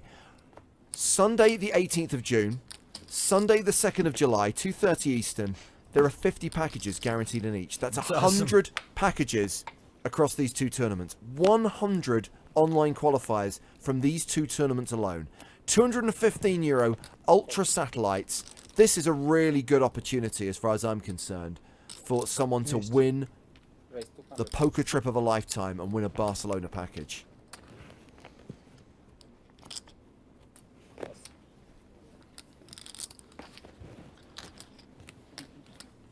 The limp from Troianovsky, the raise from Shershkov, the fold from Vlad, who's down now to 1.26 million. He's closer to 20 than 25 bigs now.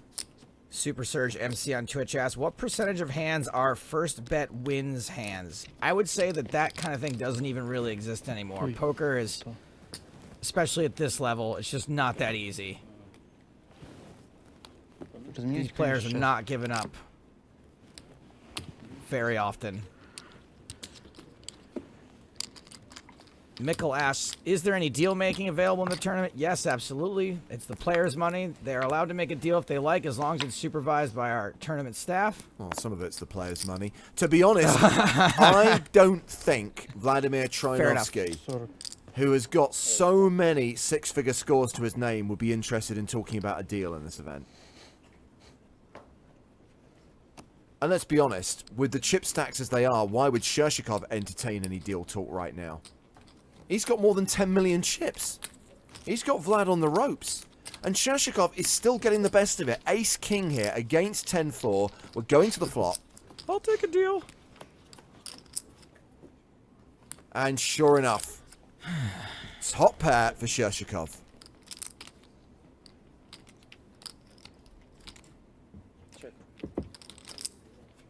Check, check. Vlad turns a small piece, a pair of fours. Check.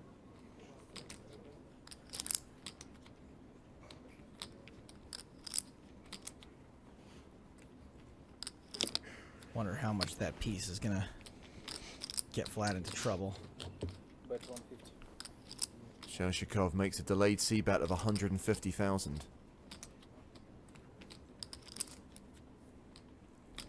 Oh, Vlad calls. I mean, he can improve. 10 or a 4? No, it's a 5.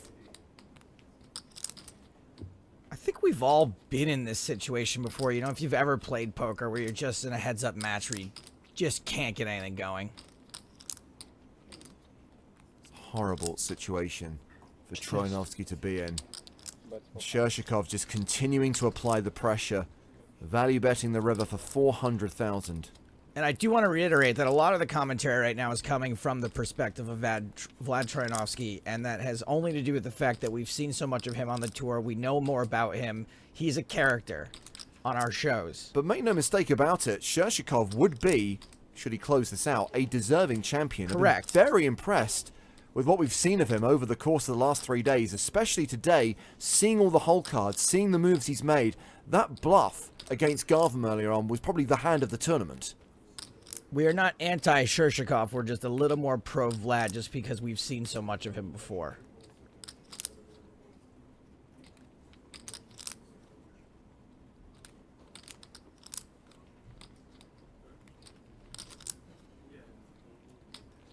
Now is not the time for a hero call.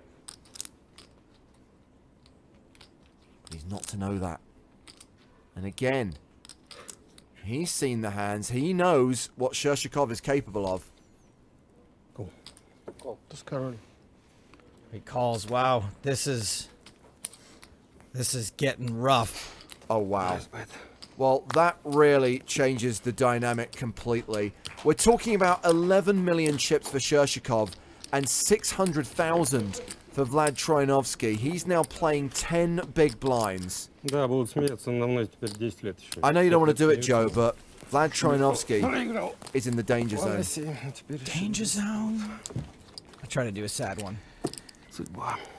Sam the Man on Twitch asks, what's the name of these guys' podcast? It is called Poker in the Ears. It is available on iTunes, on Stitcher, on SoundCloud.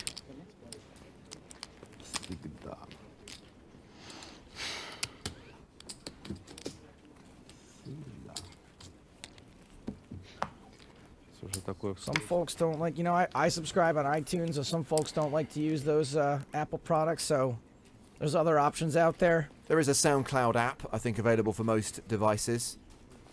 You can download from SoundCloud, you can stream it from there. Stitcher, of course, is a very popular podcast app. Интересно. Check. Check.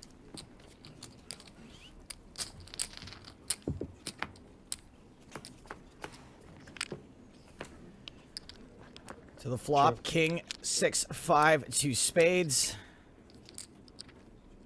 Vlad's finally hit a pair, and it's the best hand. Bet 60.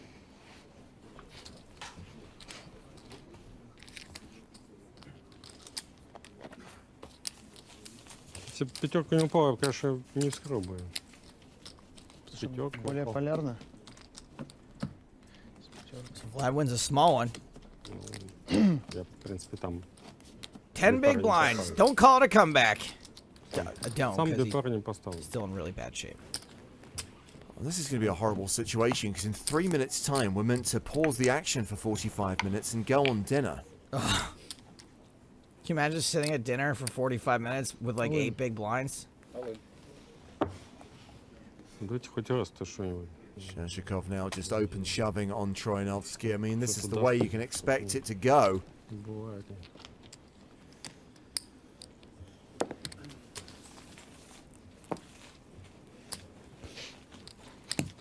Такой валета положили. После этого просто...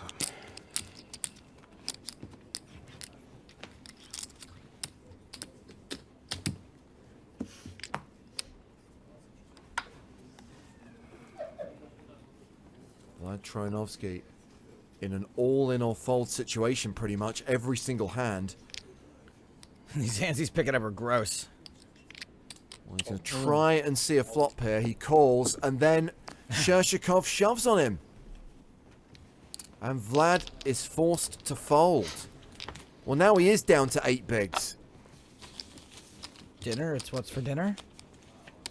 Not now.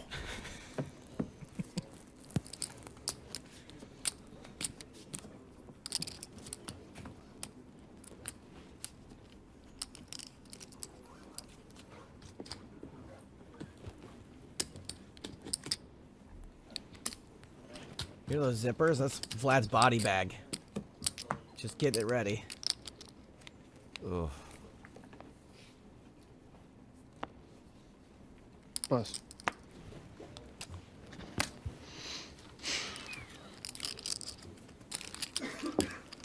We didn't even get to see the cards. That's how fast that hand was over. You got to walk. He added 40,000 to his stack. Doesn't even get to enjoy like actually winning the. No, just take that one. It's fine.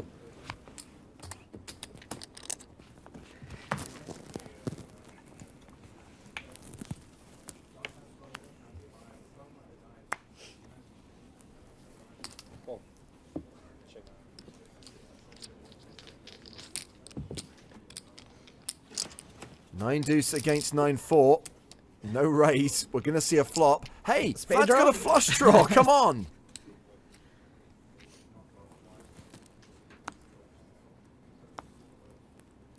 I think also I would feel bad for whatever player was getting, of course, beaten up like Vlad right now.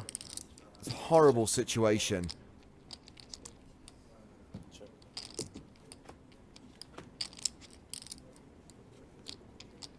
Well, the board has bricked out for Vlad, and Shashikov has paired his 4. Gets checked to showdown, and he can't even win this one. At some point, you just have to, like, laugh, right? You just, like, burst out laughing. You're like, WTAF. So Vlad's now got, well, bear in mind the blinds are going up, so I think he's got, like, 5 big blinds. And I think, understandably, Vlad is saying, is there any chance that we can just play on right now? And you can kind of understand that. You plan these things not knowing what the situation's going to be. And when they decided there was going to be a dinner break at the end of this level, we were still 4-handed. But now we're heads up, where one guy's got like a gazillion chips and the other guy's on life support. Jeez, look at that. 11 million versus 530,000. So I think there is every chance that we have to kind of say they should play on for at least a little bit and see if Vlad can either get back into this game or if this thing ends in the next 20 or 30 minutes.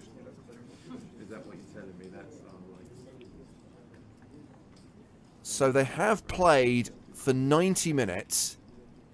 I think realistically, we can probably play another half an hour. Now, the next level was meant to be a 75-minute level. So I think we can probably agree to play at least the first 30 minutes of that level and see what happens. Well, if we get to 30 minutes and he's got 2 big blinds, then what do we do? Well, the problem is you get to a point where legally we have to take a break. Right. Big difference in the prize money. 10 million rubles, and a reminder of the dollar translations. Yeah, I don't know what that means still. $326,000 for the runner-up. More than $500,000 for the winner. It's basically 200 grand.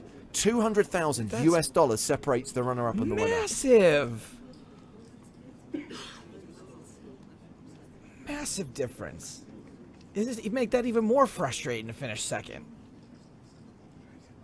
So, the tournament staff currently discussing the situation with the players, and then a final decision will be made. But there is every expectation right now that dinner will be delayed and that we will play on and give Vladimir Troianovski the opportunity to make something happen here. Alternatively, who knows? There might not be a dinner break. We could see Pavel Shershikov close this thing out and be crowned champion here in Sochi. I mean, it's heads up, so if Shershikov wins, it's only going to take one hand.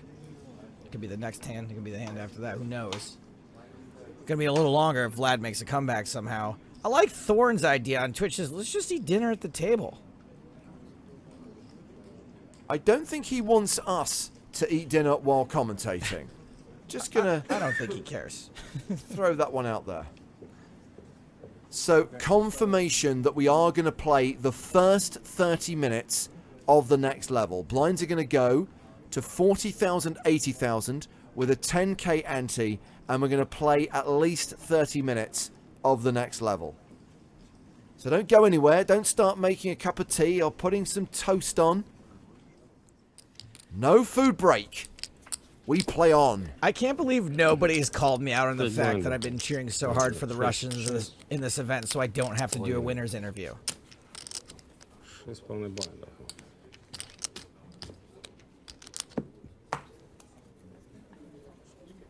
Давай, что-нибудь. Suckers. Shershikov shoves on Troianovski. Vlad calls all in. Well, this could be it. We're going to see both cards here. We know that Vlad's got Jack 6 of hearts. Shershikov with 9-3 of hearts. Okay, all Vlad needs is to not run bad. Okay, maybe, just maybe, the comeback starts here. Obviously, if Shershikov gets lucky and spikes a 9 or a 3, it's all over. Great spot to be in for Shershikov. All smiles. You win the hand, you win everything. You lose the hand, you still pretty much have him in jail.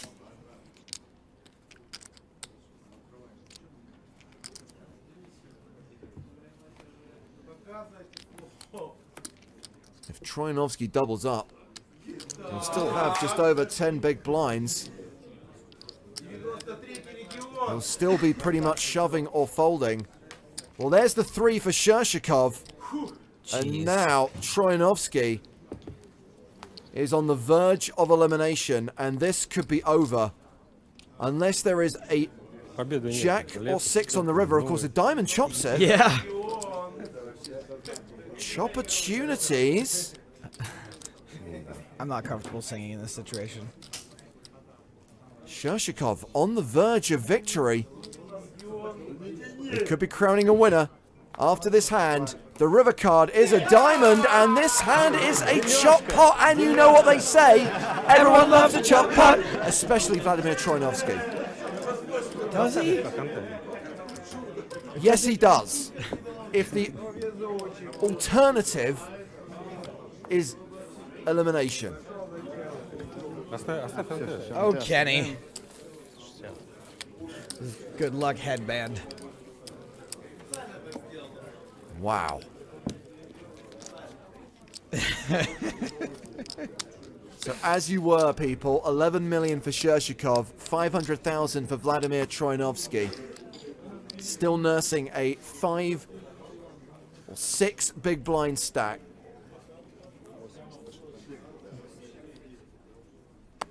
And 160 of the final table, all in and a call. Oh boy. And Vlad is dominated. It's Queen 10 against Queen 4. I'm going to say it again. This could be it. Domination Nation.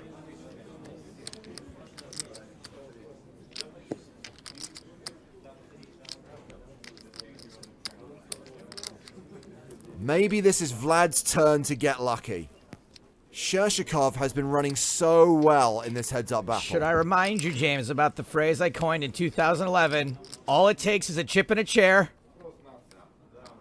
Well, the queen doesn't change anything. Vlad needs a 4. 20% chance of chop pot again.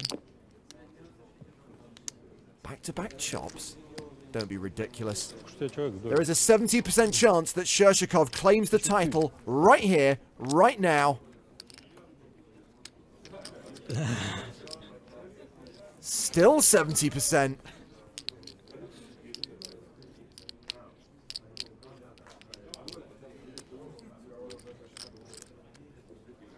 The river card. It's a 4, a 3 outer for Vlad, and he doubles up. Hey, maybe that turns it all around. Chip and a chair, my babies. Кто про чудеса говорит? Chip and a chair. This is exactly why I coined this phrase. Because another double up, 24 big blinds. Another one, 48. Another one after that, he's got the chip lead. 525. 120.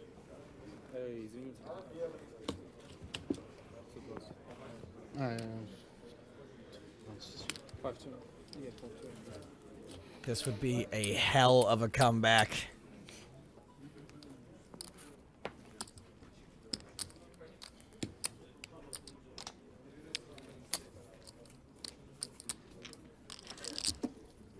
Чудеса говорят, оказывается.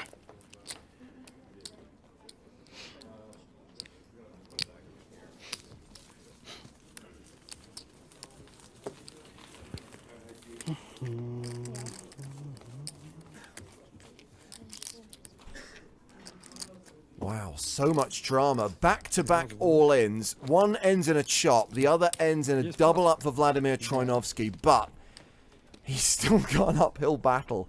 12 big blinds for Vlad. I mean, this would be one of the greatest comebacks in history.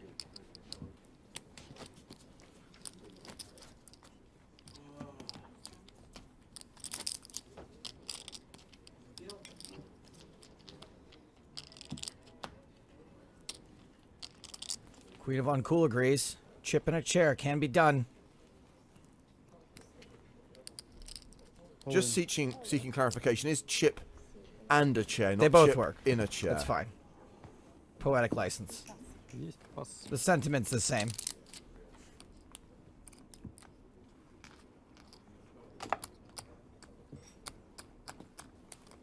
All right, John Delano, who wants me to say, Zona obznaste. Is that Russian danger zone? Yeah. Как скажет один мой знакомый, все деньги в Неву. Я там не живу практически. Я там не живу вообще практически. Not a bad joke from Elkanah, who says Vlad's lunch. That's what's for dinner. Скорее в горы. Ну, я тоже не живу. Pretty solid one there. Все равно Нева.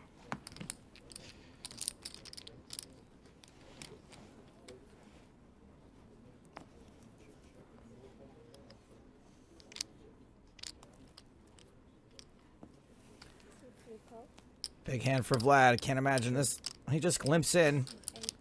And for once, Shershikov doesn't show over the top of him. I'm sure we'd be happy to get it in with King Queen.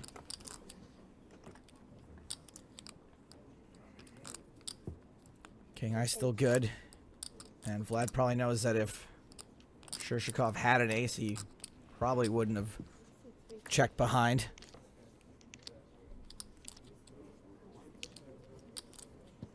Board's getting wheelier. Action still goes check, check. Well, at least it wasn't a jack or a 9. I had a horrible feeling. Horrible feeling. So Vlad wins this one with King High. Still playing. Million against Shershikov's 10.5 million. В смысле, я 100% лимп почти. Ну, наверное, написано на мне было.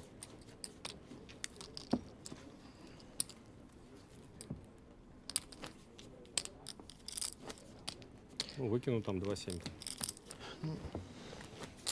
This always happens at this stage of the tournament. Like, my heart's racing. When did I start caring?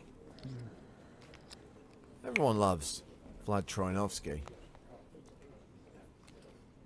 Also, this is a big deal. Remember, this is the first major PokerStars live event in Russia. It's going to be won by a Russian player.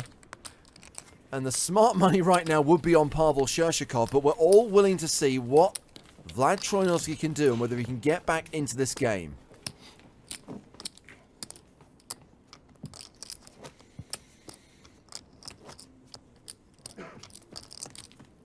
Either way, we're witnessing history.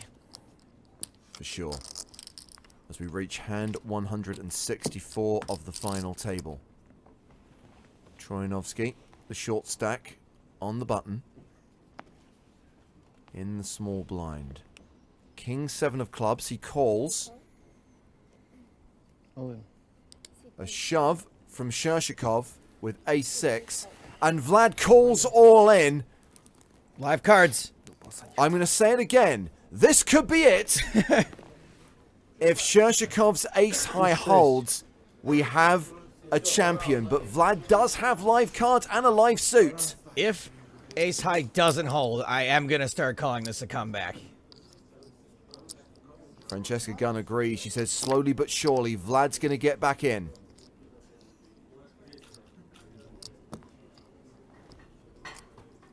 Looking for a king, a 7, some clubs. He's got 41% equity. And Shershikov is the favorite to take down the tournament. 6 on the flop and 2 hearts. Brutal flop for Troianovski. He does have an up and down draw now. He's got dirty outs up to wazoo. But his equity's not terrible. 28%. 3s. 7s, 8s, and kings working for him. As long as it's not a heart. No additional outs on the turn. 10 cards. Vladimir Troianovski can hit. Any other card on the river, and we have our champion. The river card is a jack. No comeback. It is over. Pavel Shershikov wins the PokerStars Championship Sochi main event. Vladimir Troianovski is the runner-up. Damn. GG, Vlad. He just ran colder than a Siberian winter. Shershikov has dominated this tournament for several days. He has dominated the final table for most of the day. He absolutely crushed Vlad during this heads-up battle. And he will now lift the trophy and collect more than 29 million rubles. That's more than $500,000 US. Очень счастлив. Look at this big smile. How's Vlad holding up? Thanks, Vlad. Congratulations. Thanks very much. Take this to the pad desk. Just in the Poor registry. guy. Okay. For his runner-up finish, Troianovski gets 18.5 million rubles. That's $326,000. It is another another six-figure score on Vladimir Troianovski's poker CV. So many results, so much class, but let's hear it for Pavel Shershikov. A guy who has made his name online, playing mixed games, has been crushing cash games here in Sochi and is now going to take his game on the road. And I expect to see him at more PokerStars Championship stops. Maybe at the cash tables, maybe at the tournament tables. I really didn't know what to expect from him. You know, I wouldn't say he played optimal strategy that we're used to, but I didn't see him make any major mistakes. Impressive performance. Come with me, sir. Shershikov will collect his prize money and soon he will be presented with the trophy. He is the winner of a PokerStars Championship title. The first to be awarded in his home country. And once again, how well are we running with final tables? It was an entertaining few hours of poker. Good stuff, really good stuff. Timur Bubnov, the spin and go qualifier, cashed out for $6.5 million. Lavrentini came into play as chip leader, had to make do with a 5th place finish. We played four-handed for a long time, and then we lost 2 players in quick succession. Dmitry Vitkind out in 4th. Sayed Garvam from Iran out in 3rd. Troyanovsky was the underdog during the heads-up battle. Shershikov put the pressure on, beat Vlad, and now he is down on the floor on the main stage, about to be presented with his trophy. Hello everybody and welcome to the winners presentation for the PokerStars Championship Sochi main event from the Sochi Casino and Resort. I am joined on stage by Edgar Stuchley, Director of Live Events, Paul Edwards, Assistant General Manager Casino Sochi, and Stuart McLaughlin, General Manager Casino Sochi. After an exciting 6 days of poker, we do have our winner, but before we hand over the trophy, Edgar would like to say a few words. First and foremost, I would like to thank the players, the Russian players and the international players who did come from more than 40 nationalities to come to Sochi to play the first PokerStars Championship in Russia. From more than 6,500 tournament entries, a general prize pool of more than 320 million ruble has been generated. And I want to extend my warmest thanks to staff and media, and especially to our partner Casino Sochi, who have set a glamorous stage for the first PokerStars Championship in Russia. I hope you had a great time here in Sochi, and I'm looking forward to see you at the next stop in a couple of months at the end of Barcelona, at the end of August in Barcelona. Thank you, Edgar. Now let's get the confetti in the air and hand the trophy over to the latest PokerStars Championship winner.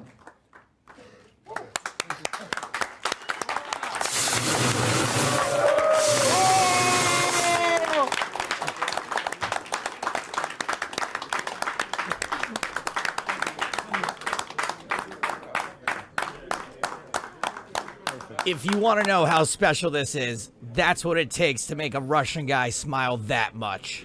Thank you for watching our 5 days of live coverage of the Sochi main event. A reminder, there is a full wrap-up of the main event and all the other tournaments that have been played here in Sochi at the PokerStarsblog.com. Give the guys a follow on Twitter at PokerStarsblog.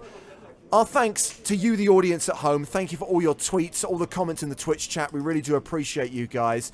I'm sorry you've got a bit of a wait until our next stream, but our production team, who've done sterling work this week, deserve the break. My thanks to them, to everyone who made this stream possible.